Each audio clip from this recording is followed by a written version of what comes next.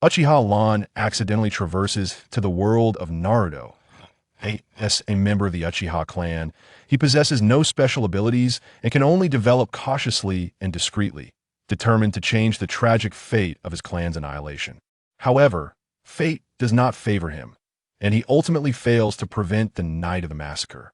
To survive, Lan has no choice but to engage in a thrilling battle of wits with Obito and Itachi, but ultimately, his insufficient strength leads him to death.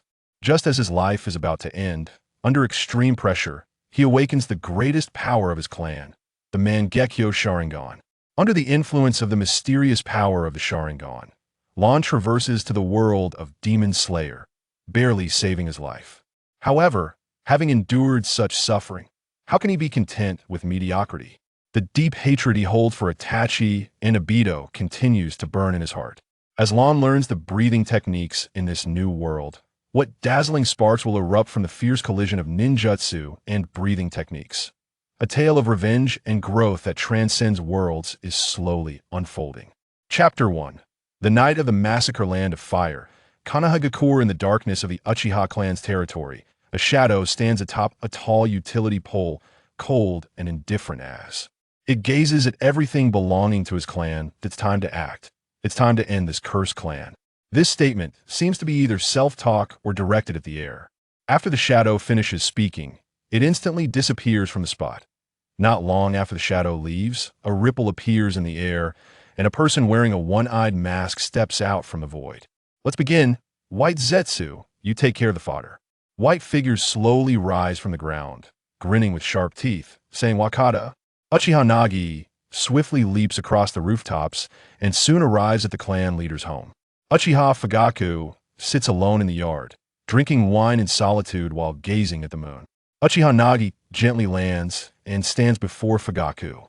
Fugaku does not turn around, silently looking at the moon. Uchiha Nagi, what brings you here? Leader, you should know why I'm here. Your proud son has already begun to act. He is currently slaughtering our clansmen. Fugaku remains silent, merely pouring himself another cup of wine, one cup after another. I warned you half a month ago. It seems you decided to give up on our clansmen. Uchiha Nagi mocks.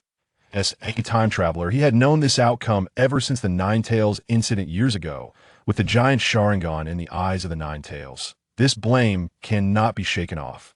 First, they were forced to relocate their clan territory, then gradually pressured the Uchiha clan until the clansmen could no longer tolerate it and prepare to rebel. And the death of Shursui finally became the last straw. Uchiha Nagi is an orphan. His parents died in the Great Ninja War, and he grew up as a lonely child. To avoid becoming cannon fodder on the battlefield, he worked hard to learn medical ninjutsu, becoming a skilled medical ninja. In the end, he successfully avoided the fate of being cannon fodder and survived. However, reality is cruel. Only Shursui and Itachi are gifted, while even Obito was a useless person before Rin's death, and Uchiha Nagi is just an ordinary member of the Uchiha clan.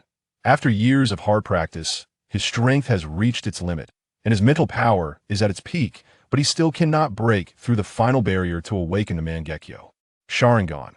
Uchiha Nagi knows the reason himself. Without someone he is deeply bonded with dying in front of him, he cannot obtain the necessary emotional stimulus to break through. And the entire Konoha, due to the third Hokage and Danzo, avoids the Uchiha clan, and he despises groveling to others to increase his bonds with companions. Reality is extremely harsh. Without being a child of destiny or having a game-breaking ability, Uchiha Nagi can only rely on himself, persevering through day after day of training, and learning to become a Jonin. How many Kakashis are there in all of Konoha? As for Guy is still a genin. Uchiha Nagi, who has lived over 50 years combined in 2 lifetimes, naturally does not flatter others, and over time, he has only formed ordinary friendships with many protagonists. After all, he has also been influenced and carries the pride of the Uchiha clan. Sigh, since it has come to this, may I make a request, leader? Uchiha Nagi had anticipated this. Knowing that Itachi intended to betray their clansmen, Fugaku still held onto a glimmer of hope, hoping it wasn't true. The greatest sorrow is a dead heart. With Itachi already starting the slaughter, Fugaku's heart has completely died. A dead person will not care about anything, including their own clansmen. Speak. Fugaku sets down his wine cup. I want to take the Uchiha clan's ninjutsu scrolls. Do you have a way to escape? Yes. Then go to my study and take them. The second bookshelf has it all. There's also the Uchiha clan's exclusive ninjutsu on it. Take them all as long as you can escape. Thank you, leader. Fugaka nods and fills his cup again, drinking it down. He has always appreciated this hard-working junior. Time waits for no one. Uchiha Nagi quickly arrives at Fugaku's study, identifies the second bookshelf, which is filled with books on ninjutsu, and places a storage scroll down to. Pack all the books. What's this? Uchiha Nagi sees a sword placed in a box. After tidying up, he quickly closes his eyes to sense, and to avoid running into Obito and Itachi, Uchiha Nagi had arranged several shadow clones in advance to stake out. At different locations, there is a clone, and each clone uses transformation jutsu as a disguise. This way, if Obito and Itachi kill any clone, he will know their location through the memories transmitted back. They're here, one in the east, one in the west. They're starting to slaughter the Uchiha clan's jonin in both directions, while some white zetsu are killing the elderly, weak, and women around. Uchiha Nagi closes his eyes, sorting through the information relayed by the clones. Then I'll escape from the south.To this moment. Outside the Uchiha clan's territory, a group of masked individuals surround a ceiling symbol on the ground, and a transparent barrier appears in the air. Its root. Occasionally, some Uchiha clan jonin send out distress signals, all of which are blocked by the barrier. Even if someone tries to escape, they find it impossible to break through the barrier. Even if they do break through, they will immediately face the slaughter of root ninjas, and without killing the barrier ninjas, they can quickly restore the barrier. Make sure to watch closely. Don't let any slip by. Otherwise, I will have words with you. Danzo stares expressionlessly at the Uchiha territory. Yes, sir. At this moment, a shadow hiding in the trees smirks sarcastically. It is Uchiha Nagi's clone, stepping out from a large tree inscribed with secretive spells and barriers. Uchiha Nagi directly opens a storage scroll. Whoosh. Boom. Rumble. Colorful distress signals rise into the sky, various emergency rescue fireworks. The last time they appeared was during the Night of the Nine Tails. Suddenly, everyone in Konoha is in an uproar as an emergency distress signal appears in the Uchiha territory. What's going on? Someone is calling for help. Chapter 2. Battle with Obito. What's going on? Someone is calling for help. All right, Kakashi. Let's duel. Let's see who reaches the rescue site first. The green-clad guy, upon seeing the signal, immediately challenges Kakashi to a duel. Kakashi ignored Kai and just stared at the location of the distress signal with his dead fish. Is that place? Is the Uchiha clan's territory? Is something happening there? At that moment, a person wearing a beast mask appeared in front of them. By the order of Hokage-sama, all ninjas must stay in the village and remain still, waiting for further orders. Then, with a body flicker technique, he vanished. Lord Clan Head, that's. A person from the Hyuga clan ran towards Hyuga Hisashi. I understand. The Hokage has given orders that all Hyuga clan members are not to leave Konoha. But, at this time, not only the Hyuga, but even other small clans, such as the Inuzuka, Nara, and Akimichi, received similar orders. Meanwhile, in the Hokage building, the third Hokage was angrily berating Danzo. What the hell is Danzo doing, allowing them to still send out distress signals? Now I have to clean up after him. Boom. Another distress signal appeared in the Uchiha clan territory. Uchiha Nagi smiled. He had prepared many fireworks in advance, knowing that no one would come to save the Uchiha clan, but it was still good to discuss the third Hokage. The will of fire? Let others see the hypocritical face of the third Hokage at the same time. He muddied the waters so he could escape. What's going on? Didn't we say the barrier was already set up? Why are there so many distress signals? Danzo was furious. Sir, those are all outside the barrier. Danzo, he was almost driven to the point of bleeding from anger. One after another, the distress signal fireworks exploded, and almost everyone in Konoha who wasn't blind or deaf saw it. Looking at the barrier in front of him, Uchiha Nagi smiled. This was laid down long ago. Back when he was still a medical ninja, he often secretly used Jinjutsu to hypnotize injured ninjas and extracted a lot of sealing techniques and barrier data from their minds. Knowing just a part of the data was enough because the larger the barrier, the easier it was to find loopholes. For example, Itachi easily entered Konoha with Kisame, as if entering his own home. See Wei, Shun, Hai Wucho Mao In release. Uchiha Nagi looked at the gap that appeared, the corners of his mouth raised slightly in a smile. Once he left the barrier, no one would be able to find him. He had already prepared his escape route. He had been preparing for this day for a long time and even paid a hefty price to obtain the disappearance technique, a cruel ninjutsu later used by Orochimaru. In addition, he had a powerful weapon, a detonating tag capable of destroying half of Konoha, buried by Carpenter. Suddenly, Uchiha Nagi felt a wild heartbeat, sensing something was off. He rolled away from his original position. Uchiha Obito. Oh dear, you actually dodged it. What a keen intuition. I didn't expect you to still be a chunin in the records, Obito said with a strange smile, holding a long scythe. Uchiha Nagi calmly looked at the other party. He didn't know his intelligence, but he was clear about the other party's information. However, there was only one chance. Uchiha Nagi took out a kunai and quickly ran towards Obito. Obito, with a sneer under his mask, activated his intangibility mode. Uchiha Nagi threw two kunai, one after the other, while he drew a short knife and followed closely behind. During this process, he kept his gaze fixed below Obito's neck. Even though Obito wasn't specialized in ninjutsu, his Mangekyō Sharingan's power might not be something Uchiha Nagi's 3-tomo could resist, so he used Guy's method and didn't. Look into the other person's eyes. The first kunai flew over. It pierced through Obito's mask. For some reason, Obito remembered his battle with the fourth Hokage and then self-deprecatingly smiled. How could there be a second person in this world who understood the Flying Thunder God technique? Quickly, the first kunai pierced through Obito's head, while the second kunai was still within Obito's body when Uchiha Nagi's attack arrived. Foolish. I can materialize and grab you the moment your kunai leaves your body. Obito sneered, and under the dynamic vision of his Mangekyō, he could see Uchiha Nagi's every move clearly. Wait, what is that? Obito saw clearly that it was a black wire, long and connected to the kunai. Ding! With a crisp sound of metal clashing, the two kunai collided, and one changed direction, flying towards Obito's back.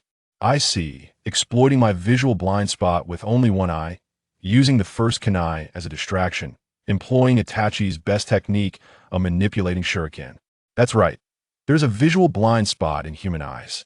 When looking forward with one eye, if a finger moves left and right, at some point, one cannot see their own finger. And since Obito had only one eye for many years, except when he needed his Anaji to transplant a backup 3-tomo, he was always using one eye. But my intent is faster than you think. The returning kunai plunged back into Obito's body without causing any real damage. Uchiha Nagi's action naturally missed, passing through Obito's body. However, the next second, after passing through Obito's body, Uchiha Nagi found himself unable to move because he was in a forward leaping motion. At the last moment of passing through Obito materialized, turned, and grabbed his leg. With a ripple in the air, a mysterious vortex appeared in Obito's eyes. Uchiha Nagi couldn't resist because he didn't know space-time ninjutsu and couldn't break free. Just as Uchiha Nagi was halfway sucked into the vortex, a strange smile suddenly appeared on his face as he raised his hand to his temple. Not good. Obito's sixth sense went wild, feeling a trap. At this moment, he saw something different in his Mangekyō vision. It was sparks. Underneath the opponent's clothing, there were sparks from a detonating tag. Obito had to immediately interrupt his technique. If it was just the detonating tag, there was still time. Solar Fist. A burst of intense white light emitted from Uchiha Nagi's body. This was a technique he invented. Nothing else, just a pure flash.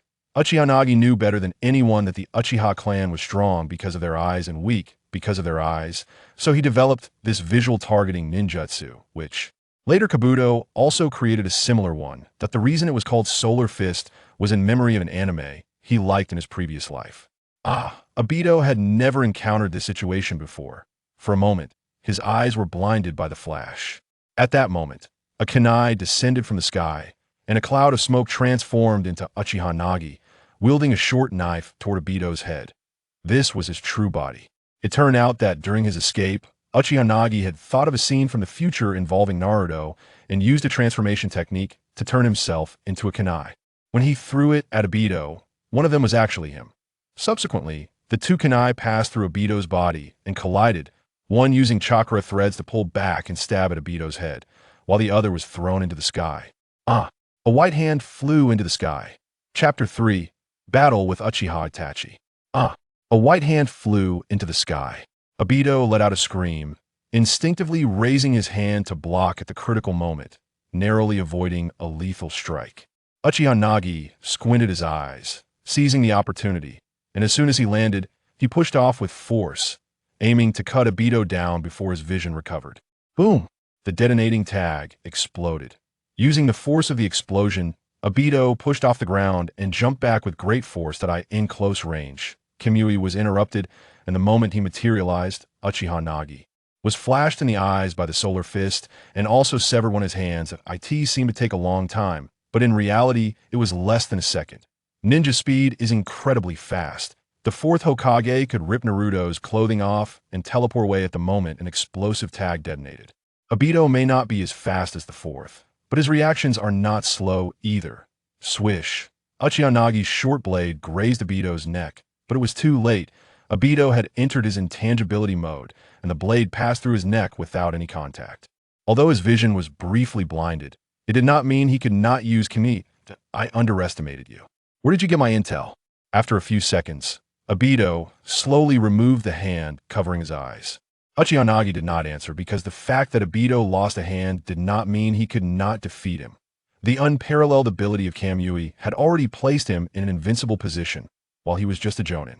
In a ninja world, the importance of intel is reflected here. As long as you formulate a plan targeting the opponent's weaknesses, even a jonin has the opportunity to defeat a Kage-level powerhouse. I remember you, Uchiha Nagi, right? Don't die. I look forward to our next meeting. Obito said ominously before activating Kamui and vanishing in a whirlpool. Finally gone. Uchiha Nagi wiped the sweat from his forehead. As long as there was a slight oversight, he would be dead. He ran to pick up Obito's white arm and stored it in a scroll. This thing would be very useful. Uchiha Nagi successfully exited the Uchiha clan's territory. Since the Uchiha clan had relocated outside of Konoha, escaping the roots barrier meant he was halfway to safety. Disappear and alter appearance technique. 3 days later, a group of merchants from the Land of Wind was slowly walking through the lush forests of Konoha. Konoha's geographical location was unique, with trees towering over 10 meters high everywhere. They were about to return to their village with carts full of food and goods. Swish! Swish! 2 teams of masked Konoha ninjas quickly surrounded the caravan. Kill them all. Leave none alive, commanded the masked captain. Wait, you must be misunderstanding something. We are merchants from the Land of Wind, not spies. Our identities have been verified. The leader of the merchants had not finished speaking when a kunai pierced his throat. A barrage of kunai flew towards the merchants. A shadow suddenly jumped out from the crowd and ran off into the distance. That's the target. Leave a team to clean up the stragglers. The rest follow me, the captain of the dog-headed squad ordered, leading his team in pursuit. In the forest, Uchiha Nagi was extremely frustrated. He shouldn't have left Konoha in such a hurry. He still couldn't figure out how he had been exposed. The disappear and alter appearance technique should have had no flaws. He had not overlooked even the details of scent and memory. Fire style. Fireball jutsu. Several large fireballs flew towards Uchiha Nagi, forcefully interrupting his advance. It's you. Uchiha Nagi's eyes widened as he saw Uchiha Obito standing on a large tree, grinning ominously, his severed hand still not reattached. Hee. Enjoy the gift I gave you. Remember, don't die. After saying that, Obito activated Kamui and slowly disappeared. With his obstruction, the root team had already caught up. Uchiha Nagi realized that his whereabouts had been leaked by Obito. He had been monitoring him with white zetsu. Damn it, Obito, just wait. Uchiha Nagi was furious. There was no time. Uchiha Nagi quickly created several shadow clones and ran off in different directions, hoping to buy himself some time. Faced with several clones, the pursuing team had no choice but to split up again and chase after them. There's still a chance. My stealth is very high. As long as I create some distance, they won't be able to track me. At that moment, a dozen shuriken flew from behind Uchiha Nagi. He dodged most of them, but the remaining few that he couldn't avoid were deflected with his short blade. Swish! After deflecting them, Uchiha Nagi heard several faint clinks and turned to see that the shuriken that had flown behind him were coming back at him after colliding. Earth style, earth wall. Uchiha Nagi formed hand seals with one hand, creating a defensive ninjutsu to block the shuriken because he noticed that there were explosive tags attached to them. Uchiha Itachi The traitor stood on a tree, staring directly at him with his three-tomo Sharingan. Uchiha Nagi squinted his eyes, tried to look below Itachi's neck, because even if the opponent did not activate the Mangekyō Sharingan, he was still a master of Jinjutsu and won. Wrong move could lead to disaster. I didn't expect to miss one, Itachi said slowly, eyeing the clan. All factors had been considered, but they had not anticipated that there was still a hidden Jonin. The opponent had remained inconspicuous all these years. I also didn't expect you to turn against your own clan, Uchiha Nagi replied. There was no point in talking more. Both knew that only one of them could survive. Itachi's presence here undoubtedly indicated that Danzo had ordered the eradication of the fleeing Uchiha as a transmigrator. Uchiha Nagi was confident that he had planned everything, but he did not expect that Itachi, this rebellious brat, would help Danzo chase him down after. Defecting, however, Uchiha Nagi's lips curled into a mysterious smile. Don't move, Uchiha Itachi. If you dare to act, I will destroy Konoha. You wouldn't want to see Konoha, which you fought to protect, become ruins, would you? After saying this, he held a scroll engraved with seals, which he used to remotely detonate explosive tags. Destroy Konoha? Uchiha Itachi's expression was emotionless but filled with doubt. Yet even so, he still chose not to act. His nature was to plan before taking action. The entire Konoha is filled with explosive tags, including the Hokage rock. As long as I detonate them, Konoha will immediately turn to ruins, and everyone will die, including your brother. Believe it or not, Uchiha Nagi was not flustered at all. What proof do you have? Itachi had already opened his Mangekyō at some point that I can't prove it. You could take a gamble. Don't expect to use Jinjutsu to control me, Uchiha Nagi said, then stabbed a kunai into his shoulder, avoiding vital points, but maintaining excruciating pain. He doesn't look like he's lying. Itachi narrowed his eyes. Chapter 4 Awakening Kaleidoscope. Escape as a transmigrator, Uchiha Nagi treasures his second life more than anyone else, so unless absolutely necessary. He would never use his Jonin strength to challenge someone beyond his level. That would be seeking death, having experienced death. He knows that it is not a wonderful thing. He doesn't look like he's lying. Itachi frowned slightly, just for a moment. Even a Uchiha Jonin could be killed in the future, but he couldn't gamble with Konoha, because after the massacre night, Konoha was already turbulent beneath the surface. He knew this clansman, who was very low-key, having almost no presence except for working as a medical ninja in the hospital. And yet the strength of this Jonin was hidden from everyone. With such deep cunning, what he said might indeed be true. Uchiha Nagi smiled. He had won the bet. He retreated slowly from Itachi and, after reaching a safe distance, began to jump and escape. Neither of them said the foolish words of putting down the explosive scroll. They both knew that was impossible. Whoosh!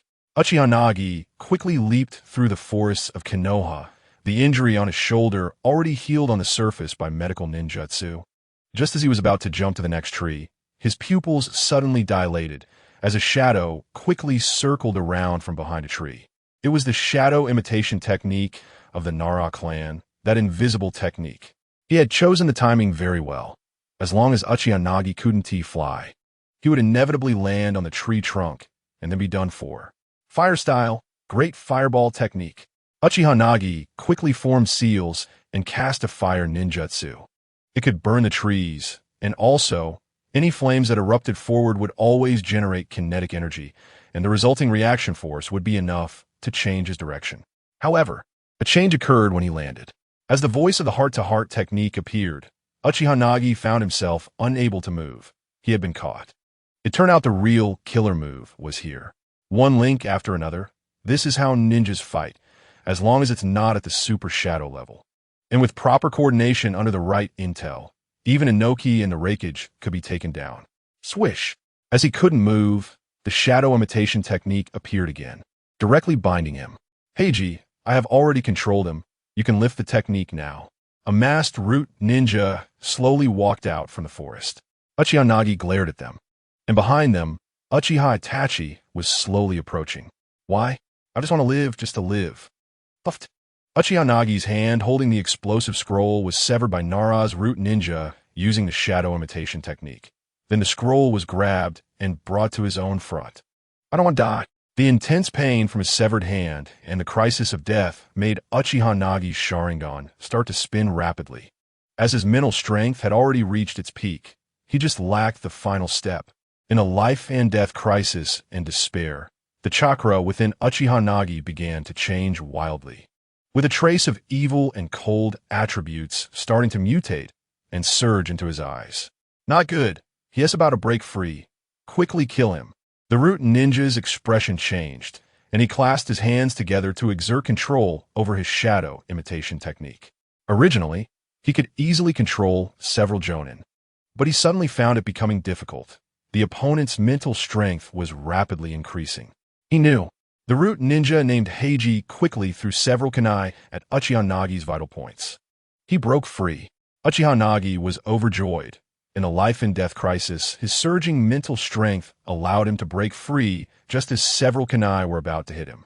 With his medical ninjutsu, it didn't matter if he couldn't dodge all the kunai. Avoiding the vital points was enough. Amaterasu, a black flame, quickly surged forth.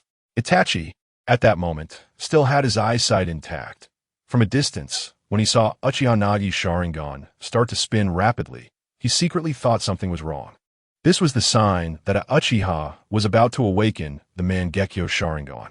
Thus, he chose to use the strongest and fastest ninjutsu to eliminate this Uchiha fish that slipped through the net. Am I really going to die like this? Uchiha Nagi watched the black flames with unprecedented speed. It felt like slow motion, unable to escape. His eyes kept up, but his body couldn't. At that moment, he didn't realize that the reason he could see the Amaterasu flames clearly was that his three tomo had already fused together. The next second, just as the black flames were about to touch Uchiha Nagi in 0.01 seconds, he vanished, leaving only a voice in the air. Uchiha Itachi, you wait for me. Uchiha Itachi, who arrived at the scene, looked around in confusion. Flying Thunder God technique? Impossible. Since the fourth Hokage, no one has succeeded in practicing it. And moreover, he would never have the chance to learn it from the ceiling book. Ha ha ha. I survived. Damn Konoha. Damn Uchiha. Go eat shit. I'm like a cockroach. Hard to kill. You all have a screw loose. A village that destroys its own strength. A traitor who kills his own clansmen. All of you are insane. Want to kill me? Come on, come on. Uchiha Nagi covered his severed arm, his hair disheveled, and laughed maniacally at the sky. He knew that the Mangekyō Sharingan he had longed for, the eye that reflects the soul, had awakened.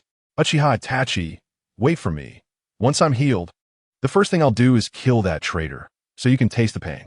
Uchiha Nagi gritted his teeth, hating this traitor from the Uchiha clan to the bone. It was one thing to be a traitor, but why did he have to target even a small fish like him that escaped? Meanwhile, people coming and going on the street looked at him with the eyes of a madman and a murderer, all retreating in fear. A murderer? Hurry up and call the police. This person has bled a lot. The surroundings were noisy. Uchiha Nagi looked around and frowned. By instinct, this didn't seem to be the land of fire, nor the ninja world, because he had just seen a car. The ability awakened in his left eye was the mind transmitter, born from his desire to return to the modern world. The reflection of his soul in a life-and-death escape and survival. As for his right eye, Uchiha Nagi had not yet determined, as time was too rushed. He estimated he would figure out the ability of his right eye in the next 2 or 3 days. Hey, are you okay? Do you want me to take you to see a doctor? There is a very good doctor nearby. A young girl suddenly approached and asked with concern.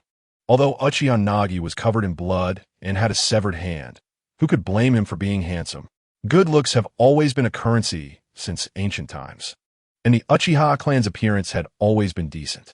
When the girl saw Uchiha Nagi's face, her eyes lit up, immediately dismissing her suspicion that he was a bad person and began to show concern. No need, Uchiha Nagi replied. It's okay. Dr. Tamayo is a very good doctor. If you don't have money, she will treat you for free, and her medical skills are excellent. Tamayo? Uchiha Nagi frowned. Tamayo? Could it be the world of Demon Slayer? Just as Uchiha Nagi was thinking of saying something more, he suddenly felt the darkness before his eyes and fainted. Excessive chakra depletion. Chapter 5, Is This Demon Slayer? You seem very thirsty for my blood? Uchiha Nagi looked at the kimono-clad beauty who was bandaging him. A blend of gentle beauty and the unique aura of a healer combined. A stunning beauty, with her grace surpassing her looks. A young boy beside her was constantly swallowing, his eyes revealing an unmistakable thirst for his blood. Yet the kimono beauty in front of him, though her throat occasionally swallowed, maintained a calm gaze throughout. Uchiha Nagi's face was a bit pale from excessive blood loss, and with the awakening of the Mangekyō Sharingan, mind transmitter, transcending time and space, all combined had drained his chakra. The soul transporter, similar to the Kaioshin in Dragon Ball, can teleport to any place they desire. If it's a short distance, it might be akin to instantaneous movement. However, crossing time and space consumes an enormous amount of power and chakra. Uchiha Nagi estimated that the time-space teleportation of his left eye would be unusable for at least a year. Nevertheless, after arriving in this world, he felt an inexplicable sense of peace, something he couldn't feel in Konoha. Uchiha Nagi was confident in his feelings. Yes, your blood is rare and has a great attraction for demons, and you seem to be the finest among rare bloodlines, even more precious than ordinary rare blood. Are you new Hashira? You give me the impression that your strength is formidable. The kimono-clad beauty, Tamayo, smiled gently. So beautiful. Lady Tamayo is so beautiful. The boy beside her instantly turned into a statue, staring at her with a dazed expression, drooling at the corners of his mouth. Clearly the ultimate sycophant. Hashira? Demon Slayer? Sorry, I'm not. I'm just a homeless person. Uchiha Nagi confirmed that this was indeed the world of Demon Slayer. Sigh. It's all my fault for wanting so much to enter the anime world in my past life, leading to my Sharingan awakening and ending up in Demon Slayer instead of modern times. But it doesn't matter. I have Obito's Zetsu arm in my storage scroll, and I just happened to lose a hand. Could this be fate? This time, it was Tamayo's turn to be surprised. She incredulously asked, Yanada Hashira? Incredible. You give me the impression of being as powerful as a Hashira. No. Your breathing is like that of an ordinary person, but definitely not a Hashira. Hashira use their breathing techniques at all times. Uchiha Nagi replied with a faint smile, I am indeed not a Hashira. This is my first time in this country, and I've only heard of demons. I've never seen one, let alone a beautiful demon like you. Tamayo, is that a compliment on her beauty? Tamayo was somewhat speechless, having thought the other party was a new Hashira and let her guard down, only to find out they weren't, which was awkward. Fortunately, the other party wasn't a member of the Demon Slayer Corps. Otherwise, it could have led to a conflict. The Demon Slayer Corps is made up of people who would want to kill demons as soon as they encounter them, with only the higher-ups, such as the Corps leader Kagaya Obuyashiki and the high-ranking Hashira, knowing of her existence. Tamayo is the only one in 1,000 years to have escaped the control of the Demon King, Muzan Kibutsuji. And she's also the only demon capable of suppressing the desire to consume humans. No, there's also the sycophant beside her, Yashiro. Yashiro was originally a child with an incurable disease and was the only one Tamayo successfully converted using her blood over the years. Tamayo's goal is to find a way to turn demons back into humans and then eliminate Muzan Kibutsuji, the demon king who brings disaster to humanity. Tamayo smiled slightly. Thank you for your compliment. I don't know how to address you, sir. Uchiha Nagi. Uchiha Nagi? That surname is quite rare. I have hardly heard of it. I wonder if you might be interested in joining the Demon Slayer Corps? I can recommend you. Tamayo felt confident in herself. The killing intent, the smell of blood, and the aura emanating from Uchiha Nagi all told her that his strength was at least at the level of a Hashira. How could such a powerful person not be from the Demon Slayer Corps, but rather an outsider? Tamayo was filled with curiosity about Uchiha Nagi's background, but she didn't forget her mission. If such a powerful person could be introduced to Kagaya Obuyashiki and join the Demon Slayer Corps, it would increase the strength of humanity. Dr. Tamayo, could you tell me about the Demon Slayer Corps and the Hashira? I come from another place and am not very familiar with things here, Uchiha Nagi said. He had seen some anime in his past life, but the information he had seen might not be applicable in this reality. Otherwise, it could lead to a disastrous end. A lesson learned from Uchiha Nagi's experiences during the Ninja World War. Also, what level does the Hashira's strength correspond to in the world of Naruto? Jonin? Special Jonin? Or Kage? Of course, I will give you a detailed introduction, and then you could decide whether or not to join the Demon Slayer Corps. Demon Slayer. This was the name Uchiha Nagi knew before his transmigration, But here it was a real world. In this world, it was unknown when demons first appeared. And demons could not be killed. They have tenacious vitality, no weaknesses, and as long as they consume humans, they can grow infinitely stronger. All demons in the world originate from one person, the demon King Muzan Kibutsuji. After many years, the breathing techniques emerged. A method of training oneself through breathing to enhance strength to combat demons. People began to find ways to deal with them. First, they cannot appear during the day, as they fear the sun. Second, using Nichiren blades to behead them can kill them. Nichiren blades come from a special mineral that only exists in the mountains closest to the sun, and if they are beheaded with a Nichiren blade, demons cannot regenerate. Otherwise, even if ordinary blades are used to cut off their heads, they can still fight vigorously. The last method is poison. Demons detest wisteria flowers, and different types of wisteria flowers are lethal to them. They might not die from the poison, but it can immobilize them until sunlight hits, which can also kill them. Interesting, I agreed to join the Demon Slayer Corps, but I need some time to heal. Uchiha Nagi looked at his severed hand. I need some time to reattach my severed hand. Severed hand? Are you also a doctor? Tamayo was astonished, even more surprised that he said he would reattach his severed hand. This world clearly did not have such medical techniques. Of course, my medical skills, while not the best, are sufficient to reattach a hand. Tamayo hesitated for a moment. Her face slightly reddened and shyly asked, "May I observe when you plan to reattach your severed hand? If I can learn this medical technique, I can save more people in the future." Uchiha Nagi readily replied, "No problem, as long as you are willing. I can teach you everything I know. However, I also have a condition. It's an equivalent exchange, and I hope to learn the medical skills you possess." As a doctor who has lived for thousands of years, Uchiha Nagi did not believe that Tamayo's medical skills were inferior to Tsunade's. Although this world lacked chakra, time had produced qualitative changes, and her expertise in certain fields was exactly what he needed. Uchiha Nagi planned to transplant the Zetsu arm he had cut off from Obito, and without conducting various tests and experiments beforehand, rashly performing the transplant would be akin to gambling, given that the first Hokage cells are more terrifying than cancer cells. Really? That's wonderful. Arigato. Tamayo joyfully stood up and bowed 90 degrees to Uchiha Nagi. So beautiful. Lady Tamayo's smile is so beautiful.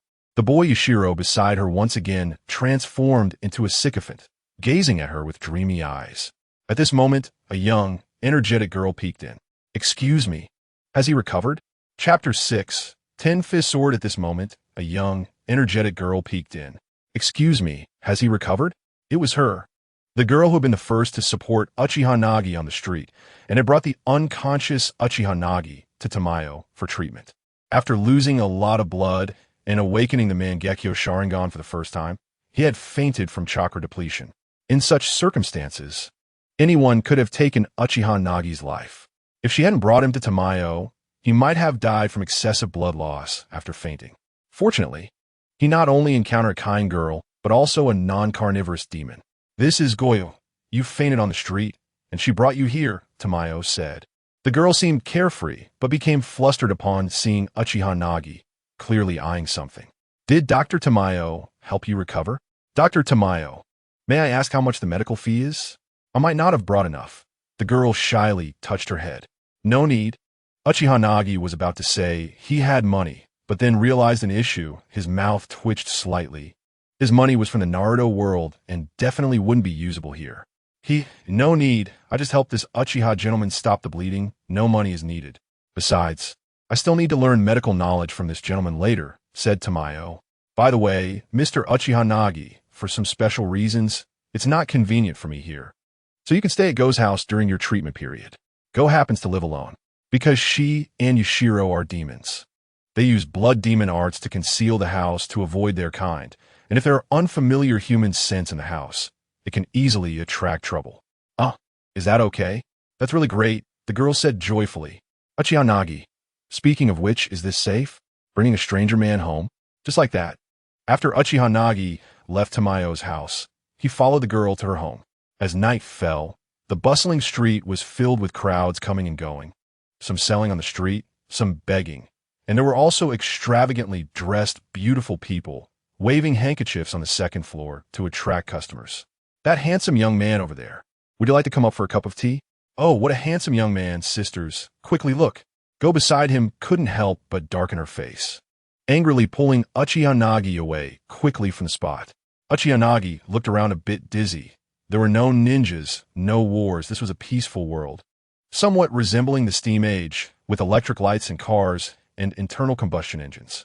There were also reinforced concrete buildings, and the police patrolled with batons, only carrying guns in emergencies. If there are no demons in this place, Uchiha Nagi seemed to have returned to modern times. Everything was so familiar. According to the normal historical trajectory, the internet would probably appear in the not-so-distant future. At night, in the girl's home, Uchiha Nagi sat on the mat, looking at the starry sky, one hand holding an instrument, playing a piece of music. The girl looked at Uchiha Nagi with dreamy eyes. She had never heard such a beautiful tune, as if she were in the scene, and an image unconsciously appeared in her mind, on a grassy field in her hometown. A man was playing an instrument. As the piece finished, Go came to her senses, her face slightly flushed, and shyly said, "Nagi-kun, that piece is really beautiful. What is it called? Can you teach me when you have time?" "Sure."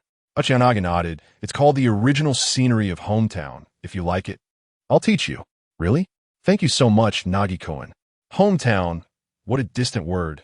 Not in the Naruto world, nor in this world. After Go rested, Uchiha Nagi took out the scroll from the Fugaku's house.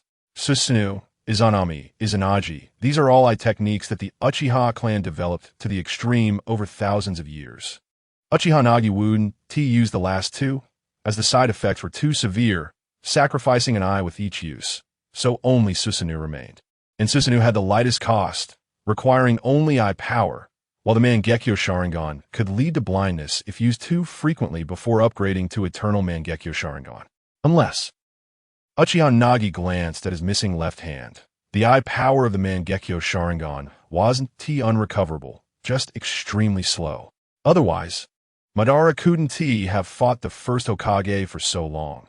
But as long as he transplanted the first cells, the recovery speed would increase by hundreds of times. The first cells were more terrifying than cancer cells. Fortunately, White Zetsu was a diluted version of the second-generation cells, which were milder. But transplanting White Zetsu still needed some experiments to ensure safety, and just so happened that he understood medical ninjutsu. Uchiha Nagi touched his right eye. Due to the depletion of chakra, his body's strength was concentrated on the left eye. Although the right eye had awakened, it was still in slumber. As long as his body recovered to normal in a couple of days, he would know what the right eye's ability was. Having too much, but not being skilled was the true portrayal of Uchiha Nagi. Because of greed and lacking a shadow-level mentor, he learned everything but excelled at nothing. Like Itachi, who was best at Jinjutsu, Kakashi at Ninjutsu, Got at Taijutsu, and the fourth Hokage at Flying Thunder God. Looking at all the protagonists, they all had one thing in common. They had good teachers, some even had more than one. This was also the reason Uchiha Nagi agreed to join the Demon Slayer Corps. In the Naruto world, he had no good teachers and couldn't learn the top-tier ninjutsu.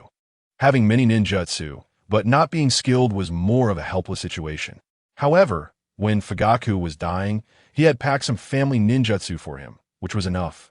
Uchiha Nagi picked up a sword, a completely black sword, unopened. It looked more like a ceremonial sword for offerings. Under the resonance of the Mangekyō, Uchiha Nagi felt a strange energy from the sword. But Uchiha Nagi knew that anything kept in Fugaku's study was definitely not simple. After thinking it over, he believed the most likely candidate was the sword that Itachi used to kill Orochimaru. The Totsuka blade, a sword exclusive to the Uchiha, used by Susanoo, passed down through generations. Itachi left Konoha after the night of the massacre. The Totsuka blade must have been given to him either before the massacre by Fugaku or on the night of the massacre. Obviously, before the massacre, Fugaku did not know Itachi had the Mangekyō, so he couldn't have passed it to him. It must have been given to him at the moment of death. Now, Uchiha Nagi intercepted it. In the anime, the Demon Slayer Corps leader first meets Tanjiro and Tamayo. But Tamayo only starts cooperating with the Demon Slayer Corps in the middle of the story. Here the author advanced it. Chapter 7. The Ability of the Right Eye. Nagi-kun, it's time to eat. A melodious female voice came from the living room. To be honest, Uchiha Nagi was particularly unaccustomed to this situation, with a young and beautiful girl gazing at him with sparkling eyes every day. Should he act like a beast or be worse than a beast? Even more awkward was that the paper money he had prepared from the Naruto world had become useless paper in this world, uncomfortable even for wiping. And to reduce the weight and space of his storage scroll, Uchiha Nagi Hinti exchanged any gold for storage while fleeing. Besides the books he carried, there were only explosive tags, food pills, and shuriken. However, considering that if he joined the Demon Slayer Corps, he would have to worry about living expenses. Uchiha Nagi remembered that although this world tried hard to cover up the existence of demons, it did not prohibit the development of the Demon Slayer Corps, which clearly indicated that the higher-ups of humanity were aware of it. Moreover, even ordinary members of the Demon Slayer Corps earned 200,000 a month, and the Hashira level received whatever amount they asked for. Not to mention the large logistics personnel, it was evident that there was official financial support behind it. How much funding did this complete system require? Relying on the little inheritance from the Kanamori family was clearly not enough, as each generation of Kanamori lived no more than 30 years, and after 18, they were sickly and had no energy to manage the business. Moreover, the newspapers never reported on the Demon Slayer Corps. This could only be achieved with help from the human high-ups. Also, every year there were seed selections for the Demon Slayer Corps from all over the country. So many deaths. But that was too far away. What Uchiha Nagi wanted to do now was to quickly research the data comparison for his transplanted white Zetsu arm, then enhance his strength, and also learn the breathing techniques of this world. If Uchiha Nagi guessed correctly, the breathing techniques in this world should be similar to sage techniques, which involve natural energy. Nagi-kun, try this. The girl Go placed a piece of carefully cooked meat into Uchiha Nagi's bowl. Thank you, Go. Uchiha Nagi was not pretentious, picking it up to eat. Almost 80% of the meal went into his belly. His body had lost a lot of blood, and recovering chakra required food to replenish nutrients. Hee. Nagi-kun can eat more than I can. When I was young, my nickname was Rice Bucket, and when I grew up, I was called Sister Bucket. If you don't mind. Nagi-kun, you could just call me Bucket. Govy blinked her eyes and said. After eating and drinking enough, Uchiha Nagi looked at Govy and asked, "Is there anything you want? I have always believed in equivalent exchange. You saved me once, so if there's anything you want, feel free to ask." The girl blinked and suddenly blushed for some reason. She quickly shook her head and said, No, I don't want anything. Nagi-kun, you should take care of your health first. I'll go get medicine from Dr. Tamayo. No need. That won't do. Don't worry, I have money. Before Uchiha Nagi could finish speaking, the girl hurriedly ran off, her face already red to the roots of her ears, not knowing what kind of inappropriate thoughts had crossed her mind. Uchiha Nagi sighed. What I wanted to say is that my chakra has recovered partially, and I can treat my own injuries now.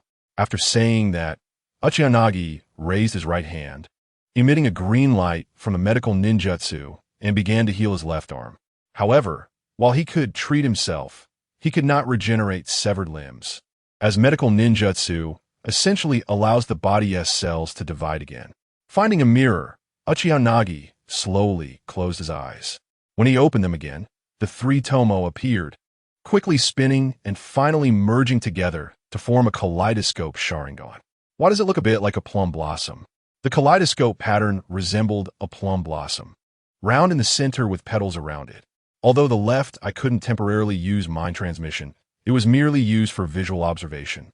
And if he didn't use the ocular techniques, the drain on his ocular power wouldn't be significant. He would wait for a couple of days until his body's chakra recovered to 90 before testing the right eye's abilities. Uchiha Nagi had a premonition that its abilities would definitely not be weak, but what else did he want besides escaping? Earth Release, temporary underground base technique.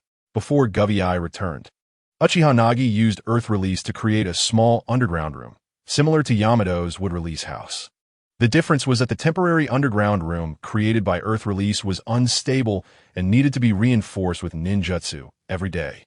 Uchiha Nagi took out some medical equipment from his storage scroll, as well as a section of a white Zetsu arm. Although this world was safe, it was only during the day. At night, it wasn't 100% safe. Whether for the future to return to the Hokage world for revenge, or to survive safely here. Improving his strength was an urgent matter. Having one hand was indeed inconvenient, so he performed a shadow clone technique. Uchiha Nagi formed hand seals with one hand and created two clones. The hand seals were just to stabilize chakra output and the formation of the technique. Both one-handed and two-handed seals could be used, and if control was strong enough, even without hand seals. Thus, Uchiha Nagi began to extract white Zetsu cells and conduct clinical trials with his own blood in the underground room. Although his past memories told him that white Zetsu cells were not as domineering as the first Hokage's, perfect fusion wouldn't be easy either. Nagi-kun, where did you go? Hearing Govei call for him outside, Uchiha Nagi stopped his experiments, put everything back into the storage scroll, and walked out of the temporary underground room. I'm here. Uchiha Nagi responded as he stepped out of the underground room. Oh, Nagi-kun, you're here. When did my garden have an underground room? Govei looked confused. I just made it because I needed to conduct some experiments, and it wasn't convenient in the house. Oh, the lively and cheerful girl immediately threw the previous matter aside. Nagi-kun, I've brought the medicine. Come inside. Let me change your bandages. No, I could do it myself. No way. It's inconvenient for you with one hand. I'll help you change it. In this way, Uchiha Nagi took off his shirt and sat in the room while the girl bandaged his wounds. Besides the arm injury, he also had some minor wounds from shurikens, but those were not in critical areas. While Govei was changing the bandages, she seemed to be lost in thought. Her face constantly flushed, occasionally touching his muscles. Considering that the other party was not an ant or a man, Uchiha Nagi endured it. At night, after the night fell, after Govei helped Uchiha Nagi lay the sheets, she seemed to think of something and, after staring blankly for a while, was startled awake by Uchiha Nagi and suddenly covered her face, screaming and running out. Uchiha Nagi, I didn't do anything. Chapter 8. Yabaha Shishamaru, I didn't do anything. I originally thought that the little girl from Konoha was an exception, but I didn't expect the world of Demon Slayer to be even worse. On the bustling street, a boy with a scar on his head was angrily shouting at a man in a suit and hat. Musen Kabutsuji, I will never let you go. No matter where you go, I will chase you to the ends of hell to take your head. I will never forgive you. However, although he shouted this, his body did not pursue, as he was firmly holding down a man. This man had just scratched his wife because Musen Kabutsuji had clawed at the man's neck as he passed by, causing a bit of his blood, the blood of the Demon King, to seep in. Immediately, the man's eyes turned blood red, writhing in pain on the ground, and during the transformation into a demon. He even tried to eat his own wife. To prevent any casualties among the crowd on the street, the kind boy had to give up chasing Musen Kabutsuji, even though the other party was the murderer of his entire family. Hey, let go of that man, or we won't be polite. The police who arrived, unaware of the demon situation, only saw the man's wife lying in a pool of blood. As the boy and another grotesque-looking man were locked in combat, the police, armed with batons, were about to step forward to separate them. Sorry, I can't let him go. No one but me can subdue him, or more people will get hurt. The boy was anxious, wondering how to explain. Here, besides me, no one can stop him. Please don't come over. Hurry and leave. Just when the boy was at a loss, a gentle and pleasant voice came from the crowd. Blood demon art, bewitching blood, visual dreamlike fragrance. Suddenly, the people on the street saw a scene filled with flying flowers, and everyone fell into a delusion. Oh, what is this? Nanny? What's going on? Why are there flowers everywhere? The boy stared intently in one direction, where a woman in a kimono and a boy following her were slowly approaching, and the scent coming from them was that of demons. Let me help you, the woman in the kimono said gently. That scent? You're a demon? The boy with the scar exclaimed in surprise. That's right, I'm a demon and also a doctor. My name is Tamayo. Her scent is pure and tells no lies. An hour later, in Tamayo's house, the wife who had been scratched by the demon was lying asleep on the hospital bed. Sorry, is that lady? The scar boy asked. Tamayo replied regretfully, She's fine, but her husband. Although she felt guilty, they had tied up her husband and locked him in a dungeon. Tamayo stood up and said to the boy, Let me introduce myself. My name is Tamayo, and this is Yashiro. We are both demons. Because of our profession as doctors, we only need a very small amount of blood to survive. So we don't need to eat people. Oh, Sorry, my name is Tanjiro Kamado, and this is my sister, Nezuko. She is also a demon. The boy Tanjiro stood up and released his sister from the wooden box, introducing her. I believe you are not indiscriminately killing innocent people because you have a clear, truthful scent. By the way, Miss Tamayo, do you have a way to turn demons back into humans? My sister Nezuko is also a demon, but she has never eaten a person, and I am searching everywhere for a way to restore her to human form. This was his special ability, a magical sense of smell that could not only detect various scents, but also the sense of various emotions. Jie thought for a moment and said, all these years, I have been looking for a way to turn demons into humans, but unfortunately, I haven't been able to collect much demon blood. Otherwise, I might have been able to develop an antidote. Yashiro is the only child in the past 200 years who has allowed me to transform into a demon. The young Tanjiro was shocked. 200 years? May I ask how old you are this year? Yashiro immediately became furious and punched Tanjiro in the stomach. You idiot. Don't ask a lady's age. Nezuko looked at her brother with a cute expression, then glanced at them, bored, and lay down on the ground, swimming around. While they were chatting in the medical clinic, two demons were chasing the scarred boy Tanjiro down the street, as ordered by their leader, Muzan Kibutsuji. One was male and the other female. The male had eyes on his palms, and the female had several arms, each holding a ball. Ah, the medicine is used up. Nagi-kun, I'm going to get some from Dr. Juya.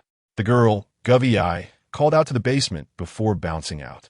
Nagi Uchiha, who was conducting an experiment, responded but felt restless after the girl left, even knocking over several test tubes during his experiment. What's wrong? Why do I feel uneasy? Yet there is no danger. Nagi Uchiha paused, frowning. After taking a deep breath to calm down, he continued with the experiment, but still felt a strong sense of agitation. He put down the test tubes in his hands and stepped out of the basement to get some fresh air. As night fell, the surroundings lit up with countless lights. The human settlement with electricity appeared dazzling, as if returning to modern times. It's already night. The days in autumn and winter pass so quickly. Nagi Uchiha looked at the sky, which had turned dark. Suddenly, he remembered where his unease came from. In this peaceful world without ninjas, there were creatures that could only come out at night, demons. After activating his Sharingan, Nagi Uchiha's mental strength surged. He confirmed that his agitation didn't arise without reason, which could only mean one thing: there was danger. Govei was in danger. Upon realizing this, Nagi Uchiha's eyes snapped open, and the three Tomo appeared in his eyes. In the next second, he jumped onto the rooftop and disappeared. Seventh form, water surface slash. The protagonist of the Demon Slayer world, Tanjiro, was using water breathing to confront the two demons who had tracked him down by scent. They were a man and a woman, sent by Muzan Kibutsuji to hunt him down. To be killed by someone from the 12 Kazuki is your honor. Come on, let us play until dawn, huh? The woman with 6 arms laughed excitedly. Hey, Shizamaru, remember not to smash the head of that kid with the flower-decorated ears. We need to bring it back as a report, said the other man, biting down on a white arm with a mouth that split to the ear. Why can a ball curve? Tanjiro questioned, bewildered, as the female demon S balls were incredibly powerful. But what confused him was that the balls could also curve and attack them. With such power and what seemed like tracking capabilities, Tanjiro struggled just to evade them, let alone chop off the opponent's neck. You actually killed someone, Tanjiro exclaimed in anger, as the hand the opponent was holding dripped with fresh blood, clearly just having killed someone. Oh, eh? We just encountered her on the road, and she seemed to be looking for Juya, this traitor. Seeing her young, we took the opportunity to eat her, but the meat was surprisingly tough. The male demon, Yahaba, scolded. Tanjiro was furious and was about to use 6th form, Whirlpool, to deal with them when an emotionless voice suddenly came. This man, I'll handle it. Under the dim starlight, remnants of torn clothing lay scattered on the ground. Apart from the bloodstains, only a head remained. There was also a basket used to carry the medicine from Juya, now lying abandoned. Nagi Uchiha trembled as he reached for the head, brushing aside the hair from the face. It was Govei, the girl he had known for only a few days, now at eternal rest. Her face still bore a bright smile, which was perhaps the only good news, as she might not have felt the pain of her body before dying. Nagi Uchiha's hands trembled uncontrollably, along with his shoulders and legs. It was not fear but rage, so intense that his body shook with it. Suddenly, he lifted his head, his three tomo transforming into the plum blossom pattern of the Sharingan. The kaleidoscope spun continuously. An immense chakra surged forth, emanating an evil and powerful aura. Chapter 9. The ability to see through everything. This man, I'll handle it. Tanjiro and Jill looked up to see a one-armed man standing in a tree, his shoulder-length hair tied back, with eerie red light emanating from his eyes. In Nagi Uchiha's hands was a head, Govy eyes, her wide eyes still holding a bright smile even in death. What unsettled Tanjiro was the evil scent emanating from the man. Cold like winter, but he was not a demon. You're human? Tanjiro questioned in confusion. That's Mr. Uchiha, a patient of Dr. Juyes from a couple of days ago, Yashiro said from the back room. Human? Nagi Uchiha jumped down from the tree, gently placing Govy Eye down and wiping the blood from her face. The girl he had known for only a few days then stood up expressionlessly and slowly walked towards the demon Yahaba. You shouldn't have harmed her. She was innocent. As he spoke, Nagi Uchiha's cold eyes were as frigid as winter, but deep within them, immense rage was hidden. Looking at the man with red eyes, Demon Yahaba was unafraid and even delighted. Rare blood, and it's the finest of rare blood. Haha, you belong to me. Hey, Yahaba. Don't think you can keep it all to yourself. We split it half and half. The female demon Shizamaru immediately interjected. Got it. Yahaba's words were interrupted as Nagi Uchiha had already begun to attack. Fire release. Great fireball technique. 7 or 8 2-meter-wide fireballs flew towards Demon Yahaba, who was taken aback, thinking, isn't the Demon Slayer Corps only about breathing techniques and sword skills? When did they learn techniques like blood demon arts? Yahaba nimbly dodged a few fireballs and used his blood demon arts to disperse several others. But when he jumped onto a tree, he found several shuriken flying towards him. Looking at the shuriken that couldn't hit him, he sneered, "Humph, can't even hit a person." And yet, however, before he could finish his words, the next moment, those shuriken entangled him and the tree together. This is black wire? Yahaba exclaimed in surprise. Using the cover of darkness, the shuriken utilized the visual blind spot, colliding with each other to tightly bind him, but just like this. Fire release, dragon fire technique. A long flame rapidly extended along the wire of the shuriken, directly hitting Demon Yahaba before he could break free. The immense flames illuminated the night sky, the heat so intense that even steel would melt away. Is he dead like this? Tanjiro stared blankly, then suddenly realized and shouted towards Nagi Uchiha. Be careful, he is not dead yet. Demons can't be killed unless their necks are sliced with Nichiren blades. Be careful. Just then, from within the flames, a figure burst forth, hands waving towards Nagi Uchiha. An invisible telekinetic force surged towards him. Damn it! Tanjiro swung his Nichiren blade, intending to cut the invisible red arrow, but the female demon Shizamaru blocked him. Ha! You should worry about yourself first, kid. She then threw several powerful balls towards Tanjiro. Damn it, be careful. Tanjiro had no choice but to interrupt his rescue and directly engage in battle with the female demon, Shizamaru. Unexpectedly, that invisible red psychic energy was easily dodged by Uchiha Nagi just as it was about to hit him. What? He can see it? How is that possible? How could a human see it and dodge it? The demon, Yabaha, was incredulous and furious. However, in Uchiha Nagi's eyes, that energy, which was like psychic power, clearly appeared in his Sharingan. Although it wasn't chakra, it was constructed from energy and he could see it perfectly. Moreover, due to the death of Gao, the cold and evil chakra began to mutate and surge into his right eye, and Uchiha Nagi was aware of the ability within the kaleidoscope of his right eye. Using the shadow clone technique, Uchiha Nagi formed hand seals with one hand, creating 5 identical clones, which then charged at the demon, Yabaha. What is this? Blood demon art? How can there be 5 of them? Yabaha was once again bewildered. There was one among the upper moons who could create clones, but he had never heard of a human who could do so without using blood demon art.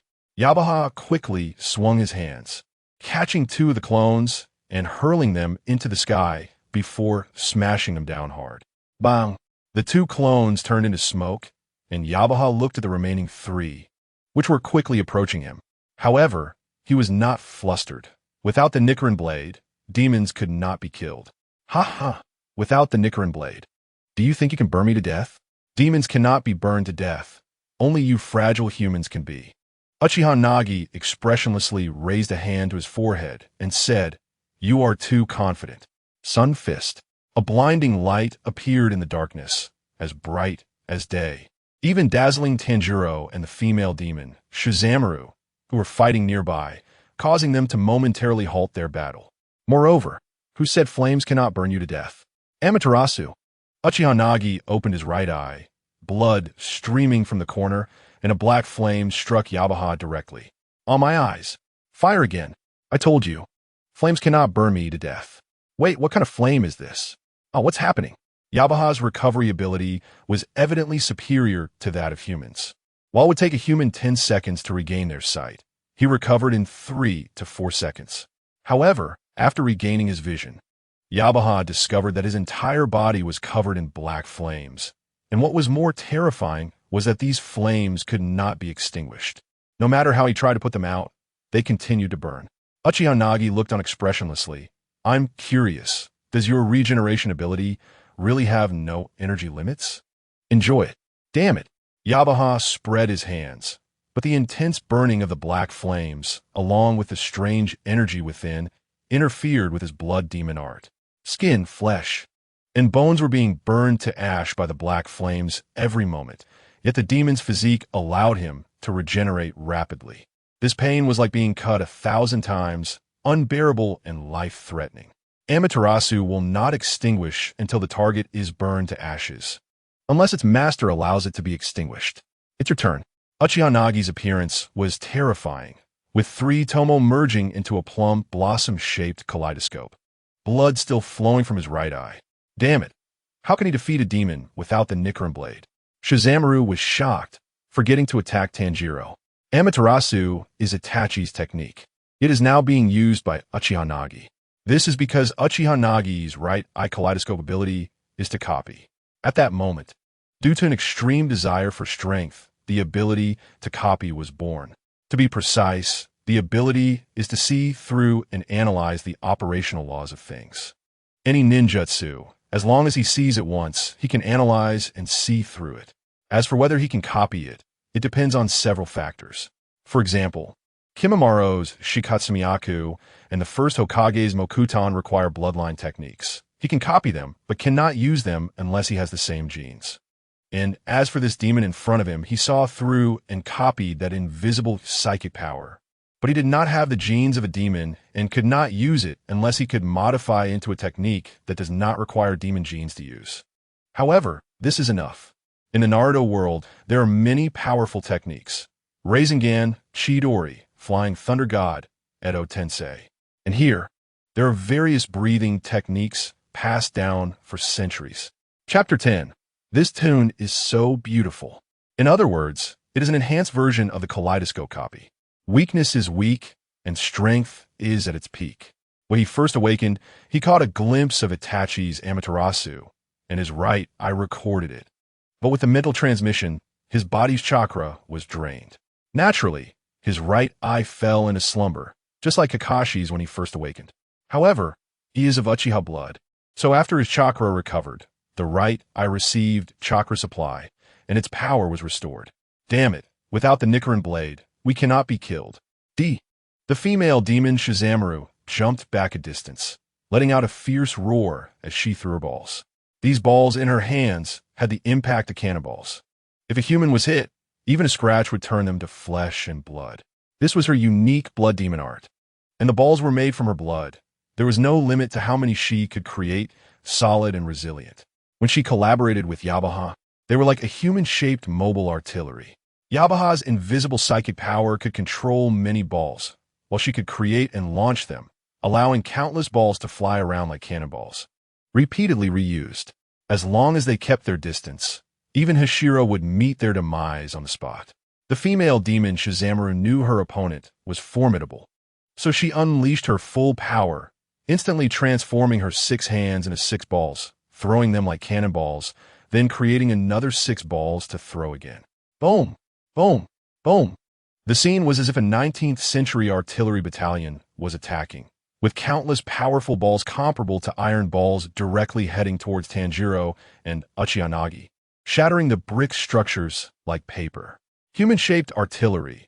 Uchiha thought to himself, such powerful force is comparable to high-level ninjutsu. A single cannon from a human can be compared to Naruto's Sharingan, and now Shizamaru was using a turret-like method to strike continuously. One can imagine the scene of hundreds of Narutos throwing Sharingans, and the speed was more than 10 times faster than Naruto.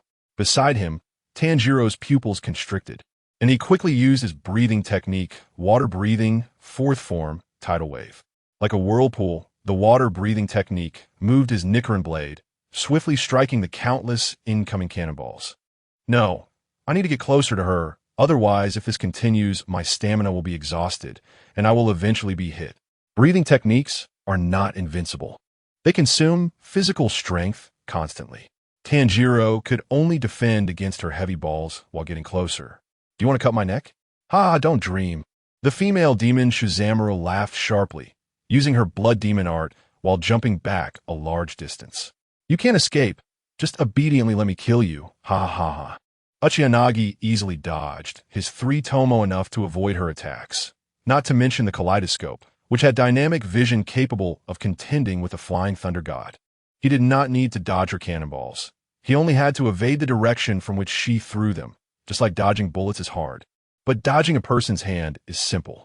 Yes, the Sharingan with 2 tomo or more has the ability to predict enemy actions. During the first Valley of the End battle between Naruto and Sasuke, Sasuke used his 2 tomo Sharingan to predict all of Naruto's attacks. Uchiha dodged while quickly closing in.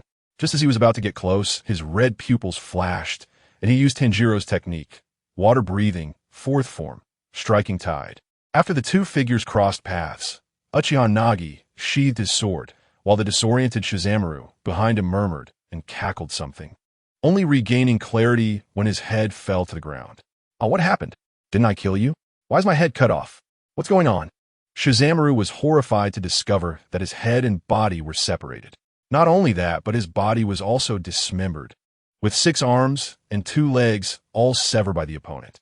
In the distance, Tanjiro paused for a moment before reacting and shouted, "Be careful, the opponent can't die. Demons can't be killed with a regular sword strike to the neck. It's fine." Uchiha calmly walked aside and kicked Shizamaru's head away. Even if he couldn't die, as long as he was dismembered, he posed no threat. As for whether he could regenerate, Nagi would just cut again. He then used the technique of the ever-immortal Great Fireball to burn Shizamaru's remaining limbs. Ah, how is this possible?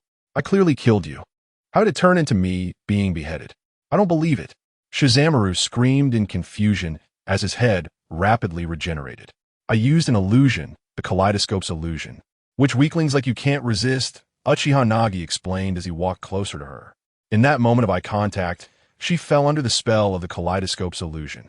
The kaleidoscope Sharingan inherently carries illusions. Even Obito, who wasn't specialized in illusions, could use it to control the 9 tails, let alone Uchiha who had studied illusions for some time. Illusion? What is that? I get it. It's the lower moon's ability to induce nightmares. I lost without grievance, Shizamaru muttered. After Tanjiro quickly ran over, he struck Shizamaru's neck with his Nichiren blade just as she was about to grow 2 legs, as if inherently countering after severing her neck. Her head stopped growing and began to burn at the wound, turning to char and then ash. This is the Nichiren blade. In her final moments, Shizamaru seemed to awaken memories from her time as a human, filled only with sorrow, and Tanjiro felt saddened for her. Why such sadness when you are a demon? Please kill me, I beg you, a weak voice came. It was Yahaba. He was still being burned by Amaterasu, and with his energy depleted, only a skeleton remained. Unable to move, but still able to speak weakly. Tanjiro couldn't bear it. He wanted to walk over and give the other a quick end with his Nichiren blade. But suddenly he heard a sad melody. Uchiha had somehow walked in front of Gyumi, picked up a bamboo flute, and began to play the bamboo flute piece from the snowy field that Gyumi wanted to learn, the background music of Naruto. Tanjiro was drawn in by the faint sadness of the melody and stopped, while the struggling Yahaba slowly calmed down. The tune was sorrowful yet enchanting, as if it brought back someone from his hometown after a long absence. As the song ended, the sky gradually brightened. Yahaba smiled, tears beginning to flow from his eyes as he remembered his hometown, his home, and his human self. Then he stopped struggling, slowly turning to ash under the first rays of morning sunlight. Gyumi's soul seemed to smile in the sunlight. This piece is truly beautiful. Chapter 11. Meeting of hatred and love, parting of affection, unfulfilled wishes. The Buddha said there are 3 great sufferings in life: meeting with hatred, parting with love, and having unfulfilled wishes. Mr. Uchiha Nagi, letting go is the only way to find release. I believe Miss Gyumi in the heavens would not want you to grieve too much for her, Jushru said as she was tending to everyone's wounds in the basement, unable to help but console the always cold Uchiha Nagi. Uchiha Nagi calmly replied, I'm not too saddened. I've only known her for a few days. Tanjiro thought to himself, such a sorrowful melody, and you're not sad? Besides, I clearly sensed it. You can fool others but not me. This was Tanjiro's special ability. Possessing a sense of smell that could detect body scents and even emotions, he could sense a person's joys and sorrows through smell. Mr. Uchiha Nagi, how do you know water breathing? Are you also a member of the Demon Slayer Corps? He couldn't help but be curious, as Uchiha Nagi used water breathing in the final blow to defeat Shizamaru. Jushru was also curious, along with her attendant, Yushru, while Nezuko, having wandered around for a while and feeling bored, had fallen asleep. I'm not a member of the Demon Slayer Corps. As for how I know water breathing, I learned it from you. Learn it from me. Tanjiro was bewildered. You just saw it once and learned it? I've worked hard for 2 years to master this breathing technique, and you learn it just by glancing at it? Ignoring the petrified Tanjiro, Uchiha Nagi turned to Jushru. Dr. Jushru, I want to start the operation as soon as possible. Do you have anything going on today? If not, we can rest in the morning and start in the afternoon. Oh, are you ready on your end? I can start any time.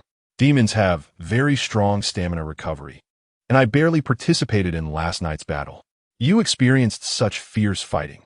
Don't you need a day to recuperate? Jushru asked. Then let's do it in the afternoon. A morning's rest should be enough. Uchiha Nagi nodded at Jushru and added, I'll need you to prepare a room for me.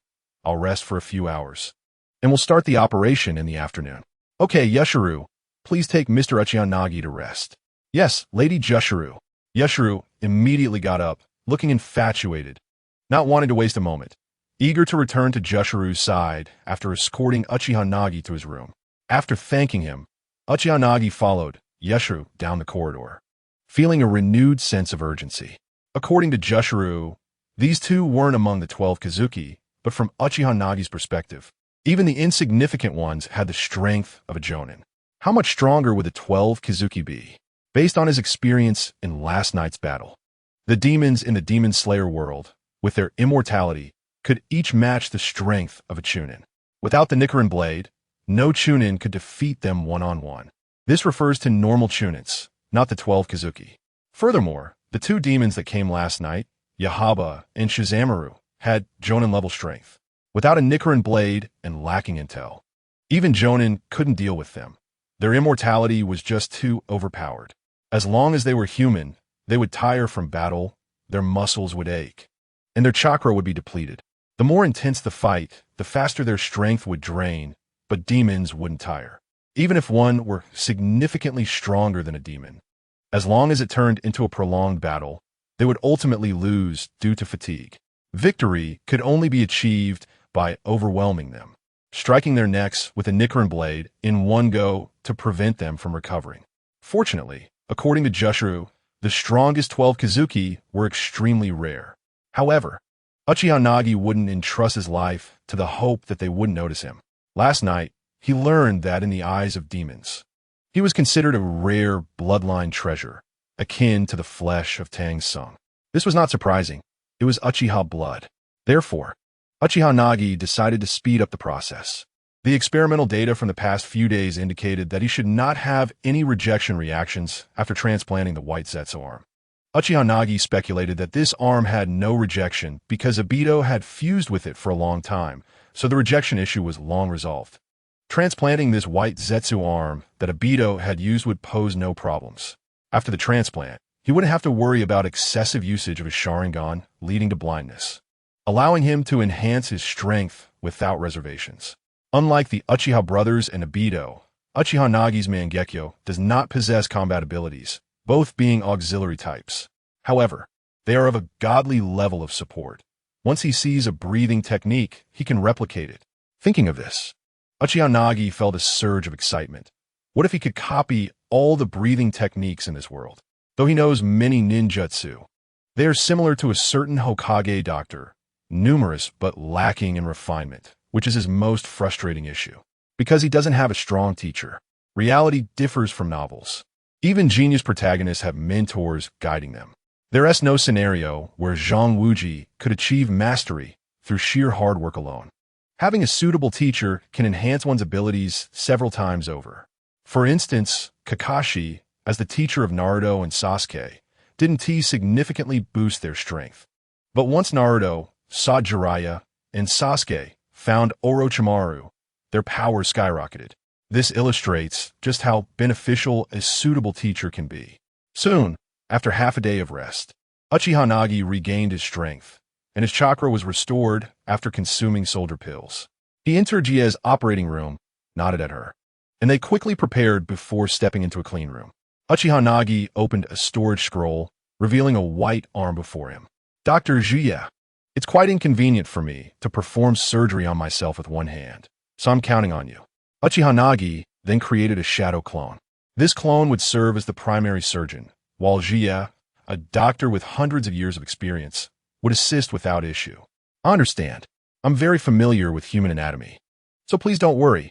Jie smiled and nodded. Then, Uchiha Nagi activated the palm healing technique with one hand, and a green chakra surgical knife lit up as he began to cut open the already healed wound. Throughout the entire process, Uchiha Nagi did not use anesthesia.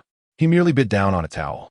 Jie followed Uchiha Nagi's instructions throughout, helping to reconnect nerves and blood vessels, and then aligning the bones. Because Uchiha Nagi firmly believed in the efficacy of the first Hokage cells, he did not use fixed steel nails to connect the bones. Instead, he used surgical-grade catgut to stitch them together. Finally, after all the muscles and blood vessels were connected, the shadow clone began to use the palm healing technique S-chakra to repair the cell tissues. Before long, the white arm was almost fully healed, and the broken arm of Uchiha Nagi showed no visible wounds, only a scar. Jie then brought a splint to help stabilize Uchiha Nagi's arm, preventing any collisions that could cause fractures. It's incredible. Your palm healing technique can heal muscles and skin in such a short time, Jie marveled. I feel like I didn't help you at all. I'm quite ashamed. You helped me a lot by stitching the blood vessels and muscles together, Uchiha Nagi replied, drenched in sweat, as if he had just emerged from water. No matter how many shadow clones he created, each could only use one hand, making it less convenient than having two hands working together, and Jie's technique was very skilled. Uchiha Nagi wiggled his fingers. Even though he had just undergone surgery, he could already control his fingers, marveling at the miraculous properties of the white Zetsu cells.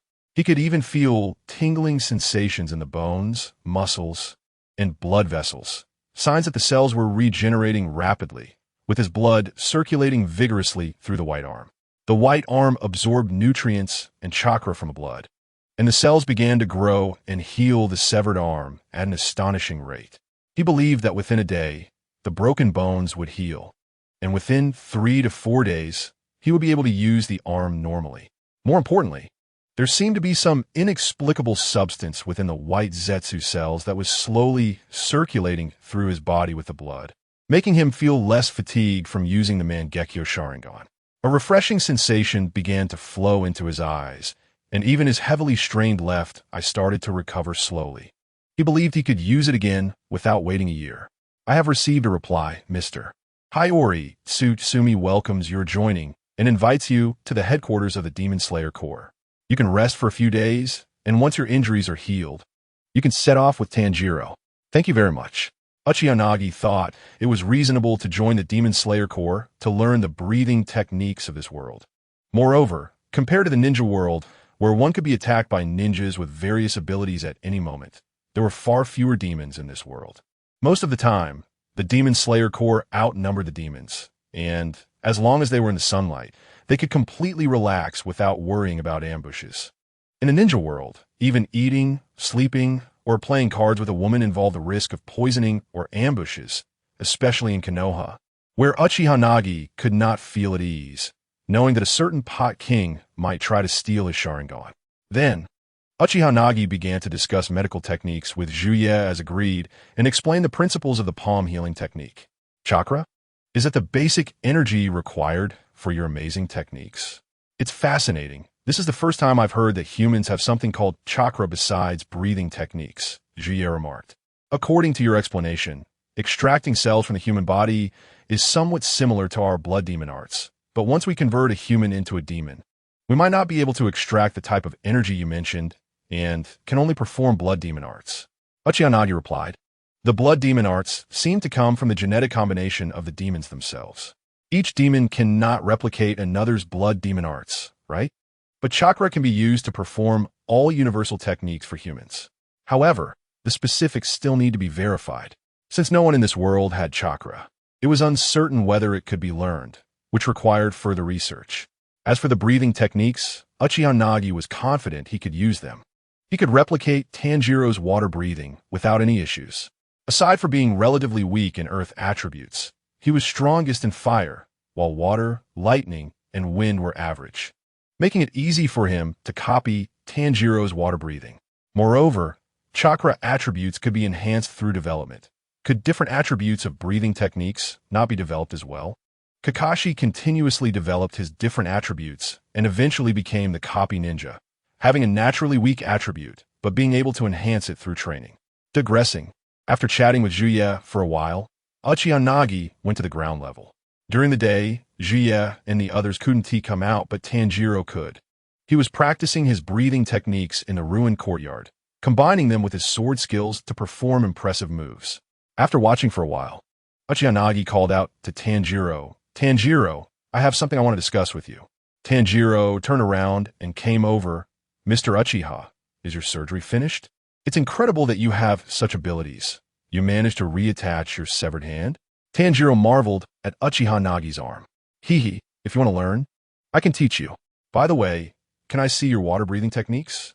It'll be an exchange. I can teach you some other things. After saying this, Uchiha Nagi formed hand seals with one hand and created a shadow clone. Then, both clones worked together to perform a series of dazzling hand seals. And a water release technique appeared before Tanjiro. Water release, water dragon technique. A colossal dragon made of water soared into the sky, crashing through the trees in the forest and toppling a large area. The impressive spectacle was simply stunning. It is so cool. Tanjiro gasped, breathing heavily. Mr. Uchiha, your breathing techniques are so amazing, and you can even create clones. Are you really willing to teach me? Oh no, what I meant was, you can freely learn my water breathing technique, and it's fine if you don't teach me your breathing method. Uchiha Nagi smiled, saying, I'm only a few years older than you, so just call me Nagaji. No need to call me sir, that makes me feel old. Wano is called ninjutsu, not a breathing technique. It requires refining a type of chakra from the human body to use. This clone technique is called shadow clone jutsu, and it's a physical clone. However, I can't guarantee you'll be able to learn it unless you can successfully refine chakra. Tanjiro looked at Uchiha Nagi's shadow clone with excitement. Who wouldn't want to learn such a magical ninjutsu? If he could create a dozen clones to fight demons, each wielding a Nichiren blade, he was practically drooling at the thought.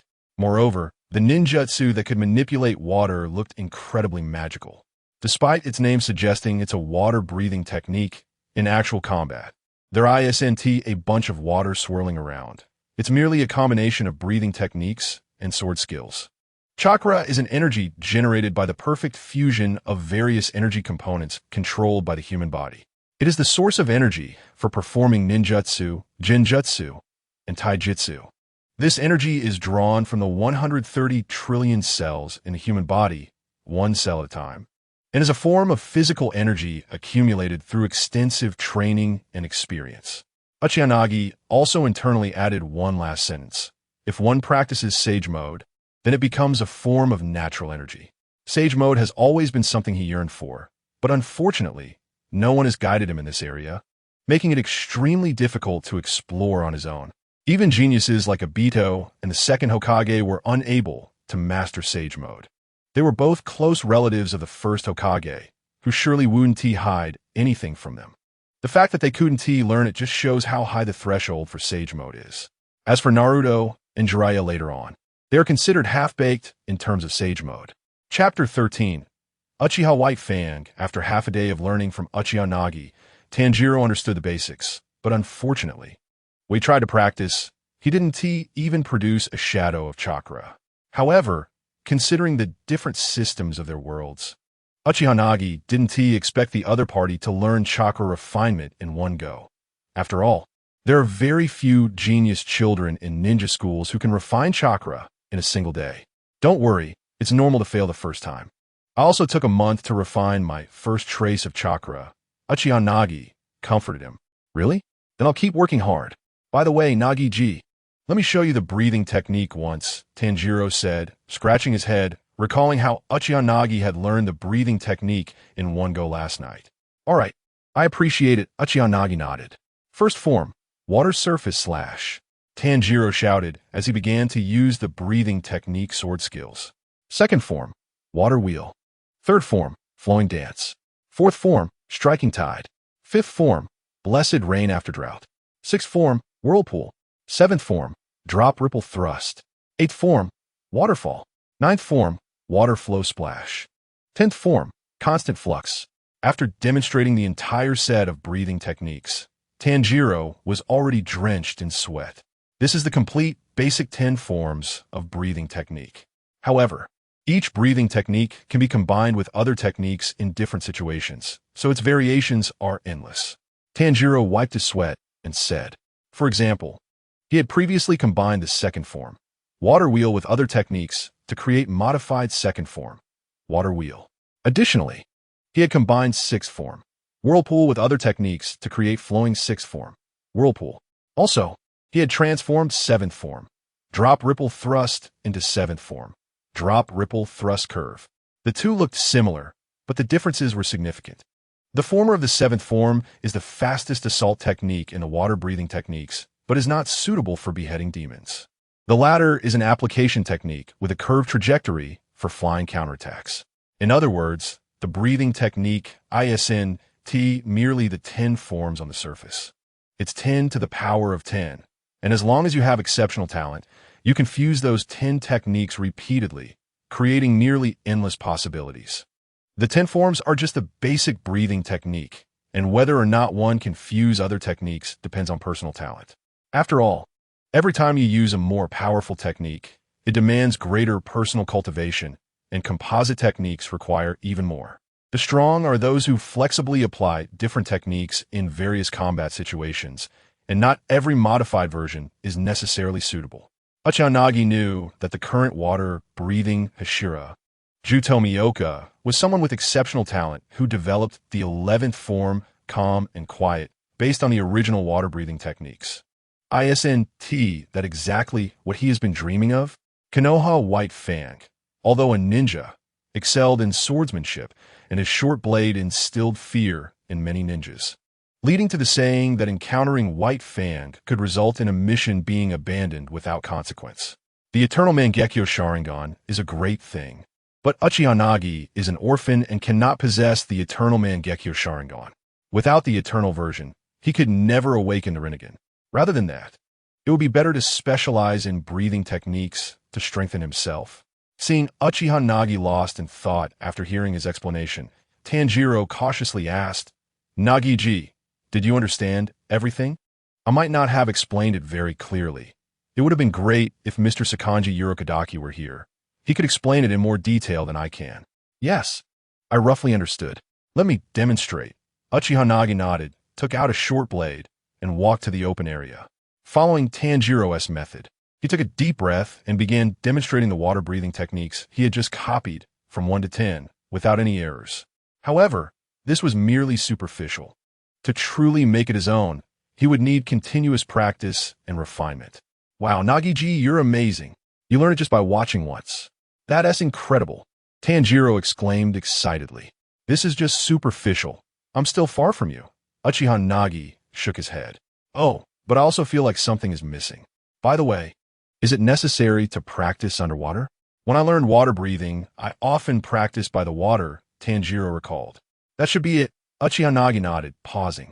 After all, he currently only had one hand, which made it inconvenient. In a couple of days, when his arm fully recovered, he could start training. Uchiha Nagi moved his white arm around. The finger joints were already very flexible. It was hard to imagine that just half a day ago, it wasn't even his hand. The bones inside felt like they had completely healed, but Uchiha Nagi knew that was just the surface. Perfectly controlling it would take a few more days. Surprisingly, the fusion between the Mangekyō Sharingan and white Zetsu cells was very perfect. They blended seamlessly. Even after a short while, the fatigue from using his right eye's vision last night had already recovered significantly. No wonder Obito could use it without hesitation. The next morning, before dawn, Tanjiro carried a bamboo basket with Nezuko curled up inside, bidding farewell to Tamayo and Yashiro, along with Uchiha Nagi who was accompanying him. He was heading to the headquarters of the Demon Slayer Corps to meet their leader, Kagaya Ubuyashiki, and formally join the Demon Slayer Corps. He was unsure if he needed to participate in any selection process given his abilities. They happened to be on the same path, so they set out together. Take care. Tamayo smiled faintly. Take care, and I hope to see you again, Uchiha Nagi said. Hey, Scar Guy, make sure not to die. Yashiro chimed in from the side. Yes, both of you take care as well. I will work hard to collect the blood of all the demons I encounter. Tanjiro waved goodbye and then started his journey with Uchiha Nagi. Uchiha Nagi was also filled with anticipation for this journey. He had already learned one water breathing technique in this world's cultivation system. As for the original breathing technique that fused all breathing techniques, the sun breathing, and then awakening the Rinnegan, Uchiha Nagi felt that everything would eventually converge, and that might just be an alternative sage mode. The so-called patterns are similar to those that appeared on the faces of the first Hokage in Naruto after they entered sage mode. Because the complete sage mode has high demands on the human body, various different types of breathing techniques gradually evolved later. It's like Orochimaru, who simplified the sage technique with cursed seals so that those with insufficient physical abilities could also use it. In Uchiha Nagi's view, those who created simplified breathing techniques in this world are truly geniuses, as they allow ordinary people to cultivate. However, in the world of Naruto, no one has attempted to improve sage mode, resulting in very few who can use it. In the end, it was Orochimaru who invented cursed seals. Although the two methods of cultivation are different, they both belong to the use of energy. Moreover, breathing techniques clearly refine the human body, allowing some people to develop their physiques to the extreme over many years, which is quite similar to the body refinement secret techniques of the Raikage faction. Chapter 14. Tengu Crow. The Raikage faction uses lightning chakra modes to continuously refine their bodies, making their physical forms nearly the strongest in the ninja world without relying on ninjutsu. Later, during the reanimation of the third Raikage, he was able to withstand Naruto's wind release, raising shuriken with his physical body without using ninjutsu, making him almost invincible. Although the reanimated body can recover, he genuinely blocked the Raisen Shuriken with his body without using ninjutsu beforehand. As Uchiha Nagi walked, he pondered, based on the remnants of memories from his previous life, that breathing techniques do have weaknesses. It seems they must be combined with breathing when in use. Later, while fighting Upper Moon 2, the opponent's blood demon art could add things to the air, perfectly countering the breathing techniques. However, this is not a major issue. Like sage techniques, there are weaknesses, and every technique has its flaws. But any weakness can be overcome through training. The first Hokage could perfectly enter sage mode while fighting, absorbing natural energy. And Madara was even more impressive. Upon his resurrection, without the Sharingan or Rinnegan, he dominated the battlefield and was later sealed by Shikaku in a pyramid, directly activating Susanoo to break the seal. Can a human achieve Susanoo without the Mangekyō Sharingan? Uchiha Nagi pondered whether breathing techniques could manifest like Sage Mode. Sage Mode is the strongest combat mode shaped by balancing natural energy, personal energy, and spiritual energy. Breathing techniques seem to combine natural energy and personal energy, and they're not even the complete version of breathing techniques. Therefore, the Hashirama of this world has surpassed physical limits, able to fight demons with his flesh and blood. It can also use various breathing techniques combined with sword skills to counter blood demon arts. It seems worth a try. Uchiha Nagi decided that once his body fully recovered, he would start experimenting. He aimed to combine physical energy, spiritual energy, and breathing techniques to create his own version of Sage Mode. The peak of breathing techniques would unlock patterns, while Sage arts would have facial patterns. Is it just a coincidence? Because he has no inheritance. He cannot go to the 3 great sacred lands and obtain the training methods for natural energy, and besides, he doesn't want to learn, considering the high mortality rate. The death rate for humans forcibly learning the sage arts of spirit beasts is incredibly high. It would be foolish to gamble on such slim odds. On the other hand, the breathing techniques in the Demon Slayer world are created by humans and are the most suitable for human cultivation. Thinking of the strongest sun breathing, Uchiha Nagi looked fervently at Tanjiro beside him, leaving him puzzled. A pesky crow, squawking southeast, circled above Tanjiro's head before landing on his shoulder and continued to caw incessantly. I know, stop shouting already. Ugh. My ears are about to die from your noise, Tanjiro said, rubbing his ears, and turned to Uchiha Nagi. This is Tengu Crow, a companion of the Demon Slayer Corps. Everyone has one as a communication partner. Understood. Uchiha Nagi nodded, as there were no mobile phones in this world. Suddenly, a loud shout rang out. Please marry me. I'm about to die. A yellow-haired boy in a yellow feathered outfit was kneeling in front of a girl, begging her to marry him. Please, I'm about to die. Marry me before I die. The yellow-haired boy was crying uncontrollably, as if he were about to go to battle at any moment. Here it comes. Breath of Thunder, Zenitsu Agatsuma. Uchiha Nagi quietly watched the boy, who was the same age as Tanjiro, a member of the Demon Slayer Corps, using the Breath of Thunder. Currently at the lowest rank, but possessing potential similar to that of a Hashira. The Demon Slayer Corps is divided into 10 ranks.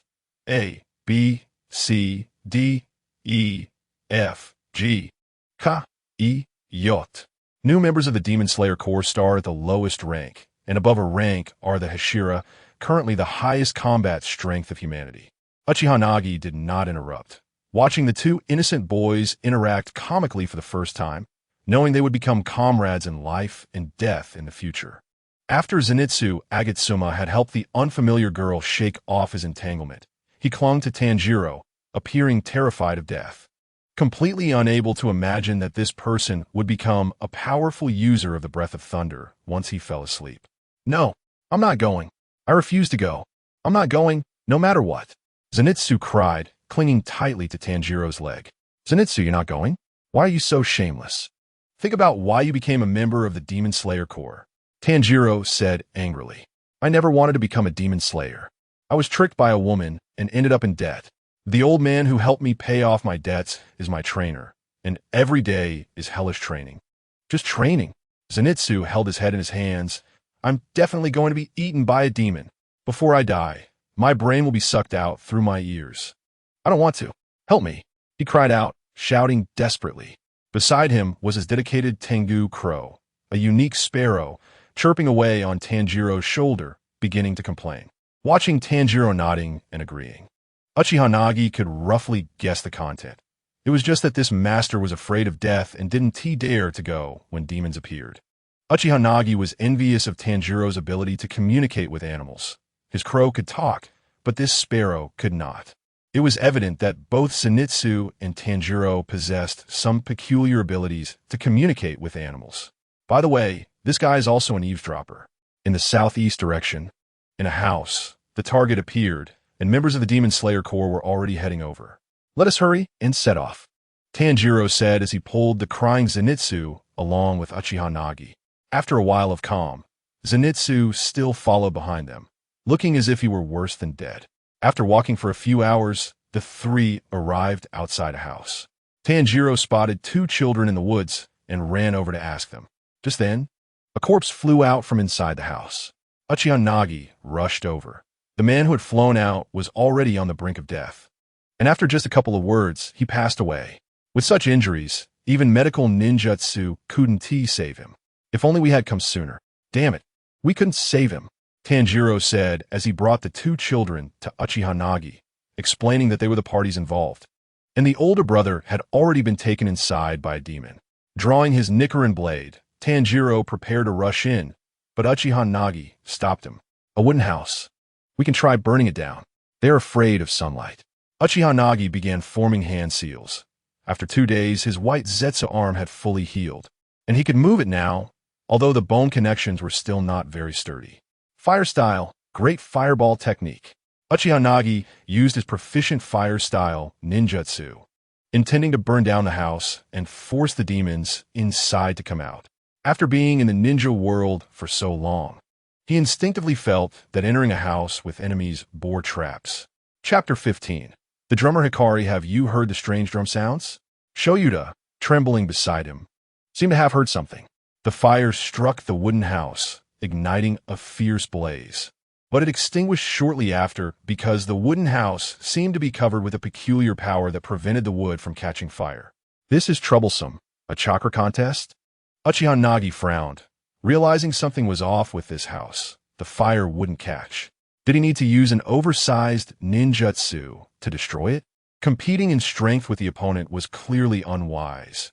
Demons had better recovery than humans, and Uchiha Nagi couldn't be sure if there was an underground passage. What if the opponent dug a tunnel to escape after he destroyed the house? Before Uchiha Nagi could finish his thoughts, Tanjiro set down the wooden box, asked the two children to watch over his sister, and rushed inside. Tanjiro, wait for me. I'm so scared. Shoyuta, with tears streaming down his face, followed closely behind. Uchiha Nagi shook his head. This reckless method had cost the protagonist his life countless times. If they were in the ninja world, Tanjiro might have met the same fate as Rope Tree, having the fate of a protagonist but lacking the luck of one, to avoid losing the sun-breathing technique. Uchiha Nagi followed closely behind. Upon entering the house, he frowned because Tanjiro, who had just entered, had already vanished. An interdimensional space house?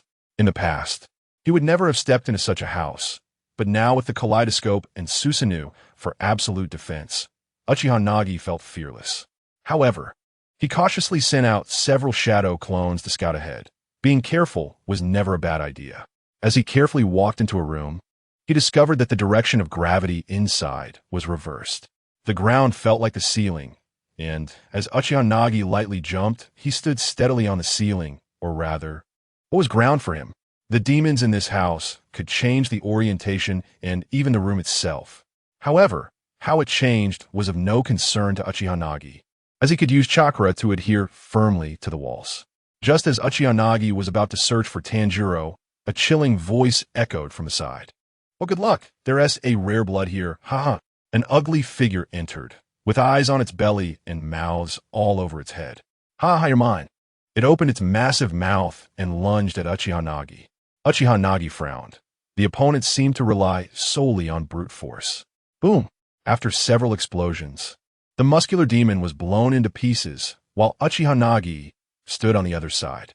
It turned out that Uchiha Nagi had cast an illusion on it with his Sharingan, then threw a few explosive tags disguised as kunai, which the demon happily swallowed, only for the explosive tags to detonate from within, tearing it apart.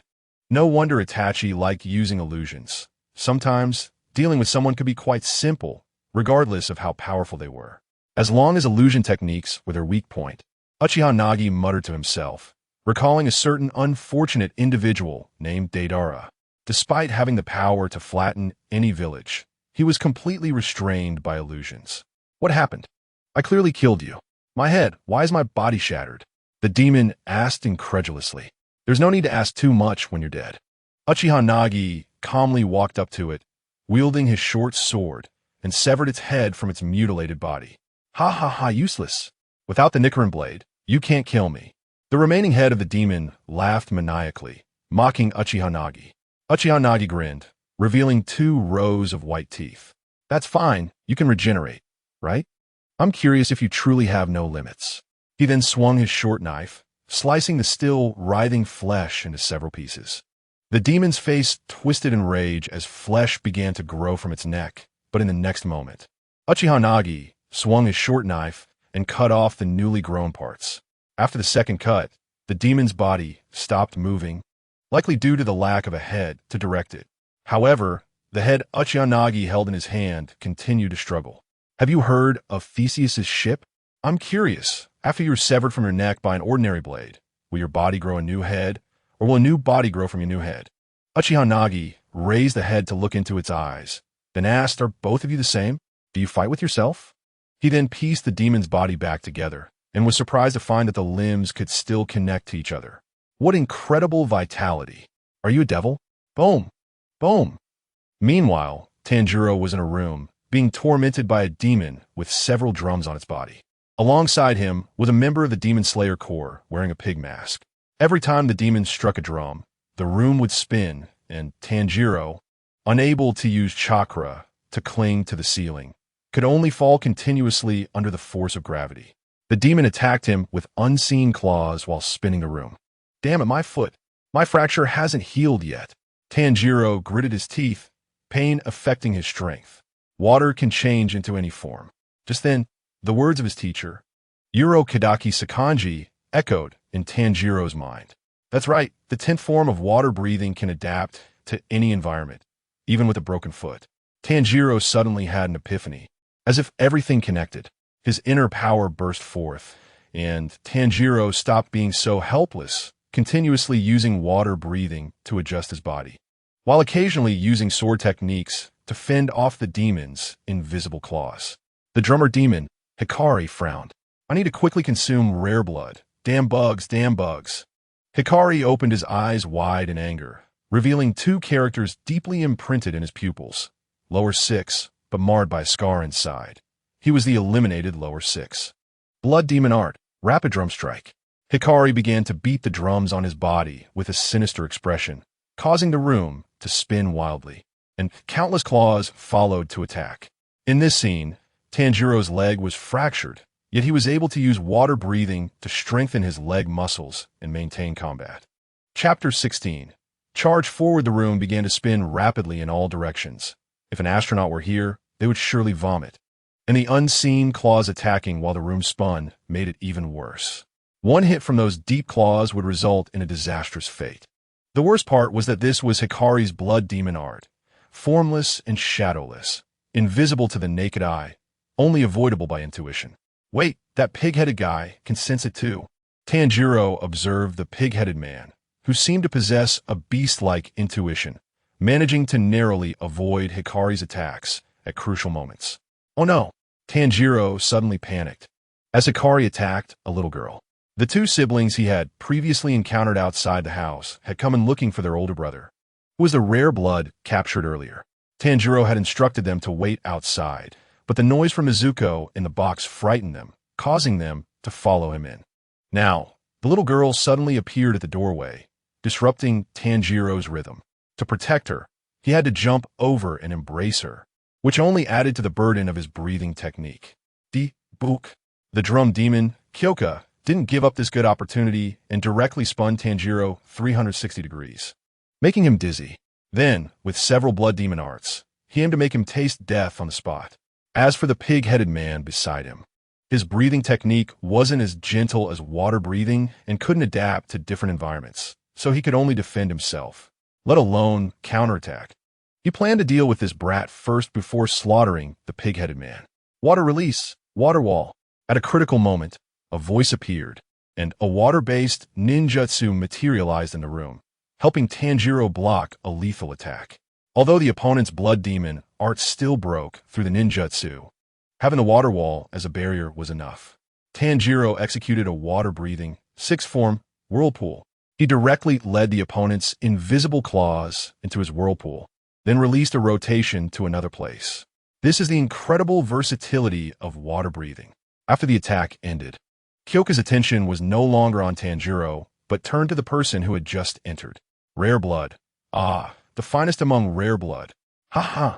Fate has favored me. I deserve to ascend to the 12 Kizuki. Let me feast on you. Kyoka looked at Uchiha Nagi with a face full of joy, having long forgotten the earlier displeasure. Uchiha Nagi tossed aside 2 severed heads that were still cursing at him. These were 2 experimental subjects he encountered in the room. Their bodies had been killed by him multiple times and were now lifeless, leaving only the heads. He found that after 2 mini beheadings, the heads wouldn't regenerate, seemingly related to the energy within them.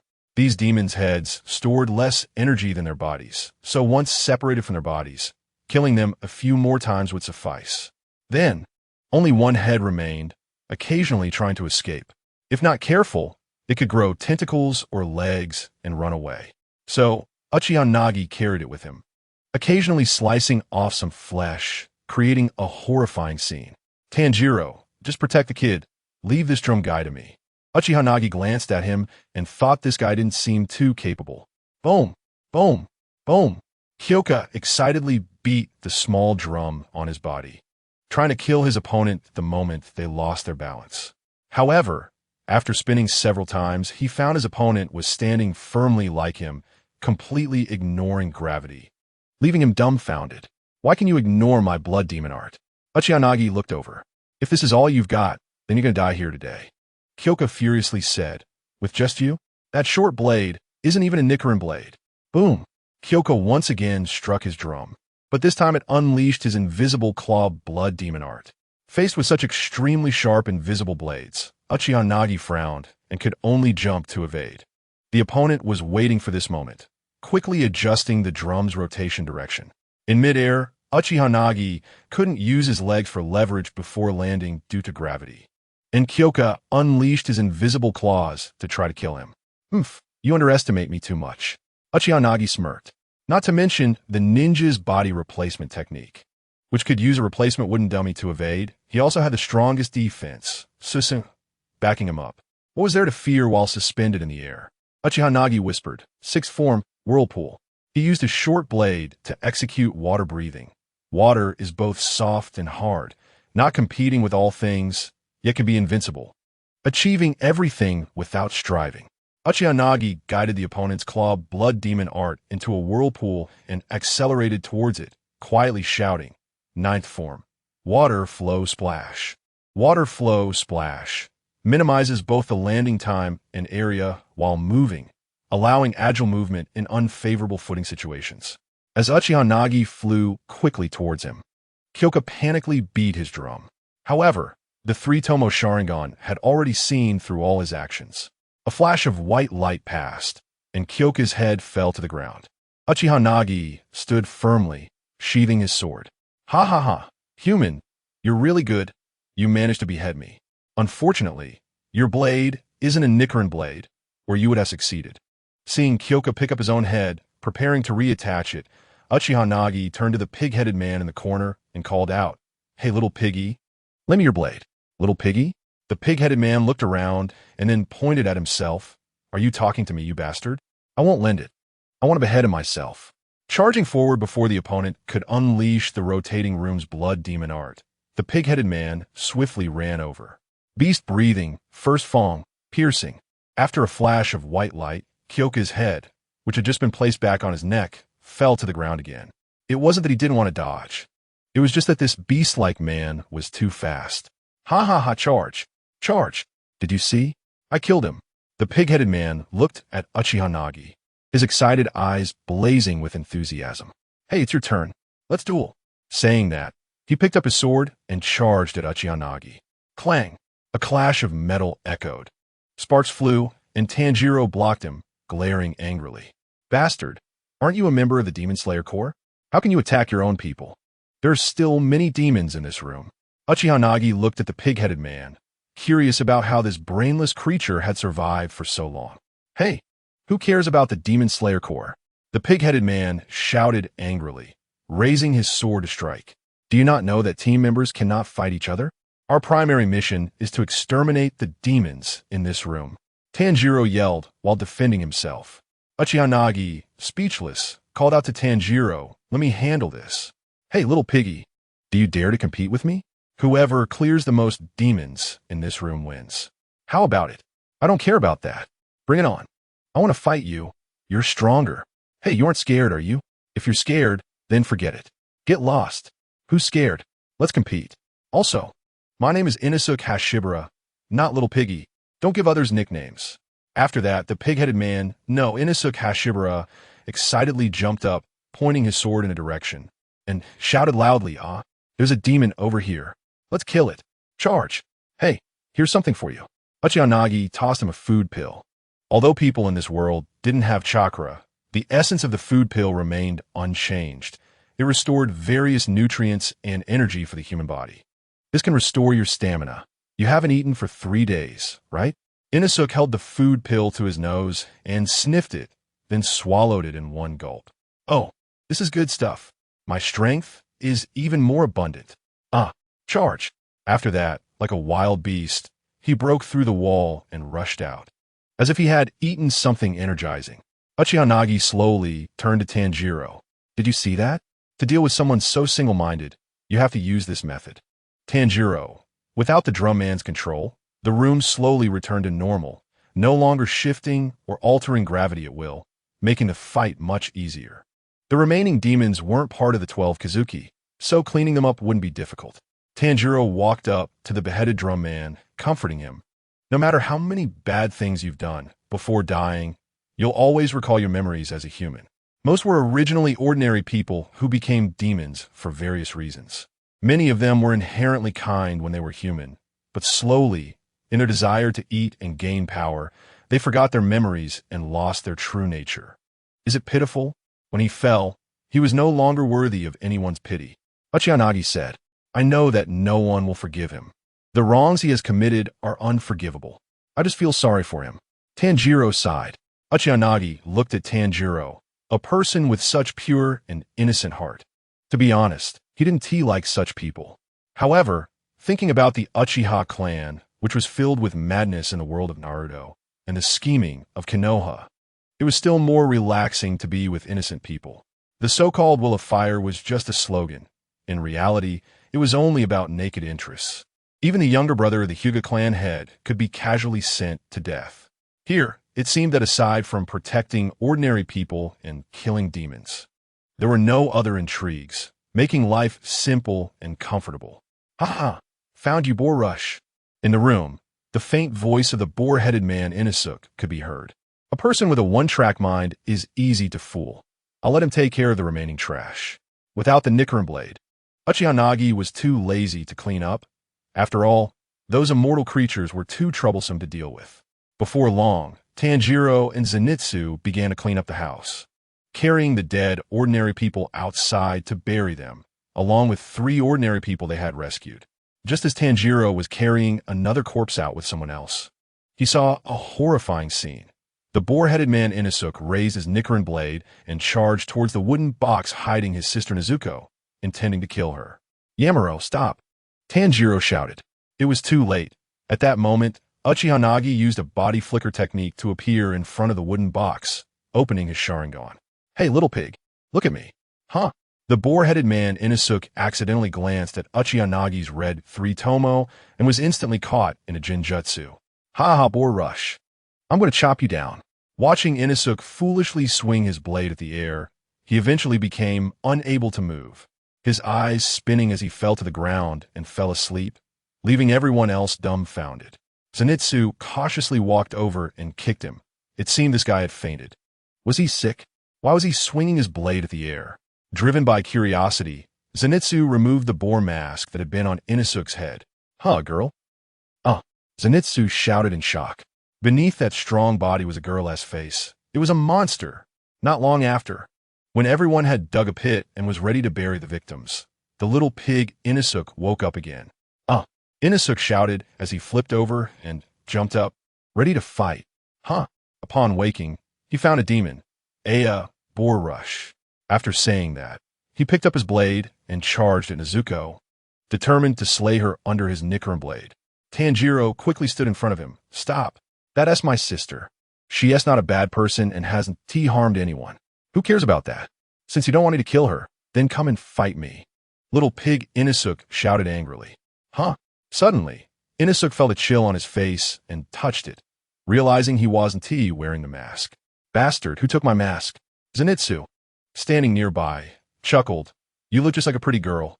Why wear a boar mask? Huh? Do you have a problem with my face?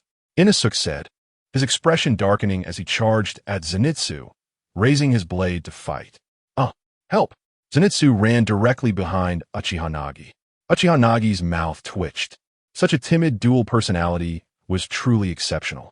Hey, little pig, look at me. Huh? When little pig Inosuke ran in front of Uchiha Nagi again, he fell into the Jinjutsu once more, yelling at the air, and then fell asleep again. Awesome. Mr. Uchiha Nagi, how did you do that? You defeated him just by looking at him? Zenitsu said with envy. This is Jinjutsu. Do you want to learn it? I'll teach you, but you have to teach me thunder breathing in return. Chapter 18. The Wisteria Flower House. Come on, let us go rest. Come on, let us go rest. In the sky, Tanjiro's crow was flying and calling out. Uchiha Nagi envied such a bird with intelligence that could not only communicate, but also serve as a reconnaissance aid. Large summoning beasts could be used as combat power, but when it comes to small summoning beasts, flying ones were definitely the first choice. When he joined the Demon Slayer Corps, he would like to have such an animal partner.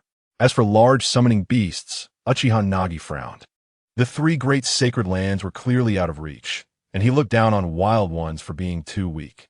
There were some in the original work, but he didn't know where they were in the Naruto world. What made him even more uncertain was how much chakra would be needed to summon a summoning beast into the Demon Slayer world. If it was several times more, then he would be done for the moment he summoned it. Bang! Bang bang. Hey, little pig, what are you doing? Uchiha Nagi looked perplexed at Inosuke, who kept running into the wall. This guy seemed a bit slow. Bastard. My name is Inosuke, not little pig. Inosuke shouted angrily. Can you write it down? Tanjiro yelled. I wrote it on my pants pocket. Feeling a bit embarrassed, Inosuke shouted Boar Rush. Again, then charged forward and crashed into a big tree, knocking himself out this time. Uchiha Nagi, don't mind him. When you were gone, he challenged Tanjiro, and as a result, he got knocked out by Tanjiro's headbutt. Then he wouldn't accept it, so he kept training his head. This guy really has a problem with his brain. Uchiha Nagi covered his face. Three problematic youths. One was incredibly timid with a dual personality, who could only fight when asleep. Another was incredibly brave, but wore a boar mask to hide his beauty, and was very simple-minded. Then there was the boar-foot Tanjiro, who was relatively normal, except for being a bit too innocent. Southeast, Wisteria Flower House. Southeast, Wisteria Flower House. Tanjiro's crow kept calling from the sky, and Tanjiro had to wave his hand. I know, stop shouting. The crow then flew down and landed on Tanjiro's shoulder. Continuing to squawk, Wisteria Flower House, rest treatment. A hand suddenly reached out and grabbed Tanjiro's crow. Huh, this bird can talk. Can it be eaten? Little pig Inosuke woke up again, rubbing his stomach. I'm hungry. Let us roast it and eat it. The crow was terrified. It could understand human speech. Tanjiro, help. Tanjiro, help. Who is Tanjiro? Inosuke turned his head curiously. It's me. Didn't I say before that my name is Kamado Tanjiro? Tanjiro pointed to himself and shouted. Nonsense. You clearly said your name was Fishcake Gonpachi. Inosuke shouted angrily. Baka, are you a pig? I'm not a pig. I'm Inosuke. Uchiha Nagi covered his ears. All right, stop yelling. The Wisteria Flower House is right ahead. That should be the logistics base of the Demon Slayer Corps, a place for us to rest and eat. Uchiha Nagi pointed to a mansion not far away, which had wisteria flowers carved on the gate. There were no other houses around, but many different varieties of wisteria were planted. These flowers were poison to demons and also repellent, so they generally wouldn't approach such places even if they knew there were people inside. When they arrived in front of the Wisteria Flower House, an old woman had been waiting for a long time. Ah, a monster! Zenitsu screamed in fear and directly hid behind Tanjiro. You are being very rude, Zenitsu. Tanjiro said discontentedly. You all must be members of the Demon Slayer Corps. Welcome to the Wisteria Flower House. Please come with me. Everything is prepared for you. The old woman smiled and bowed, then led the way ahead. Prepared what? Tanjiro asked. Of course, food, clothes, and a doctor to treat your injuries, right? Uchiha Nagi asked. Yes, this young man is really smart. This is the logistics department of the Demon Slayer Corps, where you will have accommodation and rest. The old woman smiled as she led a few people into a room, where several clean and hygienic clothes had already been prepared. After you all wash up, Please head to the living room for your meal. Food has already been prepared for everyone, and I hope you're satisfied." As soon as she finished speaking, the old woman suddenly disappeared. Monster. She just vanished. I told you she was a monster, right, Tanjiro? Zenitsu, terrified, once again hid behind Tanjiro. It's the breathing technique. The other party should be a retired member of the former Demon Slayer Corps, Uchiha Nagi said calmly. Anyone who can disappear in front of Tanjiro and the others is definitely not an ordinary person. The answer is, of course, a retired member of the Demon Slayer Corps. There are 10 ranks. A, B, C, D, E, F, G, H, I, J. Tanjiro and the others have just happened to obtain the last rank. Human bodies decline year by year after the age of 30, and by 40, they basically only regress, while the demons in this world remain in their peak condition. So it's not surprising that younger members are needed. If physical strength can't keep up, the breathing technique naturally cannot be maintained for long. Because the breathing technique is not omnipotent, it requires physical strength to operate. This old woman, obviously in her 50s or 60s, was naturally a retired former member due to her age. Delicious, delicious. During dinner, Zenitsu, Tanjiro, and little pig Inosuke were feasting heartily. It must be said that young people get along quickly. The ones who were fighting just an hour ago are now eating together. Hee hee hee. Inosuke looked ominously at Uchiha Nagi and Tanjiro. Then suddenly, with hands as fast as lightning, he reached out and grabbed the meat in front of both of them. Then opened his mouth wide and stuffed it in. He cough cough. Just a moment ago, he was staring provocatively at Uchiha Nagi and Tanjiro, but the next second, he choked because he ate too quickly, repeatedly patting his chest. Uchiha Nagi speechlessly handed over his sake to help him gulp down the food and avoid choking to death. Here, if you don't have enough to eat, I have more. Facing Inosuke, who was snatching his food, Tanjiro not only didn't get angry, but generously offered him some more of his own food. Little pig Inosuke was dumbfounded. This was completely different from what he expected. Inosuke grabbed his own hair, going crazy. Chapter 19. The all-purpose breathing technique by night. The doctor came to check on a few people and dispense medicine for treatment. However, Uchiha Nagi signaled that he didn't need to, as he himself was a doctor. Using healing technique, green chakra instantly healed a wound. Tanjiro and the others were stunned at the sight. Tanjiro, unable to hide his thoughts, directly asked Brother Nagi, "If you can heal, why didn't you help us up in the mountains?" Uchiha Nagi shook his head, explaining that healing technique utilizes chakra to promote rapid cell growth in the human body, and the number of times human cells can divide in a lifetime is limited. Accelerating their division too quickly isn't good. If there is no life-threatening injury, it's best to let the body heal naturally. Moreover, you are still in your teenage developmental period. Overusing healing technique depletes your cell's regenerative capacity, which is equivalent to exhausting your potential. Tanjiro, able to sense a person's emotions, knew Uchiha Nagi was not lying, and nodded in understanding. I understand. By the way, Brother Nagi, you mentioned that chakra. I've been trying to refine it for several days, but can't find the clue. Could you explain it to me again? Sure, Uchiha Nagi nodded. What is chakra?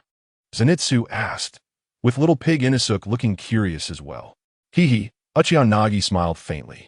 Having come to this near-modern world and getting along very well with these little brothers, part of his long-frozen heart was slowly melting, so he didn't mind teaching them a thing or two. Chakra is this, watch closely, shadow clone technique. With a puff of smoke, several Uchiha Nagi appeared in the living room, each one a real shadow clone. Wow. Zenitsu ran over first, touching Uchiha Nagi's shadow clone, then checking each one before confirming this was not an illusion. Oh, several of me? Ha, I won. Little pig Inosuke also curiously touched the shadow clone and suddenly laughed heartily, as if he had come up with something funny. Do you want to learn? I can teach you, Uchiha Nagi said with a smile.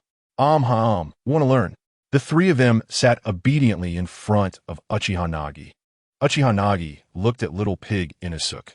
This guy seemed easy to get along with, probably because he hadn't interacted with others much, having grown up alone in the deep mountains, so as long as someone was a bit nice to him, he could easily become friends. Then I'll begin. Chakra is a type of energy produced by the perfect fusion of various energy components controlled by the human body. It is the energy source for performing ninjutsu, genjutsu, taijutsu, or for creating line-like bindings to restrain opponents or cut them, all composed of chakra.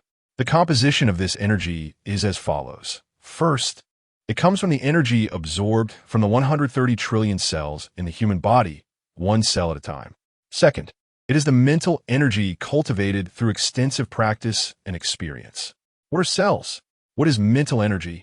Inosuke was counting on his fingers, asking, what is 130 trillion? I only know 1 to 10. Uchiha Nagi. It seems like teaching them will be a long journey. Facing these three, who are even less knowledgeable than kindergarten students in a ninja school, Uchiha Nagi felt a headache coming on when he thought about teaching them to extract chakra. However, the three were obviously very interested in the shadow clone technique. And even though they couldn't understand, they remained focused and sat still to listen to the lesson. It wasn't until Tanjiro's sister, Nezuko, emerged from a wooden box that this scene was interrupted. Even Uchiha Nagi was amazed by Nezuko's beauty, combining purity and beauty, especially those cute, innocent eyes that seemed untouched by the world, evoking a sense of protectiveness. However, he only marveled briefly. Uchiha Nagi had seen many beauties on the internet as a traveler and had encountered quite a few in the Naruto world. On the other hand, the timid Zenitsu transformed into a certain Tengu, wagging his tail and running after Nezuko, startling her. Little Pig Inosuke was also clearly impressed by Nezuko, but didn't know how to express it. The group spent a harmonious night filled with noise and laughter, and Uchiha Nagi felt incredibly at ease, even accidentally falling into a deep sleep.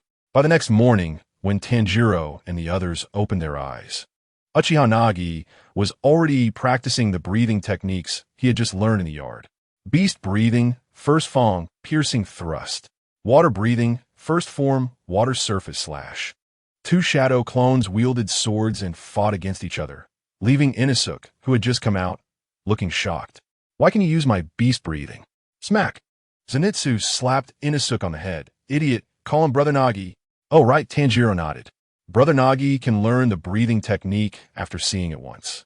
He must have seen you use it in Haunted House, so he learned it. Wow, that's amazing. Little Pig Inosuke turned to stone, frozen in place. How are your injuries? If you're better, you can come and practice morning exercises with my shadow clones. Don't worry about hurting me. If the clone gets injured, it will just disappear and my main body will be fine, Uchiha Nagi said. Oh, okay, then I'm coming, Brother Nagi. Let's settle this. Little Pig Inosuke roared, picking up his two serrated Nichiren blades and charging forward. Uchiha Nagi also intended to learn more about the breathing techniques of this world, creating a shadow clone to practice against. Tanjiro and Zenitsu joined the morning training as well. They weren't using their full strength, just a regular training session. So the intensity wasn't too high, and they weren't worried about affecting their bodies. Uchiha Nagi also intentionally held back to train the three of them, as their combat abilities were too singular. Experiencing the combat methods of the Naruto world would make it easier for them to enhance their strength.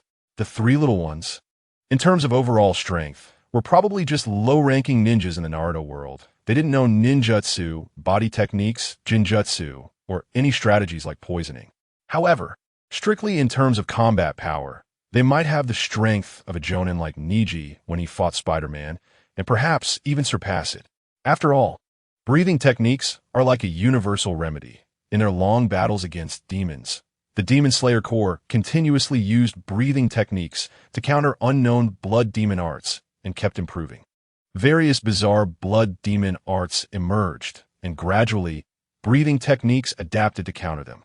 It can be said that if we disregard genjutsu and secret techniques, breathing techniques can completely counter the ninjutsu and body techniques of the ninja world. Chapter 20. Natada, Spider Mountain. However, the ninjas of the ninja world clearly do not adhere to martial ethics. There are shadow imitation techniques from the Nara clan, where once caught, one cannot move. There's also the heart-turning technique from the Nakayama clan. Additionally, the Oil Woman clan has poison insects, and there are all sorts of strange things. But considering that their enemies in this world are a special type of being, it's natural to understand.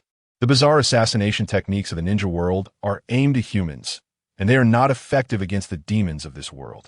So, aside from breathing techniques, It's not surprising that there's nothing else. Of course, it's not absolute. There are still ninjas in this world. Like the sound pillar who comes from a ninja family, but without chakra. Everyone, you can come to the living room for breakfast. The old woman smiled as she appeared in the courtyard. Okay, thank you, Granny. That essay for the morning, Uchiha Nagi wiped his sweat. It wasn't the battle that tired him, but the heat from practicing the breathing techniques. The three little ones were also wiping their sweat. They had never seen such a peculiar fighting style. One slash would turn into a substitute wooden doll, or simply disappear. Then there was the shadow clone technique, which had no physical entity and would disperse upon contact, while the shadow clone was a physical clone, making it hard for them to discern what was real and what was not. However, soon, the shadow clone technique became useless to them, as each of the three had their own unique talents. Tanjiro had the ability to smell emotions and sense, easily distinguishing between virtual and physical clones. Zenitsu had keen hearing, and Inosuke had a beast-like intuition. These three truly had strong talents. This is delicious, little piggy, Inosuke said. And this time he didn't snatch food from the others because the old woman in charge of logistics had specially prepared an extra portion for him. By the way, Inosuke, how did you join the Demon Slayer Corps? Tanjiro asked curiously. Oh, I used to live alone in the mountains. One day, I encountered a few people, defeated them, and took their swords. They said they were from the Demon Slayer Corps. Inosuke patted his chest and gulped down a cup of water. After that, I learned about the selection of the Demon Slayer Corps from them, so I ran to the mountains to participate in the battle. That is how I became an official member, and later I met you guys. Tanjiro, poor those who had their Nichiren blades taken by you. So it turns out that little piggy Inosuke became a member of the Demon Slayer Corps by sheer coincidence. Tanjiro asked him where he learned his breathing techniques, and he said he had lived in the mountains since childhood and was raised by wild boars. Later, when he was young, he sneaked into an old man's house in the mountains to steal food and was caught. That old man raised me for several years until he died. He made me call him Grandpa and taught me to talk. The breathing techniques were something I mimicked and created myself. By the way, Inosuke asked curiously, what's a grandpa? Can you eat it? Zenitsu looked blank. Creating one's own breathing technique was truly a genius-level feat. Inosuke is amazing. His breathing technique was self-created, Tanjiro exclaimed in astonishment. Uchiha Nagi pondered. It seemed that breathing techniques were just a framework, similar to the earliest chakra ancestor, six-path sage. As for how others used chakra after it was dispersed, there were countless variations. Breathing techniques also evolved from the original sun breathing, continuously simplifying and ultimately forming various different schools of breathing techniques. This meant that one could also draw essence from it and deduce a breathing technique that suited them best. As for sun breathing, Uchiha Nagi looked at Tanjiro. Sometimes the strongest breathing technique might not be suitable for oneself, as everyone has different physiques. After eating and drinking to their fill, little piggy Inosuke proposed to challenge Uchiha Nagi's Jinjutsu once more. All right, let us go. Uchiha Nagi smiled and opened his three-tomo Sharingan. Oink! Charge! Inosuke shouted and charged at Uchiha Nagi, then accidentally caught sight of those red eyes again. Next, Tanjiro and Zenitsu witnessed a familiar scene. Inosuke was shouting at the air, dancing around, and then fell asleep again. I had even said to bet on how long he could last, and I've already lost, Zenitsu said regretfully. However, Tanjiro's expression turned serious as he observed closely and said directly, No, Inosuke hasn't lost yet. Huh? Hearing this, Uchiha Nagi stopped and turned to look at little piggy Inosuke, only to see him squinting his eyes and sleeping, then suddenly locking onto him, grabbing two Nichiren blades and rushing over. This works too. Uchiha Nagi was surprised. Even though his brain was asleep, his body was still fighting with instinct. What was this? Inosuke, while asleep, still had an incredibly sharp sword technique and could subconsciously use breathing techniques, beast breathing. It was truly an astonishing talent, and Uchiha Nagi felt amazed by this child. However, being asleep, he wasn't as agile as when he was awake. In the end, Uchiha Nagi used the water prison technique to completely end the battle. Gurgle, gurgle. Inosuke woke up and found himself trapped in a water ball, only able to gurgle for help. He couldn't use breathing techniques in the water and couldn't get out. Uchiha Nagi released the water prison technique and let him out. This is a weakness you all need to overcome. You rely too much on breathing techniques, and Haven T considered how to fight if you were ever trapped in a place without air. Uchiha Nagi said seriously to the three little ones. Although there are few with water blood demon arts, if you encounter one, you'll be in trouble. No air breathing techniques? Tanjiro scratched his head, truly unable to figure out how to solve this problem. Zenitsu and Inosuke also had question marks on their faces. Don't worry. Just remember one thing. Every technique has weaknesses. This was Itachi's words, but also the most real reality. There is no perfect technique in this world. If there were, that would be divine. At this moment, Tanjiro's crow brought news again, flying in the sky and calling out loudly. Northeast, Natata Spider Mountain. Northeast, Natata Spider Mountain. Oh, another mission. This time it's Natata Spider Mountain. For some reason, I have a bad feeling, Zenitsu said fearfully, clutching Tanjiro's hand tightly. Tanjiro, Chapter 21, Departure. A new journey, all right. That old woman wishes you all a safe journey. The old woman said kindly as she sent the group off at the entrance of the Wisteria Flower House in the early morning. Then he took out the flint and struck a fire towards a few people. Bastard, old lady, are you looking for death? The hot-tempered little pig Inosuke thought the other party was provoking him and almost kicked her away, but was held back by Tanjiro and Zenitsu. Baka, you idiot. This is a custom to drive away evil spirits and bless us, Tanjiro scolded angrily. Uchiha Nagi. Tanjiro's nagging crow was flying in the sky, impatiently repeating itself over and over again. Quack northeast, that's Spider Mountain. Quack northeast, that's Spider Mountain. A few people were walking on the road, heading toward Spider Mountain. Uchiha Nagi didn't know the way. So was Tanjiro and the others who led the way. Hey, don't run so fast. After we reach our destination, we need to have enough stamina to engage in battle. So it's best to proceed at a steady pace, Uchiha Nagi shouted to the three little ones in front. The three little ones didn't know what they were whispering about and started arguing again, then began to compete in speed, each running faster than the last, which left Uchiha Nagi a bit speechless. These kids have never been on the battlefield. How enviable their innocence is, Uchiha Nagi sighed. Once upon a time, he also envied this kind of simple, uncalculating friendship, but unfortunately, it was unattainable. Uchiha Nagi was slightly younger than Kakashi and slightly older than Shursui, so he didn't share a class with any of the plot characters. After growing up and going to war, he became someone who would hide when he could and lay low to an unbelievable extent, resulting in having no friends at all, without even the entanglement of a sparring partner like Guy, and certainly no classmates like Obito and Rin. In his memory, not long after he went to the battlefield, due to a shortage of medical personnel, he was reassigned to the rear, and within a few days, he heard that his team leader and two companions from his class had collectively received bento boxes during a mission. After that, he survived until the end of the Ninja World War and became a Jonin through hard training, only to hear an even more tragic story. Shursui, who was younger than him, was stealing the spotlight. He directly earned the nickname Shunshin Shursui, and Uchiha Nagi knew that Shursui had secretly opened his Mangekyō. As a transmigrator without any system or golden finger, he could only continue to survive pitifully. This was reality. Uchiha Nagi didn't care about those empty titles. He had decided not to seek the spotlight until he reached the level of Kage. A tree that stands out will be blown down by the wind. Sure enough, the Kage level Shursui directly received a bento box. In the ninja world, everyone has psychological issues, yet there are no psychologists. This is a serious problem, and the psychological issues in the Uchiha clan are also very severe. Therefore, after coming to this world, Uchiha Nagi decided that he seemed to be slowly returning to normal, restoring himself to the appearance of a modern person from his previous life. He had to thank the lively girl Go.I for helping him regain a bit of his humanity.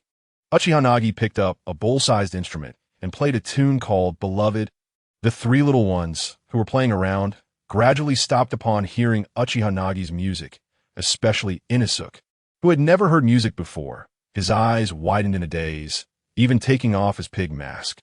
The faint sadness in the tune captivated people and tugged at their hearts, filled with a sense of the vicissitudes of life. As if a person who had lost something finally learned to cherish, it was expressing their emotions. So nice, really beautiful, Nagi and I. This song is amazing. Please teach me. Zenitsu excitedly hugged Uchiha Nagi's leg. It's so beautiful, Nagi and I. Can we learn together? We all want to learn, right, Inosuke? Tanjiro also looked enchanted. Ah, Inosuke scratched his head. Then let's learn, but it doesn't seem useful for battle. You want to learn? Sure, I can teach you, Uchiha Nagi smiled, feeling like he was looking after younger brothers. Especially since the three had personalities that were pure and untainted. Spending time together was indeed quite enjoyable. So the four of them sat under a big tree for lunch, which was brought from the wisteria flower house. Uchiha Nagi said to the three, "Wait for me a moment. I'll go hunt a few rabbits to add to the meal." Oh, I'll go too. Hunting's my specialty. I grew up in the forest, Inosuke said. Then I'll go gather some firewood. My family has been good at charcoal burning for generations. Tanjiro eagerly volunteered. Then what do I do?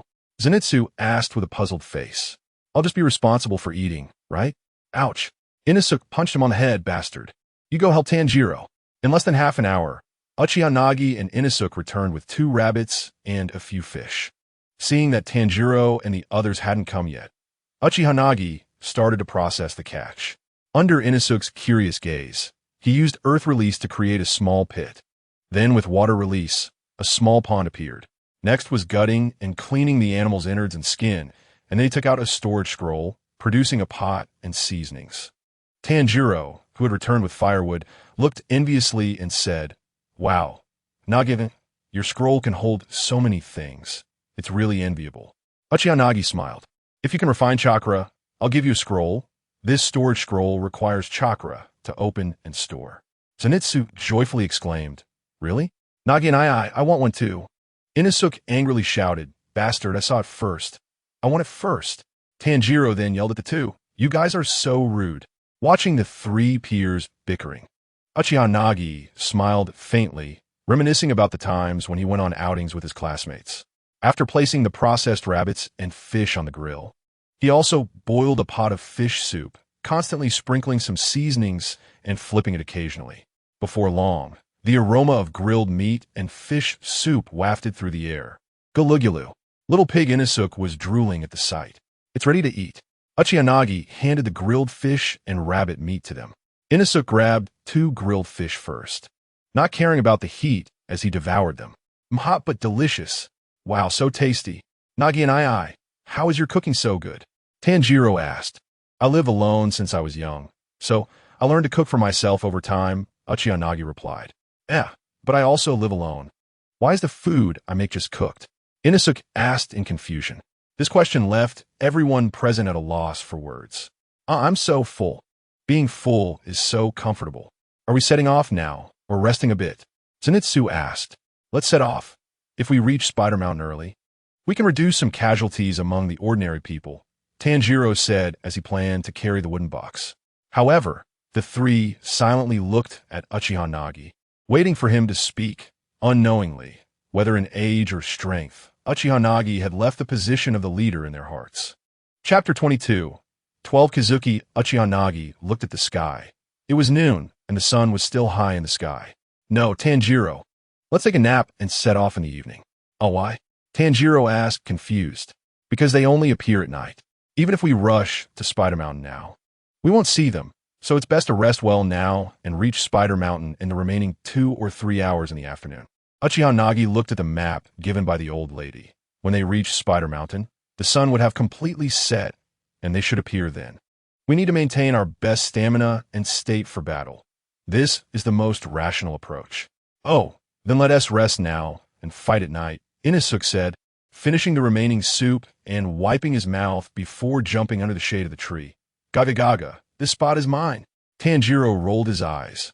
"No one is competing with you." "Inosuke, the midday sun is particularly bright, but Uchiha Nagi and his group are napping under the shade of the trees, while the cicadas around them keep chirping. The lush trees block the scorching sunlight. When the wind blows, it brings a refreshing coolness, and the forest is exceptionally quiet, a scene that can only be found during the day. After 3 hours of napping, Uchiha Nagi lazily got up with the 3 of them and headed towards Spider Mountain.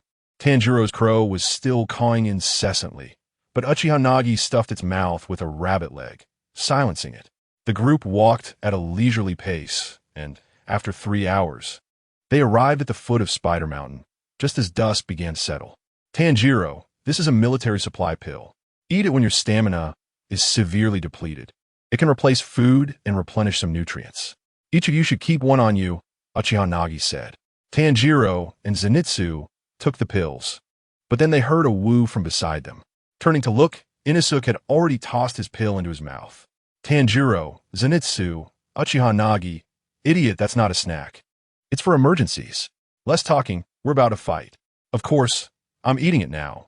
Inosuke responded, putting on his boar mask and charging ahead. Wait, Zenitsu suddenly said. Don't you all feel how terrifying that mountain is? It's too scary. Tanjiro rolled his eyes, knowing Zenitsu's cowardly nature was acting up again. That mountain looked quite ordinary. Wait, there's someone ahead. Uchiha Nagi opened his Sharingan to take a look. Although long-range reconnaissance isn't as effective as the Byakugan, it's still stronger than an ordinary person's vision. The group hurried over and, under the night sky, saw a person dressed in black with a character for go.When printed on his back, lying on the ground, covered in blood and moaning. It was a member of the Demon Slayer Corps. Tanjiro rushed over first, wanting to help the person up. Help! Help me! The man had not finished speaking when a powerful pulling force grabbed him and dragged him into the forest. I'm getting pulled too. Help, help! Tanjiro and the others were confused, not understanding what was happening, when Uchiha Nagi took action. With fire release, Phoenix Fire Technique, several fireballs flew towards the back of the person in an instant. Although it was a basic ninjutsu, the trajectory of the fireballs could be controlled with chakra. Uchiha Nagi also added several shurikens to the fireballs to ensure they could cut the threads connecting to the man. Boom! A cloud of dust rose, and the man who was nearly killed was finally saved. What happened? Why did he suddenly fly into the forest? And then halfway through, Nagi, your fireballs made him fall again? Zenitsu was confused because their eyesight wasn't good enough to see the spider threads in the night. It's spider threads. He had several threads connecting to his back. They were too fine for an ordinary person's eyes to see in the dark. Uchiha Nagi explained that he could see clearly thanks to the energy transmitted through the threads. Clearly, the other party was using blood demon art to control the threads. But the energy transmission to the threads also made it clear to my Sharingan. Once we enter the forest, you all need to be careful of the spider threads. Make sure not to let them touch you. They control people through the threads, Uchiha Nagi said. Tanjiro then asked the surviving member of the Demon Slayer Corps, and the answer was as Uchiha Nagi had predicted. There were about 10 members of the Demon Slayer Corps, and it should have been easy to deal with 1 or 2 ordinary demons, right? However, inexplicably, they didn't even see a shadow and were wiped out. Teammates started killing each other, only to realize that getting caught in the spider threads had immobilized them. Although their consciousness was clear, their limbs did not obey their commands, and they could only watch helplessly as their comrades killed one another. Meanwhile, at the headquarters of the Demon Slayer Corps, a blind man with veins all over his face, looking disfigured, was the leader of the Demon Slayer Corps, Kagaya Ubuyashiki, sitting in the courtyard, listening to a crow's report. Is that so? Did the kids all perish? Sigh. They were all good kids. It seems there must be a 12 Kizuki present there. Kagaya sighed, a hint of sadness appearing on his face. But this emotion was quickly suppressed. Countless members of the Demon Slayer Corps die in battle every year. Kagaya Ubuyashiki instructed from the darkness, if there are 12 Kizuki there, we must deploy at least 2 Hashira. Ju, Shinobu, I'll need you to go. Yes, Lord. Yes, Lord. In the dark room, 2 figures slowly stepped out. One was the current water Hashira, Ju Tomioka, with an expression as cold as ice, unchanging for years. The other was a gentle woman with a pleasant voice and a soft smile, the insect Hashira, Shinobu Kocho. Both were young, one a handsome man and the other a beautiful woman, and both had proven their strength through countless battles.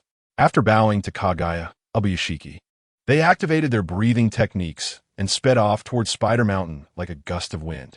Let us see if there are any other Hashira nearby to go support. If it's an upper moon, even 2 Hashira might not be safe, Kagaya Ubuyashiki worriedly thought. The 12 Kizuki consists of 6 upper moons and 6 lower moons. The upper 6 cannot be fought alone without 2 Hashira, and this has remained unchanged for many years. The 6 upper moons have not changed for hundreds of years. Chapter 23. The Battle at Spider Mountain. Tanjiro, outside Spider Mountain. Zenitsu was calling out to Tanjiro with a face full of resentment because everyone else had gone into the mountain, leaving him alone, too scared to enter. Guarding the rescued member of the Demon Slayer Corps. Am I disliked now? If they are my companions, why would they leave me behind? Zenitsu sat gloomily by the roadside, thinking that if just 2 people had persuaded him, he would have gone in despite his fear. A little sparrow kept tugging at Zenitsu, continuously whispering something in his ear. The sparrow was Zenitsu's partner. Most of the crows of the Demon Slayer Corps are crows, but for some reason, his was a sparrow. Ah, you say it so easily. You completely don't understand human feelings. The sparrow, Chotaru, pecked at Zenitsu's hand vigorously. Ah, it hurts, you bastard, you're not cute at all. Nezuko is so cute. And you wait, Nezuko? Zenitsu suddenly stood up and quickly ran towards the mountain, directly throwing the injured, unconscious member of the Demon Slayer Corps onto the ground. Nezuko went into the mountain too. Nezuko, wait for me. Uchiha Nagi and the 3 had already entered the forest. Following his habit, he naturally released a shadow clone to scout ahead. Inosuke was about to charge ahead, but was held back by Uchiha Nagi. Look, there are spider threads everywhere. It's hard for ordinary eyes to see in the dark. On the ground, in the grass, in the trees, there are spider threads everywhere. Uchiha Nagi pointed out the dark forest. No matter where we are, we can easily get a bit of spider thread on us. And there are small spiders everywhere in the forest, constantly wandering around and adding threads. Uchiha Nagi casually picked up a small spider and crushed it. Why not just kill these spiders? Inosuke picked up his knife and kept stabbing at the spiders on the ground. Tanjiro suddenly noticed something and pointed into the forest. There's a human sent over there. When they ran over, they found it was a survivor from the Demon Slayer Corps. Tanjiro patted the man's shoulder, startling him. Don't be afraid. We are here to support. I am Tanjiro Kamado, a Mizunoto. The man, startled, turned around and sighed in relief upon seeing them. But then he looked disappointed. Mizunoto? Why is it the pillar level? If there are no pillars, it will be the same for everyone at other levels. They would all die anyway. After saying this, he despaired and hugged his head, squatting on the ground and crying. Damn it. Inosuke punched him on the head without holding back.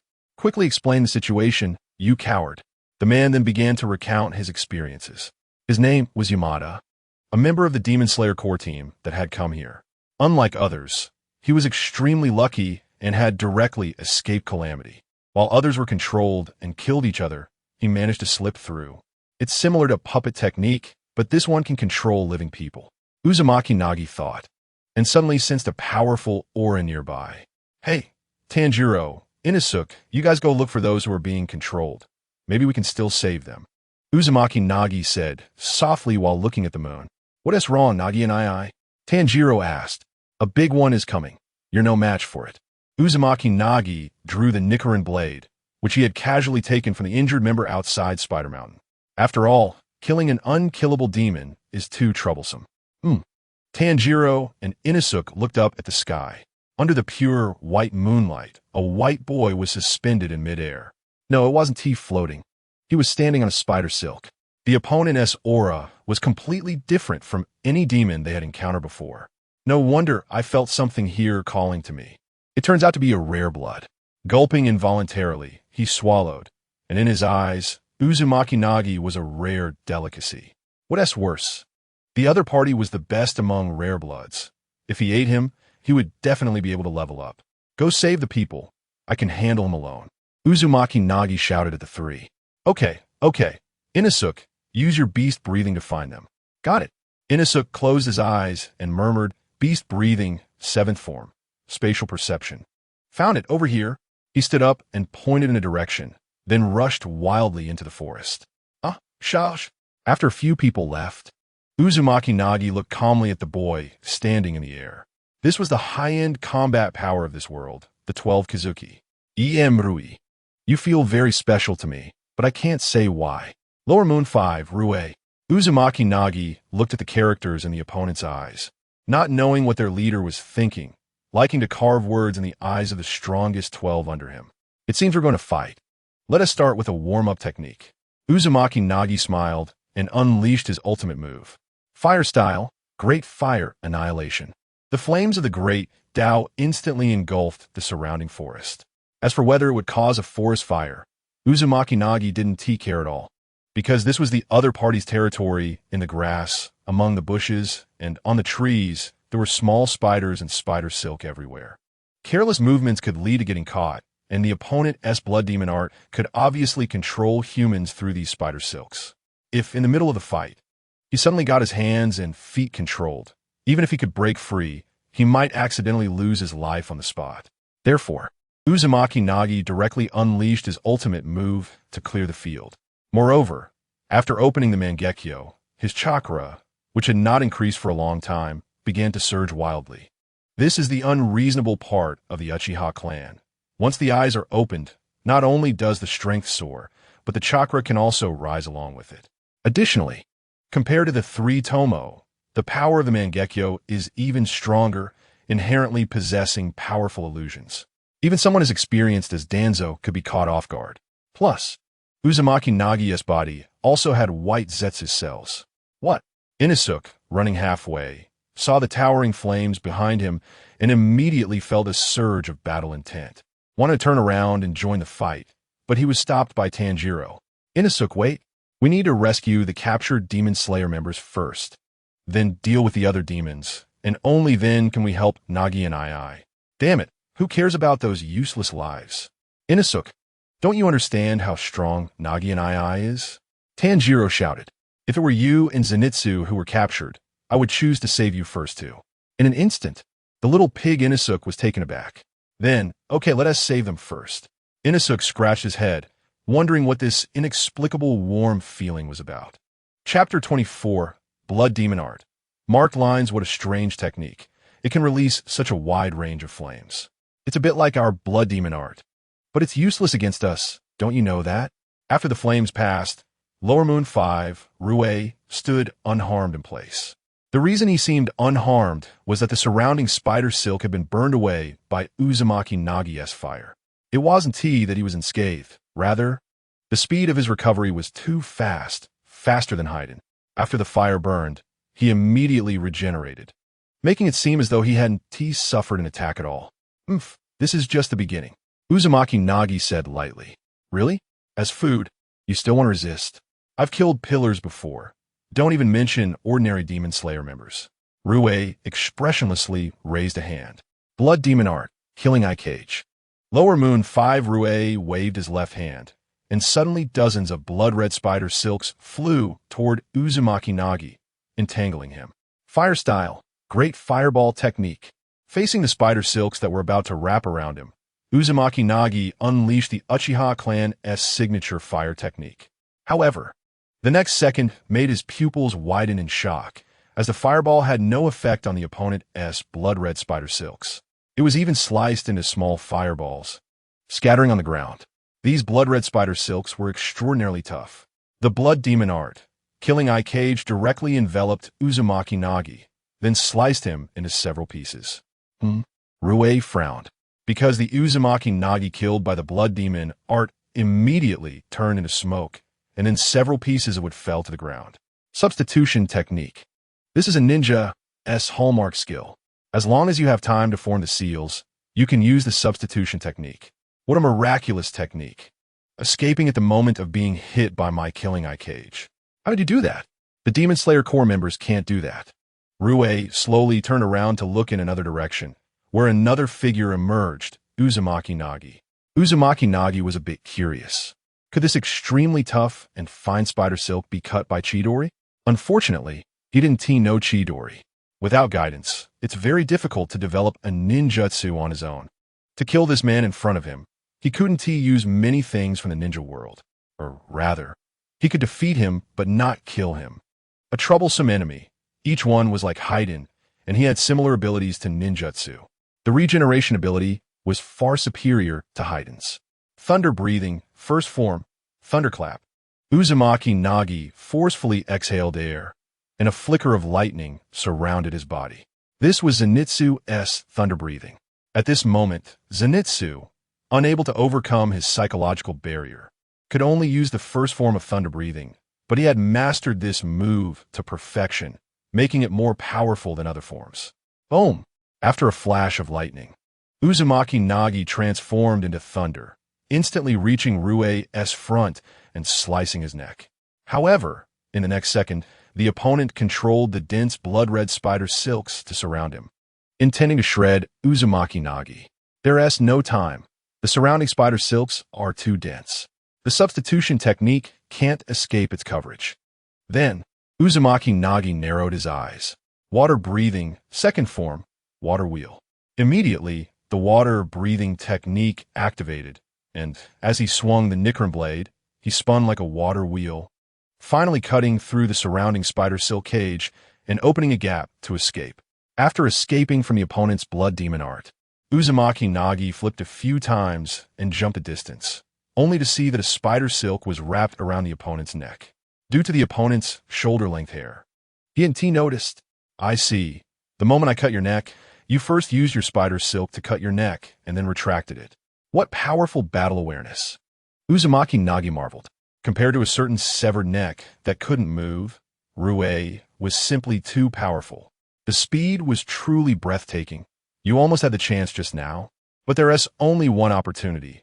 And after this, you won't have any more chances, Rue said expressionlessly. Has anyone ever told you that you look quite scary like this? You could go play Sadako, Uchiha Nagi sighed. Rue naturally didn't know who Sadako was and wouldn't feel anything.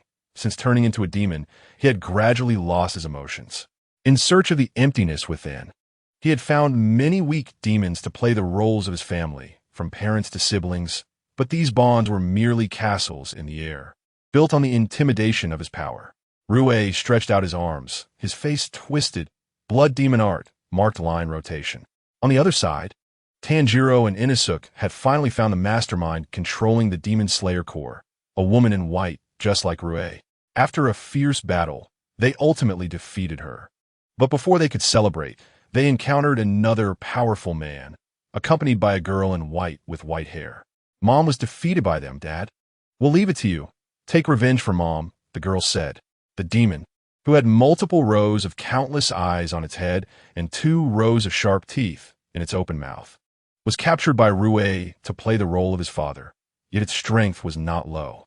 The power of Tanjiro and Inosuke was completely on a different level compared to it, especially since the opponent's physical body was unexpectedly tough, making it difficult to cut through. Finally, during a battle, Tanjiro seized a slight opening and unleashed the second form of the breathing technique. Water breathing, second form, water wheel. With a sound, a section of the opponent's arm was successfully severed and flew into the sky. Inosuke rejoiced, haha, we won, because the large Spider-Man with the severed arm actually fled, running in a panic, which was quite rare. Bastard, are you scared and running away? Let us chase. Inosuke shouted excitedly, charging straight after the opponent. Wait, be careful of traps, Inosuke, wait for me. Tanjiro followed closely behind. The two chased the 2.5-meter-tall Spider-Man into the forest, but soon lost sight of him. Bastard. This one stumped me. Beast breathing, 7th form, spatial awareness. Inosuke shut his eyes for a moment. Then he suddenly opened them and excitedly pointed at a large tree. Haha, found you over there. Wait, Inosuke, something seems off, Tanjiro shouted. The over 2-meter-tall Spider-Man was struggling painfully on the big tree. After a while, a hand emerged from its original body, followed by another hand, then its head and body. What is it doing? Inosuke scratched his head and asked. It's shedding its skin. Not good, Tanjiro said in horror as its aura continued to grow stronger, an intimidating presence. Chapter 25. Do you want to dance too? The Spider-Man completely stood up from its shed skin, fully stretching out, its height soaring from around 2.5 meters to 3.5 meters. Not only significantly taller, but its strength also skyrocketed. Inosuke could even feel his body trembling slightly. So strong. This is the strongest demon I've ever seen. Tanjiro adjusted his breathing, feeling fear, but not terror or cowardice. Water breathing, 10th form, constant flow. Tanjiro roared, launching the first attack. The 10th form was the final and most powerful move of water breathing. not counting the 11th form later created by Tomioka.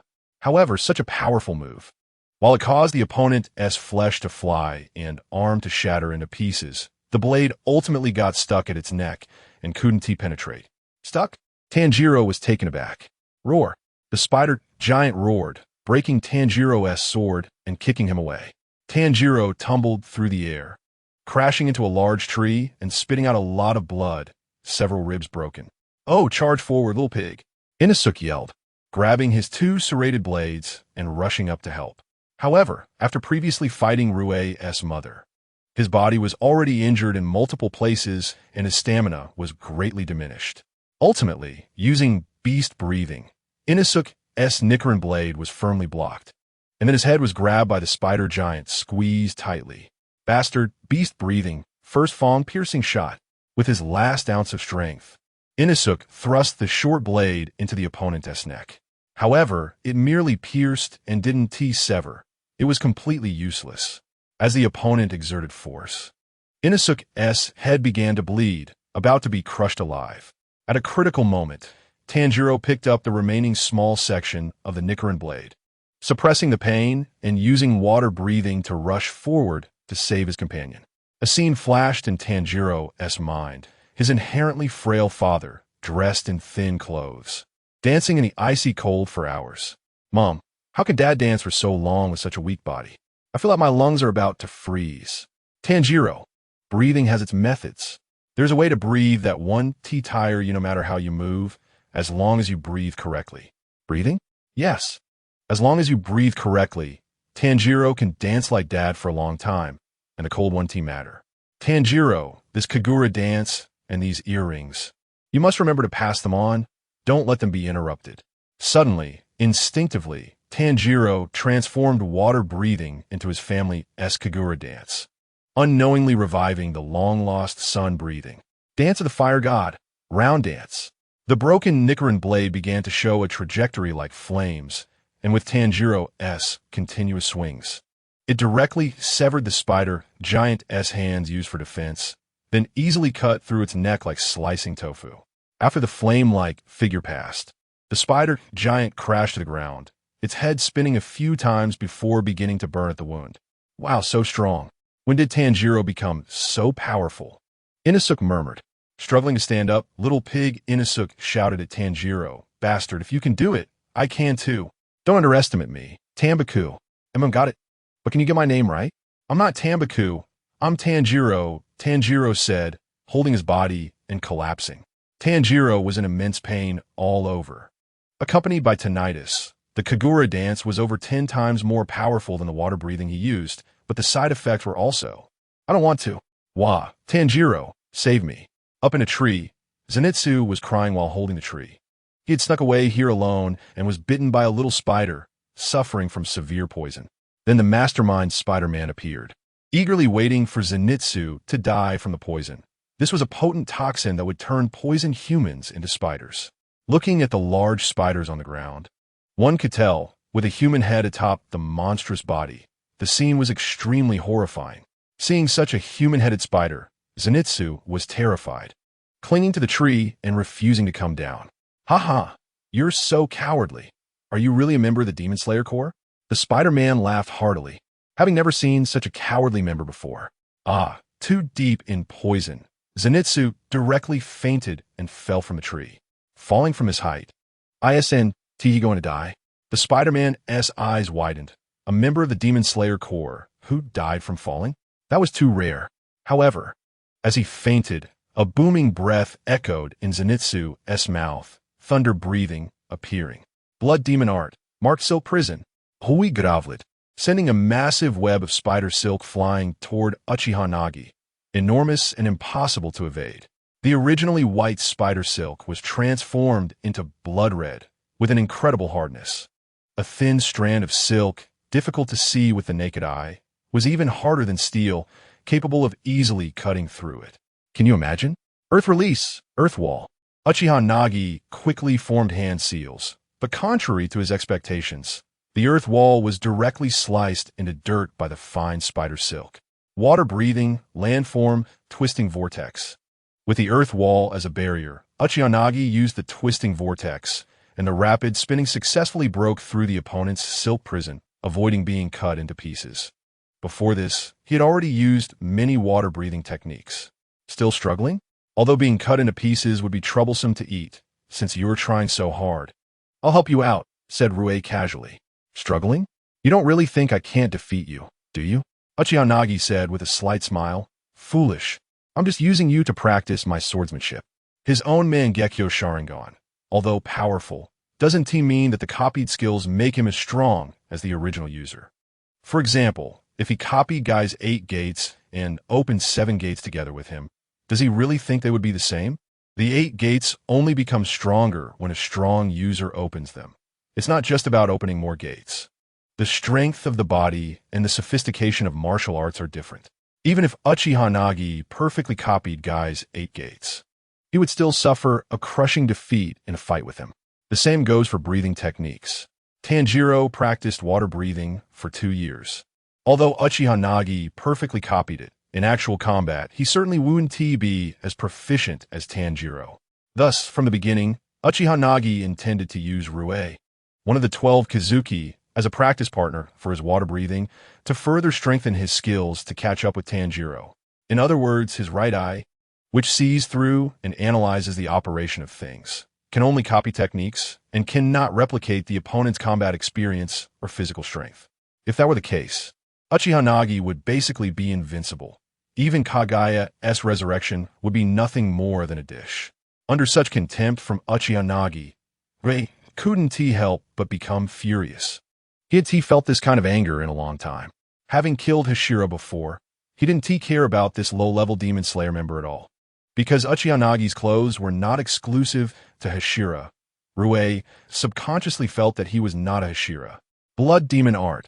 Line rotation. Rue formed hand seals with both hands, and an attack composed of several strands of red silk appeared in the air. Such a wide and vast blood demon art was impossible to evade, and it stacked layer upon layer. If it were Tanjiro, without a protagonist halo, he would definitely be dead. However, Uchiha Nagi calmly said, "Do you want to dance too?" The Firefly dares to compete with the bright moon. Chapter 26. The Firefly dares to compete with the bright moon. A huge silhouette enveloped in fiery chakra appeared. Surrounding Uchiha Nagi's body, it was Susanoo. At first, it was just a skeletal form. Rue's blood demon art hit Susanoo, advancing only a few inches before it could go no further upon hitting the bones. How is this possible? Rue was shocked. What is this? He had never heard of a Hashira having a skill like a blood demon art. Immediately after, in its skeletal state, Susanoo swung a fiery long sword, the Tenkyuken, and with one strike, cut through all of Rue's blood demon art. Line rotation. Then Susanoo began to continuously evolve, adding flesh and an outer layer, finally transforming into a giant the size of a small mountain. What is this? Rue muttered to himself. What is that? Ju Tomioka looked curiously at the giant that suddenly appeared in the distant forest. Such a tall figure could be seen by anyone who wasn't blind. Upon arriving at the battlefield, he just happened to see a spider woman in a white kimono, Rue's sister, about to attack the severely injured Tanjiro and Inosuke. Tanjiro was unable to move due to the aftereffects of the sun breathing, while little pig Inosuke was also unable to fight due to excessive blood loss and nearly having his head crushed by the spider giant. Meanwhile, Nezuko, hiding behind a wooden box to protect her brother, jumped out to fight against the opponent. Water Hashiraju Tomioka saw this and instantly defeated her with one blow. Then, the reckless little pig Inosuke, upon seeing Ju's strength, called out to challenge him. He was directly tied up by Ju and hung from a tree. Just as he was about to exchange a few words with Tanjiro, he saw a giant made of energy appear in the distance. It was Susanoo. Of course, they didn't know what it was, and even suspected it was a skill of the 12 Kazuki, since Hashira only knew breathing techniques. Over there is where Uchiha Nagi is. Tanjiro struggled to get up. "We need to support Nagi." "No, you just wait for the rescue. Leave it to us." As soon as he finished speaking, Water Hashira Ju Tomioka had already vanished, using water breathing to rush toward the giant at the fastest speed. On the other side, a girl with a bow on her head also saw this. She was treating Zenitsu, Poor Zenitsu had encountered another spider, Ruei's brother, and was directly bitten by a little spider in secret, nearly succumbing to poison. Fortunately, after fainting, his subconscious personality emerged, and he instantly defeated the spider. Then, while he was crying and feeling sad about his impending death, his little sparrow flapped its wings and found Shinobu Kocho. Moses, you should be fine now. I need to go help over there. That giant looks tough. I wonder which rank of the 12 Kazuki it is.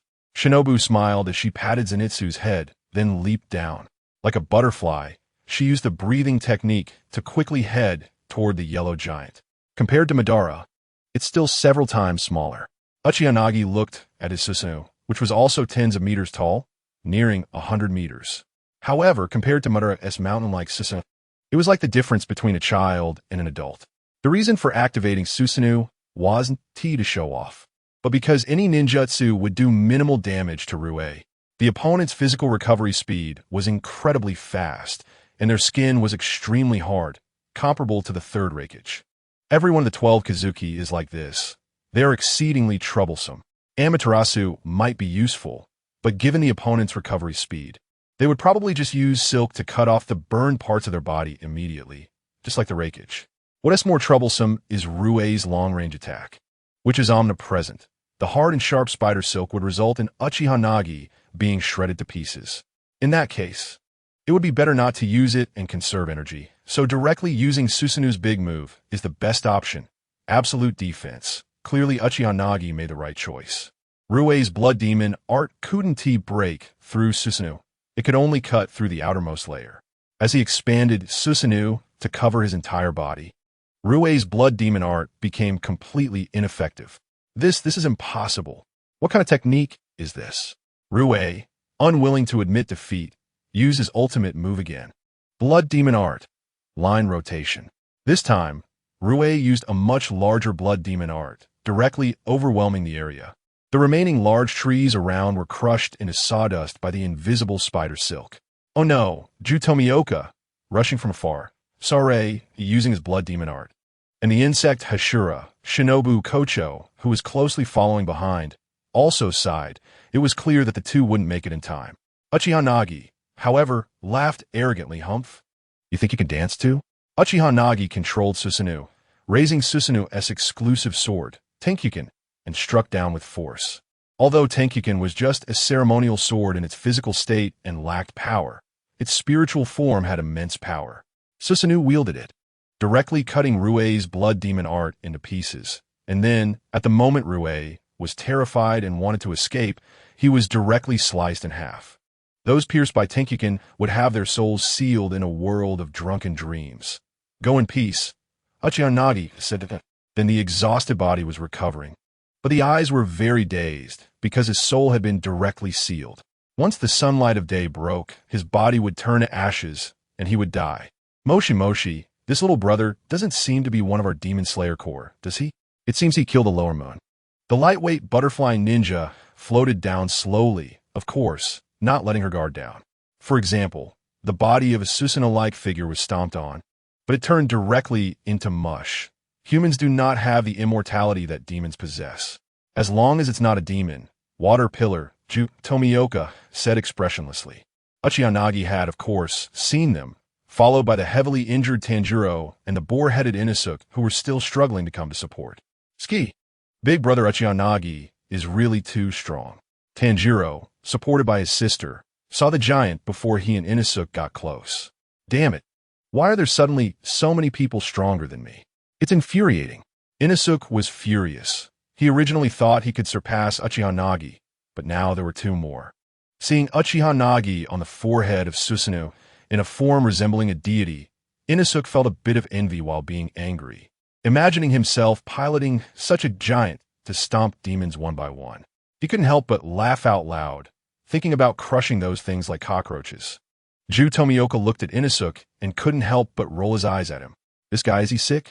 Seeing a few people come, the strongest Ruei had been defeated, so Uchiha Nagi no longer operated the giant, and Susanoo slowly dissipated, eventually landing on the ground. Hello everyone, I'm Uchiha Nagi.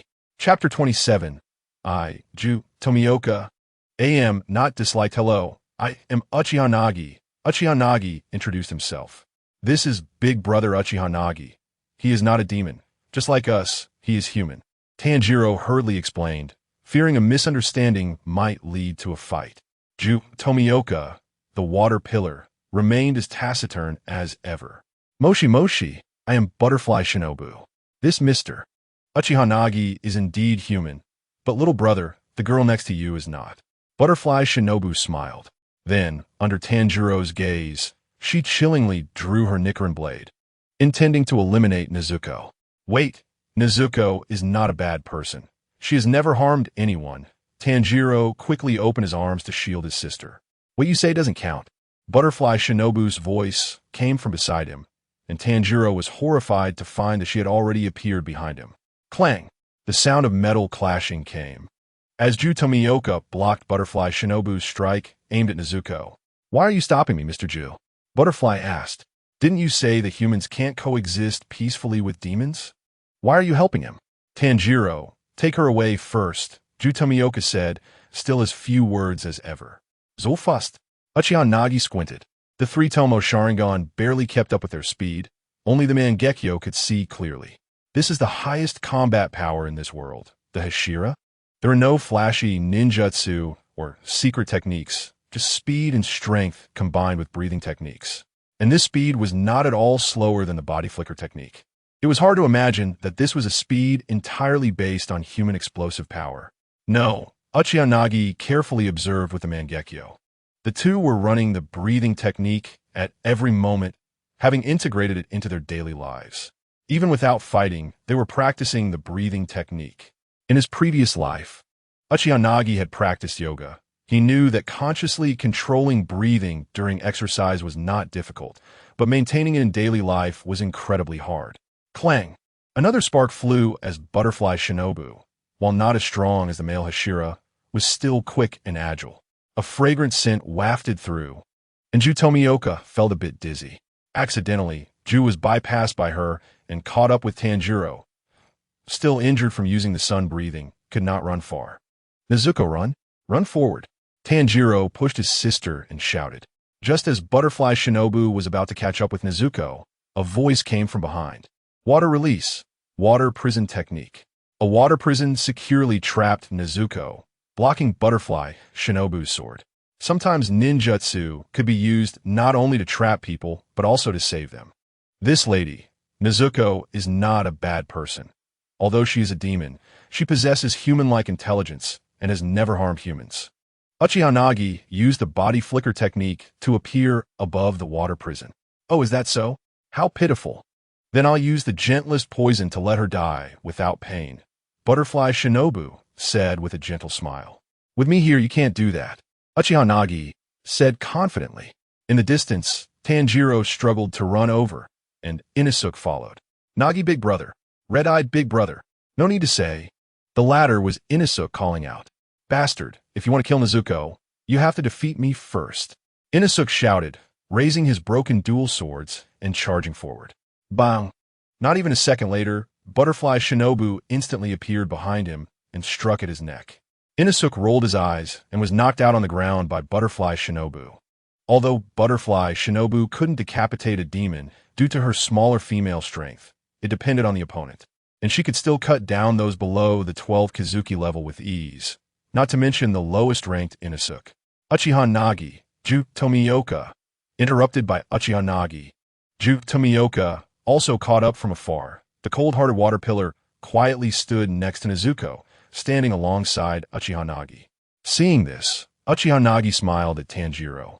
If you call me big brother, I have to protect your sister, otherwise, how can I bear the title of big brother? Tomioka glanced at Tanjiro and said something that took everyone by surprise. Tanjiro, from now on, call me big brother. Butterfly Shinobu couldn't help but cover her face. At such a moment, he was actually standing on the side of an outsider. Mr. Ju, you are really disliked. Tomioka, expressionless, forced out a sentence. I, Tomioka, am not disliked. Butterfly Shinobu and Tanjiro were petrified by this statement. Uchiha Nagi almost burst out laughing. Was this the legendary highest realm of a cold joke? making people laugh without intention.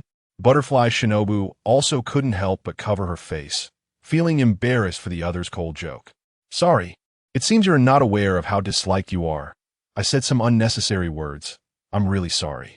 At this moment, from behind Uchiha Nagi and the others, a figure jumped down from the sky, also a girl with a butterfly not on her head like Butterfly Shinobu. The opponent silently lunged forward with a Nichiren blade towards Nezuko, like a dark assassin. Uchiha Nagi squinted, suddenly turned his head to look at her, and opened his Mangekyō Sharingan. The girl with the butterfly not inadvertently saw those blood-red eyes in the dark, felt dizzy for a moment, and then entered the world of illusion, standing still in place. Oh no, Kanoho has actually stopped moving. Your eyes are very special, just like Mr. Takeda's blood, so special. It seems I must not look into your eyes when fighting. Butterfly Shinobu exclaimed in surprise. Uchiha Nagi secretly sighed. Good analytical skills, not only careful but also observant. Immediately recognizing the uniqueness of a Sharingan. At this moment, crows flew quickly from the sky, calling out as they flew, caw-caw. The order is as follows. Take Tanjiro and Nezuko back to headquarters. Caw-caw. The order is as follows. Take Tanjiro and Nezuko back to headquarters. Tomioka silently sheathed his sword. Oh no, it seems there's no need to fight anymore. Butterfly Shinobu, hearing the crow's command, let out a sigh of relief and sheathed her sword. As a Hashira herself, most of her abilities were related to poison. Unless she had to engage in life-and-death combat with the water Hashira, Tomioka, she truly had no advantage. Not to mention that there was an unknown Uchiha Nagi beside her, whose mysterious eyes made her feel wary. Chapter 28. The 9 Hashira of Demon Slayer the next day. Hey, wake up. Hey, wake up quickly. How long are you going to sleep? Tanjiro squinted his eyes. The sun was shining brightly in them. After a night of deep sleep, his body had recovered quite a bit, but he still felt intense pain all over. Where's this? This is the headquarters of the Demon Slayer Corps. Huh? Tanjiro turned to look. It was Uchiha Nagi. He was sitting on the ground beside him, while several extraordinary individuals were sitting opposite him, their powerful auras making him tremble. These people are all Hashira of the Demon Slayer Corps and your superiors. Oh, you're the lowest rank, right? The Mizunoto, Uchiha Nagi said. Hey, say something. Tomioka, the water Hashira, said, accompanied by a snake. No need to say anything. Violating the rules means we should behead him along with the demon, said a man with hair like flames. Then let me elegantly behead them together, said a strong man with tattooed eyes. He has been possessed by a demon. Killing him will free this child, said a giant nearly 2.5 meters tall, shedding tears. There were several people present, a white-haired, scarred-wind Hashira, a pink-haired girl, a 2.5-meter tall rock Hashira, and a snake Hashira with a small pet snake. There was also the flame Hashira with fiery hair and a dazed mist Hashira, along with Butterfly Shinobu and Tomioka. As a member of the Demon Slayer Corps, why are you still with a demon? The crowd began to question Tanjiro. That's my sister. She has been a demon for 2 years and has never harmed anyone. She is different from other demons. Tanjiro shouted. Just because she hasn't eaten anyone in the past doesn't mean she won't in the future. If you want to prove it, show us. The sound Hashira spoke up. Hey, it seems something interesting is happening. Is your sister in this box? The wind Hashira. Sanemi Shinazugawa grinned while carrying a wooden box. Not harming people, not eating people? That's impossible. Let me eliminate this potential threat for you. With that, he drew his Nichiren blade and viciously stabbed at Nezuko's box. Body flicker technique. Uchiha Nagi narrowed his eyes and instantly activated this short-distance movement technique, appearing in front of the wind Hashira in an instant. Wow, that was fast, but that is all you've got, Sanemi grinned. As the wind Hashira, he possessed wind-like speed, and among all the Hashira, he was the fastest. However, the next second he found himself unprepared, staring into Uchiha Nagi's red eyes. Oh dear, looks like Mr. Shinazugawa has fallen for it too. Butterfly Shinobu chuckled, covering her mouth. To everyone else, the wind Hashira was swinging his sword at the air, excitedly shouting. But in his own world, he was engaged in a fierce battle with Uchiha Nagi. Thank you, Uchiha Nagi-Onaizen. Tanjiro gratefully took the wind box. Uchiha Nagi nodded. Feeling a deep sympathy for the wind Hashira, as his experience mirrored Tanjiro's. Both had mothers who turned into demons. However, unlike Tanjiro's mother, whose control slipped and began to eat people, Sanemi had to kill his own mother in despair, which left him extremely unstable and extreme in his hatred for demons. Utilizing his rare blood and innate talent, he had been able to defeat demons each time, but could only imprison them until the sun rose to destroy them. Eventually, through a twist of fate, he met a member of the Demon Slayer Corps who introduced him to the Corps. After learning the breath of wind technique, his strength improved rapidly, ultimately allowing him to kill the lower moon demon, Tamayo, and become a wind Hashira, although his close friend was sacrificed in the battle. Thus, when he saw Tanjiro defending his sister, he immediately thought of his own experience, leading him to want to kill Nezuko impulsively. Each member of the Demon Slayer Corps has their own story. Those incredible eyes, do they also have special abilities like Mr. Shinazugawa? Asked the flame Hashira, with bright eyes focused ahead, but his observational skills were top-notch, quickly detecting the key point. The Lord has arrived. With this announcement, all the powerful Hashira immediately knelt on one knee in respect. Sanemi, just freed from the illusion, also rushed over to kneel while gritting his teeth, glaring at Uchiha Nagi. Did you use your breathing technique to break the illusion? You really can't underestimate anyone, Uchiha Nagi thought to himself. A man with blind eyes and a disfigured face, supported by others, slowly walked out of the room. This seemingly powerless mortal was the Lord of the Demon Slayer Corps, yet he possessed a miraculous ability of foresight, which allowed him to form the strongest Demon Slayer Corps in history. His charisma compelled many powerful Hashira to serve him. In the finale, he even sacrificed his family's lives as a trap, using a massive amount of explosives to ambush Muzan Kibutsuji, making him one of the most ruthless characters. Compared to him, the third generation was far too lacking. Everyone, there's no need to argue. In fact, I knew about Nezuko 2 years ago. This is a letter from Sakanji Urokadaki. Yoya Shinjitsu said. With that, he took out a letter written by Urokadaki, which guaranteed Nezuko would not harm anyone and solemnly promised that if she did, both he and Jutomioka would commit seppuku as an apology. Sakanji Urokadaki, Juonaizen Tanjiro's eyes filled with tears. The protagonist's mentors. The first is Jutomioka. The second is Sakanji Urokadaki. Uchiha Nagi sighed. No matter which world the protagonist is in, they have it good. They start with a peak power mentor to guide them. What can I guarantee with seppuku? If she wants to die, then let her die. It will be too late once she harms someone, Sanemi snarled. Sanemi is right. Even if you commit seppuku as an apology, once she harms someone, those who die cannot be brought back to life. What is the point of such a guarantee? The flame Hashira agreed loudly. Yes, it cannot be guaranteed, but it cannot be guaranteed that she will harm anyone either. Moreover, she has indeed not harmed anyone in the past 2 years. There is something else I need to tell everyone. Tanjiro has encountered Muzan Kibutsuji, Yoya Shinjitsu said. How is that possible? Even the Hashira have never encountered him. What does he look like? What abilities does he have? Did you fight? The wind Hashira, Sanemi, shook Tanjiro's head vigorously. Where is he? Where is his lair? I asked first. Answer my question first. Tanjiro retorted.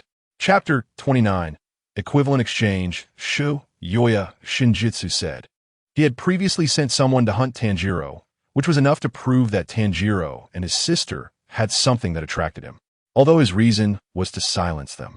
This was the first time he had caught a clue about Muzan Kibutsuji. It seemed that Tanjiro and Nezuko held something unknown to them. Clearly, this information had come from Tamayo. I understand, my lord, but humans can be spared. Demons cannot. This has been our fighting belief in the Demon Slayer Corps. So many have sacrificed themselves for this. I cannot agree, Sanemi said, pulling out his Nichiren blade and cutting a wound on his hand. His blood was rare and highly attractive to demons. Let me prove the ugliness of demons. You don't need to prove it. Came the voice of Uchiha Nagi from the side. What did you say? Wind Pillar Shinazugawa Sanemi glared at Uchiha Nagi, still angry about their earlier encounter. I am the rarest of rare bloodlines. I am more attractive than you. Nezuko hasn't attacked me these past few days, and I am the best proof of that. Uchiha Nagi said lightly. The white Zetsu cells combined with the Uchiha clan cells made him a coveted target among many demons. Like a ginseng that could increase one's power for 1,000 years if consumed. Ridiculous. You claim your blood is rarer than mine. Who can prove that? Sanemi shouted angrily. I can prove it. On the very first day, Uchiha Nagi appeared. I receive a letter from certain friends stating he is indeed rarer than you. Kanroji Mitsuri smiled. I can offer an equivalent exchange to guarantee Nezuko. Uchiha Nagi said calmly. Exchange? Do you want to use money? Who needs money? Sanemi mocked. The people here hardly had any concept of money. They didn't need much besides their Nichiren swords, using money merely for daily meals and lodging. Moreover, the pillars earned 200,000 yen a month and could withdraw more if needed. I'll exchange on medical ninjutsu, Uchiha Nagi said, channeling green chakra with one hand. He walked in front of Sanemi and gestured for him to extend his hand. Sanemi frowned, but Kanroji Mitsuri nodded after hearing her daughter's quiet words. Sanemi, stretch out your hand and let Mr. Uchiha Nagi have a try. I believe as a human, he won't harm you. Ultimately, Sanemi reluctantly extended his hand, and Uchiha Nagi covered his wound with healing ninjutsu. A miraculous scene unfolded. The wound began to stop bleeding and slowly healed. Before long, under the astonished gazes of everyone, Sanemi's wound completely vanished, leaving no scar behind. No scars left. Mr. Shinazugawa is fortunate. All his wounds can be healed, Kanroji Mitsuri exclaimed. Damn it. Scars are a man's pride. Who wants to heal them? Sanemi fumed. The crowd fell silent, knowing that this so-called medical ninjutsu, while seemingly simple, had significant effects in battle. With such miraculous abilities, they could reduce casualties by an unknown amount. At the same time, I promised Ms. Tamayo that I would temporarily join the Demon Slayer Corps. In exchange, I am willing to share my ninjutsu for breathing techniques, Uchiha Nagi concluded, forming hand seals. Boom! In the stunned expressions of the crowd, several Uchiha Nagis appeared, using the shadow clone technique. To demonstrate its function, the clones took turns lifting Tanjiro as a model. Tanjiro, wow, that's amazing. If I could do that, my strength would probably multiply several times. Mitsuri thought, as the only pillar who fought with poison, the shadow clone technique would be like a tailor-made enhancement for her. Kanroji Mitsuri asked her daughter what was going on and nodded. Mr. Uchiha Nagi, having Tenjin and Sakanoto-san vouch for Nezuko is enough. However, as you said, the Demon Slayer Corps really needs what you can demonstrate. It could help the children increase their strength and reduce casualties. Please forgive me for being so bold to accept this. After a pause, Kanroji Mitsuri added, as for the breathing techniques, anyone who joins the Demon Slayer Corps, even if not within it, is welcome to learn as long as they are willing to fight against Muzan Kabutsuji. After all, the more strength humanity has, the greater the chance to eliminate him. Then, if there are no objections, Mr. Uchiha Nagi is the newly appointed pillar of the Demon Slayer Corps. What? Pillar? I don't agree. Why does he get to be a pillar right away? Just because of these few ninjutsu? Several pillars were not particularly happy about it. Exactly, Sanemi said. Every pillar here has a record of slaying numerous demons, even the 12 Kazuki. What does he have? At that moment, a calm voice interrupted. It was Ju Tomioka. He just defeated you with a genjutsu. Sanemi twitched his mouth. Kanroji Mitsuri also covered her mouth and chuckled. Mr. Uchiha Nagi even killed one of the 12 Kazuki named Rue last night. He was Lower Moon 5. Sanemi was completely petrified and fell silent. After dawn, Rue's body naturally turned to ashes. As for his soul, it was uncertain whether the Shinigami of this world would come to claim him, or if Uchiha Nagi sealed him within the Tenketsu sword. Kanroji Mitsuri smiled. Then let us formally welcome Uchiha Nagi into our Demon Slayer Corps family. Afterward, someone will customize a special Nichiren sword and clothing for you. I am feeling unwell, so I'll take my leave now. Everyone should take the time to bond. Tanjiro, please send my regards to Miss Tamayo. Tanjiro was taken aback, wondering how this master knew Tamayo. Oh, another pillar has joined. This is great. Enmu, the flame pillar, said happily. I am interested in that shadow clone technique. I wonder if I can learn it. The mist pillar, Michiro, said blankly. Soon after, Tanjiro and his sister were taken back to Butterfly Mansion by the logistics personnel, as it was the medical base for the Demon Slayer Corps. Uchiha Nagi didn't mind and directly explained that ninjutsu required chakra as the basic energy to perform, while also elaborating on how to refine chakra. This is difficult to understand. I can't make heads or tails of it. Inmyu, the flame pillar, said directly. It seems learning it isn't that easy, the stone pillar nodded. The many ninjutsu I know, including water release, fire release, earth release, wind release, and medical ninjutsu, all require chakra as their foundation. Once you successfully refine chakra, you can come to me to learn. Uchiha Nagi allowed a few people to experience and feel the difference between chakra energy and breathing techniques. After that, he left with Kanroji Mitsuri, as he wanted to check on the injured individuals. Chapter 30, 8 Gates of Death in terms of equivalent exchange. Uchiha Nagi didn't think he was at a loss.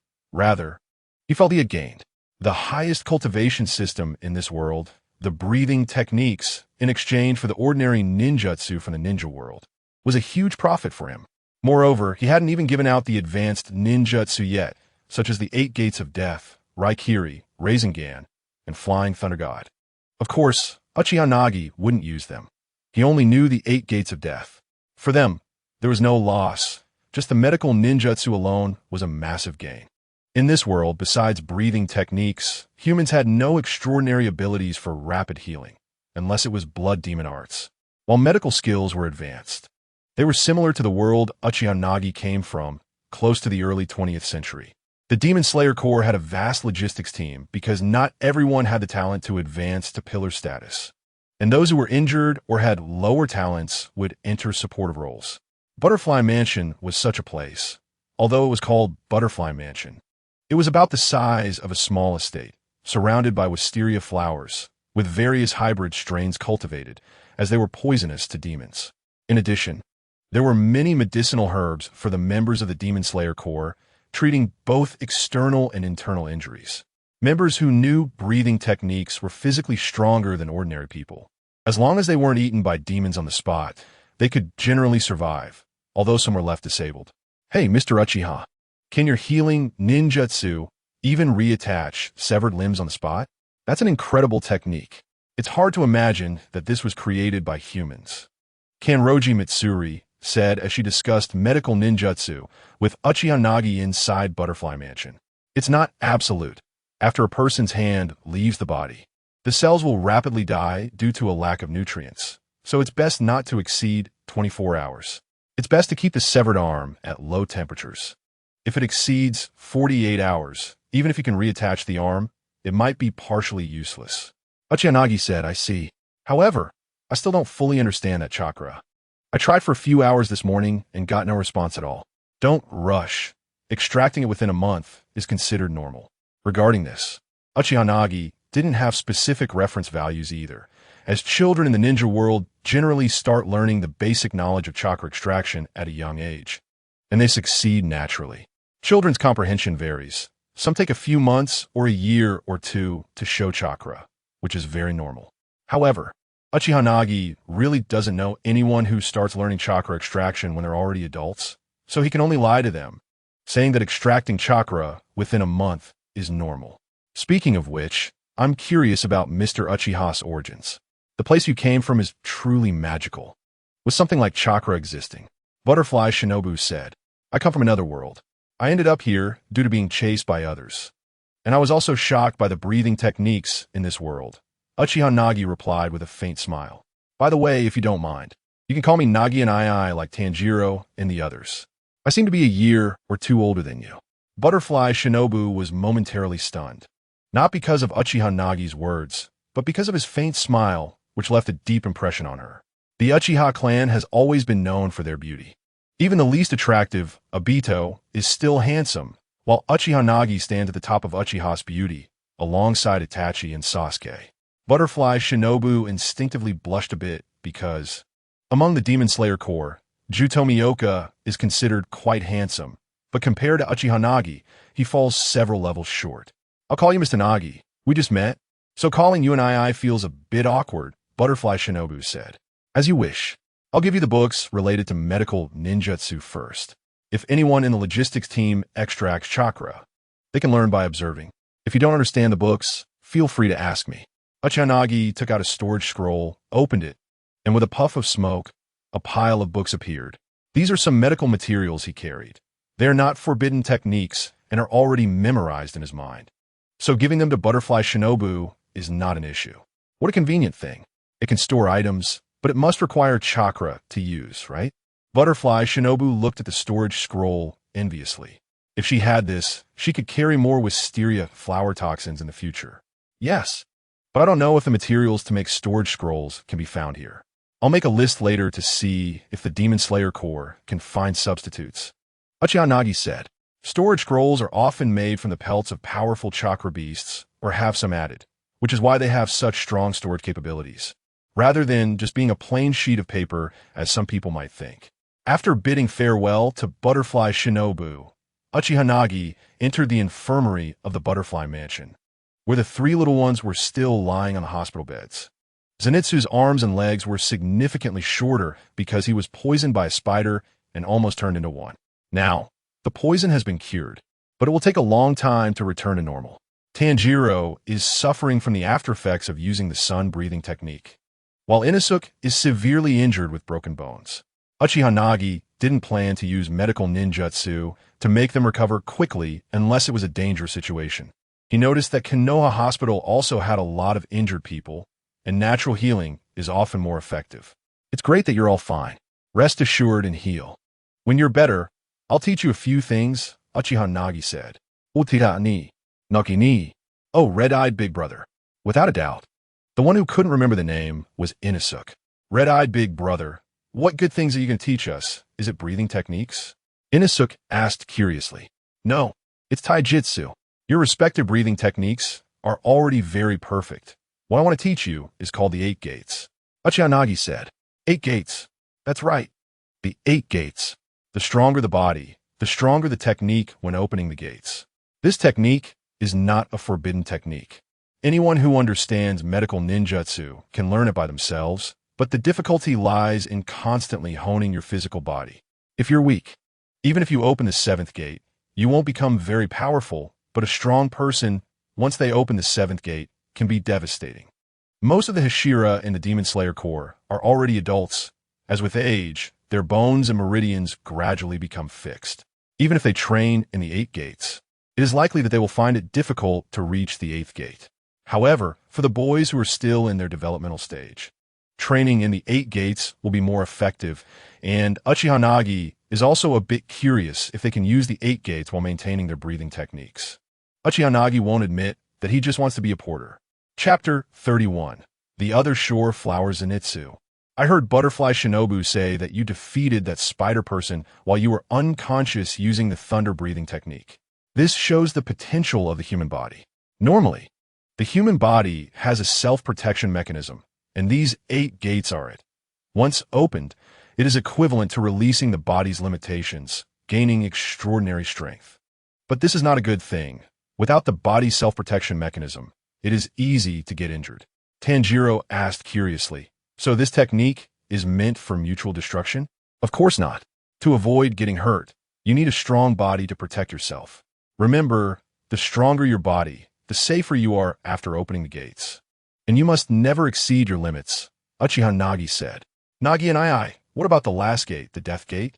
It sounds scary, Zenitsu asked with a terrified expression. The death gate, as the name suggests, once opened, means certain death. You should practice up to the 7th gate, the 8th gate. Both boys gulped. This technique sounds quite terrifying. Oh, so the last gate is meant for mutual destruction, right? I understand now, Inosuke said, patting his chest to indicate he understood. Inosuke, you got the name wrong again. It's Uchiha Nagi and I, Tanjiro reminded helplessly. You haven't extracted chakra yet, so you can't even practice. Zenitsu covered his mouth and laughed. Bastard. Who asked you to care? He threw a pillow at Zenitsu. Tanjiro, he's bullying me. Can you stop arguing? Can't you just rest? Watching the 3 little ones bickering again, Uchiha Nagi felt a bit dazed, as if he had returned to the days when he used to play around with classmates in the school dormitory in his previous life. Unconsciously, Uchiha Nagi walked out of the house and into the medicinal garden outside, where Butterfly Shinobu was tending to the herbs. She is an expert in poisons, but she is also a doctor. The poisons are mainly aimed at demons because wisteria flowers are just ordinary plants for humans. Some even brew tea with them, while other herbs are used to make antidotes for members poisoned during battles. Seeing butterfly Shinobu busy in the flower bushes, Uchiha Nagi subconsciously asked, "Do you need help?" Mr. Nagi, do you understand herbs?" Butterfly Shinobu wiped the fine sweat from her forehead. "Yes, I was also a medical ninja before, although my medical skills are somewhat different. I understand most of the principles of herbs," Uchiha Nagi said. "Oh, I see. Then I won't be polite. Sorry to trouble you, Mr. Nagi. Some of these herbs are too delicate. Some can't be exposed to rain, and some can't be in direct sunlight. So a single oversight can kill them. Please help me move these flowers inside," Butterfly Shinobu said with a smile, directing Uchiha Nagi without any hesitation. "No problem." Uchiha Nagi formed a hand seal, and the multiple shadow clone technique appeared. If it weren't for life and death battles, the multi-shadow clone technique would be a very convenient ninjutsu. Its biggest flaw is perhaps the accumulation of memories from the clone's deaths. In an instant, a large number of death memories flood into the original body, which can easily cause the original's brain to crash, making them doubt if they are really dead. However, when used for work, there are no side effects, just a bit of fatigue. It's truly a convenient technique. I really envy Mr. Nagi for having such a powerful technique on your side, Butterfly Shinobu said enviously. A dozen clones worked together to move some herbs into the house, finishing the task in just 2 trips. "These flowers, please help me move them outside to get some sunlight. They can only bloom and mature in the sun," Butterfly Shinobu said with a smile. "They have an ancient name, called Higanbana." All right, Uchiha Nagi moved the Higanbana flowers outside, which came in blue, red, and yellow. Among these flowers, there was one that Muzan Kabutsuji had desperately sought for 1,000 years, the blue Higanbana. As long as he consumes it, he can become a perfect being, able to survive in the sunlight. It's ironic that a demon, who can only roam at night, seeks a flower that only blooms for a couple of hours in the sunlight, which is why he has searched for 1,000 years with no results. Moreover, he didn't know that this flower is actually a wildflower, found everywhere. Tanjiro's family even eats it as a vegetable. After Muzan killed the doctor who healed him and transformed him into a demon, he learned that he could not survive in the sunlight. Frustrated, he later went through the doctor's journal and discovered that this flower might allow him to walk in the sunlight and become a perfect being. Over the millennia, he had probably consumed countless types of plants, and he certainly had eaten Higanbana, but unfortunately, he did not consume the flowers that bloomed during the day, rendering it ineffective. To say he is like Shinnon is not an exaggeration, yet there was still no plant that could allow him to survive in the sunlight. Thus, Muzan even doubted that this flower existed at all. Uchiha Nagi thought that when the day comes when he is close to death, he might try the Uchiha clan cells to see if they could merge with demon cells, and then, after becoming immortal, consume the Higanbana. However, it was still early. Barring any accidents, he could at least live for another 100 years, so there was no need to alter his genetic cells. Moreover, not every demon could maintain the appearance of a human. Uchiha Nagi had no intention of casually changing his genes. One should know that the Uchiha clan, at their peak, can evolve into the 6 paths, which would easily crush Muzan. After finishing the task of tending to the herbs, Butterfly Shinobu made a cup of tea for Uchiha Nagi. The two sat in the courtyard, watching the sky and white clouds under the scorching sun. A gentle summer breeze brushed by, and Uchiha Nagi took a sip of the tea, which had a faint fragrance with a hint of bitterness, followed by a touch of sweetness. It was wisteria flower tea. "What a warm day. I wish the night sky could be this peaceful too," Butterfly Shinobu said, relaxing as she looked at the sun with a smile. Uchiha Nagi remained silent. He too once hoped to live a carefree life like this. However, this world was not peaceful, and he couldn't help but think of Go.When, the girl who was killed just days after they met. If he hadn't gone to get medicine for himself, her fate would have been completely different. Uchiha Nagi took out a musical instrument and played the piece beloved. The soft and melancholic music began to spread throughout the butterfly mansion under the blazing sun. Clap, clap, clap. The music ended, and 2 clapping sounds were heard. What a beautiful yet sad piece.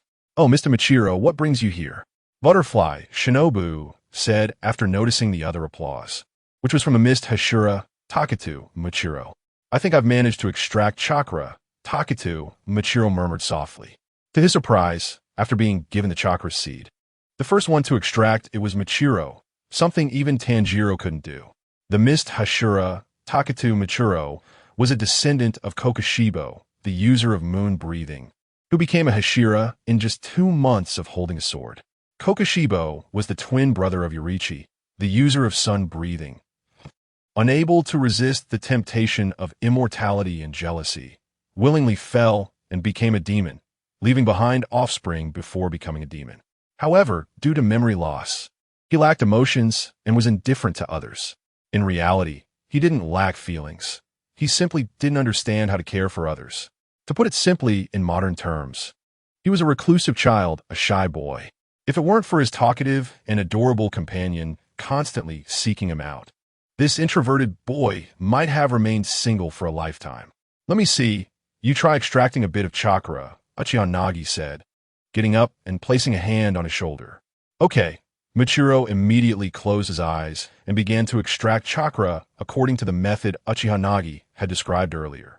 A unique energy, completely different from breathing techniques, began to appear in his body, which Uchiha Nagi keenly sensed. Yes, it's indeed chakra. You are truly a genius. Uchiha Nagi exclaimed in disbelief. In just one day, he understood and extracted chakra from zero basics. Geniuses truly exist. So I succeeded? Michiro asked, dazed. Yes, you succeeded. Come outside. I'll explain the 3-body technique to you, and see if you can perform it. Uchiha Nagi said as he walked out to the courtyard to demonstrate the ninjutsu. The 3-body technique is a basic ninjutsu, a technique that even the lowest level ninja elementary students can use. It's easy to learn, consumes little chakra, and can save one's life when mastered. After explaining the technique to Michiro for a while, Uchiha Nagi formed the hand seals and performed it once, then let Michiro try it. Let me give it a shot, Michiro said quietly, closing his eyes to think for a moment. Bang. Transformation technique completed. Bang. Shadow clone technique completed. Bang. Substitution technique completed. Since he didn't have a substitute wooden doll, what remained in place was his Nichiren blade. Uchiha Nagi, Butterfly Shinobu covered her mouth and chuckled. Mr. Michiro, although he's young, he is truly a genius who became a Hashira the fastest. It only took him 2 months from joining the Demon Slayer Corps to becoming a Hashira. This time, Uchiha Nagi directly taught him the shadow clone technique. After listening for a while, Michiro tried it, but ultimately failed. Don't worry. With a bit more practice, you'll master it, Uchiha Nagi said with a smile. Oh, right. The Lord asked me to teach you the mist breathing. Do you want to learn? Michiro asked, scratching his head. This silly child, was there any need to ask? Yes, please demonstrate it for me, Mr. Michiro. Okay. Michiro was quiet and not very talkative, yet he was a genius. He began to wield his Nichiren blade and released mist breathing. Mist breathing first form. Low-hanging mist. Mist breathing second form. 8 layers of mist. Mist breathing third form. Mist scattering droplets. Mist breathing fourth form. Stream cutting. Mist breathing fourth form. Stream cutting. Mist breathing fifth form. Sea of mist clouds. Mist breathing sixth form. Moonlit mist vanishing during Michiro's demonstration. Butterfly Shinobu noticed that Uchiha Nagi's eyes had turned red, and a pattern resembling a plum blossom appeared in his pupils, leaving her astonished. Can human pupils really change shape? If it weren't for the fact that it was daytime, she would have doubted he was an undercover agent sent by Muzan, as she had never heard of human pupils being able to change. At that moment, the kaleidoscope Sharingan in Uchiha Nagi's eyes perfectly copied every movement and breath of Michiro, storing them in his mind. Conversely, the power of his Sharingan was continuously depleting. Uchiha Nagi noticed that the more powerful the skill, the more chakra it consumed to copy. As he could clearly see that the chakra consumed while copying Michiro's last move was several times greater than the previous techniques. It's good that I have white blood cells and my vision can be restored. Unfortunately, at this moment, Michiro hasn't created the final form of the mist breathing. Mist breathing 7th form, haze. Otherwise, this breathing technique will be perfect. But there's no rush. There is plenty of time ahead. That's basically how mist breathing works, mister. Uchiha Nagi, did you learn it all? Michiro scratched his head and asked casually. Mr. Michiro, do you think everyone is like you, able to learn just by watching once? Butterfly Shinobu giggled, covering her mouth. Uchiha Nagi nodded. Yes, I learned it. Butterfly Shinobu. Isn't that a bit too fast? But looking at the two of them acting as if it were only natural, she held her forehead, wondering if she was too incompetent or if they were just too gifted. Following Michiro's example, Uchiha Nagi executed the mist breathing perfectly from start to finish, leaving Butterfly Shinobu in shock with her jaw dropped. Mr. Uchiha Nagi, you're even more of a genius than I thought, learning it just by watching once. Compared to you, I really am lacking, Michiro sighed gloomily. Without the protagonist's halo, Michiro would definitely be the main character of this world, a genius far surpassing Tanjiro, and the one most likely to eliminate Muzan, given some time to grow. You are a true genius, while I am a cheating genius. However, Mr. Uchiha Nagi, I feel like the mist breathing you use seems a bit strange, as if it only looks the part without much power. Michiro stroked his chin and stared blankly at the clouds. Yes, I just copied it. After some time, I believe it will improve significantly. Uchiha Nagi said helplessly. Breathing techniques aren't just about breathing. They need to be combined with sword techniques. Unlike ninjutsu, which is relatively singular, sword techniques are profound and varied. The same technique wielded by different people yields different power. So far, the most proficient Uchiha Nagi has been in is Tanjiro's water breathing. Since one cannot practice everything with limited time each day, I'll take my leave then. I'll come back to consult you after I learn the shadow clone technique tomorrow. Michiro bowed politely and left. If it weren't for his reserved personality, he would be quite a likable kid. Ah, Mr. Uchiha is really impressive. Learning mist breathing just by watching once. I wonder if you can learn all the Hashira's breathing techniques? Butterfly Shinobu asked curiously. Learning all the breathing techniques isn't difficult. The challenge is deriving the breathing technique that suits oneself best. Chapter 33. Ouch, it hurts. In the following days, Uchiha Nagi enjoyed a rare period of leisure, free from life-and-death crises or persecution from the higher-ups of Konoha. Here, Kanroji treated the Demon Slayer Corps members very well. Due to his own limitations, he couldn't swing a sword even 10 times, so what he could do was provide the best possible treatment for the members of the Demon Slayer Corps, ensuring they could eliminate more of Muzan's subordinates. He never left a single member of the Demon Slayer Corps behind to protect himself. During Uchiha Nagi's vacation, Kanroji sent over all the breathing technique scrolls as a token of gratitude for his medical ninjutsu, even though so far, apart from Michiro, no one else had refined chakra. Of course, Uchiha Nagi understood that these breathing techniques weren't entirely complete, as the current Hashira were the most outstanding, each having invented new forms. Just looking at the scrolls wouldn't guarantee learning the final form. Uchiha Nagi also provided the method for creating explosive tags, which Kanroji greatly valued, stating he would do his best to replicate the explosive tags. However, due to differences in materials in this world, he was unsure when he could successfully replicate them, and explosive tags also require chakra to produce. Do you have to maintain the breathing techniques at all times, including while sleeping? Uchiha Nagi asked curiously. All the Hashira can basically do that. Maintaining the breathing techniques at all times can gradually increase strength, and eventually, the physical body will enhance to a level that can combat demons. Butterfly Shinobu smiled brightly. I'll do my best to try. Uchiha Nagi replied. Good luck, Uchiha Nagi-kun. Don't lose to those three. Butterfly Shinobu gently held Uchiha Nagi's hand to encourage him. Uchiha Nagi thought, if it weren't for seeing her being so gentle with the other three, he would suspect she had feelings for him. Oh, I need to train hard today. I want to maintain the breathing technique while sleeping and while awake. Damn it, you blonde guy, don't get cocky. I will definitely accomplish it before you. The three young ones, encouraged by Butterfly Shinobu's gentle hand-holding, went wild with excitement, like they had been given a spring medicine, shouting and starting to train vigorously. Mr. Uchiha Nagi, your Nichiren blade and clothes have arrived. That day, Butterfly Shinobu's stepdaughter, Kanao, came to inform him. The Demon Slayer Corps uniforms were custom-made, offering strong protection against cuts and fire, keeping warm in winter and cool in summer. Each member received a Nichiren blade, with the blades for Hashira being particularly valued, specially crafted by the people of the swordsmith village. Ah, Inosuke, our swords are here. Tanjiro excitedly found him. Really? Yay. The swords are here. Inosuke jumped up joyfully, as his sword had also broken. Uchiha Nagi, along with Inosuke and Tanjiro, waited for the swordsmith village people to arrive. Tanjiro, you bastard. You broke my sword. From a distance, a masked person, full of killing intent, picked up a sword and chased after Tanjiro. Ah, I'm sorry, Mr. Kanamori. I didn't mean to, and the demon was really strong. Damn it, breaking the sword is your fault. Uchiha Nagi then saw the two, one running and the other chasing. But it was clear that the other was just venting emotions due to an excessive love for swords and wasn't actually trying to kill Tanjiro. Quick, try it out. What color is the sword? Kanamori looked forward with anticipation at Inosuke and Uchiha Nagi. Before being used, all Nichiren blades are colorless. But once a member of the Demon Slayer Corps begins to use it, the energy from the breathing technique will cause it to change color. Tanjiro's blade turned out to be black, which puzzled Kanamori, as logically, water breathing shouldn't be black. Oh, it's dark blue. Kanamori looked at Inosuke's blade with some disappointment.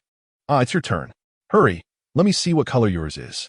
Everyone looked at Uchiha Nagi with anticipation. Uchiha Nagi slowly picked up the smooth Nichiren blade, which could reflect a person's face. Then he slowly infused his chakra into it. The energy from the breathing technique and chakra are fundamentally the same. The Nichiren blade will only change color according to individual attributes. Oh, it's a flame-like color. Kanamori was overjoyed. The color of the Nichiren blade represents its attribute. It seems I have a strong fire attribute, but the Uchiha clan has always been like this. Uchiha Nagi wasn't surprised by this result, as the Uchiha clan has always leaned toward fire attributes, but other attributes can develop and grow later, so he didn't mind. Clang, clang. Not long after, little Piglet Inosuke was in the yard banging his Nichiren blade with a rock, wanting to create some serrated edges on his sword. Damn it. How dare you treat my sword like this? I'll kill you. The swordsmith who came with Kanamori, seeing Inosuke mistreating the sword, was instantly filled with rage, feeling like killing him. At night, Uchiha Nagi opened his Sharingan in the room and began to hypnotize himself in front of the mirror, maintaining the breathing technique at all times.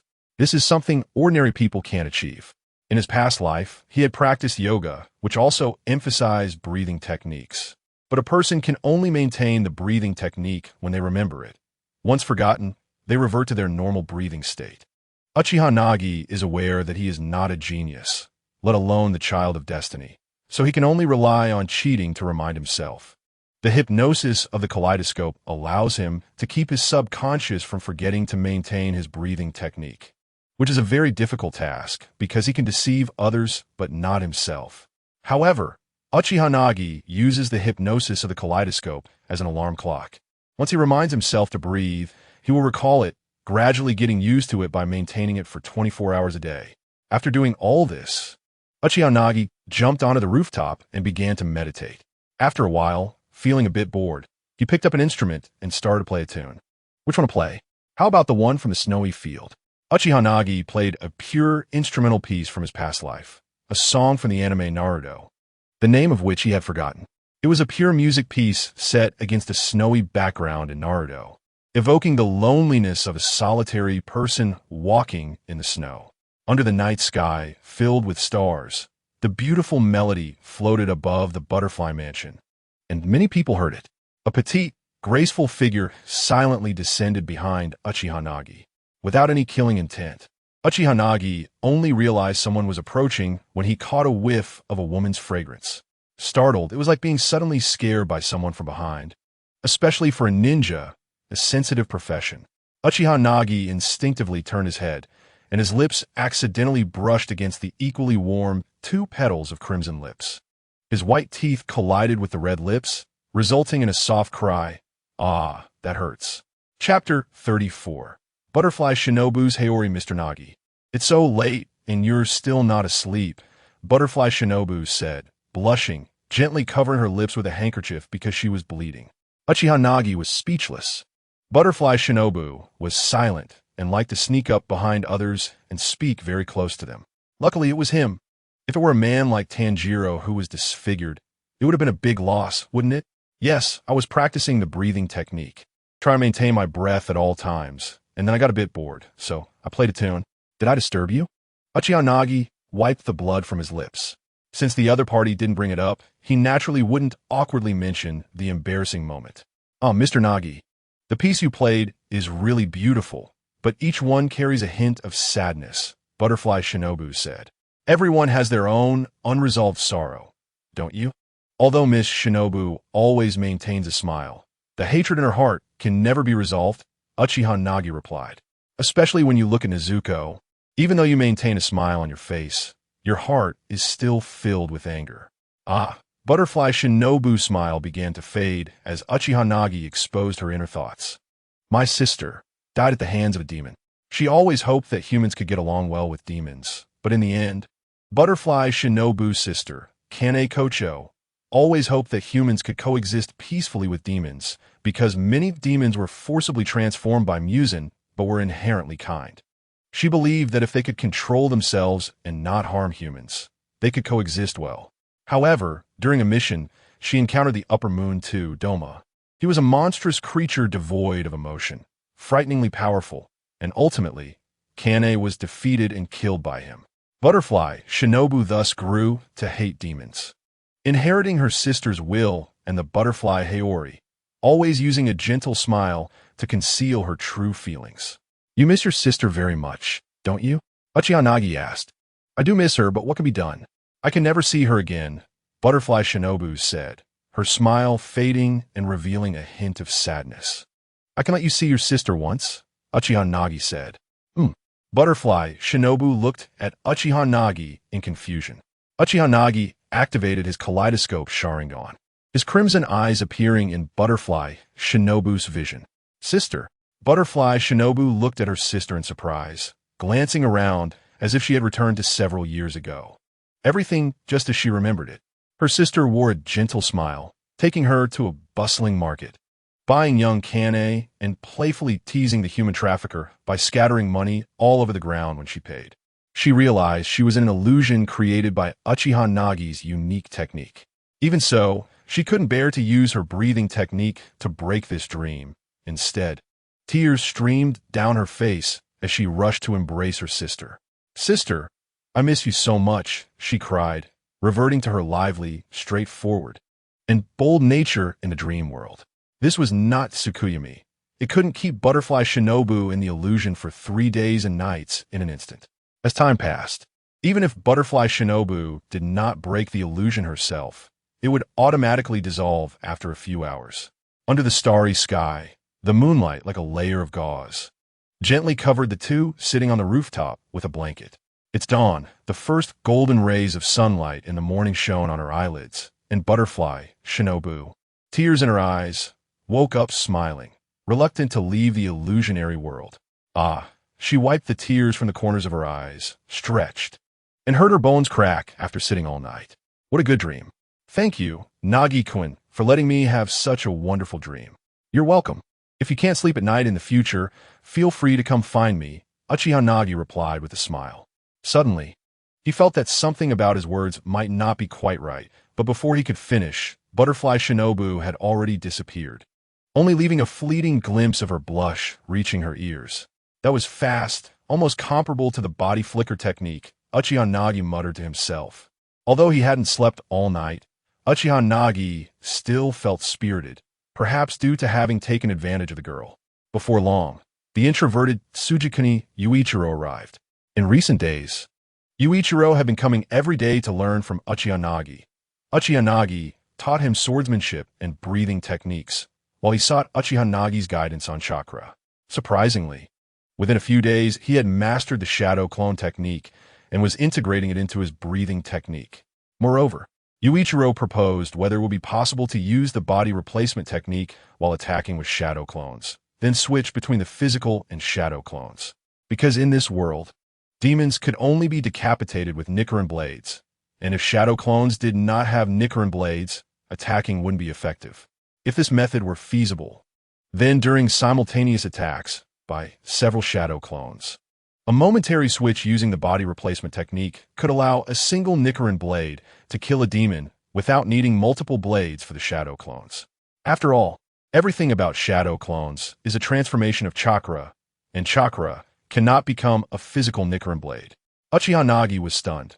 No one in the entire ninja world, including Naruto with his multi-shadow clones, had ever thought of this idea. Because for ninjas, who generally have high offense and low defense, a shadow clone could kill an opponent by simply forming a ball or using shuriken. But using the body replacement technique combined with multiple shadow clones, wasn't that somewhat like the flying thunder god technique? Hiding the physical body among many shadow clones and switching at any moment with the body replacement technique, definitely reminiscent of the flying thunder god, just with a shorter distance. Interesting.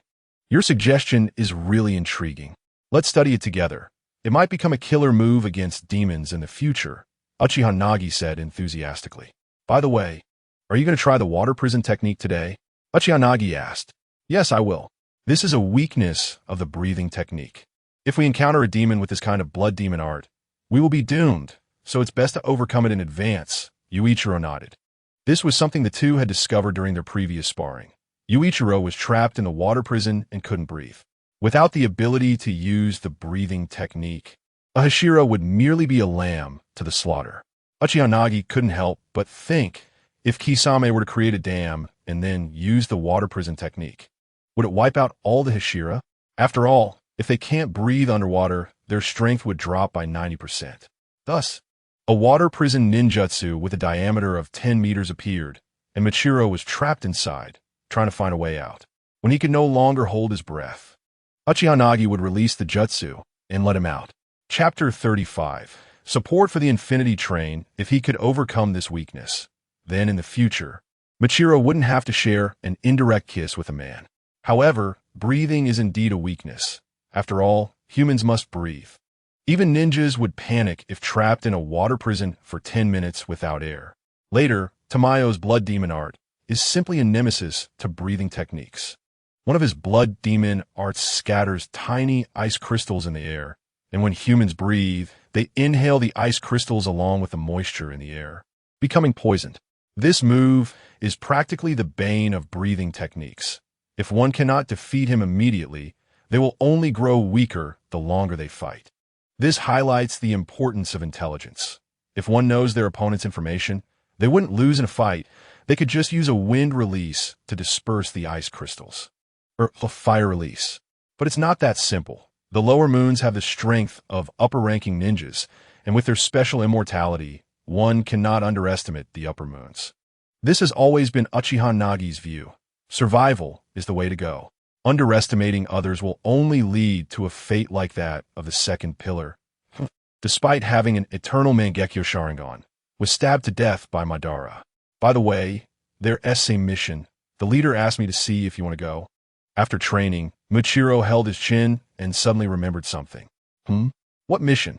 Uchiha Nagi asked.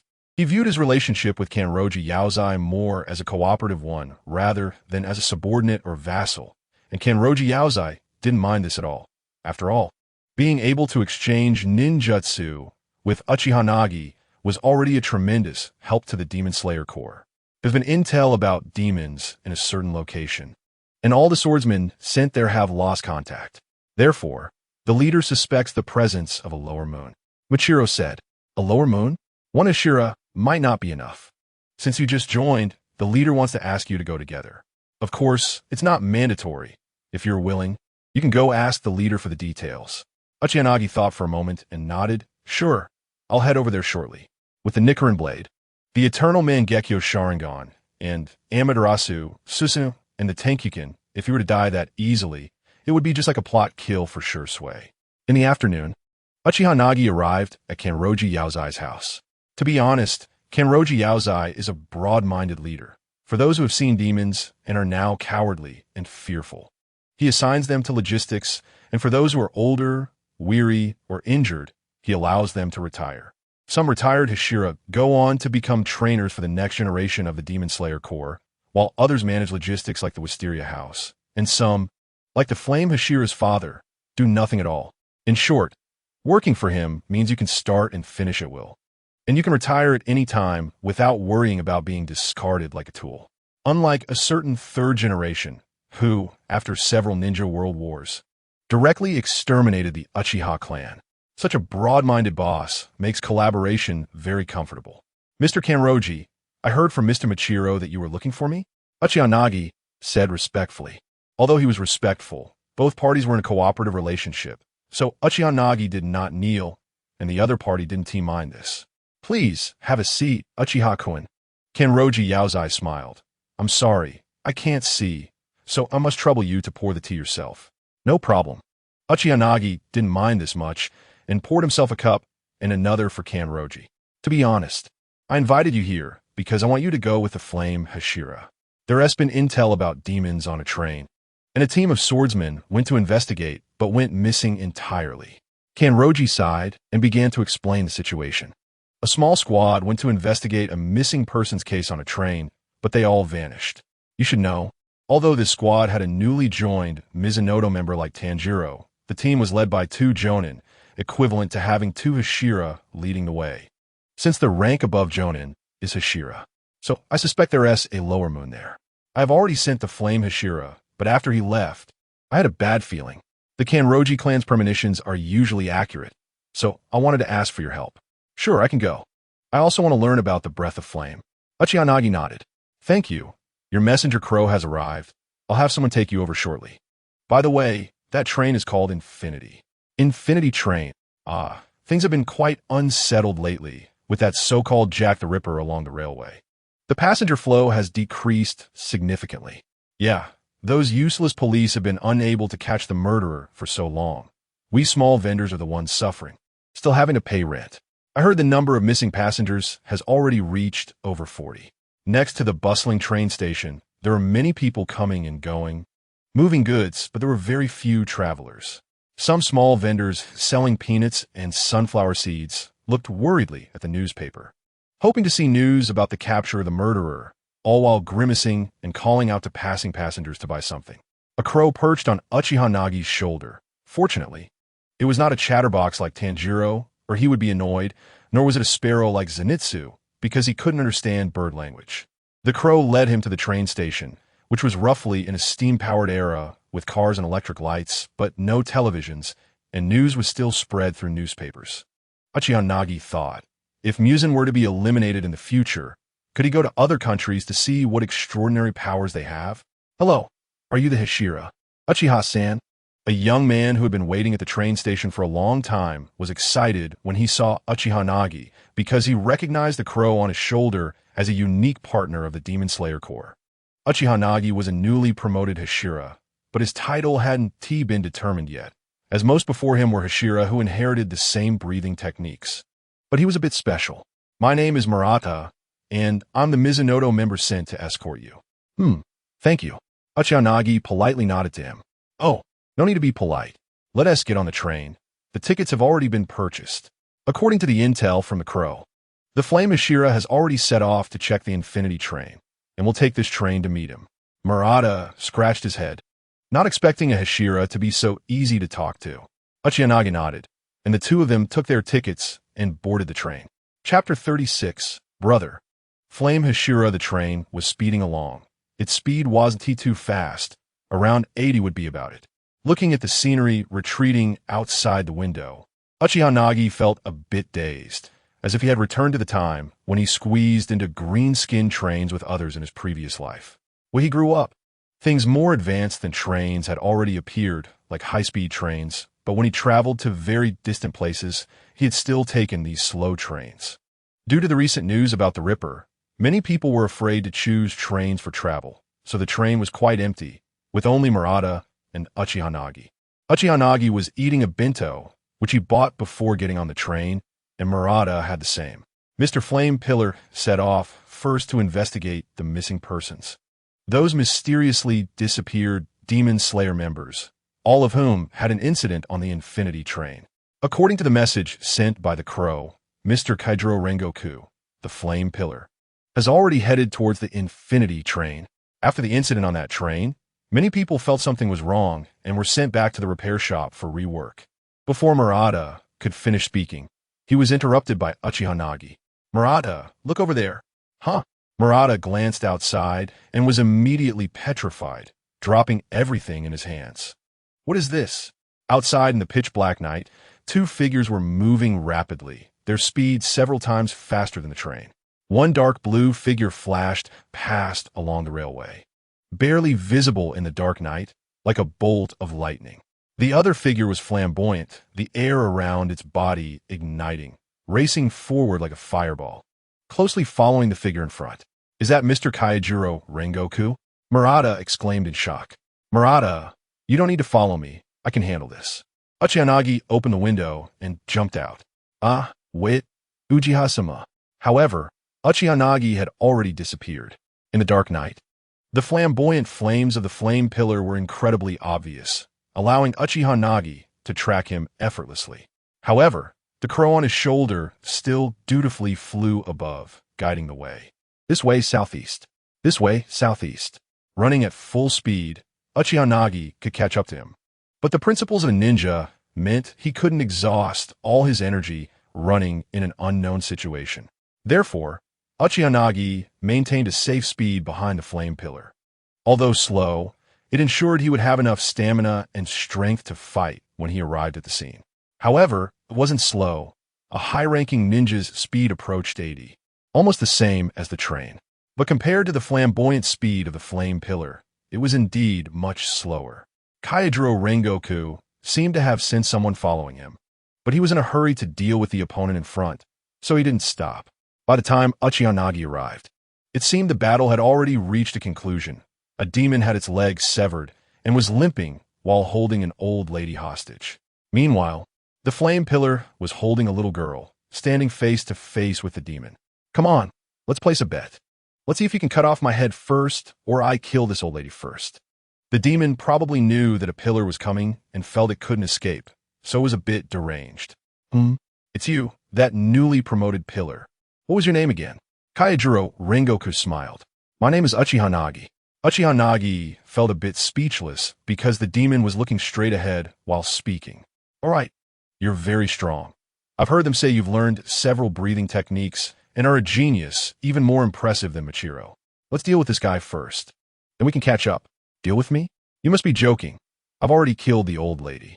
The demon holding the old lady said with a sinister expression. While the two were talking, it had already killed the old lady, and its leg had successfully healed. The flame pillar's Nichiren blade seemed to carry fiery damage. The wounds it inflicted were difficult to recover from. "Huh? What's wrong with you? Didn't you just let her go? How can you say you killed her?" Kaijiro Rengoku smiled. "I let the old lady go." The dark blue-skinned demon looked down to see its hands empty. "When did this happen?"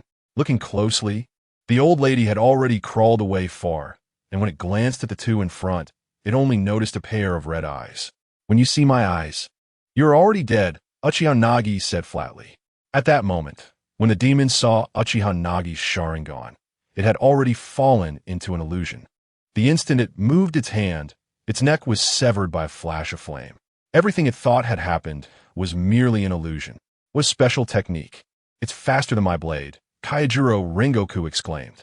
"You're too kind. Illusion techniques are ultimately a minor path. Your blade is faster. And I would like to consult you about the flame-breathing technique," Uchiha smiled. "Of course, haha." Kaijiro Rengoku laughed heartily. "And your Nichiren blade is also fire attribute. If we weren't around the same age, I want to take you as my adopted son, ha. How infuriating." A weak, unwilling voice came from the demon, which possessed supercar speed, slowly turning to ashes. It was incredibly lucky to encounter two powerful individuals without even being a lower moon.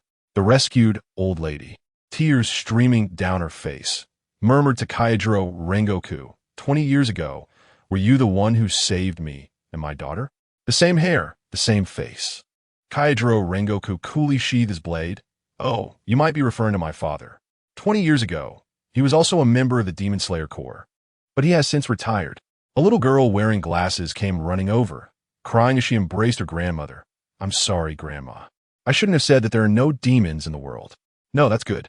For ordinary people, not encountering demons and not knowing about them is the best way to live a long life. Kaijiro Rengoku smiled. The next day, the morning sunlight shone on the train station. Everything from the night before vanished like a dream, including that dark blue super speed demon. Here, these are for you.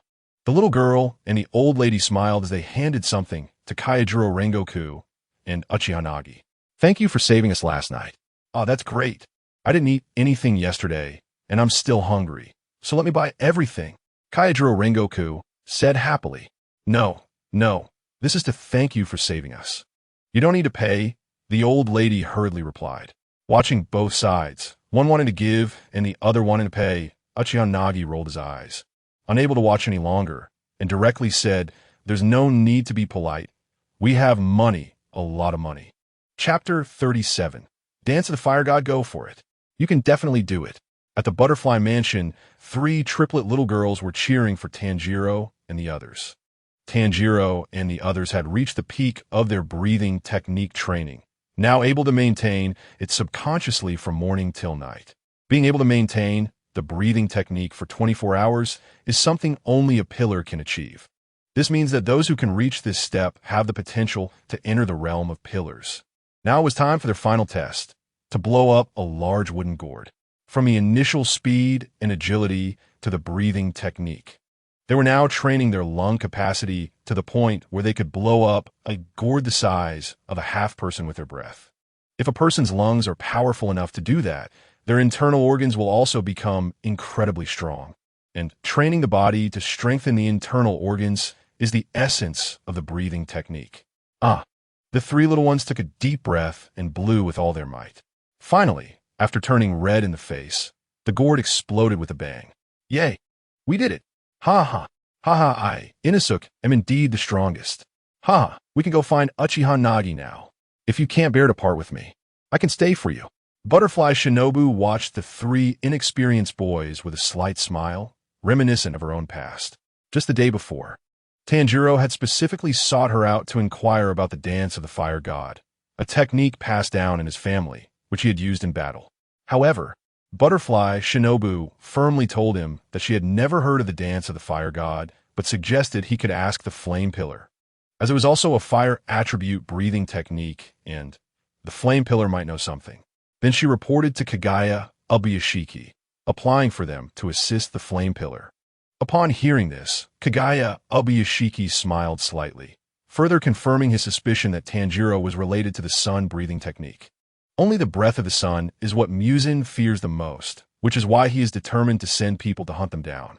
Therefore, to allow them to train and grow, they were sent to support the Flame Hashira and participate in the investigation of the disappearance of the Infinity Train.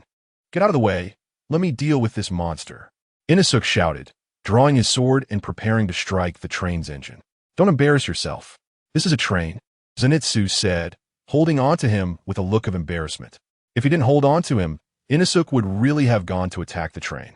Growing up in the mountains raised by wild boars, Inosuke had never seen a train before and thought it was a monster. Let me open this monster's belly. With a thud, Inosuke smashed his head against the train car.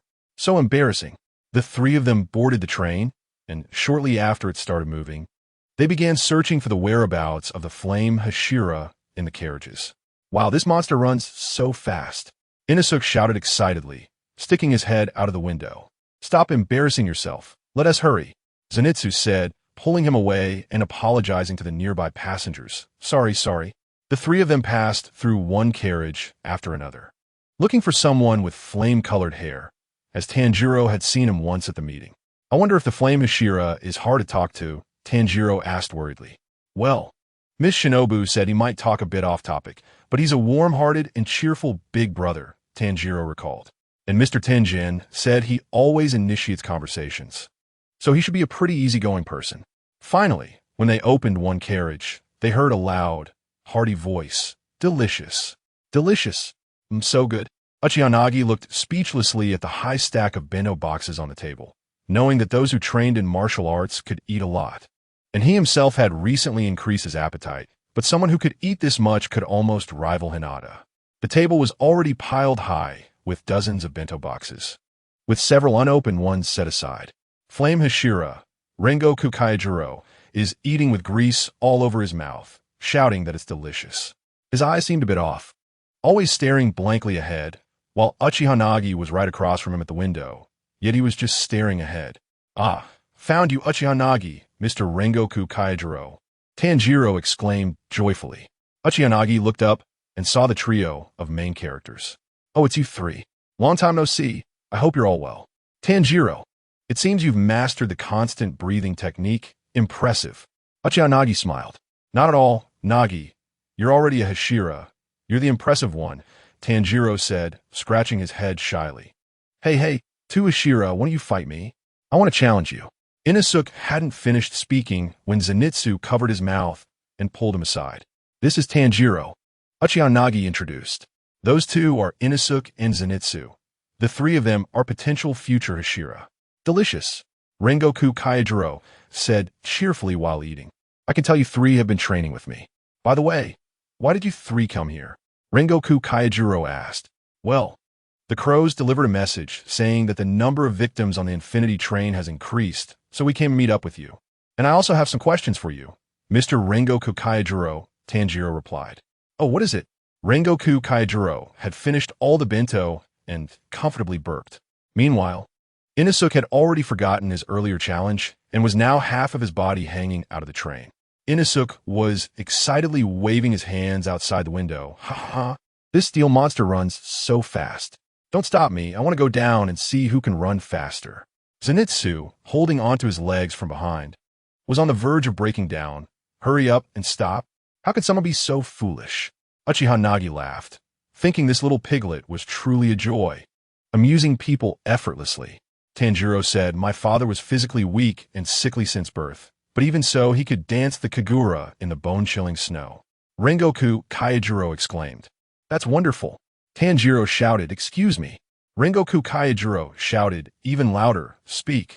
Uchiha looked at the two with a blank expression, wondering if all protagonists had such a strange personality. Their conversation was simply chaotic.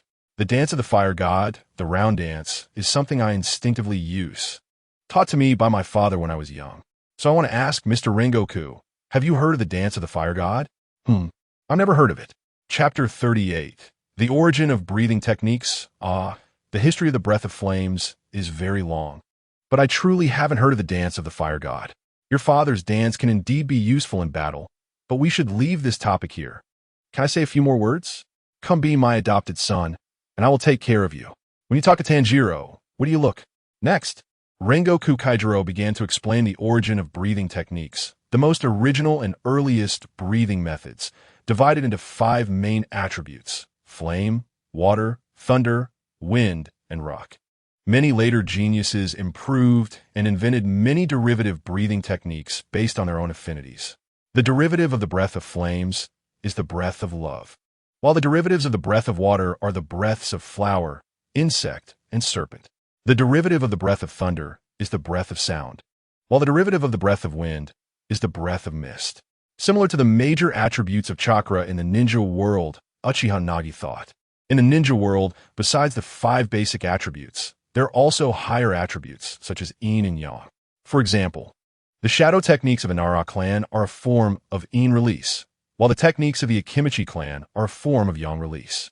The breathing techniques are the breath of the moon and the breath of the sun.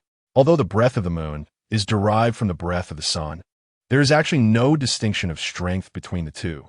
The only difference is that the founder of the breath of the sun has powerful swordsmanship that overwhelms everything, which creates an illusion. What color are your swords? Rengoku Kaijiro asked curiously. Tanjiro replied, mine is black. Inosuke said, mine is dark blue. Zenitsu said, mine is golden.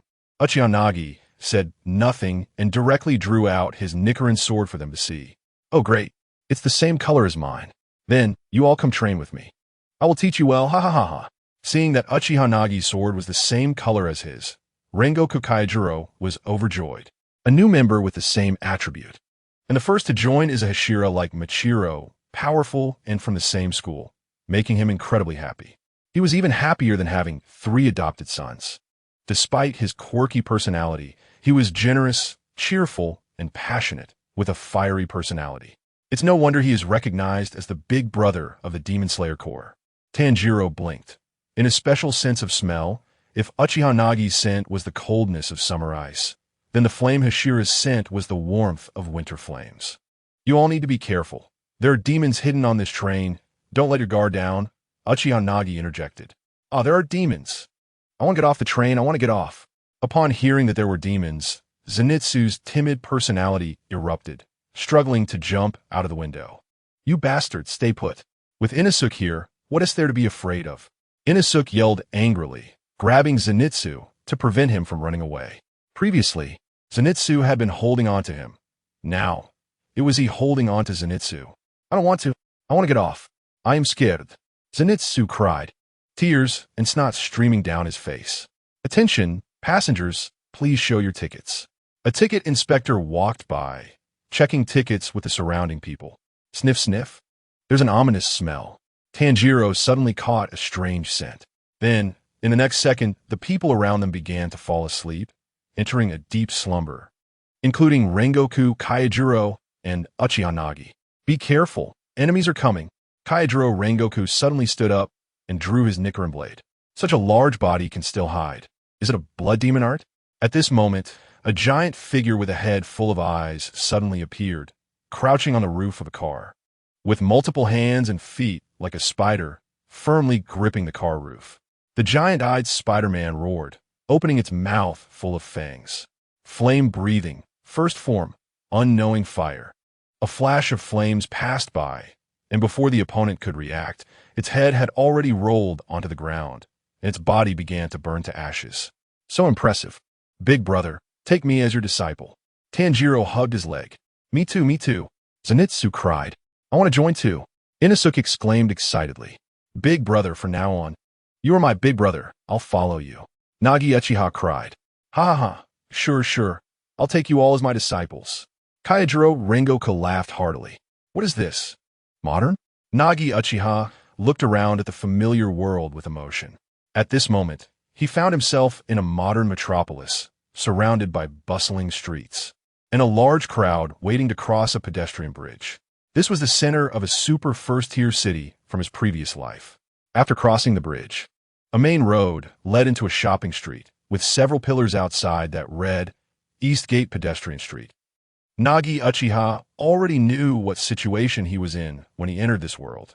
The kaleidoscope was the ancestor of illusions, but he did not know how he was brought into the illusion. After so many years of crossing over, many memories had already blurred, only vaguely remembered. However, after entering this mental world, Nagi Uchiha was not in a hurry to leave. Instead, he was excitedly wandering the streets because he had not seen such scenes of crowds after the internet developed in his previous life. What a distant memory. I can't even recall this scene. Nagi Uchiha sighed. $9.99. $9.99. Special price clothing for $9.99 each. Don't miss it as you pass by. Hey, handsome. Come take a look. The latest running shoes are half off, buy one get one free. After entering the pedestrian street, the shops on both sides were filled with young girls waving megaphones, boldly and enthusiastically standing at the entrances of various shops to attract customers. The people around looked at Nagi Uchiha with strange expressions, this person dressed in ancient clothing. Nagi Uchiha, feeling interested, walked into a sportswear store and bought a set of clothes to change out of his outdated outfit. After coming out, he walked to a snack street, the Eastgate Town Food Street. Before long, with satisfaction, he had a large skewer of squid in his left hand and several bags of grilled meat and chicken wings in his right, eating with grease all over his mouth. Although it was not as good as he remembered, the taste of his hometown was still so delicious, haha. Suddenly, Nagi Uchiha remembered something, blinked his eyes, and thought, right? Since I've come, let us experience the game. Saying this, he hurriedly walked towards an arcade, and before entering, he heard many deafening sounds. In the later years, due to advancements in various games, many have been gradually eliminated, and what remained were mostly dance games, basketball games, or fishing games. Now, in this dream world, the arcade was neatly arranged with various arcade games, including King of Fighters 97, Dinosaur Crisis, and Romance of the Three Kingdoms. Chapter 39, The Nightmare in the Dream. Where is this? Why is it so different? A person dressed in a hemp cloth outfit, with his hair styled up and holding a sharp spike, looked around in confusion at the surrounding skyscrapers. His name was Heiji Taniya, sent by Nightmare to kill those team members trapped in blood demon arts. A keen and strong person, if danger approached, sensing the murderous intent or the presence of a demon, would wake directly from deep sleep. Therefore, after Nagi Uchiha and his group fell into the sleep caused by Nightmare's blood demon art, one of the 12 Kazuki lower moons sent a few ordinary people over. These ordinary people were either impoverished or seriously ill, simply because they could obtain a beautiful and happy life in their dreams, thus becoming addicted and controlled by the lower moon. The lower moon, Nightmare, was a newly promoted demon whose ability was dreams. Its blood demon art was powerful enough to ensnare even the flame Hashira. Everything in the dream was as intoxicating as paradise, more alluring than any detergent. It can be said that if not for an early death, Nightmare would inevitably become the most powerful upper moon in the later stages, with desires just like Kokushibo. And as long as there are desires, one can have beautiful dreams. However, once the mental core in sleep is broken, it equates to damage to the soul, leading to certain death. Heiji Taniya strolled through the modern city, surrounded by strange gazes that made him feel uncomfortable. No, I must quickly find his mental core. Heiji Taniya started jogging, quickly searching for Nagi Uchiha's mental core, because once the Dream's Master sensed danger, he would be hunted down by the Dream's Master. As for how he would be hunted, it depended on the content of the dream, with the information provided by the lower moon Nightmare. Heiji Taniya eventually found the mental core, an amusement park. Heiji Taniya rode the pirate ship and was directly thrown off because Nagi Uchiha's mental core was in the amusement park, the pirate ship roller coaster. Just as he completed the pirate ship ride and was about to open the door to the mental core, a burst of music rang out in the amusement park. In the storm, I charge freely. The crowd looks up to me. In the storm, I absolutely do not need to look back. With a world turned upside down, I write my own laws. This fierce and flashing wolf. I was born to sing suddenly in Heiji Taniya's terrified gaze. A large group of gangsters with dragon and tiger tattoos emerged from nowhere, wielding machetes and steel pipes, shouting, "Kill that guy! How dare you come to our Hongxing territory? Kill that guy! Charge!" Heiji Taniya, forgetting about the mission, prioritized his escape, dropping his spike in terror and fleeing. "Help! Hey, don't run. Let us stab you. Brothers, go! Stab him to death." Thus, an unbearable scene unfolded, with Heiji Taniya being chased no matter how he ran, and each time he was slashed by a machete. It hurt terribly, but did not kill him. Hiding in the crowd, Heiji Taniya, dressed in a hemp cloth outfit with his hair styled up, was instantly recognized, prompting another group of gangsters to rush forward to attack him. So it's been a long time since I played. I've gotten rusty. Nagi Uchiha stretched, then glanced at Heiji Taniya being chased outside, a cold smile appearing on his face. As soon as he entered, Nagi Uchiha knew that with such skills, he wanted to destroy his mental core and damage his soul. Dream on. If it weren't for wanting to play King of Fighters a little longer, he would have eliminated him already. A mere ordinary person dared to enter the mental world of the kaleidoscope Sharingan, not even fearing death. The second pillar had once used 3 Tomo to enter Naruto's mental world and saw the 9 tails, let alone the kaleidoscope. It's time to go.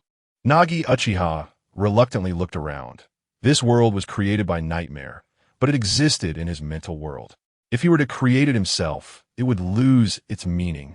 Just like a person awake during the day, conceiving a world in his brain and dreaming up a world at night.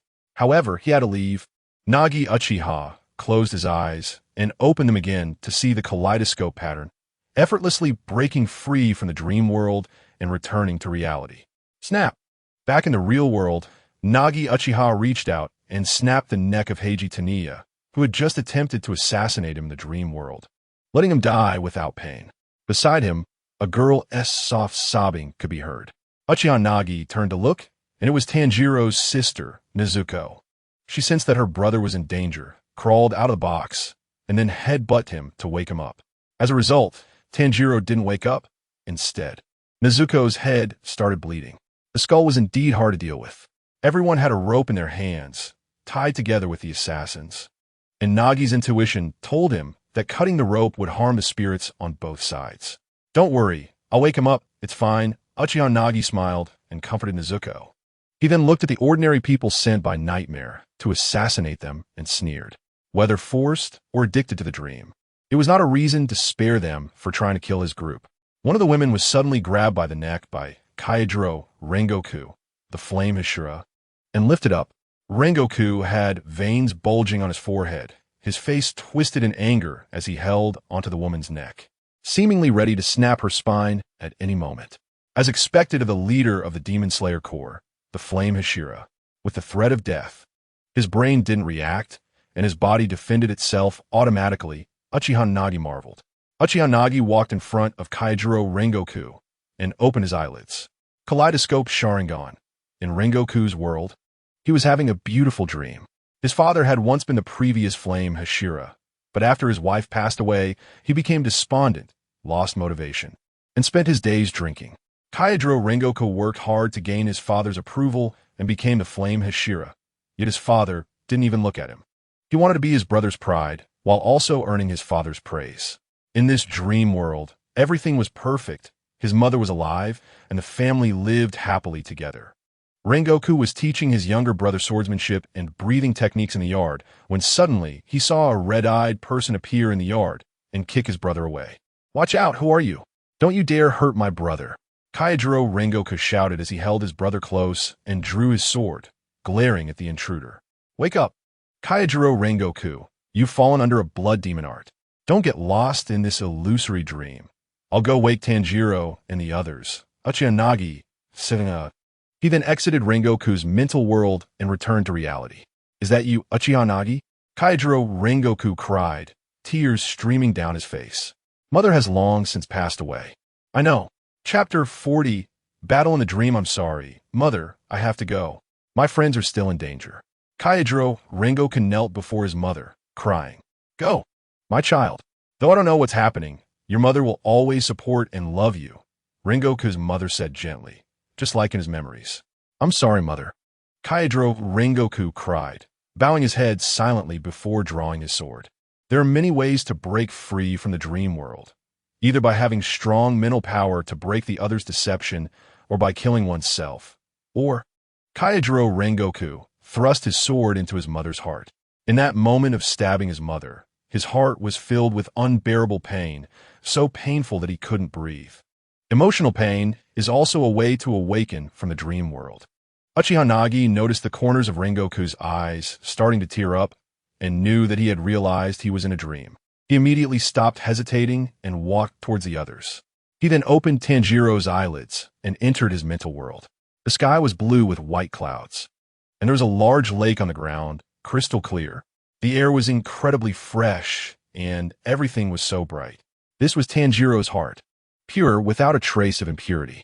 A man, holding a sharp spike, was being guided by several little figures made of white clouds towards his mental core. This man was there to kill Tanjiro, but the purity of his mental world still wanted to help him, which is why the little cloud figures appeared to guide him. Uchiha Nagi suddenly blocked their path and said, "Hey, little cloud people, take me to see Tanjiro." The man who came to assassinate Tanjiro suddenly looked terrified. "Who are you?" Crack.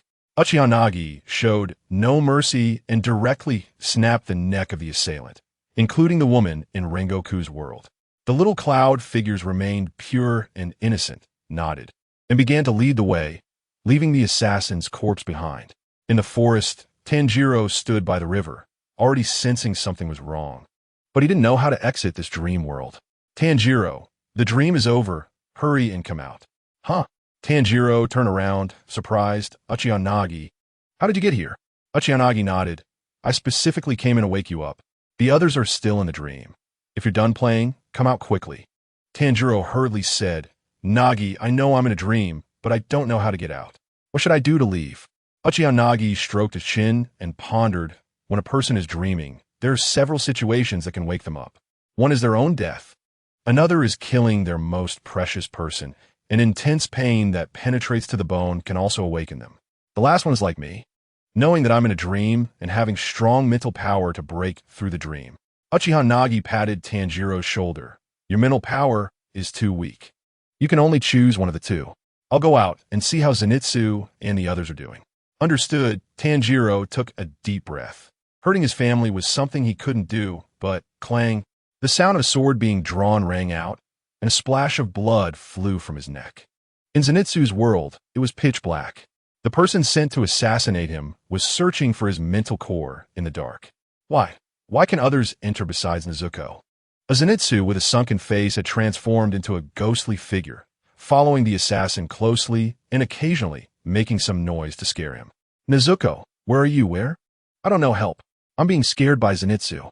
The terrified person ran away in panic, perhaps due to the duality of his personality. There was still a Zenitsu in his subconscious area, chasing after the assassin. Crack! Uchiha Nagi approached without hesitation and snapped the assassin's neck.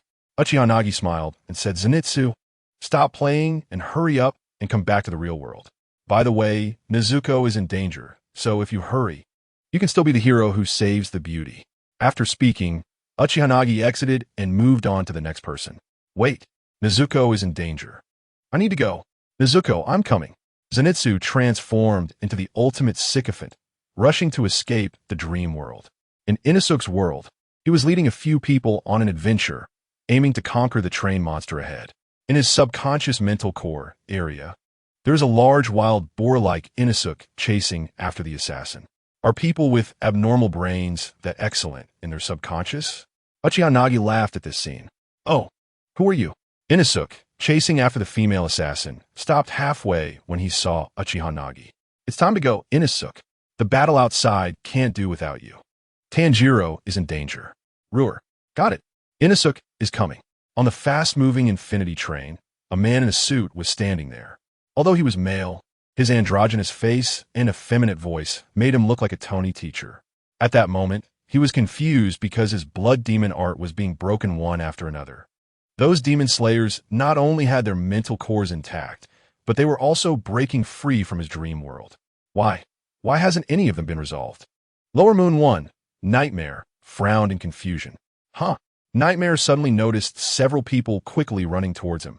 It was Tanjiro, Uchiha Nagi, and the accompanying flame Hashira Kaijiro Rengoku. Tanjiro's nose is sharper than a dog's, so he quickly found the Nightmare hiding at the front of the train. What about your earrings? The Nightmare squinted its eyes and saw Tanjiro's earrings. First form of flame-breathing, unknowable fire. A flame swiftly flashed by. Who? The Lower Moon 1 Nightmare, confused, touched its own neck. It hadn't even used its blood demon art yet before the flame Hashira slit its throat. What the hell? No martial ethics.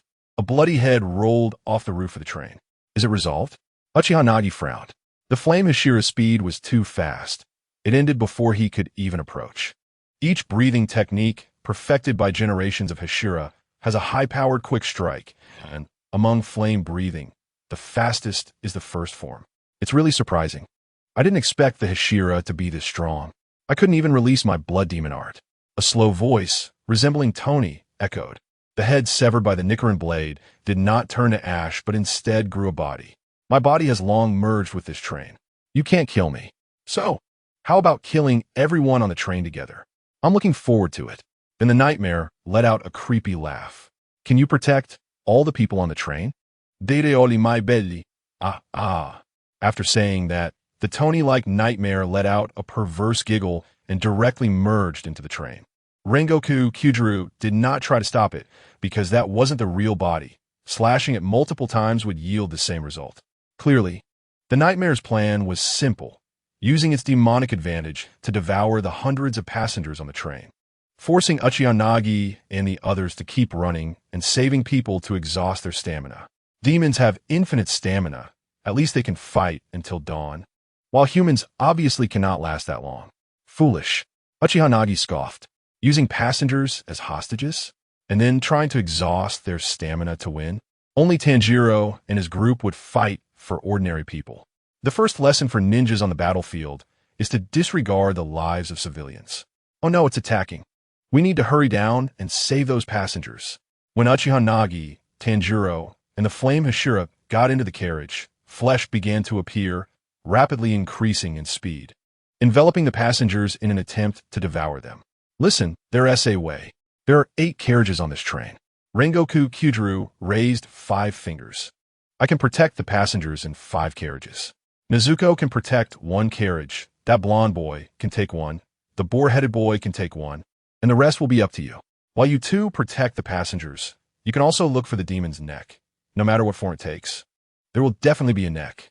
Tanjiro's strength is quite good, and with you, Uchiha brothers, your Hashira-level strength combined with Tanjiro's should be able to eliminate the demon.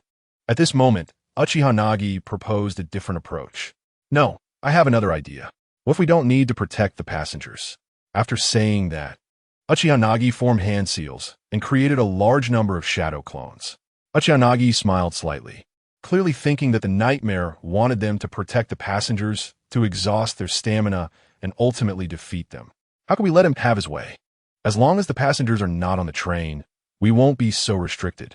If they were in the ninja world, demons wouldn't care about the lives of civilians. But now being mixed in with them, if they still acted with the cold-blooded mentality of ninjas, they would certainly be ostracized. When a few of them just woke up, seeing the assassins they had killed, they felt uncomfortable and their gazes were off. Clearly, regardless of the people on the train, they would definitely be excluded in the future. A dozen shadow clones each picked up a passenger in this carriage, some carrying two, and then directly jumped out of the train window. After the high-speed train traveled a certain distance, the shadow clones automatically dispersed, and the passengers lying on the ground were already far from the train. Good idea. Rengoku Kyujiru's eyes lit up. Let's save the passengers together, then we'll deal with this nightmare. Uchiha Nagi smiled slightly. This is called self-entrapment. Merging with the train also means that his actions cannot be so flexible. Once the hostages are gone, he is just meat on a chopping board. Competing intelligence with me? That's a death wish. While you were still playing in diapers, the kids in ninja school were already playing with shuriken and strategies. Chunin and Jonin need to pass comprehensive factors to advance. On different battlefields, using different perspectives to deal with enemies is a basic skill for ninjas. According to the ninja battlefield logic, since hostages are a burden, the first thought should be to get rid of the hostages, not the enemy, to ensure the mission remains undefeated. Therefore, Uchiha Nagi immediately thought of how to deal with these burdensome hostages. The first method is to disregard their lives. If a nightmare wants to eat, let it eat. I'll just cut the nightmare. The second method is to take the initiative and kill the passengers on the train. The second option is obviously not feasible, or the flame Hashira would turn against him. So the first option, let them protect the passengers while he goes to slay the nightmare. Although Uchiha Nagi couldn't remember many details after crossing over for so many years, he still remembered that Rengoku Kyujiru exhausted too much stamina protecting the passengers on the train and almost killed the Upper Moon 3 in a fatigue state. Since a big shot is about to appear, conserving stamina is the way to go, and using shadow clones to carry those burdensome passengers outside is the right move. First form of flame breathing, unknowable fire.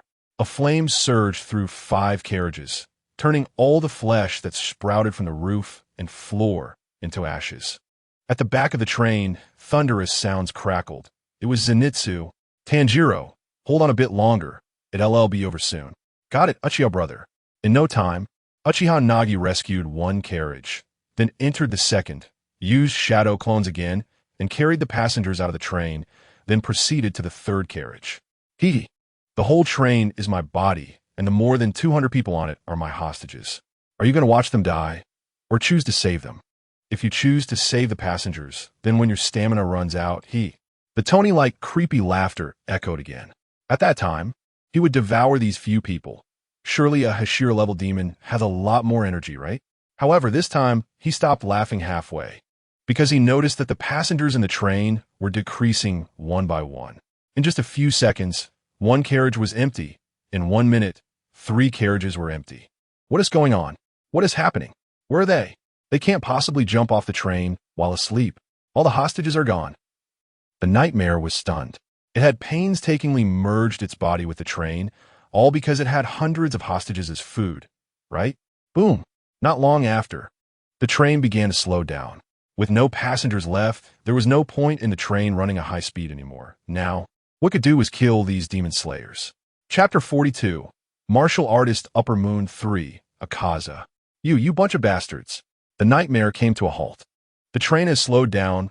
Not only that, but its rear quickly rolled off the tracks, wanting to use its powerful impact to crush them. Because after the passengers left, Rengoku Kyujiru and the group of Uchiha Nagi began to quickly search for its neck, running towards the front of the train, where its neck was located. "You all deserve to die," whispered the blood demon art's forced coma hypnosis. In an instant, countless eyes sprouted all over the train. Each eye began to emit massive illusions. However, even Rengoku Kyūjuru fell victim, while a few people felt nothing and continued to charge forward. One was Zenitsu, snoring with his eyes closed. Another was Inosuke, wearing a boar mask, and the last was Uchiha Nagi, who had activated his kaleidoscope. How was this possible? Why are you all unaffected? Nightmare looked at them in terror, as well as Tanjiro and Rengoku Kyūjuru. Even when they entered the dream world, they would shake and wake up immediately. No, it's not that they are unaffected, but Nightmare understood that after entering the dream world, Tanjiro and Rengoku Kyūjuru committed suicide immediately and then returned to the real world. Since that is the case, let us use a stronger technique. Blood demon art, force coma dream, a more powerful illusion came, and once again, after a short period of coma, everyone immediately woke up. At this time, the train began to break apart from the front. The carriages splitting apart to block Uchiha Nagi and his group's progress, while the front began to accelerate, ignoring the rear. The severed tail sought survival. It wanted to run. Uchiha Nagi squinted his eyes. "Tanjiro, Mr. Rengoku, I'll send you over." Tanjiro and Rengoku Kyūjuru nodded. "Okay." Two massive skeletal hands appeared. It was Susanoo, grabbing Rengoku Kyūjuru and throwing Tanjiro over. God of Fire Dance, second form, Biraton. Flame Breathing, second form, Rising Flame. Two powerful flames slashed down from the sky directly at the connection point of the front of the train, and the fleeing Lower Moon One, Nightmare, was completely decapitated by the Nichiren blade. It was followed by a strong scream and shaking. All the carriages rolled off the tracks, and several people quickly jumped off the train. Finally, Uchiha Nagi sighed in relief. The opponent's powerful illusion was so strong that even resisting with a kaleidoscope felt strenuous. It's understandable. Being able to trap hundreds of people, including a Hashira like Rengoku, in a dream, even Itachi couldn't achieve that with his Tsukuyomi. Hey, Tanjiro, get it together. Are you okay?" came Inosuke's voice from the side. Uchiha Nagi looked over. Tanjiro had been stabbed in the abdomen, and the one who stabbed him was the train driver, clearly brainwashed beyond redemption by Nightmare. When Tanjiro saved him by cutting Nightmare's neck, he, instead, blamed Tanjiro for killing Nightmare, causing him to have no sweet dreams, and directly stabbed Tanjiro.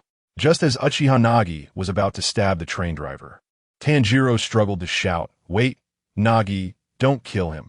He is just an ordinary person confused by Nightmare. He is innocent." Uchiha Nagi smiled. "Suit yourself. Since you don't blame him, what can I say?" Uchiha Nagi didn't insist. After all, it wasn't him who was stabbed.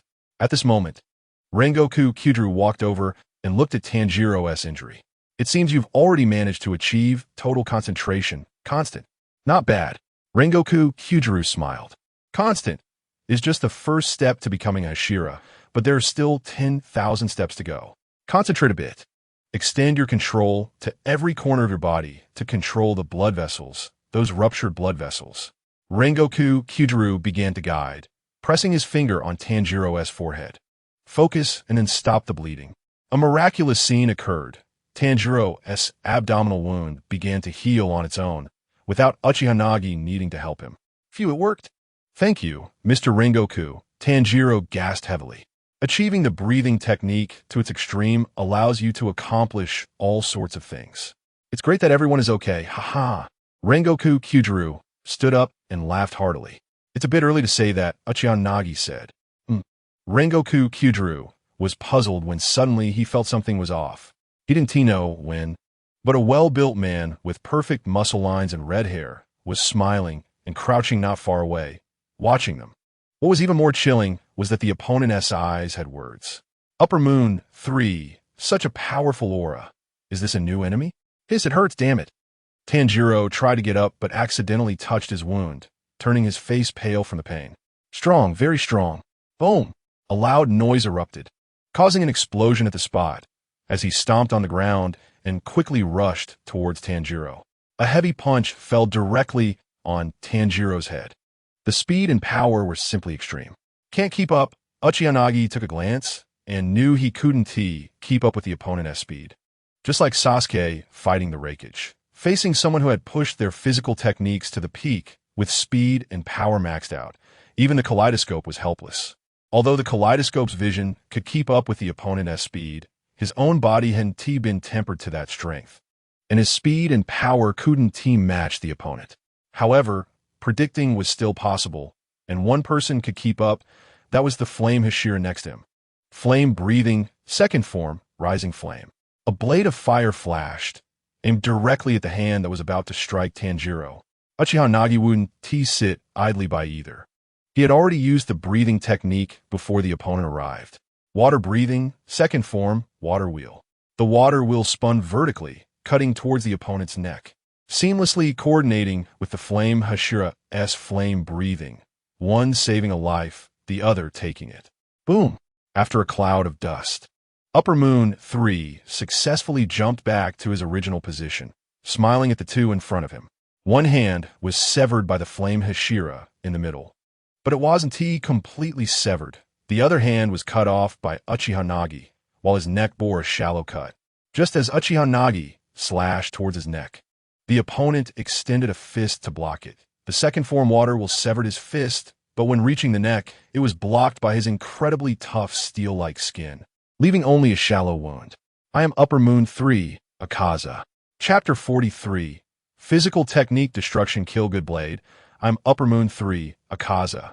As soon as Akaza finished speaking, he licked the hand that had been sliced in half by the flame Hashira, then with a shake of his hand, it completely healed in less than a second, including the other hand that Uchiha Nagi had cut off, which also regenerated completely in a second.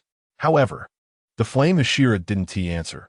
He just asked, "Why do you attack the injured?" "I can't understand. It's nothing, I just hate weak people. They interrupted my conversation with you." Akaza smiled and replied, "You're a Hashira, right?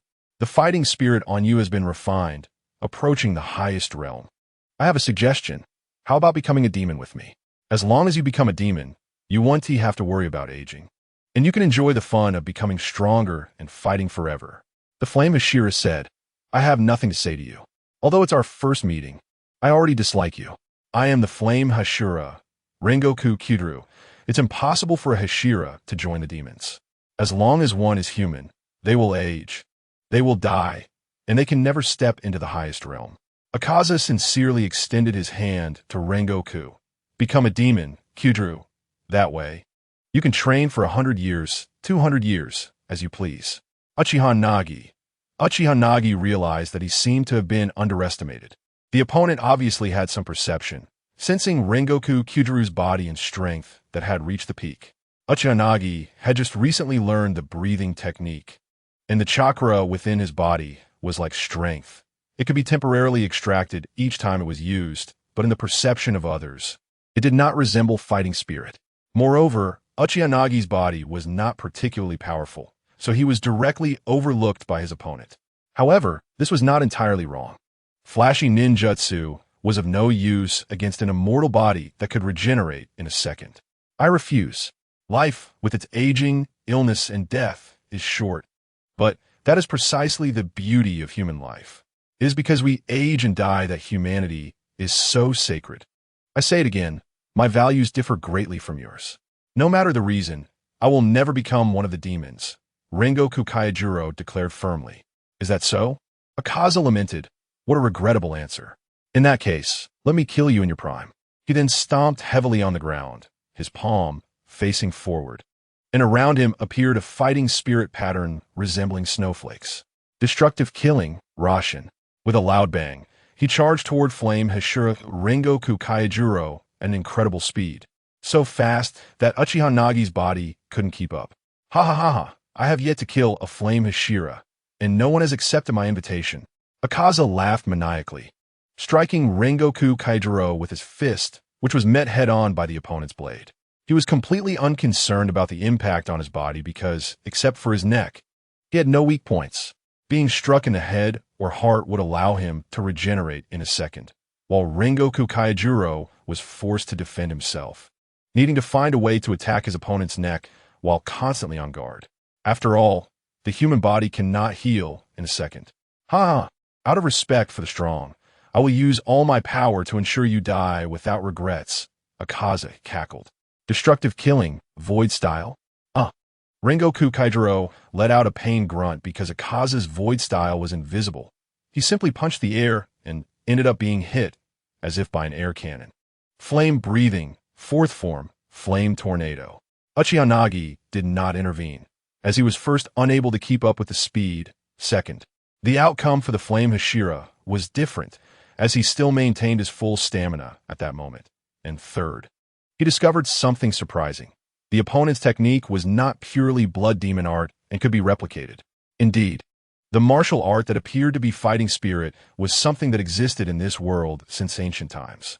However, it gradually declined because demons could not be killed, and with the strongest swordsman creating the sun breathing, it was slowly replaced by breathing techniques. Now, Uchiha Nagi realized he could perfectly replicate the opponent's skills and release them using chakra. The only downside was that his body's toughness could not keep up, so the power he released might not be as strong as the opponent's. If I open the distance, I won't be able to cut his neck. Then, Rengoku Kaijiro also realized that if he distanced himself from Akaza, the latter's stamina was endless, while the stamina of the human body was ultimately limited, only getting weaker as the fight went on. Only close combat offered a glimmer of hope. Flame breathing, first form, Shiranui. The first form surged forward with the momentum of a fiery explosion, instantly reaching Akaza's front and slashing toward his body. However, the next second, Akaza grinned and regenerated in half a second. What remarkable speed! Let your outstanding swordsmanship die here with you. Tanjiro tried to struggle to help, but was stopped by Uchiha Nagi.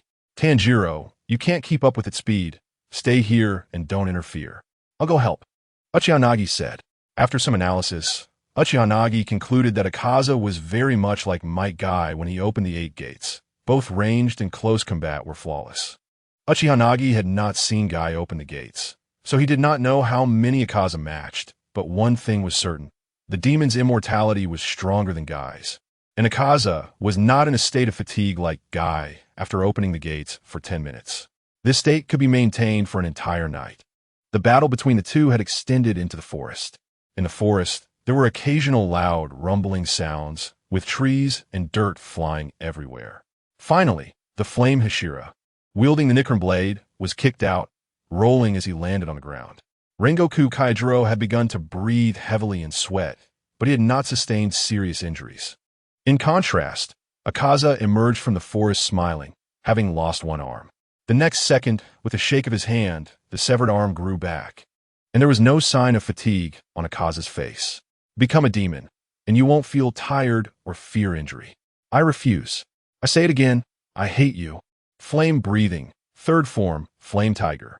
Facing the super fast slash from the flame Hashira, there was only excitement in Akaza's eyes, with no trace of pain. And the wound he had just received perfectly healed in the next second. Truly remarkable, what a good fight. Before Akaza could finish his sentence, a turn of events occurred. Earth-style, heart beheading technique. A shadow clone that had been quietly lurking underground appeared, directly reaching out its hands to drag him into the earth. This sudden change caught Akaza off guard. Chapter 44. The Beheaded Martial Artist. As an Upper Moon 3 who had fought for hundreds of years, Akaza had only seen martial artists occasionally using fighting spirit techniques apart from the Demon Slayer core swordsman and breathing techniques. However, martial artists without Nikron blades were not worth fearing. They were merely meat delivered to him. But neither had there ever been anyone using ninjutsu like Uchiha Nagi. The earth-style heart-beheading technique caught him off guard, and he was dragged into the soil, surrounded by a strange power that bound him layer upon layer. Chakra, this power, appeared before him for the first time, and he did not recognize it. Seeing this, Akaza did not feel fear, but rather excitement, as being trapped in the soil was no challenge for him. Destructive killing, foot-style flashing light. Akaza was not slow to react, and immediately used the foot-style to break free from the earth-style. Just as he escaped with destructive killing, a figure appeared before him. It was Uchiha Nagi. Akaza met a pair of crimson eyes and inadvertently caught sight of Uchiha Nagi's red eyes. Kaleidoscope Sharingan. How powerful is the kaleidoscope illusion? The fourth Mizukage, the Nine Tails, and even Danzo all fell victim to it against Sasuke and Obito, who were not specialized in illusion techniques. Akaza was hit by a single move, briefly falling into the illusion, but at that moment, the flame Hashirith saw an unprecedented opportunity. Facing the Upper Moon 3, whose neck was harder than steel, Uchiha unleashed the final move of water breathing. Water breathing, 7th form, continuous flux. Rengoku Kaijiro's eyes lit up as he unleashed the strongest move of flame breathing. Flame breathing, 9th form, purgatory. Meanwhile, Uchiha was also poised to unleash. And together they released the final moves of water and flame breathing techniques. Water 11 was created by Ju himself. The protagonist hasn't learned it yet. 2 powerful sword techniques slashed toward Akaza, who is still trapped in the illusion. Where's this? Who are they? Akaza looked at the scenes in the illusion world. A middle-aged man and a girl in a martial arts dojo, appearing incredibly warm and familiar, with another human who looked just like him following the girl. A pair of young man and woman looked extremely happy, their faces radiating warmth and sunshine, with the girl occasionally blushing and shyly lowering her head. Why? Why does my heart hurt so much? The next second, the illusion changed to a different scene, where the girl and that man lay in a pool of blood, having stopped breathing. By the way, the reason I became stronger is that I want to protect them, and I hate being weak. As for the reason, he no longer had human memories, only knowing it was because of this father-daughter pair. On one hand, his memories were erased by Muzan after becoming a demon, and on the other hand, 20 years of human memory is nothing compared to hundreds of years of memory. I can't die, I need to protect them, I must become stronger, continuously become stronger, In the real world, Uchiha and Rengoku Kyūjiro were panting. Uchiha had just unleashed a tremendous amount of eye power, and the opponent's mental will was exceptionally strong. At this moment, Akaza's head had been severed. A demon whose neck was cut by the Nichiren blade was bound to die. This had always been a weakness of demons. However, this time there was a twist. Rengoku Kyūjiro was astonished to find that the opponent had not turned to ashes yet. A cold voice came from Akaza's headless body. In the next moment, a sudden change occurred. Around Akaza's body, techniques appeared like a compass, and in an instant hundreds of fists shot out in all directions, each delivering invisible projectiles. The speed was fast and the power immense. The scene was simply unavoidable and undefendable. Uchiha recalde Kai's unique ultimate technique. A martial skill developed from reaching the pinnacle of body techniques. Though different, they were similar in essence. There was no time left. Although his vision kept up, his body couldn't. Moreover, with such a wide-range attack, there was no way to dodge except for Flying Thunder God, and his left eye's ability was still recovering. Then, Susanoo, a massive skeletal giant, formed instantly from chakra, blocking in front of them. Akaza's destructive kill technique directly struck the indestructible Susanoo, creating a cracking sound. Uchiha gritted his teeth, inputting eye power once more. The soon-to-shatter Susanoo transformed into its complete form, finally blocking Akaza's last deadly move. Boom! Boom boom!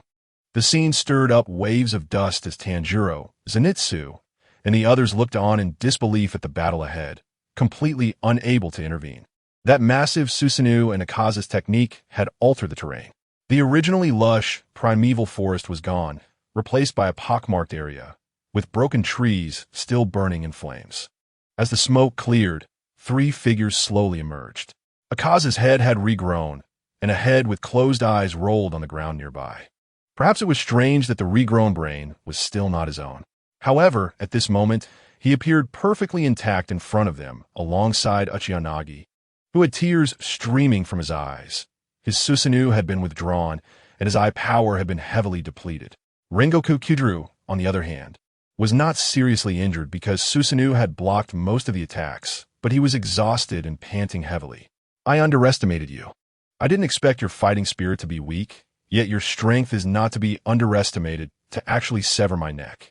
Akaza slowly walked out of the dust. Thanks to you, I can break through to the highest realm.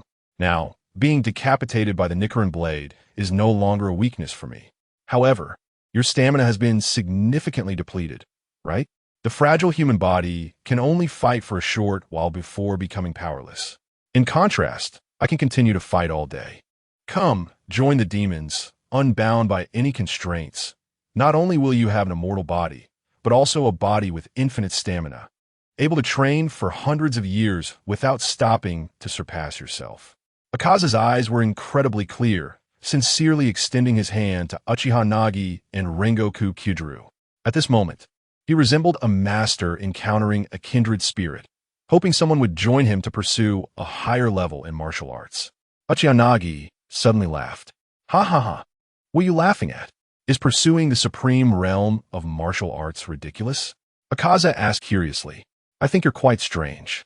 Clearly, you'll never reach the supreme realm in this lifetime, yet you repeatedly emphasize your dreams. Uchiha Nagi said, why do you think I can't achieve it? My lifespan is endless. 100 years, 200 years, someday I will reach it. Akaza said with a gloomy face, because Muzan is your greatest obstacle. Your life can be ended with just a thought from Muzan. How can someone whose life is always in the hands of others break through to the supreme realm? Sasuke just opened his Mangekyō Sharingan and challenged the Eight Tails, almost getting killed by a blade. If you think the author has raised the power system of Demon Slayer, please consider it a parallel world. After all, there are not even 10 major villains in Demon Slayer. Chapter 45, Subverting Akaza. Akaza was stunned. His life was indeed at the mercy of Muzan. Even if you break through to the supreme realm, so what? As long as Muzan has a thought, the eternity you believe in will end. With such an eternity, do you think we would still envy it and join? Ridiculous. Uchiha Nagi mocked. Akaza was left speechless because what he said was true. Breaking through to a higher level meant nothing if he could never escape the fate controlled by Muzan. Muzan could control them, but could not know their thoughts. Otherwise, he would probably act against Akaza right now. Seeing that he couldn't convince the two, and arguing wasn't his strong suit, Akaza directly attacked. Since you are unwilling to join, then die here, while you're still not old and unable to fight. Die here in a swift battle. This time, I won't look into your eyes again. I will fight you with my eyes closed. Your techniques are useless to me. After saying this, Akaza closed his eyes. With a roar, Akaza presented his palm forward, unleashing his exclusive technique of destructive kill. Destruction, killing, annihilation technique. With the release of Destruction, Killing, Annihilation technique, he unleashed hundreds of punches in an instant, each with tremendous impact. No less powerful than the previous finishing move. This technique, like the finishing move, targeted directly forward rather than in all directions. Breath of Flame, 9th form, Rengoku. Rengoku Kyūjuru shouted angrily, using the final move of the Breath of Flame. Uchiha Nagi activated Susanoo again, but this time he didn't have time to use the complete form before it was shattered. Immediately, Uchiha Nagi unleashed the 10th form of Water Breathing. Water Breathing. 10th form, Constant Flow. After blocking the Destruction, Killing, Annihilation technique, the battle began to heat up as the three fought fiercely together. An immortal demon with no weaknesses. A Uchiha from the ninja world and a Hashira from the Demon Slayer world. It must be said that Uchiha Nagi's initial choice to use Shadow Clone to save the passengers, allowing the Flame Hashira to maintain ample stamina, was indeed the right decision. Akaza's stamina was boundless and would not tire. His regeneration ability was comparable to Buu's, able to regrow a severed arm in a second. Facing such an enemy without anyone blocking in front, Uchiha Nagi simply couldn't win. Anything that is trained to its peak will become extraordinarily powerful, crushing everything. Just like Flying Thunder God and the Raikage body techniques, Sasuke was versatile but not specialized, and when he encountered the Raikage, who specialized in body techniques, he was almost beaten to a pulp. Right now, Akaza was at the pinnacle of body techniques, resembling a combination of the Raikage and Gai, with speed, strength, ranged, and close combat all flawless. Even Uchiha Nagi's illusions were countered as the opponent chose to fight with his eyes closed. Should I use Izanagi? It might not even work. The situation was different. Uchiha Nagi was unsure if Izanagi could ensnare someone with such a powerful martial will. The opponent could even break free from death. And Uchiha Nagi was reluctant to sacrifice an eye. Even if the white Zetsu cells could restore a blind eye, it would take years. No, he has his eyes closed. How can he see us? Uchiha Nagi's right eye's Sharingan spun rapidly, and then he noticed that Akaza was in a peculiar state, similar to introspection, a transparent world. It was a transparent world. Mr. Uchiha, don't get distracted, the flame Hashira shouted, blocking a strike aimed at Uchiha Nagi. Uchiha Nagi's eyes lit up. He copied it, a skill that allowed him to see through the world without needing his eyes, akin to the so-called heavenly eye in Shinsha. He must have awakened this skill, just as his head was severed moments ago. At that moment, Akaza was once again split in half from top to bottom by the flame Hashira's flame breathing technique, nearly bisecting him. Destruction kill, chaos style. Akaza let out a sinister laugh, repeatedly swinging his fist to strike the same spot, which was blocked by the flame Hashira's sword. However, this move was very special. Its immense power and speed created a suspended effect. Although the direct impact was blocked, the aftershock hit the flame Hashira, injuring him.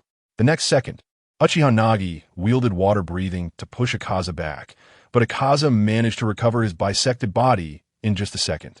"Are you alright, Mr. Rengoku?" Uchiha Nagi asked. "I'm fine, just a minor injury," Rengoku Kaijuro gasped. But one of his eyes was already injured, bleeding profusely. A human body could never compare to a demon. And as the injuries accumulated, he would only grow weaker. You see, this is the human body. It gets hurt, it gets tired, it grows weaker the more it fights. "Today, you will die here," Akaza declared at his strongest age. After saying this, he charged forward. Once he decided to kill his opponent, he would not hold back. One must strike while the iron is hot. Not good. Without the flame Hashira to restrain him in front, my eyes can keep up, but my body's speed and power still fall short. I definitely can't win, Uchiha Nagi thought. Images of techniques flashed rapidly in his mind. Water Dragon Jutsu? Useless. Fire Style? Useless. Great Waterfall Technique? Useless. Even Kisame would be helpless in this situation against a Kai who opened the 8 gates without fatigue. Susanoo, Tenketsu Sword. After contemplating, Uchiha Nagi ultimately used the offensive and defensive Susanoo, and this time he utilized the Tenketsu Sword. Akaza retreated quickly, sensing the energy giant, and the Tenketsu Sword above exuded a dangerous aura. Uchiha Nagi thought, "This is my 3rd Susanoo. My eyes are already starting to ache. And with the continuous copying of the opponent's skills, my ocular power has already been greatly drained, nearing its limit. Ha ha ha, that's it. This is how it should be. A battle of life and death is truly exciting." Akaza laughed maniacally at the sky. Destruction kill, foot style, flying meteor star wheel.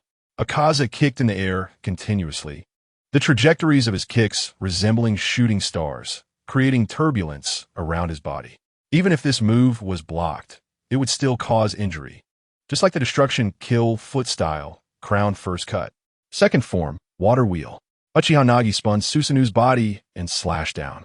This move was suitable for enemies skilled in wide-range techniques or large, aberrant demons.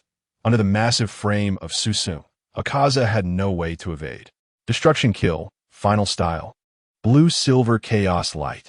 Akaza unleashed his most powerful move again, this time even more powerful, with nearly 1,000 heavy blows striking down on Susanoo. After a series of loud cracking sounds, Susanoo was covered in cracks, and Akaza was severely injured by Uchiha Nagi's strike. Uchiha Nagi felt helpless. His Susanoo had just activated and was not yet a complete form like Madara's. However, even Madara's complete Susanoo was not invincible. At the very least, the Reikage and Tsunade had broken through it as well. Chapter 46. Mutual Destruction. Let's go to hell together. Just as Akaza was recovering his body and had just finished using his skill, the flame Hashira appeared behind him, charging forward with the speed of fire, delivering the strongest strike of flame breathing to his neck. The neck is always your weak point. If one slash doesn't work, then I'll slash a few more times. Your energy has already dropped significantly. You can't fool me, Rengoku Kaijuro said, blood trickling from the corner of his mouth as he laughed. You Akaza. Akaza roared in anger. The flame Hashira was right. If one slash didn't kill him, it didn't mean that 2 or 3 wouldn't. His strength had already decreased by more than half due to the first decapitation and the intense battle. 1 or 2 more slashes to the neck would truly kill him. A loud sound echoed as Akaza's hand sliced through Rengoku's chest. Mr. Rengoku, Tanjiro and the others in the distance, seeing this scene, rushed over without regard for their own safety, their eyes filled with rage. First form, Thunderclap. Uchiha Nagi, having dispelled his Susanoo, used the fastest thunder-breathing technique to rush towards the two. Let go, let go. Akaza, seeing Uchiha Nagi about to arrive, glared at Rengoku and shouted through gritted teeth, "Not letting go. Let go to hell together." Rengoku's sinister smile was more like that of a demon than Akaza's. One hand applying greater force with his sword at Akaza's neck, while the other hand firmly grasped Akaza. Simultaneously, he burned his life force, using his breathing technique to lock down his pierced body and firmly hold Akaza's arm so he couldn't break free. That father and daughter, they're still waiting for me. I can't die. I need to find my memories. I need to know who they are. I will never let go. Come with me to hell. Rengoku Kaijiro grinned, not only refusing to loosen his grip, but also using his breathing technique to lock Akaza's arm tightly, preventing him from escaping, while pushing down even harder with the knife at his neck. Damn it, the sun is about to rise. At the critical moment, Akaza, with a grim expression, saw the light of dawn behind Rengoku. Within a minute, sunlight would fill the land. Just as Uchiha Nagi arrived using the fastest thunder-breathing first form, Akaza severed his own arms and fled. Amaterasu, Uchiha Nagi opened his Sharingan, using the last bit of chakra and ocular power to unleash the strongest ninjutsu. The outcome is decided. This time, it's because the sun has risen. Next time, I will definitely kill you. From afar, Akaza's voice echoed through the forest. Don't run. That's not fair. We always fight in your most advantageous night. That's not fair, coward. Don't run. Tanjiro shouted with tears streaming down his face, using all his strength to throw his Nichiren blade, hitting Akaza in the forest. Mr. Rengoku, how are you? Tanjiro ran to Rengoku's side, crying, I can't. Listen to me. As long as you all survive, that's the best. Rengoku coughed up blood. Nearby, Inosuke was also wiping his tears, deeply distressed. Stop crying. He's not dead yet. Uchiha Nagi crouched down to check Rengoku's chest. Which news do you want to hear? The good news is that Mr. Rengoku avoided a fatal blow to the heart. And the bad news? Inosuke asked foolishly. Idiot, don't listen. There is no bad news. Zenitsu hit Inosuke on the head. Uchiha Nagi smiled mysteriously, his palm glowing with green chakra, covering Rengoku Kaijiro's chest. The other good news is that I can use medical ninjutsu to treat Mr. Rengoku. Maybe I can save his life. Cough, cough. Rengoku Kaijiro coughed up more blood. Don't talk. Use your breathing technique with me. First, reconnect the blood vessels around the heart. Then the lungs, Uchiha Nagi said seriously. Rengoku Kaijiro nodded gratefully. After all, who would wish to die when they could live? The large hole in his chest had already damaged his lungs and part of the blood vessels of his heart, which was the reason for his death in the original timeline. Due to heavy damage to the lungs, he couldn't use his breathing technique to stop the bleeding. And with the heart's blood vessels damaged, he couldn't maintain blood circulation. The heart is, after all, the second most vital organ in the human body after the brain. Once there's a problem, it can affect the entire body. Can we save him? We can definitely save the blonde guy, right? Inosuke had an expectant look on his face. Uchiha Nagi took out a scroll and tossed it on the ground. After a cloud of smoke dissipated, a bundle appeared, filled with various test tubes and potions. Tanjiro, help me get that red potion over there. Fill it into the syringe and inject it into Mr. Rengoku. It's a potion to replenish blood and nutrition. Also, bring over that red pill from over there for him to take. Oh, okay. Hearing that the flame Hashira might be saved, Tanjiro hurriedly started helping, wiping away his tears. Inject the green potion, administer the adrenaline, give him the cardiac stimulant. They busily worked both inside and outside for a while, and finally, Rengoku Kyujiru's injury stabilized. All right, some of the blood vessels around the heart have been reconnected, and one of the lungs has also been repaired. Mr. Rengoku, you could try breathing techniques now. Use the breathing techniques to control your body and cooperate with me to repair other areas, Uchiha Nagi said, wiping his sweat, looking exhausted. Rengoku Kyujiru nodded gratefully and closed his eyes to concentrate. Breathing through his lungs felt like fire burning, but couldn't stop this man of iron will. After the third breath, he succeeded. The flame Hashira began to mobilize his muscles and blood vessels to heal his injuries. Uchiha Nagi swallowed another soldier's food pill, fed one to the flame Hashira to restore his stamina, then turned to the group of boys with a smile. "We did it. Mr. Rengoku's life is saved." "That's great." Tanjiro cried once more, overwhelmed with joy. "Ah, that's wonderful. Everyone is okay. I'm going to run a few laps." Inosuke excitedly raised his hand and shouted. Rengoku Kyūdō gasped for a while and finally managed to speak weakly, smiling. "I thought I was done for." "Thank you so much, Uchiha brother. No need to be polite. I want to train alongside you, Mr. Rengoku. I'm thinking of ways to help with your eyes.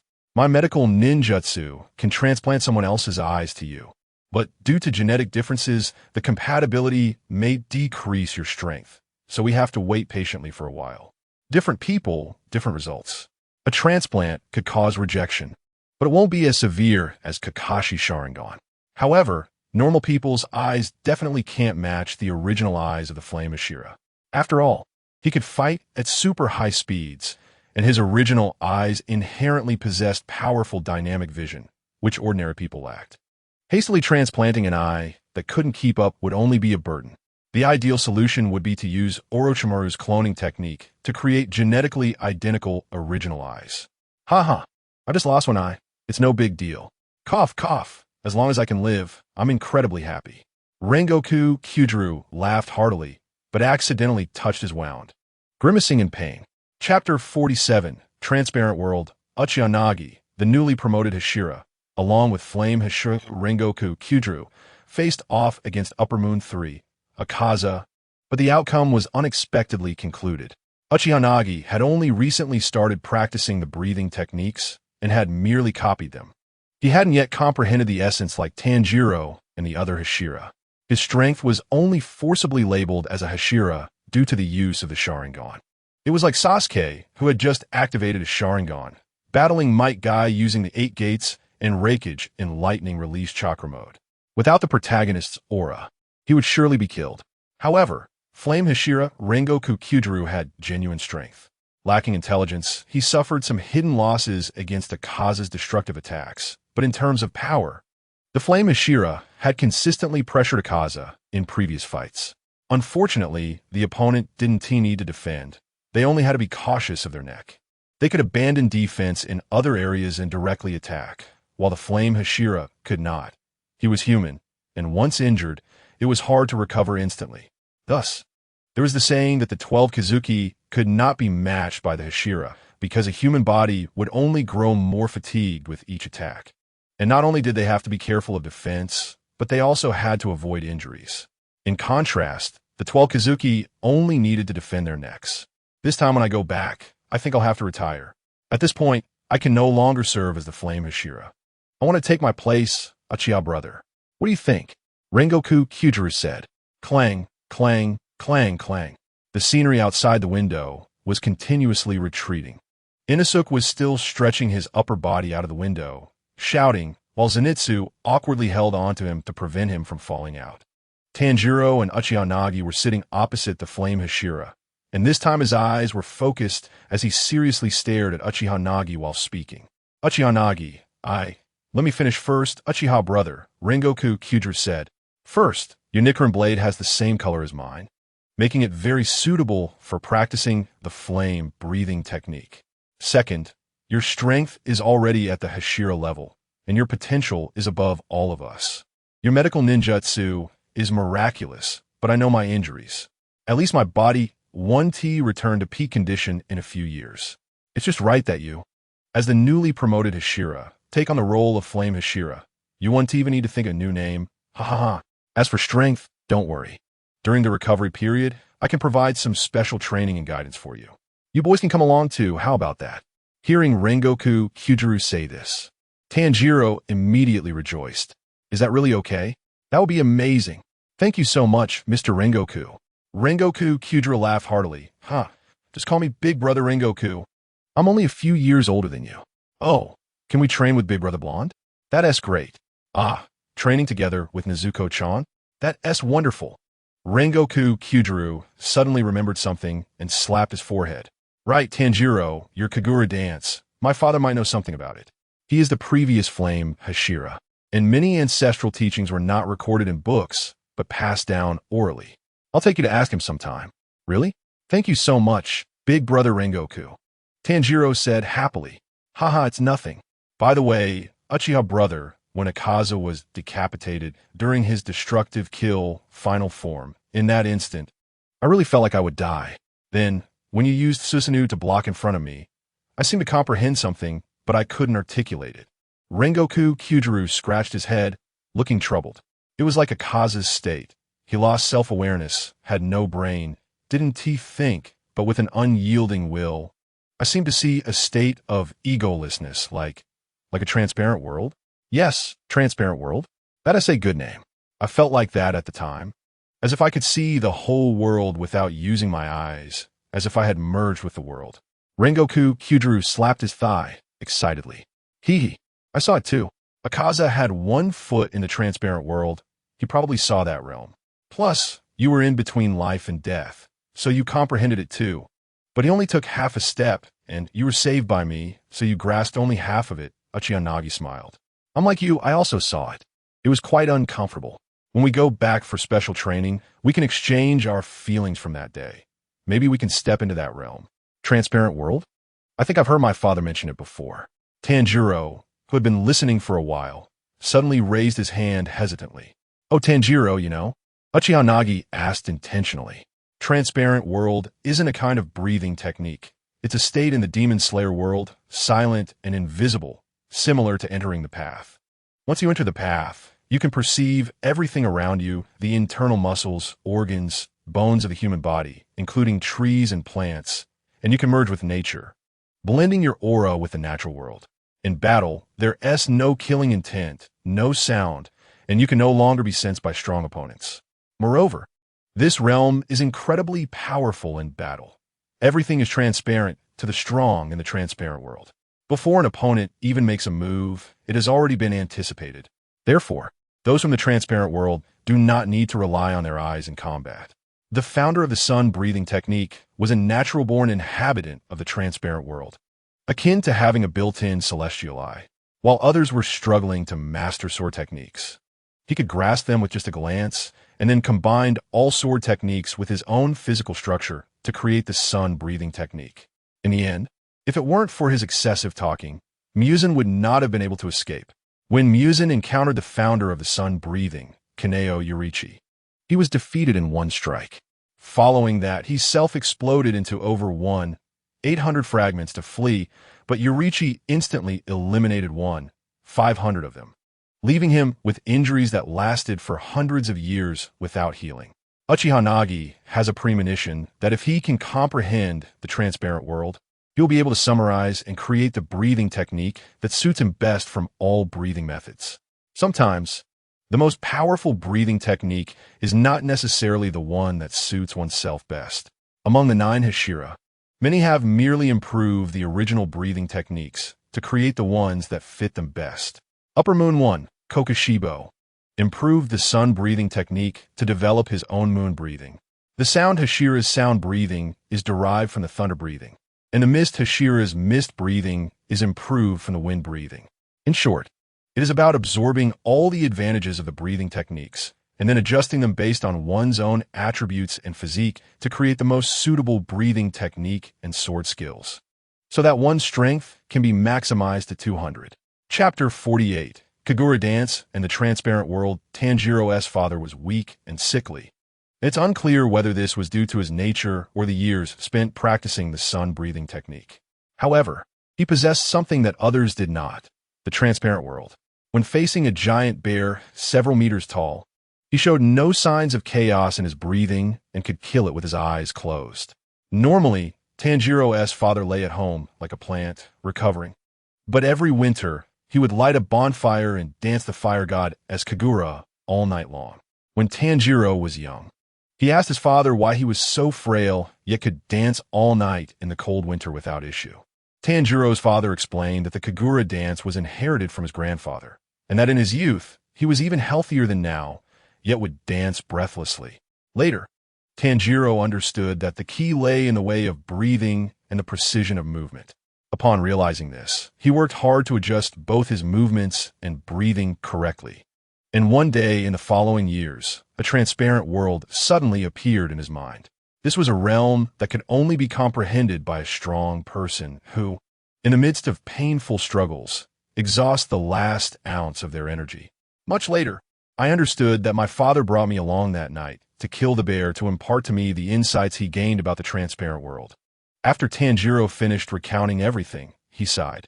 Unfortunately, my father passed away less than 10 days after that night. My aptitude was too dull. I could not comprehend that transparent world. Uchiha Nagi and the Flame Hashira listened quietly as Tanjiro shared his family history. Though Uchiha Nagi suspected that Tanjiro's father did not die from exhausting his potential while killing the bear, but rather because Tanjiro's mother was too beautiful.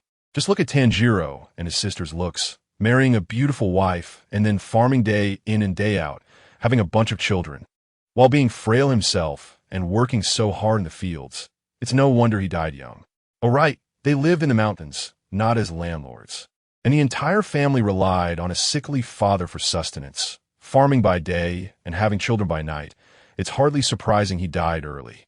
Rengoku Kyūjuru was very excited upon hearing about the transparent world from Tanjiro, likely referring to the transparent world as the cheerful older brother. The Flame Hashira never beat around the bush. With wide, happy eyes, Rengoku said to Tanjiro, "So, young boy, would you be willing to show us your family's Kagura dance when the time comes?"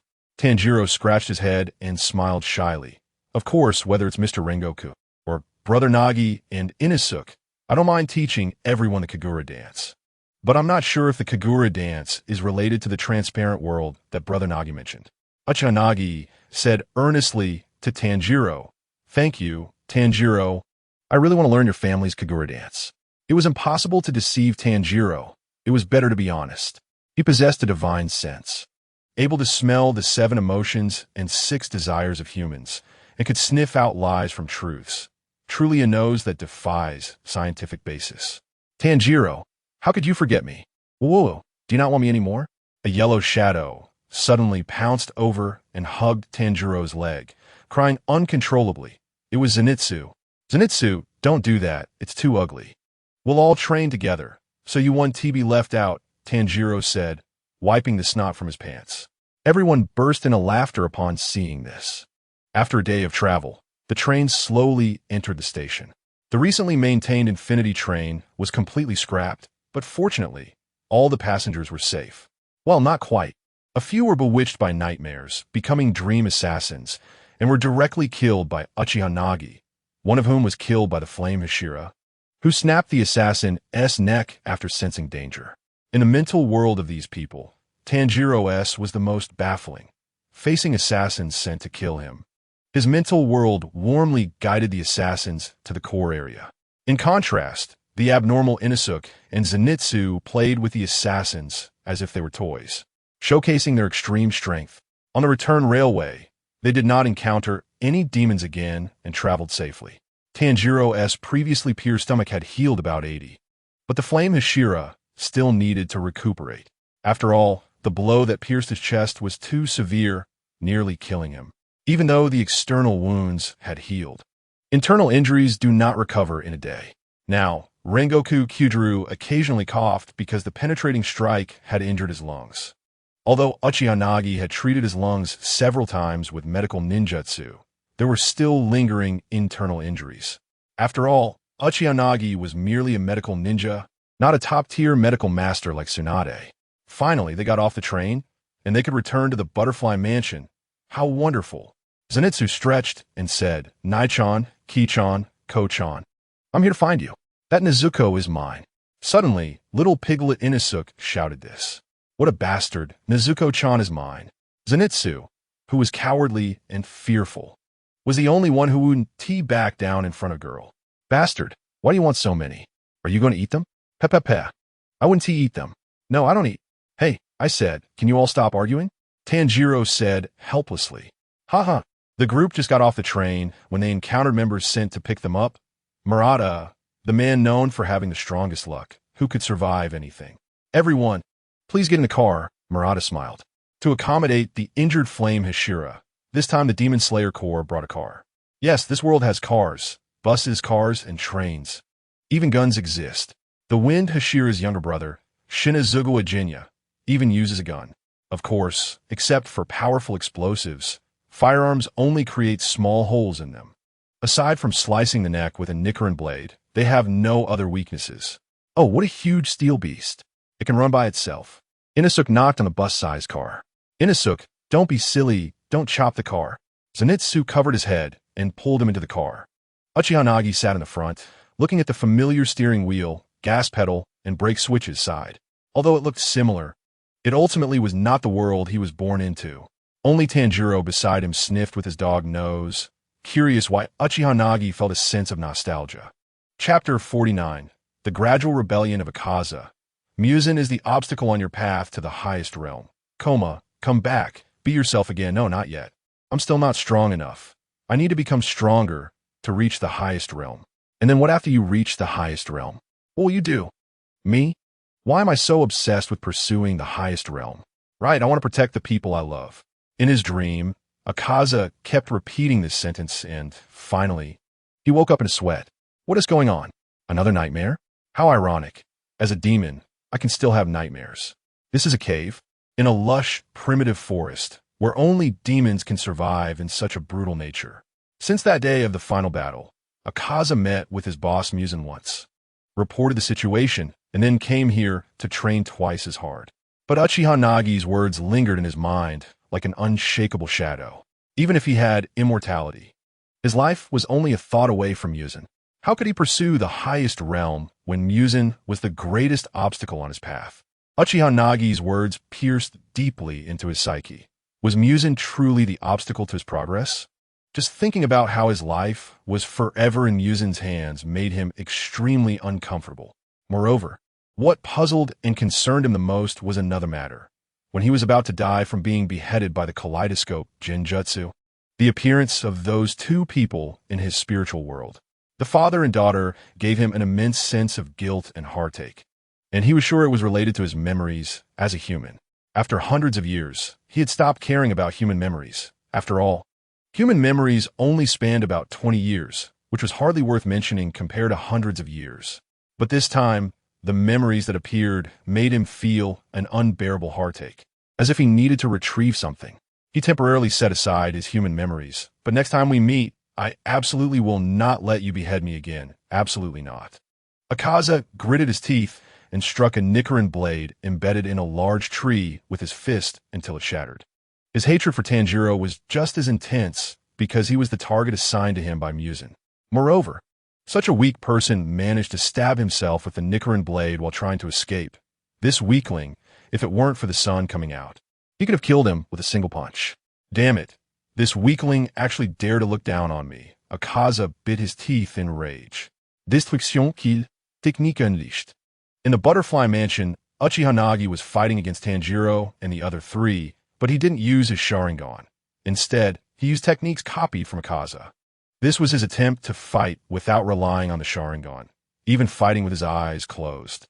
Akaza's Destruction Kill was a mode that sensed the opponent's fighting spirit without needing to use his eyes.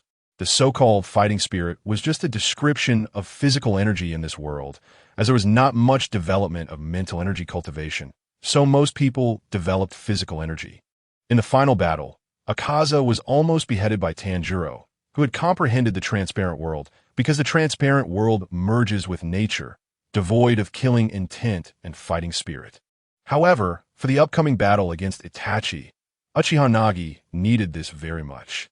Facing Itachi, who had perfected Genjutsu, Uchiha Nagi felt that the kaleidoscope alone would not be enough to resist him in the realm of illusion. The safest approach was to learn more, such as sensing the opponent without using his eyes and employing fighting skills. The transparent world was clearly not something he could learn in a short time. Uchiha Nagi had already copied the Kagura dance breathing technique demonstrated by Tanjiro, as well as all of Akaza's Destruction Kill. Akaza's Destruction Kill was entirely based on the martial arts cultivation system of human fighting spirit, which could be performed without the genes of a demon. However, the last few forms required particularly high physical strength. Since Akaza was a demon, He could regenerate a severed limb in a second. So he never considered the damage that such powerful techniques could inflict on the human body. It could be said that destruction kill could be used by humans, but not easily. Uchiha Nagi could only unleash the first few moves of destruction kill, and he would need to strengthen his body day by day until he reached a level capable of withstanding it. It would likely require a body as resilient as Kai's to handle it. Especially the last move, the final form of destruction kill, could break Susanoo, surpassing the morning peacock. Look at my water-breathing, beast-breathing, thunder-breathing. Uchiha Nagi closed his eyes, continuously dodging the attacks of the three, then counterattacked using other techniques. Try to integrate those things into his muscle memory. Destruction kill, void style. This was a technique Akaza used during his battle with them. Executed at a distance by swinging his fist to shoot out air cannons, the trajectory of which could not be seen with the naked eye, but the power was significant. However, Uchiha Nagi replaced it with a Nichiren blade. The Nichiren blade swung rapidly, continuously unleashing powerful air cannons. The only difference was that one used a fist while the other used a blade. Tanjiro and the others saw the invisible air attack for the first time. Their keen eyes observed the subtle details, and in an instant, they were struck and sent flying by Uchiha Nagi's air blades. Since this was a spar, neither side used killing intent, so Tanjiro and the others merely flew backward. So powerful! Is this the technique of that naked guy from that night? Inosuke exclaimed excitedly. Yes. Mr. Rengoku was injured because he couldn't see it. Uchiha Nagi nodded. Let's call it a day for today's training. Tanjiro's injuries haven't healed yet. Uchiha Nagi still needed to further familiarize himself with and modify destruction kill to suit his style, attacking with a blade instead of fist. Meanwhile, he practiced the Kagura dance whenever he had the chance, hoping that after a few years of practice, he could awaken the transparent world, achieving that state of egolessness by merging with nature. Uchiha Nagi tried the Kagura dance. Its power was indeed immense, several times stronger than water, flame, and thunder-breathing techniques. However, correspondingly, after each use, he would suffer a backlash, causing immense pain to his body. At present, his physical strength had not increased to a sufficient level, and using Fire God Kagura in battle was like opening the 8 gates, and after 3 minutes, he would be out of commission. Chapter 50, Teaching Butterfly Shinobu. Facing Akaza's powerful martial arts, Uchiha Nagi was drooling and certainly would not give up easily, so he tried to integrate it into his sword techniques. After becoming a demon, Akaza still adhered to the philosophy of a martial artist. The combat skill he created, Destruction Kill, was based on human fighting spirit. However, Akaza possessed the powerful regeneration and immortality of a demon, so he never considered the damage the last few moves could inflict on the human body. Therefore, Uchiha Nagi could copy it, but could not use it, as his speed and strength could not keep up, and his body lacked the recovery ability and strength. Even though the breathing techniques could enhance the physical body, it was extremely difficult to become strong enough to unleash the last few moves. Uchiha Nagi sat on the roof, stroking his chin in thought. The same sun breathing also required an extremely powerful physical body to use it without suffering after effects. Thinking of this, Uchiha Nagi sighed. Would he have to follow the path of physical cultivation in the future? However, it was truly enticing. Thinking of the powerful sun breathing and Akaza's destruction kill made it impossible for Uchiha Nagi to give up. He still hoped to learn more and then take revenge in Konoha. Moses, Nagi-kun, are you sitting alone on a rooftop with a frown, thinking of home? The scent of a young girl wafts through the air, and a graceful figure slowly descends from the sky. A hidden skill that no one can rival except for Butterfly Shinobu. Uchiha Nagi and his group are recuperating with the Demon Slayer Corps, and of course, they are staying at the Butterfly Mansion, as it is a place for healing. It's you, Miss Butterfly Shinobu. Are you thinking of home? More so, you're thinking of revenge. That home is not a real home, only a place that constantly reminds me of persecution. Uchiha Nagi sighed. Life in Konoha, as an Uchiha, was truly not easy. When the 3 Tomo Uchiha went out, they had to be careful of the root organization who might dig out their eyes. Call me a ninja, Miss Butterfly Shinobu. You're being too polite. My sisters used to call me that.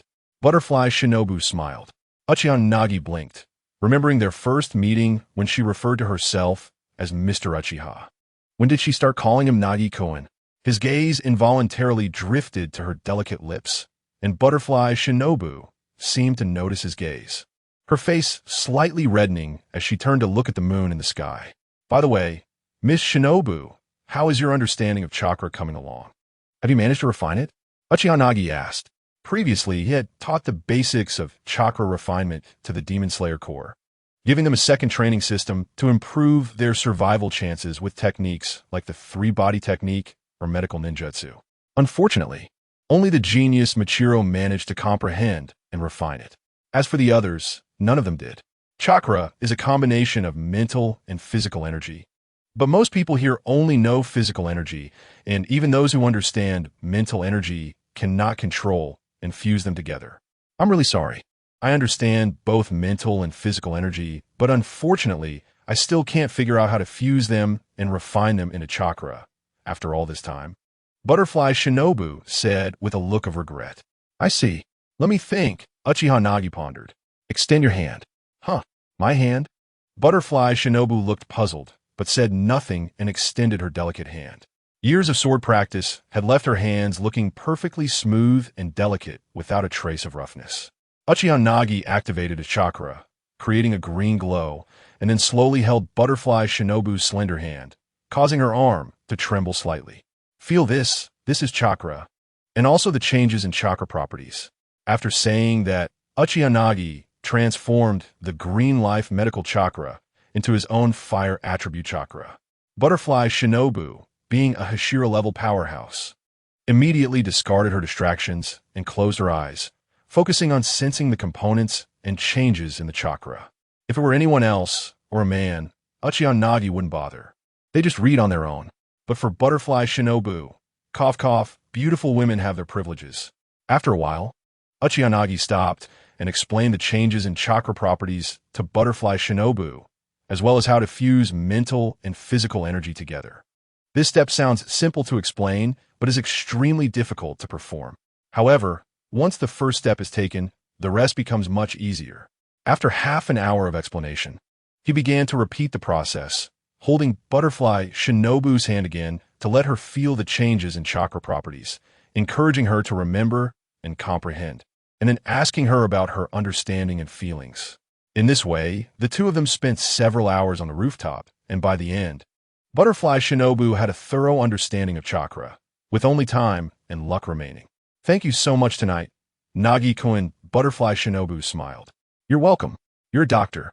If you manage to refine chakra and learn medical ninjutsu, I would benefit too. After all, everyone gets injured sometimes, Uchiha Nagi replied with a slight smile.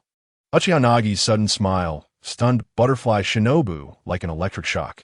The Uchiha clan's looks were always on point, especially Uchiha Nagi, who had shoulder-length hair and bangs covering his face. But his physical appearance was exceptionally high. Compared to Uchiha Itachi and Sasuke, he was not inferior in the slightest. And unlike Itachi, who showed signs of early aging with 2 lines of nasolabial folds, Uchiha Nagi had a more refined aura.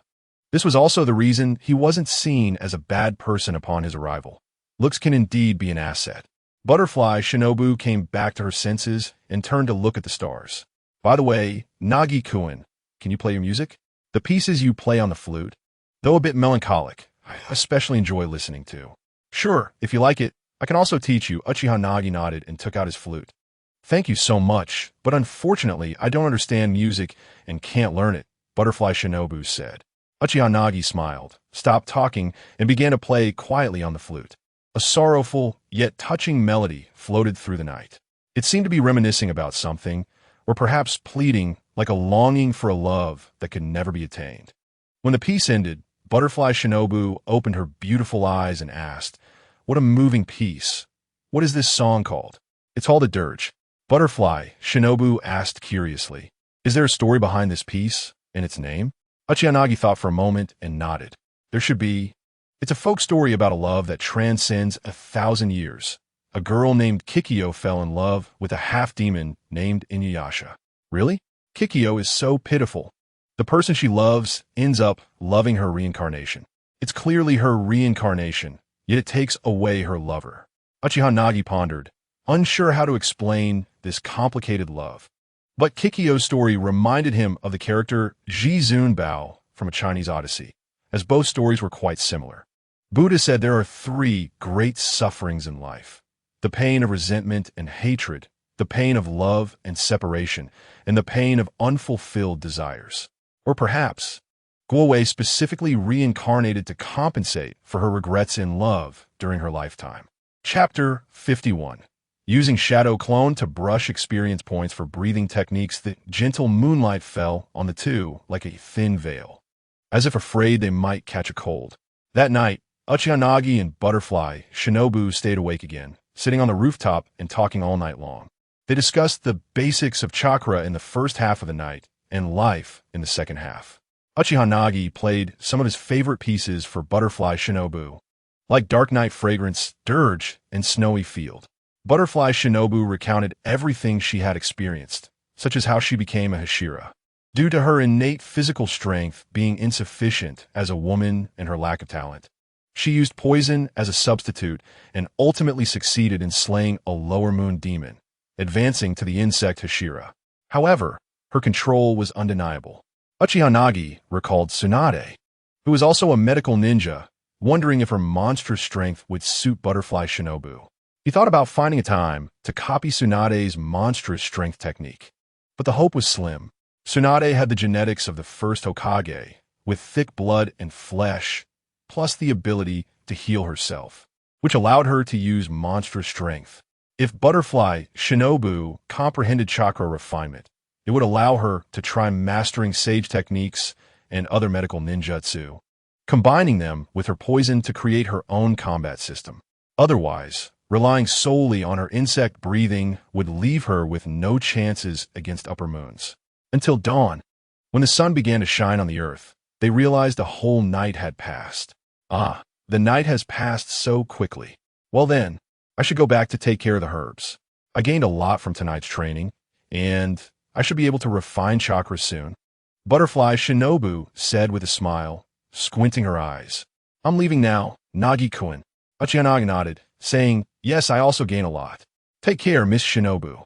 Butterfly Shinobu opened her mouth, wanting to say something. She looked at Uchiha, and under the bright sunlight, his handsome face appeared even more striking. Butterfly Shinobu momentarily lost her focus and quickly turned her head, hurriedly leaping away. Uchiha. It's not that Uchiha didn't notice anything. It's just that he had never dated anyone since coming out of the womb in his previous life. He was the kind of person who would be lost in a crowd, and with the various pressures of growing up, housing, cars, bride prices, and the burden of raising future generations, he remained single his entire life. In this life, he is also facing a situation where high-ranking officials in Konoha are constantly plotting to eradicate the Uchiha clan under the threat of death. Uchiha has never dated and has no experience. So, when confronted with a girl who seems to have feelings for him, what should he do? He isn't even sure if he likes her. Scratching his head, Uchiha can't figure out how to handle this and decides to wait a bit longer. Forget it. Let's go with the flow. Uchiha jumped out of the house and went to have breakfast. The flame Hashira, after treatment at the Butterfly Mansion, has returned home to recover and is unlikely to go out for a few months. Tanjiro also went with him to check his family's records on the sun breathing technique. And along the way, he was once again chased by Steelbone for losing the Sunblade. After finishing breakfast, Uchiha released more than a dozen shadow clones. He was trying something to have the shadow clones use the breathing technique. Naruto can make hundreds of shadow clones fight because the balls themselves are a transformation of chakra. But breathing techniques require coordination of breathing with the physical body. Do shadow clones need to breathe? They do, and they don't. Shadow clones are essentially a mass of transformed chakra.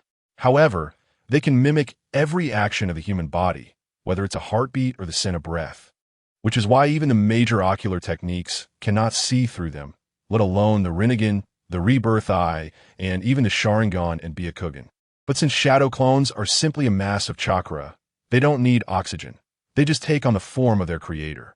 Therefore, what Uchiha is currently doing is having the shadow clones attempt to use the breathing techniques. And in future battles, haha, Hundreds of shadow clones charging in with the Sunblade would scare any upper moon into wetting their pants. However, the kunai and Sunblade, transformed by the shadow clones, are still chakra. Only a real Sunblade can decapitate a demon. But when he returns to the ninja world, its power will be greatly enhanced. Ninjas typically have high attack and low defense. A single kunai can kill. And a large group of shadow clones using various breathing techniques can act as a wall until their chakra runs out, killing anyone who stands in their way. Don't forget, the breathing techniques are like a universal solution. Various ninjutsu can use different breathing techniques to counter, even if Tanjiro was thrown around like a sandbag by telekinesis without dying. Because he could use the water breathing technique to land safely. Poof, poof, poof, poof. A large amount of smoke appeared, and, as Uchiha Nagi expected, it initially failed. Although shadow clones can simulate breathing, they lack blood vessels and internal organs, and once the breathing technique becomes a bit intense, it disrupts the stability of chakra. Akin to the shadow clone experiencing an external impact. Sigh. As expected, things are harder than they seem. Uchiha Nagi sighed. The sword techniques of the breathing methods must be coordinated with breathing. Otherwise, they are merely ordinary sword techniques, and their power is not on the same level.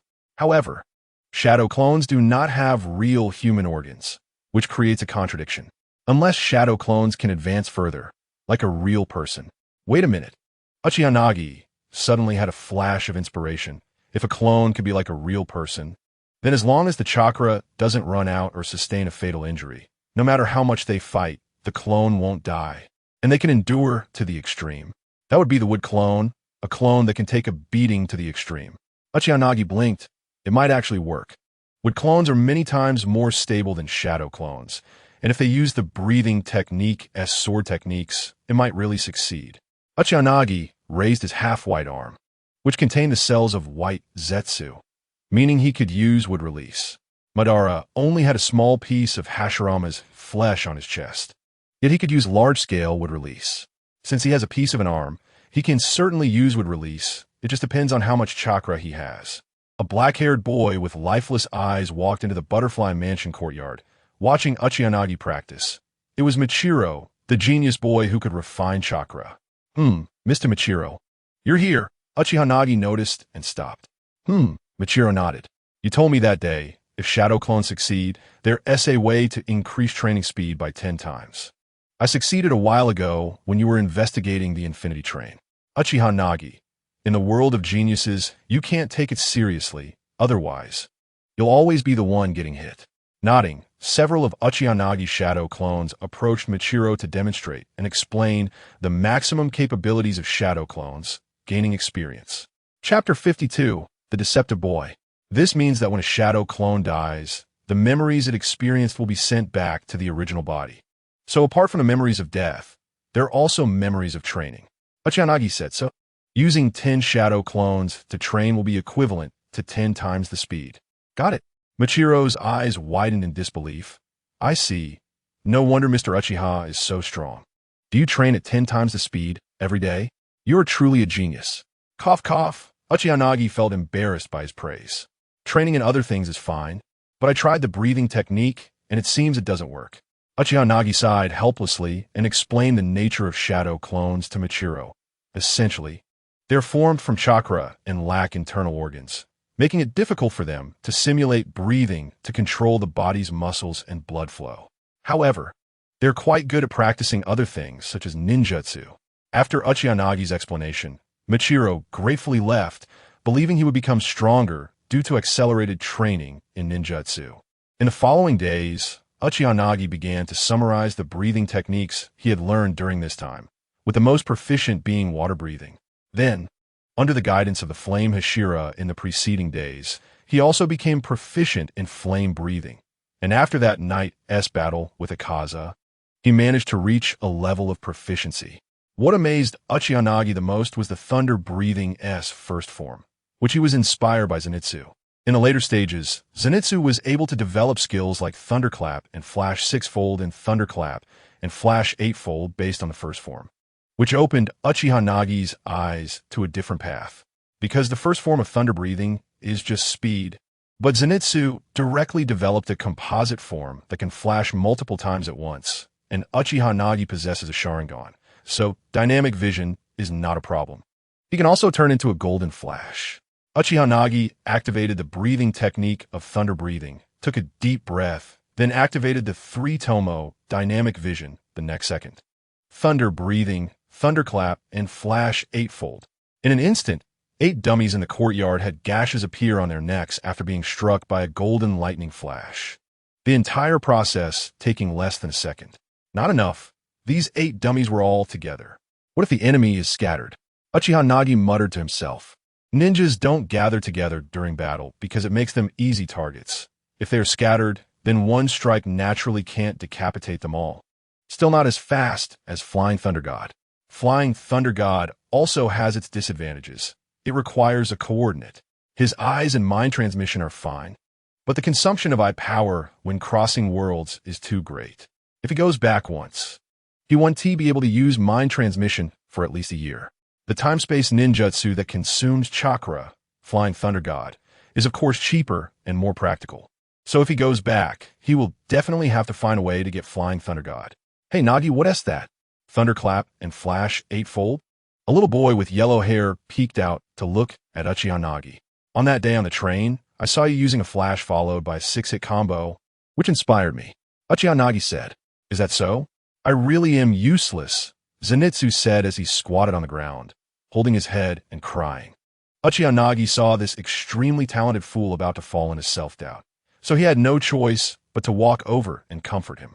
Of course, if you don't have strong talent, would the retired Thunder Hashira personally teach you? Nagi said, Zenitsu, if you want to learn, I can teach you. You have hidden talents that you don't even know about. You just haven't realized it yet, Uchiha Nagi said frankly. To create a new technique in the nearly complete thunder breathing, which has been passed down for hundreds of years, your talent must be undeniable. Really? Thank you so much. Brother Nagi. By the way, I almost forgot, Miss Shinobu asked me to bring someone over, Zenitsu said, waving to a person behind him. A person with a grotesque scar on his face and sharp eyes, looking like a delinquent, walked over with his head down. Hello, I'm the newly promoted Demon Slayer Corps member, Kaneo Sayuri. Surprisingly, Kaneo was very polite to Uchiha Nagi. Sayuri, I know you. You were one of the few who survived the selection tournament that day, Zenitsu said curiously. Uchiha Nagi nodded. Hello, I am Uchiha Nagi. Did you come to find me for something?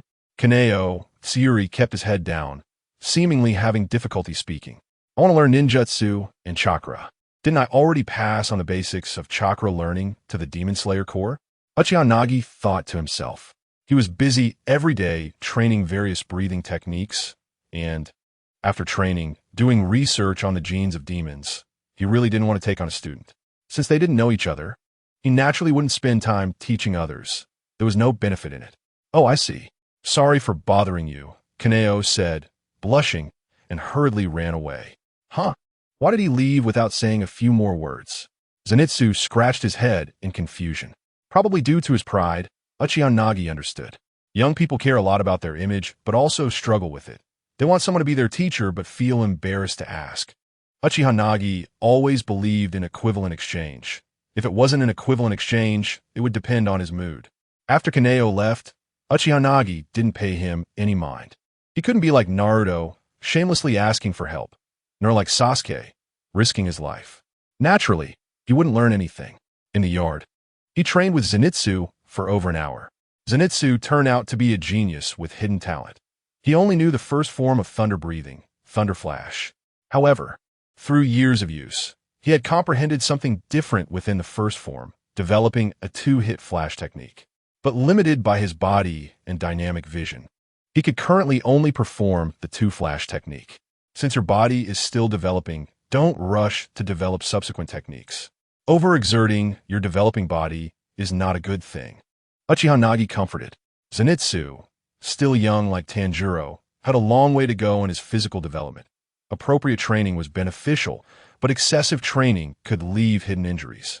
In Uchiha Nagi's view, the destructive power and speed of Thunder Flash were somewhat similar to Chidori. After easily witnessing Zenitsu's 2-flash technique, he developed his own 6-flash technique. thanks to his powerful dynamic vision from Sharingan and the white Zetsu cells. The white Zetsu cells continuously strengthened his physique, and now his chakra was increasing day by day, allowing Uchiha Nagi to experience a second growth spurt after his developmental period.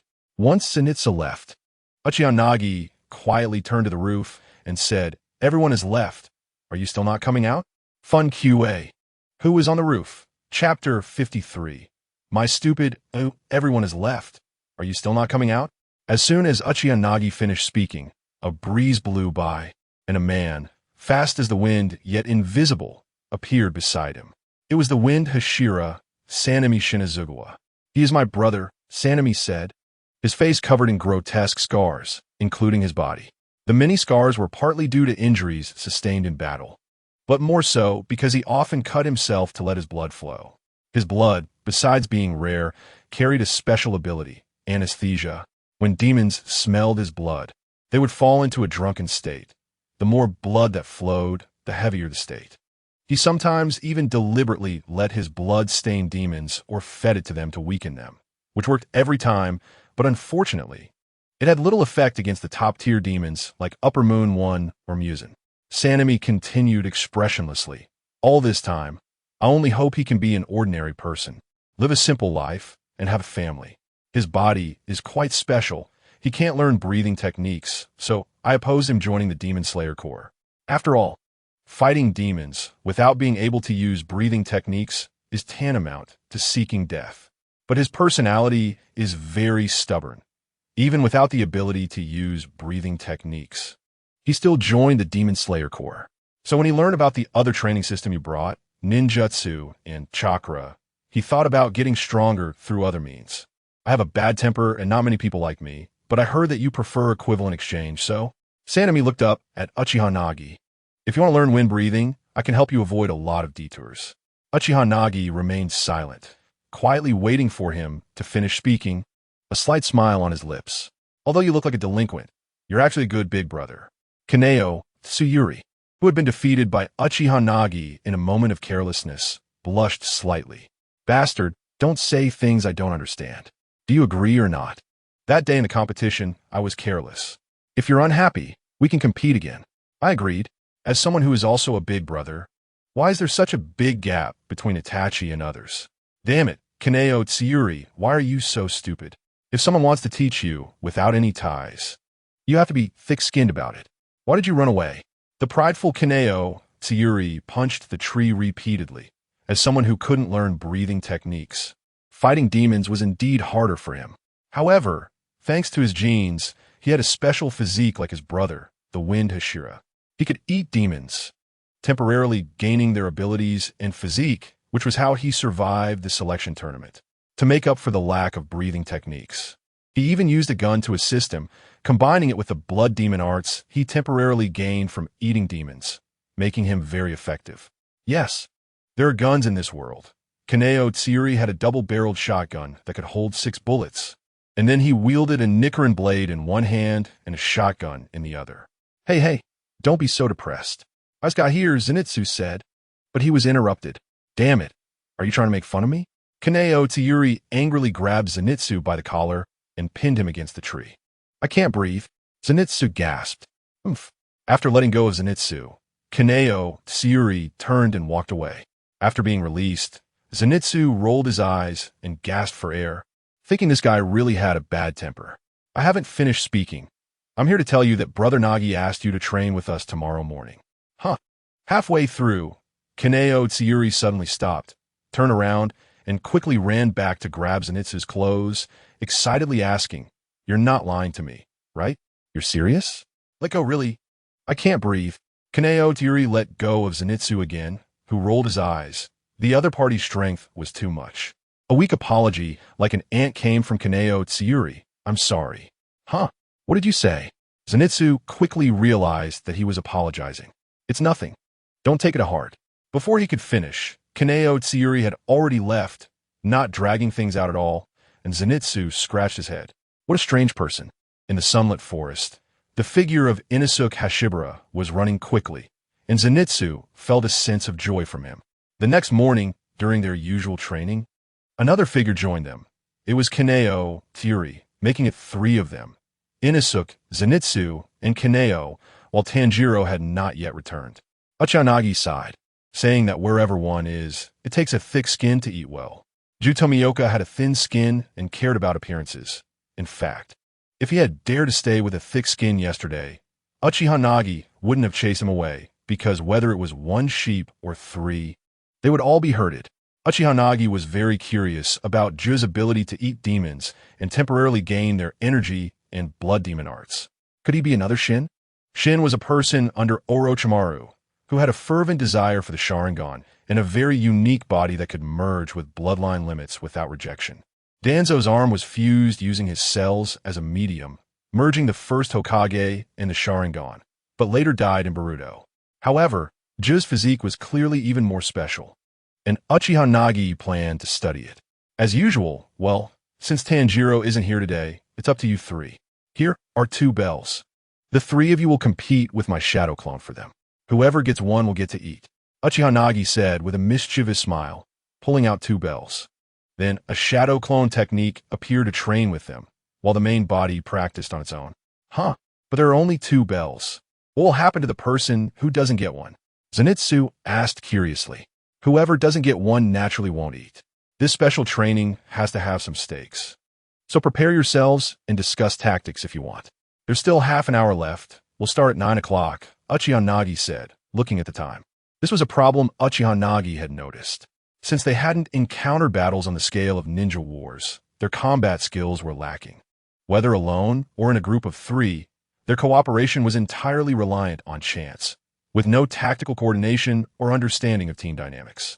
A well-coordinated team with tactics often achieves great results, especially against demons that appear alone. The Wind Pillar may be a bit crazy, but he's actually a good brother, and logically speaking, even if misunderstood by his younger brother, he wouldn't explain. Chapter 54. The Bell Contest. Remember to come for the bells with the mindset to kill me, Uchiha said, waving his hand casually as he left the shadow clone holding the bells. Let's just start fighting. What's tactics? Is it delicious? I want both bells. I want 2 lunches, Inosuke shouted, drawing his dual blades and rushing forward. Idiot, don't rush in. Zenitsu hurriedly grabbed him. Tactics, we need to consider tactics. I think it's unnecessary. Whoever grabs it gets it. Both bells are mine, Ju said, drawing a gun and a sword. Damn it, both are mine. Ha ha ha. I want 2 lunches, Inosuke shouted, brandishing his long knife and charging ahead. Uchiha sighed, realizing it was just as he thought. They didn't discuss cooperation and just started fighting. I wonder if Kakashi felt the same headache while teaching his students. Beast breathing, first Fong piercing shot, facing Inosuke's charge. Uchiha shadow clone remained calm, and, when hit by Inosuke, used the body replacement technique. Puff. After a puff of smoke, it turned into a piece of wood, which Inosuke sliced in half. Where did he go? Where is he hiding? Inosuke closed his eyes to sense, then opened them and laughed in a certain direction. Found you, huh? Inosuke was stunned, as Uchiha was not standing on land, but on the surface of a small lake, smiling at them. Cheating. Protest. We can't float on water, Zenitsu exclaimed, also stunned and protesting loudly. While the breathing techniques were powerful, they didn't grant them the ability to walk on water without sinking. Ju, however, raised his firearm and shot at Uchiha on the lake. The bullet was fast, but Uchiha had infused some of his chakra into the shadow clone and activated the Sharingan before Ju's bullet even left the barrel. Uchiha had already predicted the bullet's trajectory with his superior dynamic vision and dodged it. Stunned, Ju had never seen anyone dodge a bullet before, so he fired 2 more shots, but the shadow clone effortlessly dodged them as well. If you want to defeat me, you need to be prepared to face different situations on any battlefield. Once you can adapt to my fighting style, you'll be able to quickly adjust when facing Muzin's unknown subordinates in the future. Uchiha calmly finished forming over 20 hand seals on the lake surface, performing the water release, water dragon bullet technique. A massive water dragon surged from the lake, and since there was a water source, the chakra consumption for the shadow clone was minimal, allowing Uchiha to create a larger version. Faced with a sudden deluge, the 3 level 10 Ys had no means to resist and were swept away. Of course, they did try to resist, each using their breathing techniques to cut through the water flow, but the subsequent waves quickly scattered them. Indeed, they really struggle in battles with different systems, Uchiha remarked. To eliminate demons, close combat is essential for beheading. So the members of the Demon Slayer Corps have always been very specialized, all being close combat types with powerful physical techniques. However, they have no way to defend against large-scale attacks from ninjutsu. Conversely, large-scale ninjutsu attacks against Muzan and his subordinates are ineffective, wasting chakra without any effect, as they can regrow lost limbs in a second. What use is ninjutsu? Unless it's high-level ninjutsu, sealing techniques, or explosive tags, or Jiraiya's Sage Art Fire Release, go.When, which are on par with Amaterasu in terms of power, capable of severely injuring or turning them to ash, leaving no cells behind. However, ninjas also have their weaknesses. High offense, but low defense. Sending shadow-level ninjas to fight the 12 Kazuki would likely exhaust their chakra and lead to defeat. However, there is one ninjutsu that is indeed special, the Wind Release, Raisin Shuriken, which can destroy every cell of its target. Uchiha thought for a moment. He realized that the characteristics of the Wind Release, Raisin Shuriken, were quite suitable for killing demons. It might become a ninjutsu that could kill them without the need for beheading. Damn it, where's my headband? The wet Inosuke climbed up from the ground, looking left and right. Unable to find his headband, Uchiha approached. And Inosuke hurriedly closed his eyes, knowing from repeated practice that looking into Uchiha eyes would immediately trap him in a genjutsu. Earth Release, Heart Beheading Technique. What appeared before Inosuke was just a decoy, a shadow clone that had already burrowed underground. The shadow clone technique is one of the 3 body techniques in ninjutsu. A non-physical clone that is tested during the genin exams. Naruto couldn't graduate because he failed. Without his Nichiren blade, he couldn't move, and using breathing techniques wouldn't help him escape. Uchiha said cheerfully as he went to deal with the other 2. Wait, you imposter, let me out. We'll fight again. Inosuke shouted, left with only his head. On the other side, the other 2, scattered by the flood. One rushed into the forest while the other crashed into a rock. Damn it, this kind of fighting style I've never encountered before. Is this ninjutsu? It rivals blood demon arts. Inosuke Hashibara stood up, covered in mud, yet his face was filled with excitement and fighting spirit. He thought that if he could learn the breathing techniques, he could become stronger and catch up to his powerful brother in another way. So today, he was determined to pass the assessment. Meanwhile, Zenitsu Agatsuma, still wringing out his muddy clothes, became Uchiha second target for special training today. Suddenly, Zenitsu seemed to hear a sound. As he looked up, he saw a pair of red eyes. It was the illusion technique of magical netherworld. Zenitsu was immediately trapped in a world of illusion. He married Nezuko, became a father, and finally had a baby boy who, to his excitement, looked exactly like Inosuke. Dazed and dizzy, Zenitsu thought, haha, no doubt he is my child. He looks just like me. Inosuke appeared before him, laughing heartily, revealing that he was the one who had been with Nezuko. Zenitsu was greatly stimulated, foaming at the mouth, his eyes rolled back, and he fainted. Chapter 55. The bell test of familiarity. Zenitsu displayed a horrified expression. The shock from the green-hatted neighbor was too intense, causing him to foam at the mouth and faint. His eyes wide open in death. Seems a bit too much. Uchiha scratched his head, looking at the foaming Zenitsu, unsure of what terrifying thing he had seen to react so strongly. This illusion was designed to make enemies see their greatest fears. What was Zenitsu most afraid of? Demons? Forget it, there is still one last one. Uchiha glanced around cautiously, then ran into the forest to hide. Although Jinya Shinazugawa had thin skin, his combat awareness was not weak. Unlike others, he was perhaps more cautious due to not knowing the breathing techniques, making him think twice every time he faced a demon. With the 2 training partners swept away by a wave, team cooperation was naturally out of the question.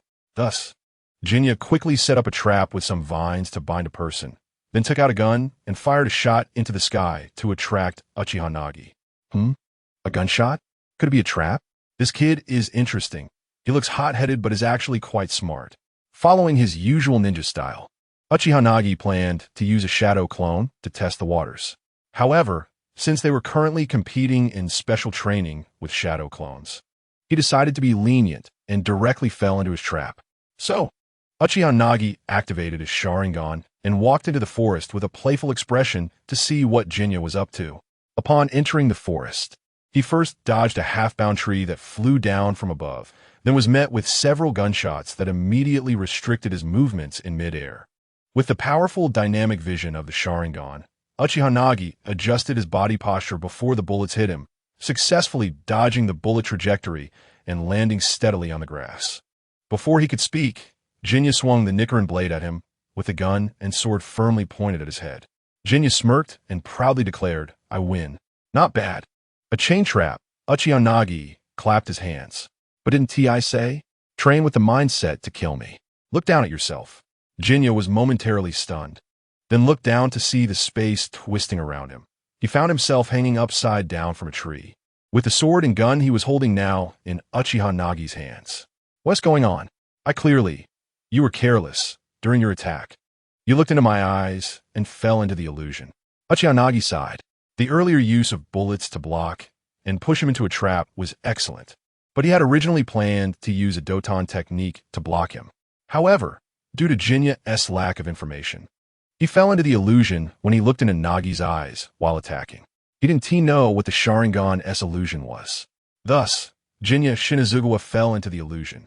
Blankly staring, walked up to Uchiha Nagi, handed over the Nichiren blade and gun, and then bound himself. "So, you still don't understand the meaning of this special training," Uchiha Nagi said helplessly. Now, the three of them sat dejectedly on the ground, all tied to the tree. Zenitsu had the most embarrassing moment. Having fainted from the illusion and, upon waking, saw only Inosuke's head peeking out from the ground, which reminded him of the neighbor's son and caused him to faint again. Uchiha Nagi shook his head in resignation, thinking it would be difficult to cure Zenitsu's timid dual personality unless a family member sacrificed themselves. Looking up, he noticed the sun had already climbed to the middle of the sky. It was noon. "I'm going to eat. You all reflect here slowly. By the way, there are only 2 lunchboxes. Whoever grabs them is not allowed to share with others. Otherwise, don't follow me for special training in the future." After saying that, Uchiha Nagi placed down 2 lunchboxes, leisurely dispelled the shadow clone technique, and went to report to his main body. Gurgle the 3 of them were hungry, and someone's stomach started growling first. Jinya quickly untied the ropes and grabbed 1 lunchbox. Damn it! Inosuke, with immense strength, also broke his ropes and forcefully grabbed the remaining lunchbox. "Haha, this last one is mine. So delicious." Inosuke opened the lunchbox and began to feast. Finally, Zenitsu, who managed to free himself from the ropes, found he had nothing to eat and could only drool pitifully while looking at the 2. Gurgle Zenitsu's stomach growled again, calling out, "Inosuke, huh?" Inosuke, seeing Zenitsu's drooling face, protectively hugged the lunchbox and turned away. Just when Zenitsu looked so pitiful, a voice appeared beside him. "Here, I already ate this morning and I'm not too hungry," Jinya Shinazugawa said, handing over the small portion of his lunchbox to Zenitsu. Zenitsu was moved to tears, holding Jinya's hand. At this moment, the scarred Jinya felt incredibly gentle to him. "Let go, you crybaby. Don't get the wrong idea. You helped me last time, so I'm just returning the favor." Jinya disdainfully pried Zenitsu's hand away. "Damn it, you have to share with me too. I can't let you look down on me." Inosuke, seeing this, also took out half-eaten food to give to Zenitsu. You guys, thank you so much, boo-hoo. Stop wiping your snot on me. Enough, crybaby." In the distance, Uchiha Nagi's main body had finished lunch, hiding behind a big tree and watching. He nodded, thinking they could be taught. At least they had a preliminary sense of teamwork, which they barely understood. As for Tanjiro, Uchiha Nagi never worried. That guy was as pure as a piece of white jade, and he was the easiest to integrate into a small team spirit or even become a leader. Once they got used to this mode, Uchiha Nagi planned to ask for leave from the leader of the Demon Slayer Corps. He wanted to return to the ninja world to obtain some things. Orochimaru's Edo Tensei was something Uchiha Nagi had long coveted, but to trade with him, he must ensure he had the strength to avoid being blackmailed. The second generation developed the 10th version of impure world reincarnation, which was not very stable and could not be converted into assistance. It officially made its debut after being upgraded to the 20th version in Orochimaru's hands. As for the later 30th version of the medic, that will take many years to wait. Chapter 56. New Task. At the beginning, one must keep in mind the movements and sensations, picking up these elements.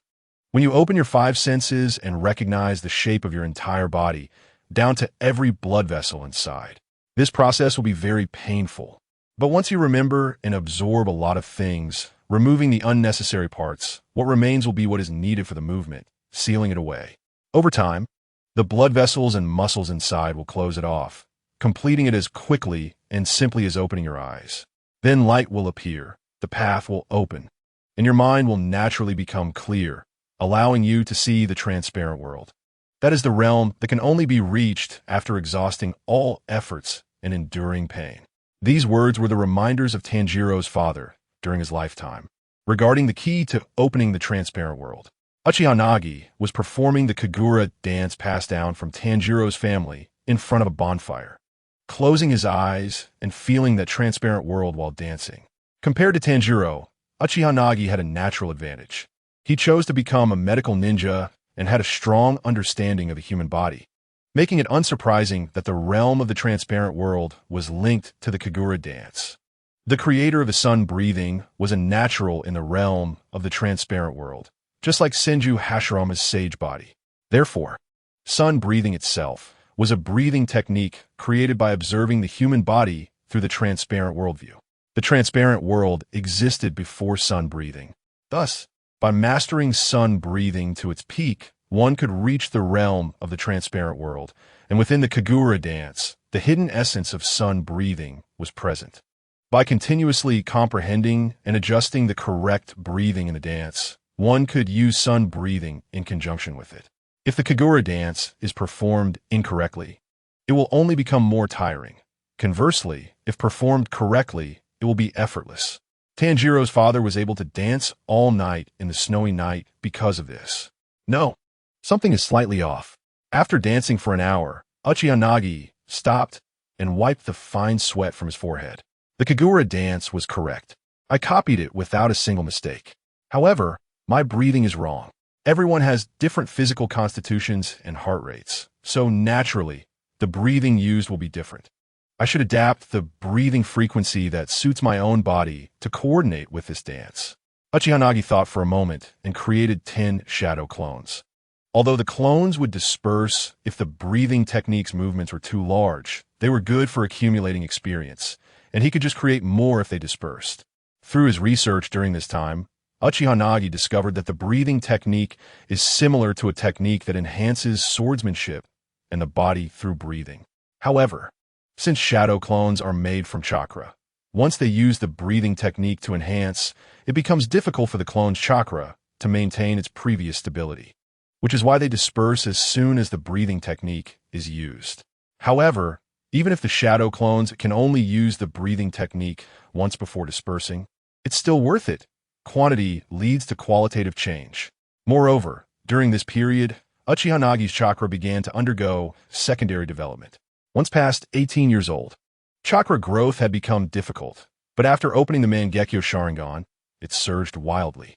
He knew that once the Uchiha Mangekyō was opened, chakra would increase uncontrollably. But after receiving the cells of white Zetsu, it increased even faster, especially after the battle with Akaza.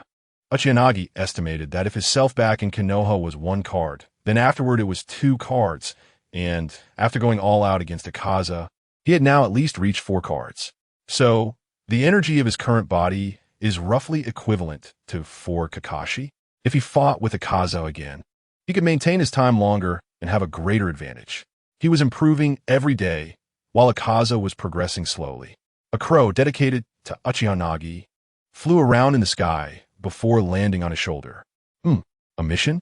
Uchiha Nagi was a bit curious. It seemed like this was the second time he had received a task in such a long time. But that's fine. It was time to go out and test the effectiveness of his training. After a few jumps, he arrived at another small mountain covered in wisteria flowers, the residence of Ubuyashiki Yose. However, his place was not fixed. He would change locations every so often. The reason was that Uchiha Yosei never allowed the Demon Slayer Corps to stay and protect him. According to his words, eliminating one more demon means ordinary people have one more chance at safety, and he is a useless person. It's not worth having powerful Hashira protect a useless person. Others might be confused and moved by his words without knowing the special abilities of the Uchiha clan. But Uchiha Nagi knew that aside from the curse passed down through generations, they also had a part of precognitive ability passed down through generations. Uchiha Yosei once said that relying on this precognitive ability, their clan accumulated immense wealth, allowing them to maintain the large expenses of the Demon Slayer Corps over the years. Because of this partial precognitive ability, once he sensed danger, Uchiha Yosei would change his place of residence. Uchiha-san, did you call for me? Uchiha Nagi did not refer to him as Lord, since he would not be anyone's subordinate. Uchiha Yosei did not mind this. He opened his already blind eyes and smiled. You've come, Nagi-kun, please sit. This is freshly picked wisteria flower tea.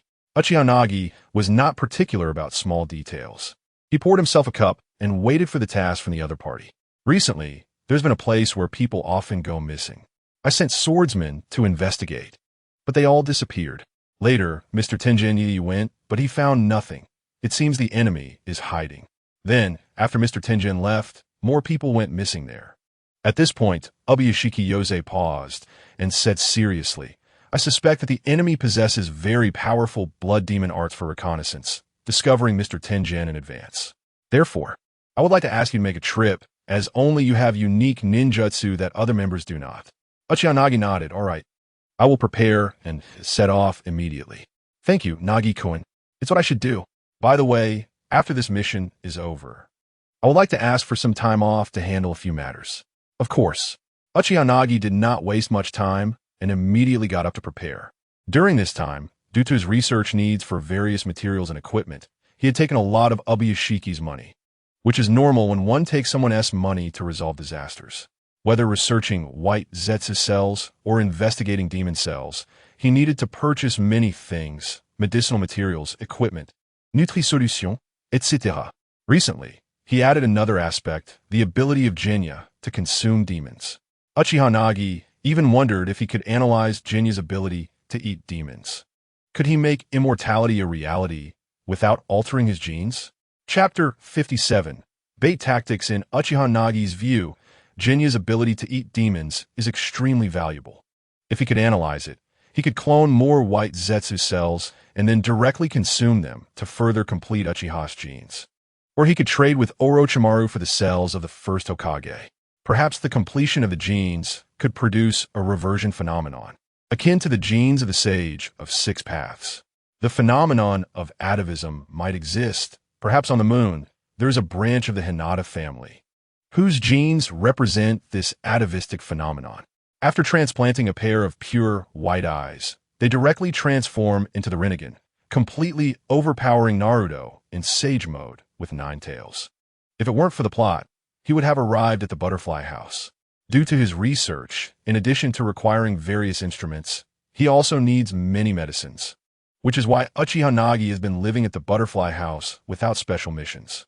Uchiha Nagi quickly tidies up his tools, which include some explosive tags he made after purchasing materials from the Demon Slayer Corps upon arriving in this world. Since others cannot use chakra, the quantity is a bit limited and labor-intensive. Uchiha Nagi thinks it should be enough and plans to buy more once he returns to the ninja world. His body is undergoing a second growth phase, and by the time he sets off back to the Hokage world, he might reach 10 cards.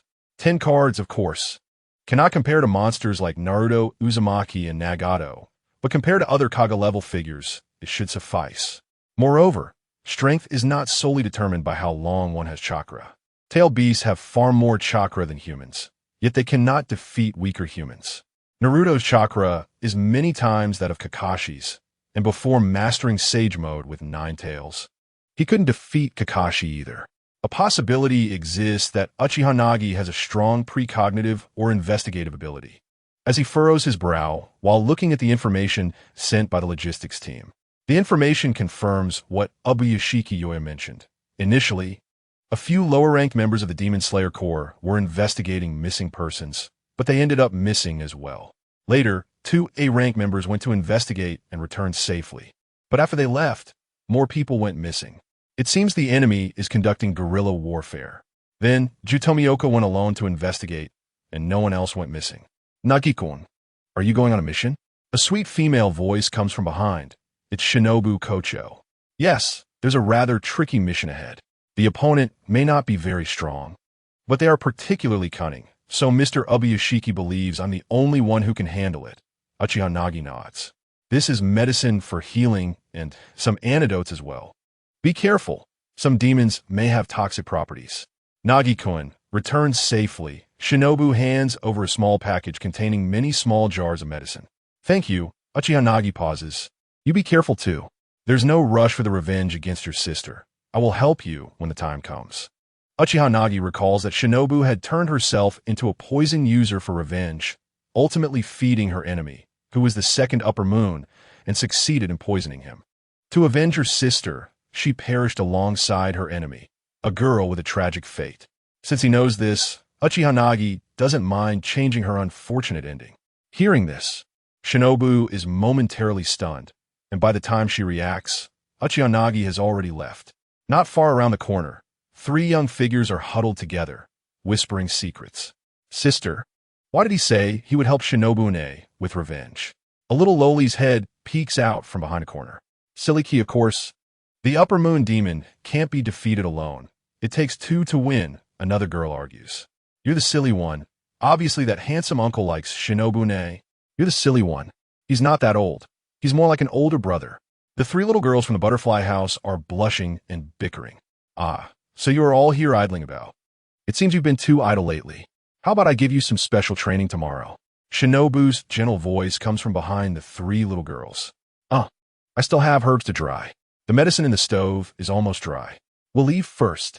Watching the 3 girls flee in panic, Shinobu covers her mouth and laughs. Seemingly in a very good mood, with a hint of blush appearing on her cheeks in the sunlight. Uchiha Nagi arrives at the train station and takes the train. Since this world has such convenient transportation, why not use it? This time, there were no special incidents on the train, and Uchiha Nagi safely reached his destination, a place called Hakuba Town. After disembarking, 2 C-rank members accompanying him introduce some local rumors, as many myths often stem from ignorant villagers being oppressed by demons. It is said that hundreds of years ago, a wounded white horse appeared here and was saved by a monk to repay the kindness. The white horse transformed this place into a prosperous land, hence the name Hakuba Town. However, the soil here became fertile, but for some unknown reason, it angered the gods, leading to disasters. Crops failed, floods occurred, and after drought came locust plagues, leaving the townspeople with a survival rate of only 1 in 10. Finally, a monk living in the temple sacrificed his life to the gods and was forgiven, allowing the townspeople to survive. That is how it went. And later the townspeople built a temple to commemorate that monk. Uchiha Nagi nods. You can move freely tonight. In this scroll, I've made some modifications. Open it when you encounter danger. The C-rank member nods. His name is Heiji, and the other is called Ono. This operation was specifically requested by Uchiha Nagi, as he believes that A-rank members of the Demon Slayer Corps would not be able to deal with the opponent, hence they are hiding. But if a C-rank member is alone, the opponent should reveal themselves. Demons have all sorts of tastes, some like children, some like young girls, and some prefer physically strong humans, such as members of the Demon Slayer Corps, whose bodies are significantly stronger than ordinary people due to long-term training in breathing techniques. Tonight, the 2 will serve as bait, while Uchiha Nagi will hide in the shadows, waiting for the enemy to make a move. Soon night falls, and every household in the town closes its doors, as if a great terror has emerged in the night. Even the lights in the houses are turned off. It seems the recent disappearances have created a significant psychological impact on the townspeople. Even the police are helpless. They either leave the town or choose to bear it silently. Although the town is populous and the authorities are trying to conceal the information, with one person disappearing every couple of days, rumors spread everywhere over time. Chapter 58. High-end hunters often appear as prey. Heiji and Ono carefully walk through the town, gripping their Nichiren blades tightly, unable to relax, as Heiji feels nervous. His palms sweating profusely. Along the way, apart from the occasional crows in the sky, providing him with a sense of security, the darkness only brings him fear. High-end hunters often appear in the form of prey. Listen, Mr. Heiji, this battle will involve an opponent with very strong investigative or precognitive abilities. So I cannot be by your side. At least, I cannot appear in the town. This is a fishing plan. Uchiha Nagi's serious face appears in his mind as they discuss the plan. So, I won't be in the town, but this scroll contains something that can protect you. When you encounter danger, open it, and I will rush over from outside the town with all my strength. Just hold on until I arrive, and you'll be safe.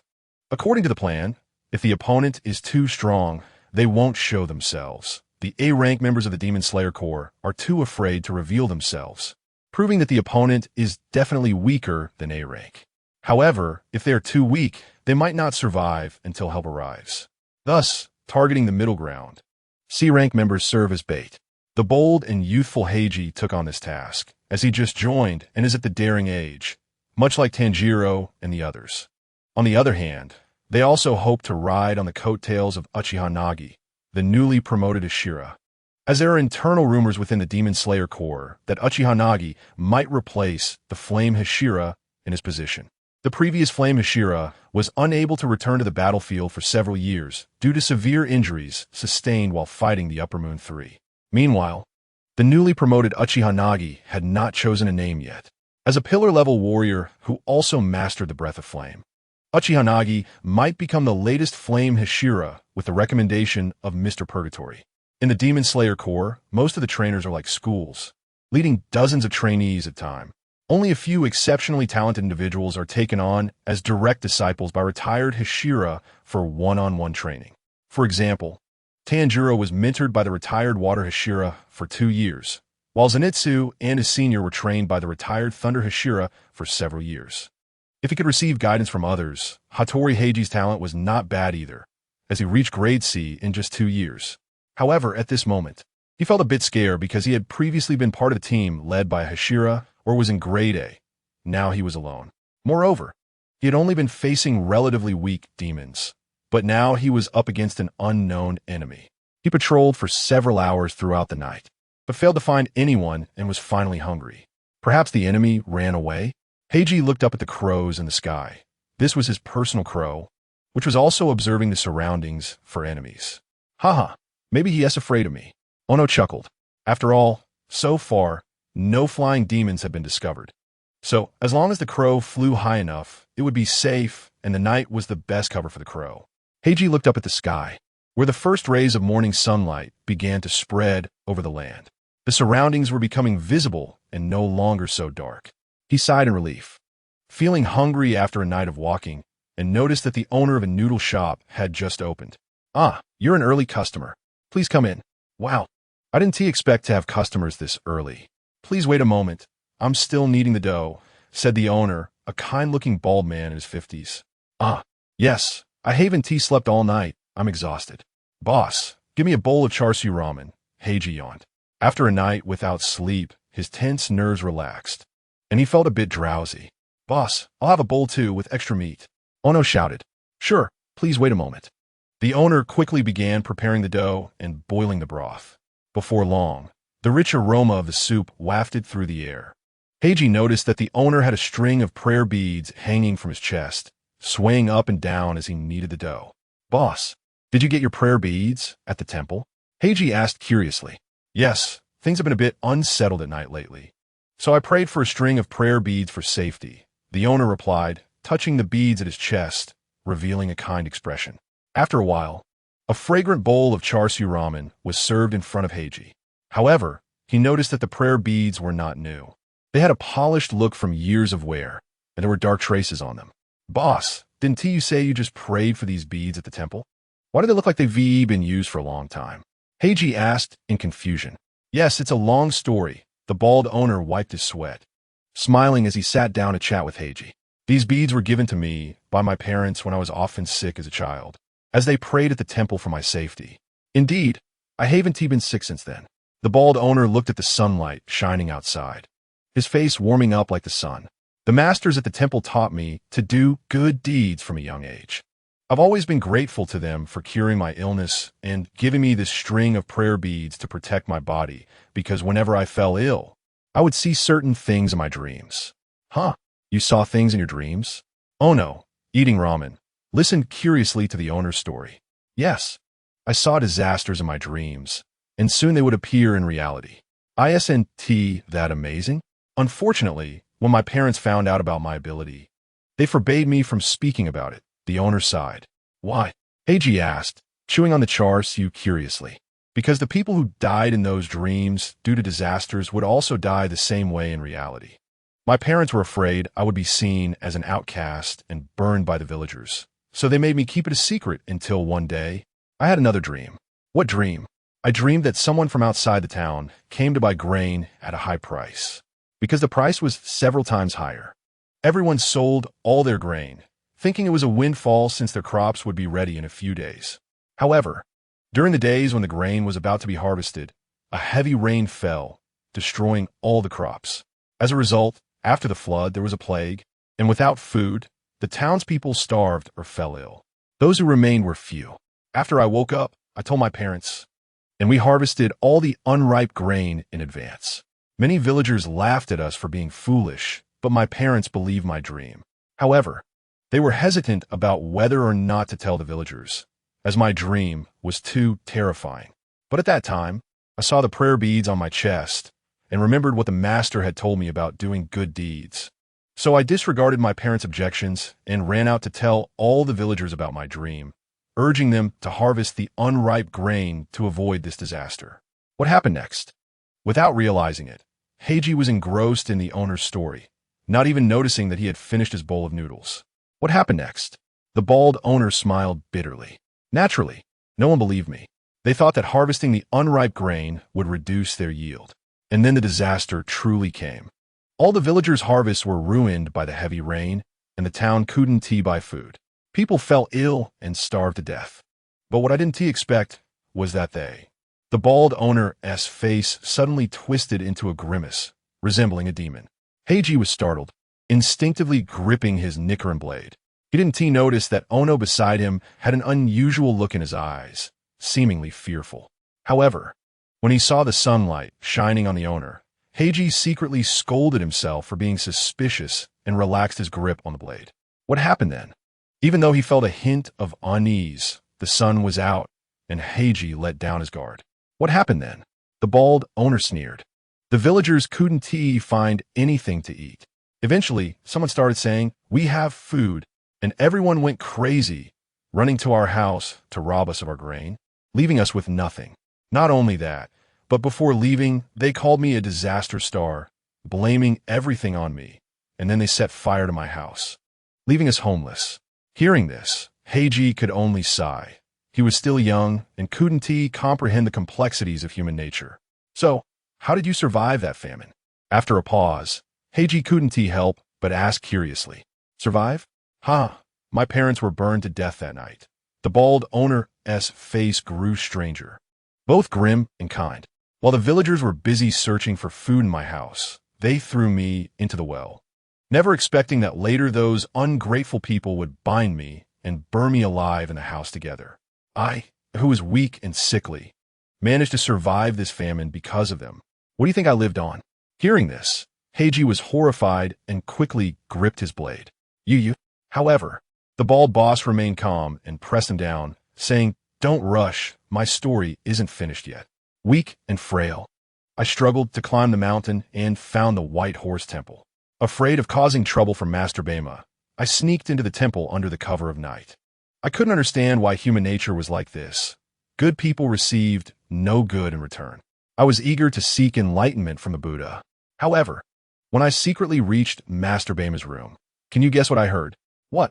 At that moment, Pingzi realized that his body was weak and powerless. Even pulling out a knife was difficult, and he couldn't help but sweat profusely. Meanwhile, the little wild one, who had been enjoying a feast earlier, sat stiffly, his face already filled with despair. It turned out that Master Bema, knowing my dream because I had told him, was aware of my ability, and disaster was bound to strike. So he partnered with someone to disguise themselves as merchants, secretly taking away the town's surplus food ahead of time, planning to sell it for a profit once the disaster occurred. At this point, the bald boss's smile was both sinister and kind, resembling half a Buddha and half a demon. The Master Bema I respected the most turned out to be one of the accomplices who caused my entire family's demise. I simply couldn't understand. That night, I stumbled and knelt in front of the Buddha statue, not caring if I was discovered and killed as a disaster star. I just wanted to seek an answer from the Buddha. Later, I was discovered by the monks, and to avoid leaking the secret, Master Bema killed me and buried me in the woods. Then, that adult appeared. He told me that since I couldn't understand, I could take 100, 200, or even 300 years to think about it. Thus, I became a ghost, huh? At this point, the bald boss mockingly touched his prayer beads. Those ignorant villagers actually believed that Master Bema willingly sacrificed himself to save them from disaster, not realizing that the natural disaster was not something he saved them from, but the man-made calamity was indeed orchestrated by him. I captured all the monks and judged them in front of the Buddha, telling them that if the Buddha showed mercy and let them off, I wouldn't eat them. If the Buddha remained silent, it meant they were guilty of heinous crimes. As a result, none of these people were forgiven by the Buddha. If I don't enter hell, who will? So I ate them all, making them repent for their entire lives within my body. After finishing this long story, the bald boss silently picked up the prayer beads and chanted a slogan, his sincere demeanor resembling that of a high monk who had practiced for many years. Why aren't you afraid of the sunlight? Pingzi found it hard to speak, and the little wild one, who had eaten faster than him, was already unable to say a word. I don't do evil deeds, and I have the Buddha's protection. Why should I fear the sunlight? The bald boss laughed, then swiftly cleared the bowls and chopsticks from the table. He picked up both of them and carried them on his shoulders into the kitchen. My ability is quite special. Perhaps it's the Buddha's blessing. Other ghosts cannot appear in sunlight, but I move freely, Since it was just getting light and recently missing persons had caused a stir, the bald boss carried Pingzi into the house without anyone else seeing. In the kitchen, the bald boss smiled and stripped Pingzi of all his clothes, tossing his sun blade and scroll into the furnace, then prayed before a Buddha statue. After chanting a scripture, the bald boss picked up the knife, and with a swift motion, Xiaoye's head rolled to the ground, and with another swing, he was chopped into several large pieces. Turning to Pingzi at this moment, he could no longer speak. Only fear and sweat flowed continuously. You see, I've finished praying to the Buddha, and the Buddha hasn't spoken to forgive you, so you're also a sinner. The Buddha is merciful. Let me send you to hell to atone for your sins. The bald boss raised the pig slaughtering knife with a compassionate expression, ready to strike Pingzi's head. At a critical moment, a call came from outside. Boss, is anyone there? I'll have a bowl of ramen. Someone's here. Please wait a moment. I'll be right there. The bald boss's face lit up with a smile, completely devoid of the high monk's demeanor from earlier, and he casually dropped the pig slaughtering knife, aiming right between Pingzi's legs. Plop! Pingzi's eyes widened, blood vessels covering his eyeballs, and the pain contorted his face as a pool of blood slowly flowed from between his legs. The bald boss, wearing a white towel around his neck, looked particularly clean and walked out of the kitchen with a kind expression. With a smile, the bald boss said, "Customer, you're really early. What kind of ramen would you like? Our ramen is a specialty, a craft honed over more than a decade. Just a random bowl will do. Let's go with the chashu ramen. All right, please wait a moment. I'll make it for you right away." The bald boss was quick, and in no time, he prepared a bowl of chashu ramen and presented it to the incredibly handsome young man in front of him. Uchiha picked up a piece of chashu meat, suddenly smiled, and asked Boss, "This chashu, it wouldn't be made from meat, would it?" Chapter 60, Half Buddha Boss, "This chashu, it wouldn't be made from meat, would it?" The bald boss wiped the sweat from his forehead with a white towel and smiled apologetically. "Customer, you really have a sense of humor. Our little shop has been open for over 10 years. How could we possibly do anything illegal?" The shop has been open for 10 years. But the people may not be. From inside the kitchen, another voice came, and another Uchiha walked out. "Customer, how do you have to?" The bald boss looked at the Uchiha that appeared in the kitchen and then at the one at the table. The two were identical. "Still trying to argue? I can tell at a glance that you are not human." The Uchiha sitting in the dining hall, drew his sunblade, while the Uchiha Nagi at the kitchen door held Pingzi's sunblade. It turned out that in the kitchen, Uchiha Nagi had given Pingzi a scroll that sealed a shadow clone. Just like when Naruto opened the scroll after passing the Chunin exam and found a Chunin teacher jumping out. It was all a pre-prepared shadow clone sealed inside. This was Uchiha Nagi's protection for the B-level members. As long as they encountered danger and opened the scroll, Uchiha Nagi would rush over with all his strength. And with the shadow clone's delay, they could escape smoothly, while the crows in the sky would guide Uchiha Nagi. When morning came and the sun appeared, Pingzi entered the ramen shop to eat, but his crows did not go in. Instead, they stood outside on patrol. When the crows saw their master being carried on the bald boss's shoulder into the kitchen, they flapped their wings and went out to find reinforcements. However, this bald boss, being the talkative villain, insisted on praying to the Buddha before preparing to strike. At a critical moment, Uchiha Nagi arrived, but he was a step too late. One person had already been killed, and the scroll thrown into the fire would burn, releasing the shadow clone. I'm curious, why aren't you afraid of the sun? Pingzi can't move because he ate your noodles, right? You must have put something related to your blood ghost technique in the noodles to paralyze people, right? Uchiha Nagi asked. The sweat on the bald boss's forehead kept flowing as he looked at the pair of red, ominous eyes in front of him. Finally, unable to withstand the pressure, he made a fierce expression and quickly pulled out a knife from his stove, stabbing it fiercely at Uchiha Nagi. Uchiha Nagi had long been in battle mode, easily dodging the attack, while simultaneously slicing off the bald boss's hand holding the knife. A severed arm flew through the air as the bald boss screamed and clutched his arm, stumbling out of the ramen shop with surprising agility. Uchiha Nagi frowned, realizing that the opponent's strength was not bad, 3 times stronger than an ordinary person. However, what puzzled him was that it was daytime outside, the sun was out, and it had no effect on him at all. You watch Pingzi, I'll chase after him. Uchiha Nagi spoke to the shadow clone, which nodded, and the main body immediately got up and chased after him. Outside, a few people had started to appear, as this small town wasn't a big city. Many still worked from dawn to dusk. Some people saw the bald boss and were about to greet him enthusiastically when they suddenly noticed he was missing an arm and was bleeding, stumbling towards them. Help! Someone is chasing me. It's the killer from the recent missing persons cases. Fear showed on the bald boss's face. Everyone, please help me, call the police. Just then, Uchiha Nagi had already stabbed him again with a knife. If Tanjiro and the others had come and couldn't sense any demonic aura from him, they definitely wouldn't have acted. Help! Help me, he's killing me. The bald boss screamed. Unfortunately for you, you met me. I'm a ninja, not a local. Uchiha Nagi said expressionlessly. The Demon Slayer Corps only kills demons, never humans. They only save people, even if that person had once attacked them under the influence of a demon. That is their principle, and Tanjiro is just like that. However, Uchiha Nagi came from the ninja world, a place where killing humans was more common than killing demons. Even if this bald boss was truly human, he would still be killed without hesitation. When the bald boss drugged B-level member Hattori Heiji to incapacitate him and was about to act in the kitchen, Uchiha Nagi decided he wouldn't let him go.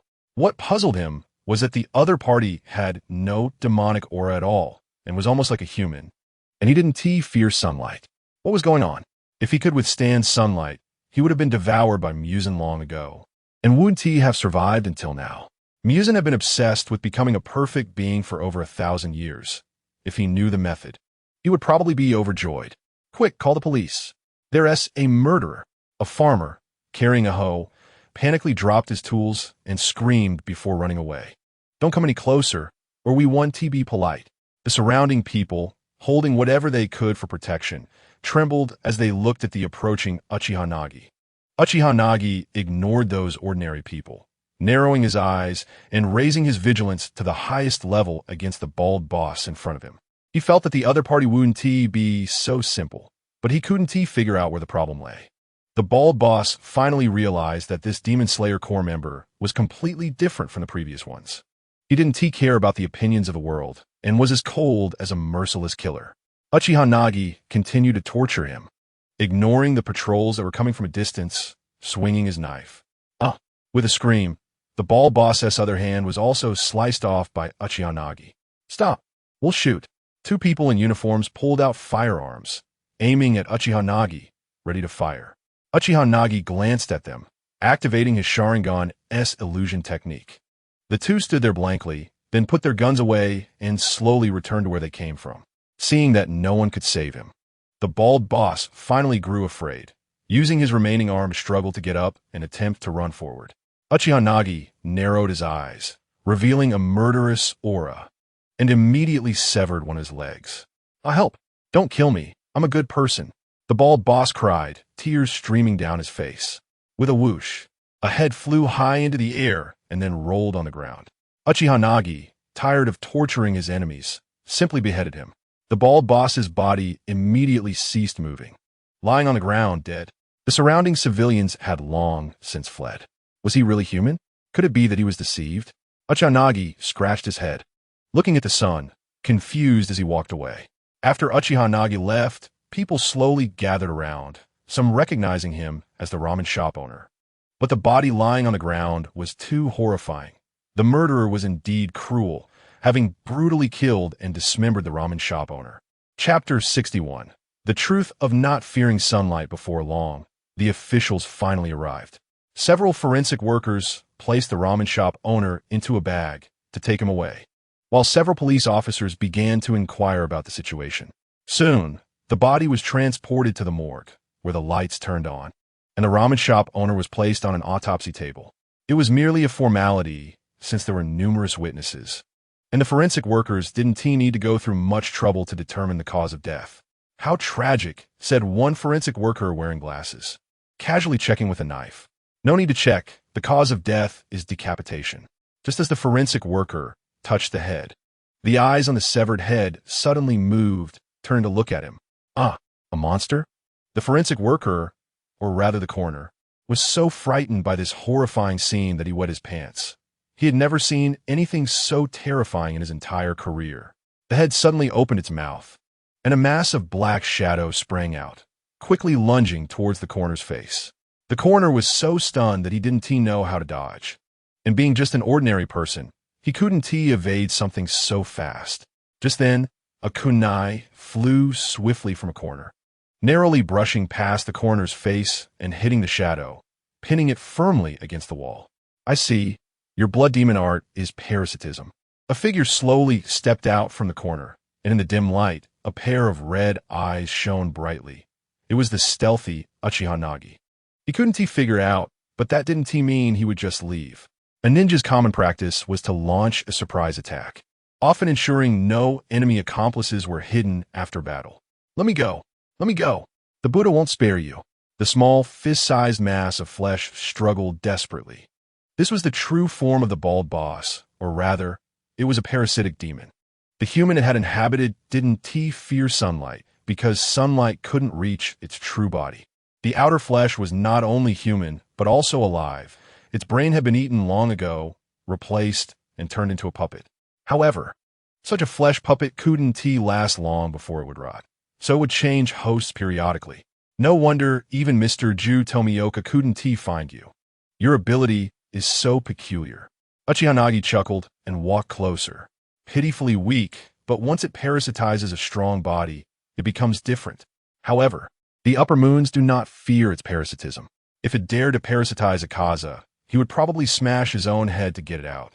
Parasitic humans. It can't find pillar-level powerhouses. No wonder Musen, who desires sunlight, looks down on you. Your ability is quite useless. I believe you mixed your blood into the ramen, causing Heiji to be unable to move after eating it, right? Uchiha Nagi took out a scroll, along with several sealing talismans and bindings, similar to what the Allied forces used in the Ninja World War to seal the army of Edo Tensei. It was still important to be cautious with a demon that only had parasitic abilities, so sealing it first before taking it away would be safer. As for why he didn't just kill it with the Nichiren blade, of course, it was to capture it as experimental material. The Buddha will punish you. It will punish your meatball, or should I say, your octopus monster, he muttered to himself. Why can't I sense you? You seem to have appeared out of nowhere. Sorry, even though I know the answer, I want to tell you. Uchiha Nagi said with a smile before sealing it and putting it into the scroll to take away. The answer? Of course. It's because Uchiha Nagi is not from this world, so the other party's ability to foresee disasters naturally cannot predict him. Before leaving, Uchiha Nagi looked up at the stunned coroner with his Sharingan and gave him a hypnosis. I must say, the Sharingan is indeed very convenient at times. Back in the kitchen of the ramen shop, the immobile Heiji had already been healed by Uchiha Nagi's shadow clone. It wasn't a big deal. He just cut open his blood vessels and used medical ninjutsu to expel some substances that were paralyzing him from his body, along with his blood. Heiji, who had lost too much blood, looked foolishly at the ceiling, feeling the severe pain in his lower body, wondering if he would become a eunuch in the future, which he simply could not accept. It was worse than dying in battle. Hey, what are you daydreaming about? Wrap up your wound yourself, and, for this period, don't get it wet, and don't look at pretty women, Uchiha Nagi said with a look of disdain, tossing him a bottle of medicine and some bandages. Huh? Heiji looked confused.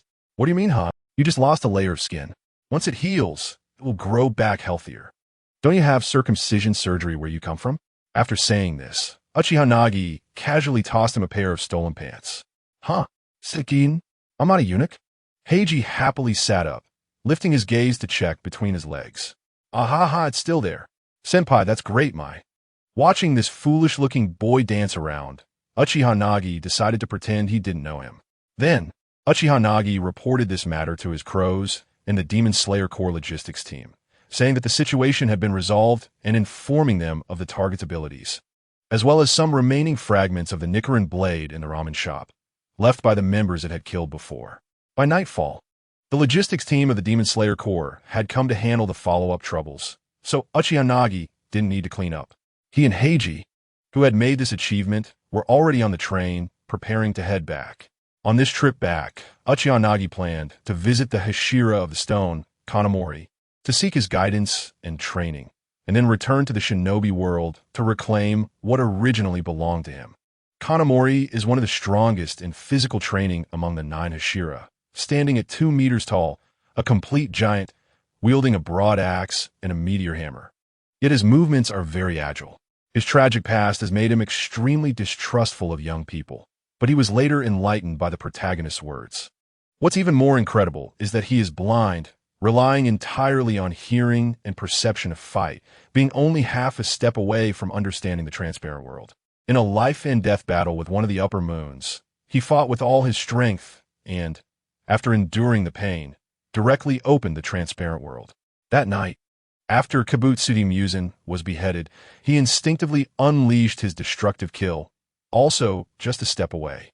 Similarly, the Flame Hashira, who comprehended and copied this battle, and Uchiha Nagi are the same. Sometimes, it only takes one step, but it requires walking over 900 steps to get there. It's time to go back for a visit. Chapter 62.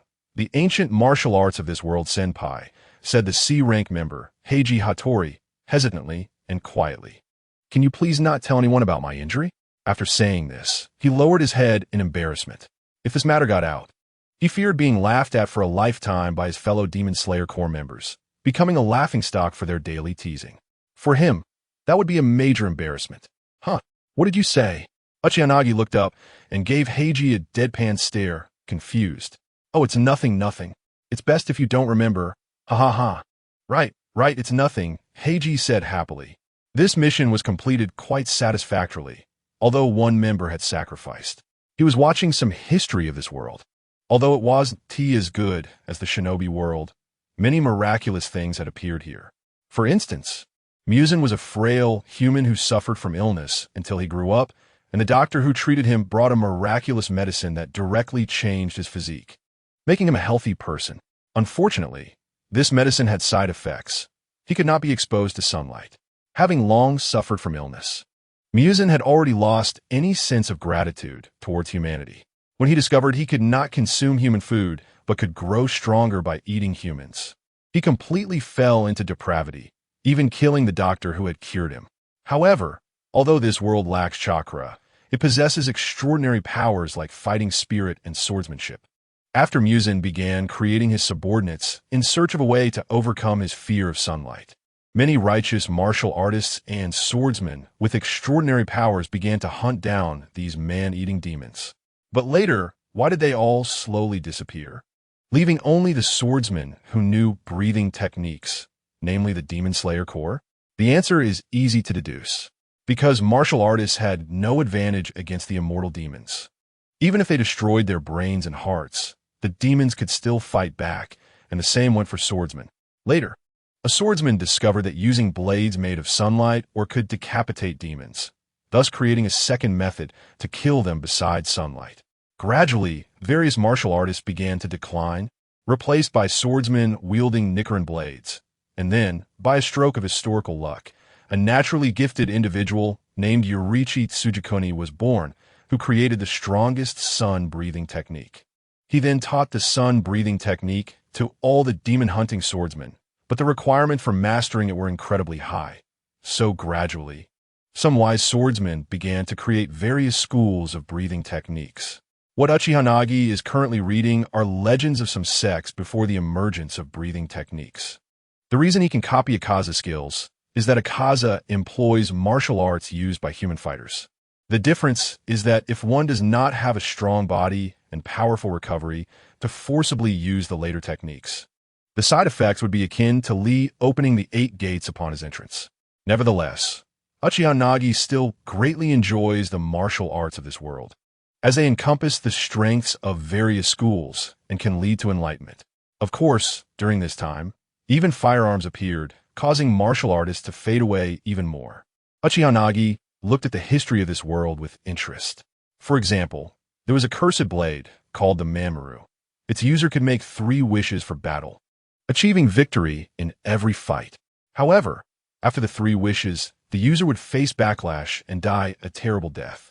Additionally, before Muzan appeared, this world had a flourishing martial arts scene with various schools competing, including a forbidden technique called the Heavenly Ladder Flying Dragon. This technique utilized the opponent's momentum to create a tornado-like combat skill using the 5 elements and 8 trigram steps to defeat the opponent. It was even stronger when used on the battlefield. The more people there were, the stronger the killing intent and the greater the momentum, leading to horrifying lethality.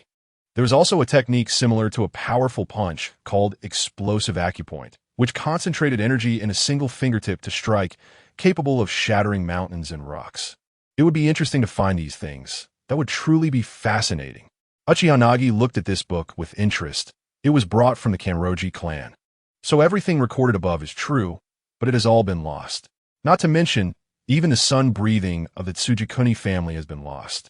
Uchiha Nagi's mouth slightly curved upwards. It doesn't matter if it's been lost, as long as he knows who it is. Because there is a technique in the shinobi world called Edo Tensei. Did the second Hokage really invent thousands of forbidden techniques? With his intelligence, wouldn't he trade and learn forbidden techniques from powerful deceased individuals when resurrecting them? Therefore, Uchiha Nagi has already made up his mind. Upon returning to the shinobi world, the first thing he would acquire is Edo Tensei, then resurrect the founder of the sun-breathing technique from Demon Slayer, learn everything from him, and then study others. In the Ninja World Wars, I could just use the Edo Tensei to summon those powerful figures, but they would be suspicious and wouldn't teach me forbidden techniques. It would be better to find someone from this world.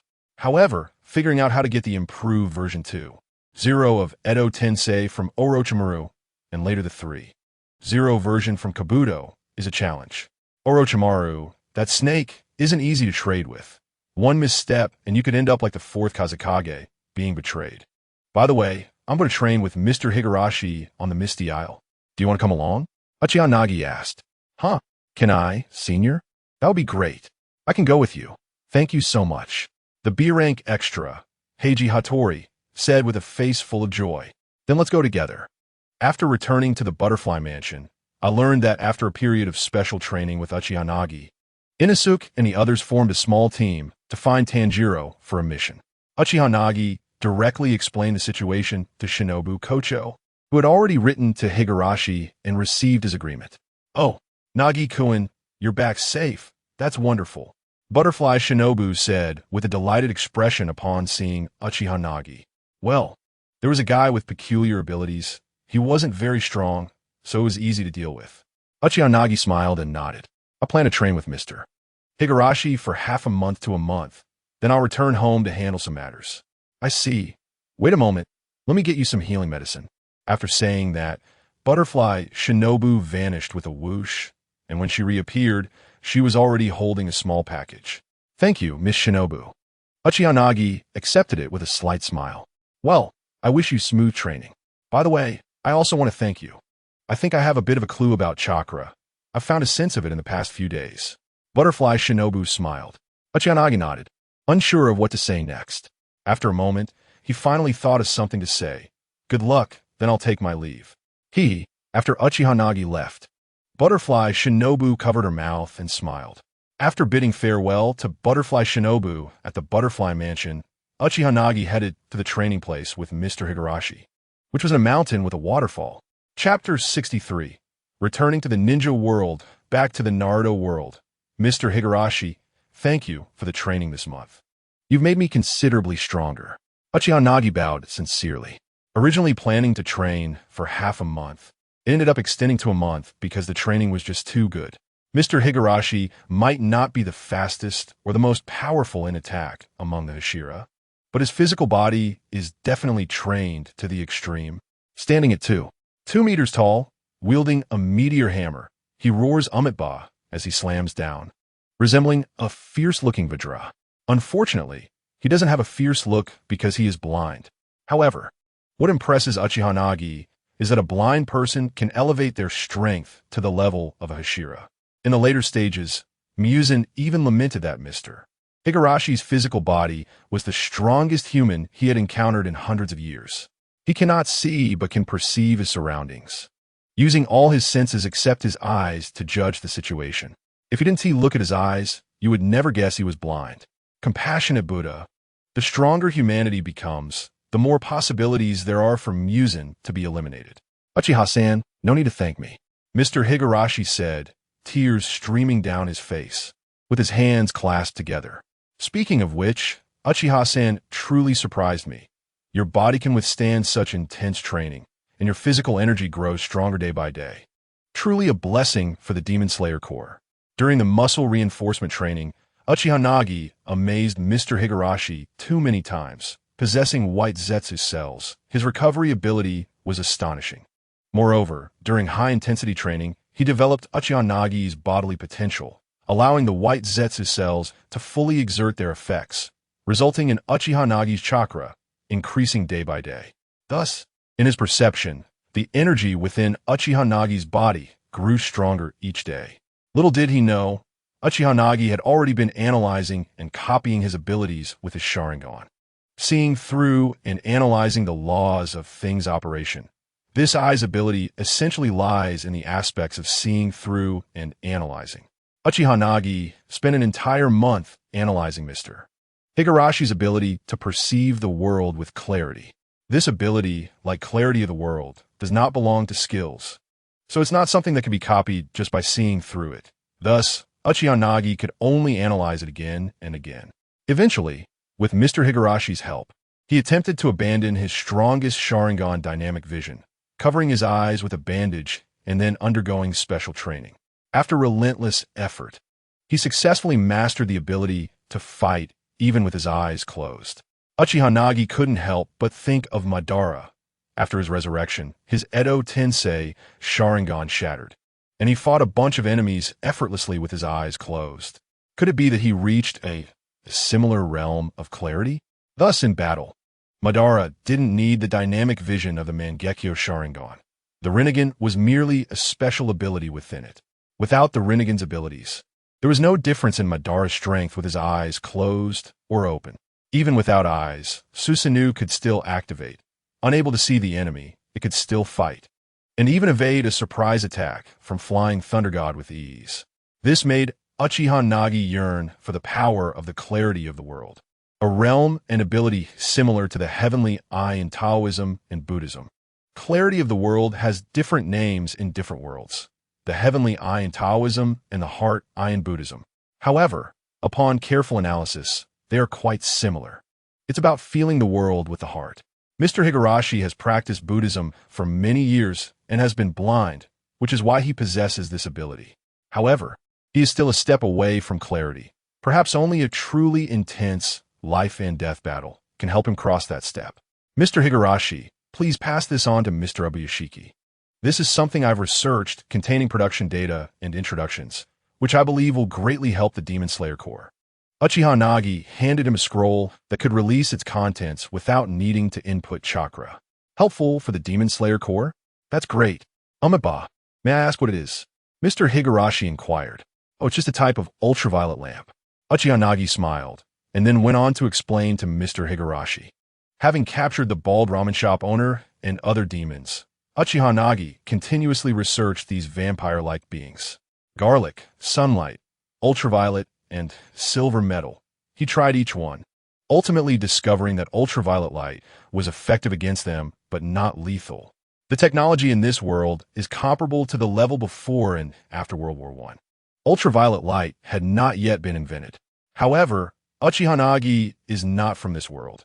He is a time traveler who knows that sunlight contains ultraviolet light. Thus, through a series of studies, he developed an ultraviolet lamp and experimented on the captured specimens. He found that ultraviolet light burned them like fire. It was effective but couldn't kill them. Uchiha Nagi felt helpless. Sunlight contains more than just ultraviolet light. There are many types. But it's enough. As long as the members of the Demon Slayer Corps below the A rank are equipped with ultraviolet lamps, the lower 12 Kazuki will have no chance. Before the fight begins, a bunch of ultraviolet lamps will shine like lasers, weakening them. And then during the battle, as long as a few teammates continuously shine flashlights at them, that's equivalent to a bunch of support. When thinking about the fire guns used by Kaneo Tsuyuri, which are loaded with sun or bullets, Uchiha Nagi wondered what would happen if he could create grenades filled with small steel balls made of the same material as the sunblade. After listening to Uchiha Nagi's explanation, Himejima Gimei was so moved that he began to cry again. He excitedly clutched the scroll, thinking that this kind of thing was simply a blessing for low-ranking members. Just the thought of not having to sacrifice so many low-ranking members each year made Himejima Gimei incredibly happy. Mr. Uchiha, you must be sent by Buddha to end Muzan. I have a feeling that Muzan will definitely be completely eradicated in our generation of Hashira. Hehe, you are too polite. I'll take my leave now. By the way, I would like to commission you for something, Uchiha Nagi said. Please go ahead. Could you please tell Mr. Obito to help find the grave of the founder of Sun Breathing, Yoriichi Tsujikoni? If we can find it, I might have a way to end Muzan when I return. After that, Uchiha Nagi disappeared in Himejima Gimei's confused perception, using the body flicker technique to leave. After walking a distance, he stopped. Let us begin. This time I have about 6 or 7 cards of chakra. I shouldn't run out and faint, Uchiha Nagi muttered to himself. Then with a swoosh, he silently disappeared from this world. Next, we transition to the Naruto storyline, but everyone need not worry. Demon Slayer will return. Chapter 64. The Land of Hot Water. Naruto, when he just arrived, he had 1 card, and after activating the Mangekyō Sharingan, it became 2 cards. After receiving white Zetsu cells and training for such a long time under the muscle training of the rock pillar Himejima Gimei, it increased to 6 cards. Moreover, with the breathing technique running continuously for 24 hours a day, Uchiha Nagi's body was gradually strengthened, and his chakra was slowly increasing. Now his reserve energy was equivalent to that of 6 Kakashis. Poor Kakashi, who had the chakra of a Jonin at 12, became much stronger by 20, but was still that same blue chakra, and by nearly 30 his strength had increased, but his chakra seemed unchanged. Where is this? Uchiha Nagi looked around, having just activated his Sharingan's ability, the mind transmission, and returned to the Naruto world. The familiar scent of bloodshed filled the air, like a flower about to bloom in the dawn. Uchiha Nagi closed his eyes and took a deep breath. The air here was exceptionally clear, completely devoid of industrial smells. Although it was still a forest around him, Uchiha Nagi could still feel that this was the ninja world, a mysterious sixth sense. From the moment he stepped into this world, he couldn't let his guard down. After reflecting for a minute, Uchiha Nagi immediately used the transformation technique to change into an ordinary person. In the ninja world, not only did he have the Konoha Umbu chasing after him, but there were also bounty hunters, like a certain money-obsessed Kakuzu. He had to be cautious about everything, from eating to drinking, because being a ninja was never a straightforward career. Poisoning and setting traps were the norm. Although Uchiha was a medical ninja, he couldn't ensure he could detect all poisons, especially for some genius poisons that were colorless and tasteless, which were easy for them to make. For example, Jiraiya had been poisoned by Tsunade. Uchiha carried a bundle on his back and had the sun blade tied at his waist, looking like a wandering swordsman. It was strange for a ninja to carry a sword when going out. Even ordinary people could do so, but wearing a forehead protector was different. Only people from ninja villages were allowed to wear them. This was an unspoken rule. He certainly wasn't foolish, since he was a rogue ninja. Wearing a forehead protector with a scratch on, it was just asking to be caught. Other villagers, bounty hunters, wouldn't mind seeing a rogue ninja and taking the opportunity to make some money. This was also what Uchiha found most incomprehensible. Why so many rogue ninjas like to flaunt their identities so openly. Perhaps Kishimoto was just a manga artist who didn't care about the details. Passers-by hurried by, and some villagers carrying hoes saw Uchiha sword and cautiously avoided him from a distance. It made it difficult for Uchiha to gather information. He glanced around and saw a farmer lying in the shade of a tree resting. That would do. Hello, can I ask you something? Sorry, I have no money. Please let me go. Before Uchiha could finish, the farmer knelt down and begged for mercy, leaving him unsure of how to respond. This was the cruel ninja world, where class was extremely rigid. At the top were ninjas, in the middle were samurai, wild ninjas, and at the bottom were commoners who often lived the most miserable existences. Uchiha sighed and activated his Sharingan to begin questioning, simply and brutally. Which country is this? The villager, under the hypnosis of the Sharingan, blankly replied, This is the land of hot water. The land of hot water? So it's here. Where are the nearby towns? Keep going southeast for about 10 miles, and you will reach them. After finishing the questions, Uchiha gave him a suggestion to forget this memory, and then got up to leave. As for why he wasn't in a land of fire, it was probably because the position changed when he activated his abilities. What Uchiha needed to do now was to go to the nearby black market to gather some information and see how long it had been since he left Konoha, and then decide what to do next. His purpose for coming this time was, first, to obtain Edo Tensei, second, to buy some chakra metal to see if he could combine it with sun, or to create different sun blades at Sword Village. The third was to train and challenge some strong ninjas in the ninja world to copy their skills.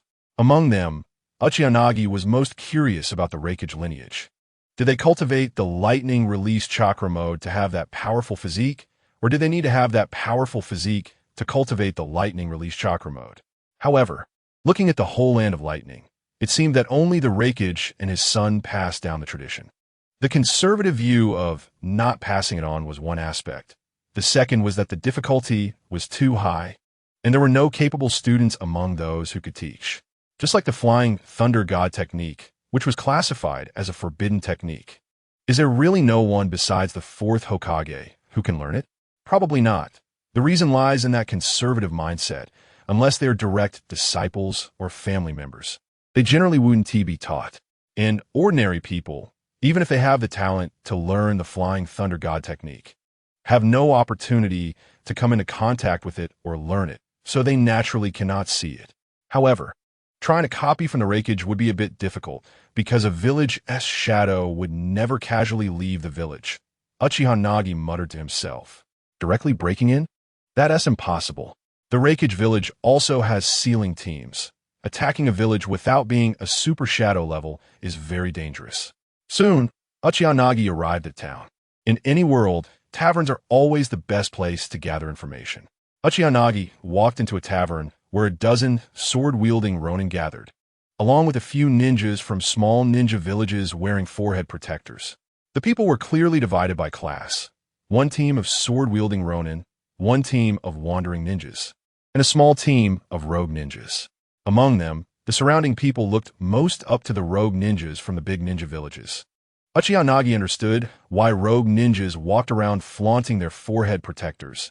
It was a form of intimidation. As long as they weren't lucky enough to run into the Umbu assassination squad, they could generally live quite well in other small countries. People like Kakuzu were only interested in high-priced bounties and wouldn't bother with low ones. "Barkeep, give me the latest bounty handbook." Uchiha Nagi walked up to the shopkeeper, sensing that the other party possessed chakra at the level of a genin. However, judging from the scars on his face and hands, his combat power should be at the level of a chunin. "All right, guest." The shop owner cheerfully flipped through the counter and handed Uchiha Nagi a small booklet. 2,000 yen. Okay. Chapter 65. Worth 2.5 asumas. Uchiha Nagi didn't haggle with the other party, directly taking out the ninja world currency from before his escape, counting out 2,000 yen and handing it over. The shop owner then gave him a small booklet, which had printed bounties with pictures and prices. The technology level in the ninja world is quite high, so it was still in color. Uchiha Nagi flipped through it. The black market had thoughtfully categorized the ninjas, with the rogue ninjas from several major villages at the front. The highest bounty from Konoha was himself. Uchiha Nagi sneered. 50 million, 2.5 asumas. Asuma seems to be 20 million, and Itachi was listed after Asuma, with a bounty of 15 million. The reason for the price difference is probably because Asuma has the added bonus of being the son of the Hokage, while Itachi is notorious for slaughtering an entire village. Plus, Konoha is unwilling to spend too much money. As for himself, there is no need to think. The third Hokage in Danzo must be going crazy trying to eliminate this fish that slipped through the net, which is why they keep raising the bounty to 50 million. TSK, 2.5 asumas. Really rich, Uchiha Nagi mocked. Flipping further back, there were other rogue ninjas from different ninja villages. One that caught Uchiha Nagi's attention was Zabuza from the Mist Village. He was wanted by the Land of Water for failing to assassinate the fourth Mizukage. And the Mist Village had experienced multiple rebellions, with many bloodline clans involved, currently undergoing a major purge. Uchiha Nagi compared the timeline. He couldn't remember everything like a computer, but he still recalled that Orochimaru had abducted Kimimaro during the Kagaya clan's rebellion. Should he intervene? He heard that there have been many missions on the black market to acquire bloodline orphans recently. A few wandering ninjas were whispering, "Why are there such missions?" Of course, it's due to the fourth Mizukage's massive purge. Many bloodline clans in the Land of Water are being cleansed, so naturally, many people have escaped. Other major countries, including some small ones, are offering large sums of money to seek out members of these scattered bloodline clans. Once they are found in their villages, TSK, it won't be long before a new bloodline emerges. One scarred wandering ninja had a sarcastic expression, "You never know." Konoha wiped out its own Uchiha clan over a year ago, right? TSK. They say they killed everyone from the elderly to the children. Truly ruthless. Yeah, such a powerful bloodline clan was wiped out just like that. I heard that since then, no clan in Konoha has dared to defy the third Hokage anymore.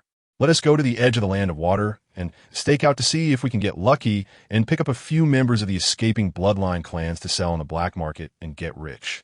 The wandering ninjas became increasingly spirited and excited as they talked. Not only them, but even a few ninjas who had defected from major countries looked somewhat tempted. After all, when you're out in the world, everything costs money. Even if ninjas can hunt and don't worry about food, explosive tags, kunai, and soldier pills all cost money. Not to mention some healing medicines. These items are special supplies that ordinary civilian shops can't sell, and those that can sell them are mostly owned by merchants with ninjas. You can't always rely on stealing and robbing, right? So even a hero out in the world still needs money. Then let's go. Uchiha Nagi closed the booklet. He definitely needs to collect the Kagaya clan's genes, and Orochimaru is also interested in acquiring the Edo Tensei technique from him. With Edo Tensei, digging up graves and trading with the dead is much easier than finding the living. Uchiha Nagi remembered that it seems like Haku was also one of the clans that were purged just much earlier. His mother escaped and lived incognito for several years, got married, and had children. But where? Besides knowing it was by a bridge, Uchiha Nagi had no clues at all. The Land of Water is so vast. With so many bridges, what kind of luck would it take to find this child? Forget it. I'll just go to the Land of Water and find Kimimaro.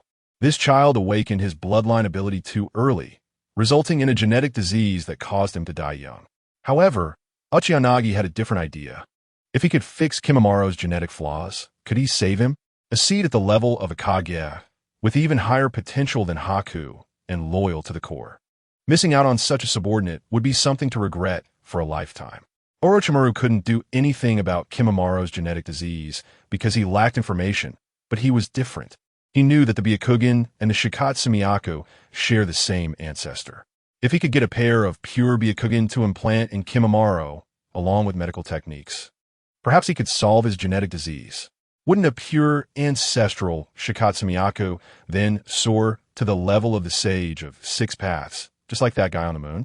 Yuki and Yui, two twins, inherited different abilities. One from their mother's clan, the other seemed to inherit the power of the God Tree. But in essence, they are indeed from the same parents. It's just that a divergence occurred in the genes they inherited. Without further ado, Uchiha Nagi closed the booklet and headed to the ninja shop in town to purchase some items, while also getting a map of the Land of Water. For overseas island nations, maps are not as hard to come by as those for the Land of Fire or the Land of Wind. Islands are simple. Once you get out to sea, there are paths everywhere, and no matter how you defend, it's useless. Besides, most ninjas from the Land of Water are predominantly water type. Even if Konoha launches a surprise attack, they still have to obediently take a boat over. Moreover, in a place surrounded by water, fighting against water-type ninjas is incredibly disadvantageous. This is also why several ninja nations on land have exhausted their resources trying to fight, while the Land of Water still maintains its complete strength. The geographical advantage means they don't need to worry about others' attacks.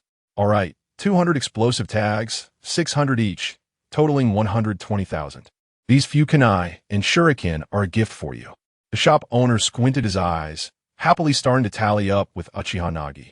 Uchiha Nagi bought some explosive tags, a few kunai and shuriken, but he didn't plan to buy soldier pills here. The soldier pills from small places can't be guaranteed. And since the quality can't be discerned from the outside, he was afraid of getting diarrhea from eating them. Uchiha Nagi planned to buy them in a larger city. Explosive tags are relatively simple. Substandard explosive tags cannot seal chakra inside to make bombs, but the prices in this small town are ridiculously high. In a big city, an explosive tag costs 300 ryo, but here it has doubled. Uchiha Nagi couldn't help but curse the merchant in his heart. After Uchiha Nagi left, a few people quietly followed him because they had seen him with money during his purchase.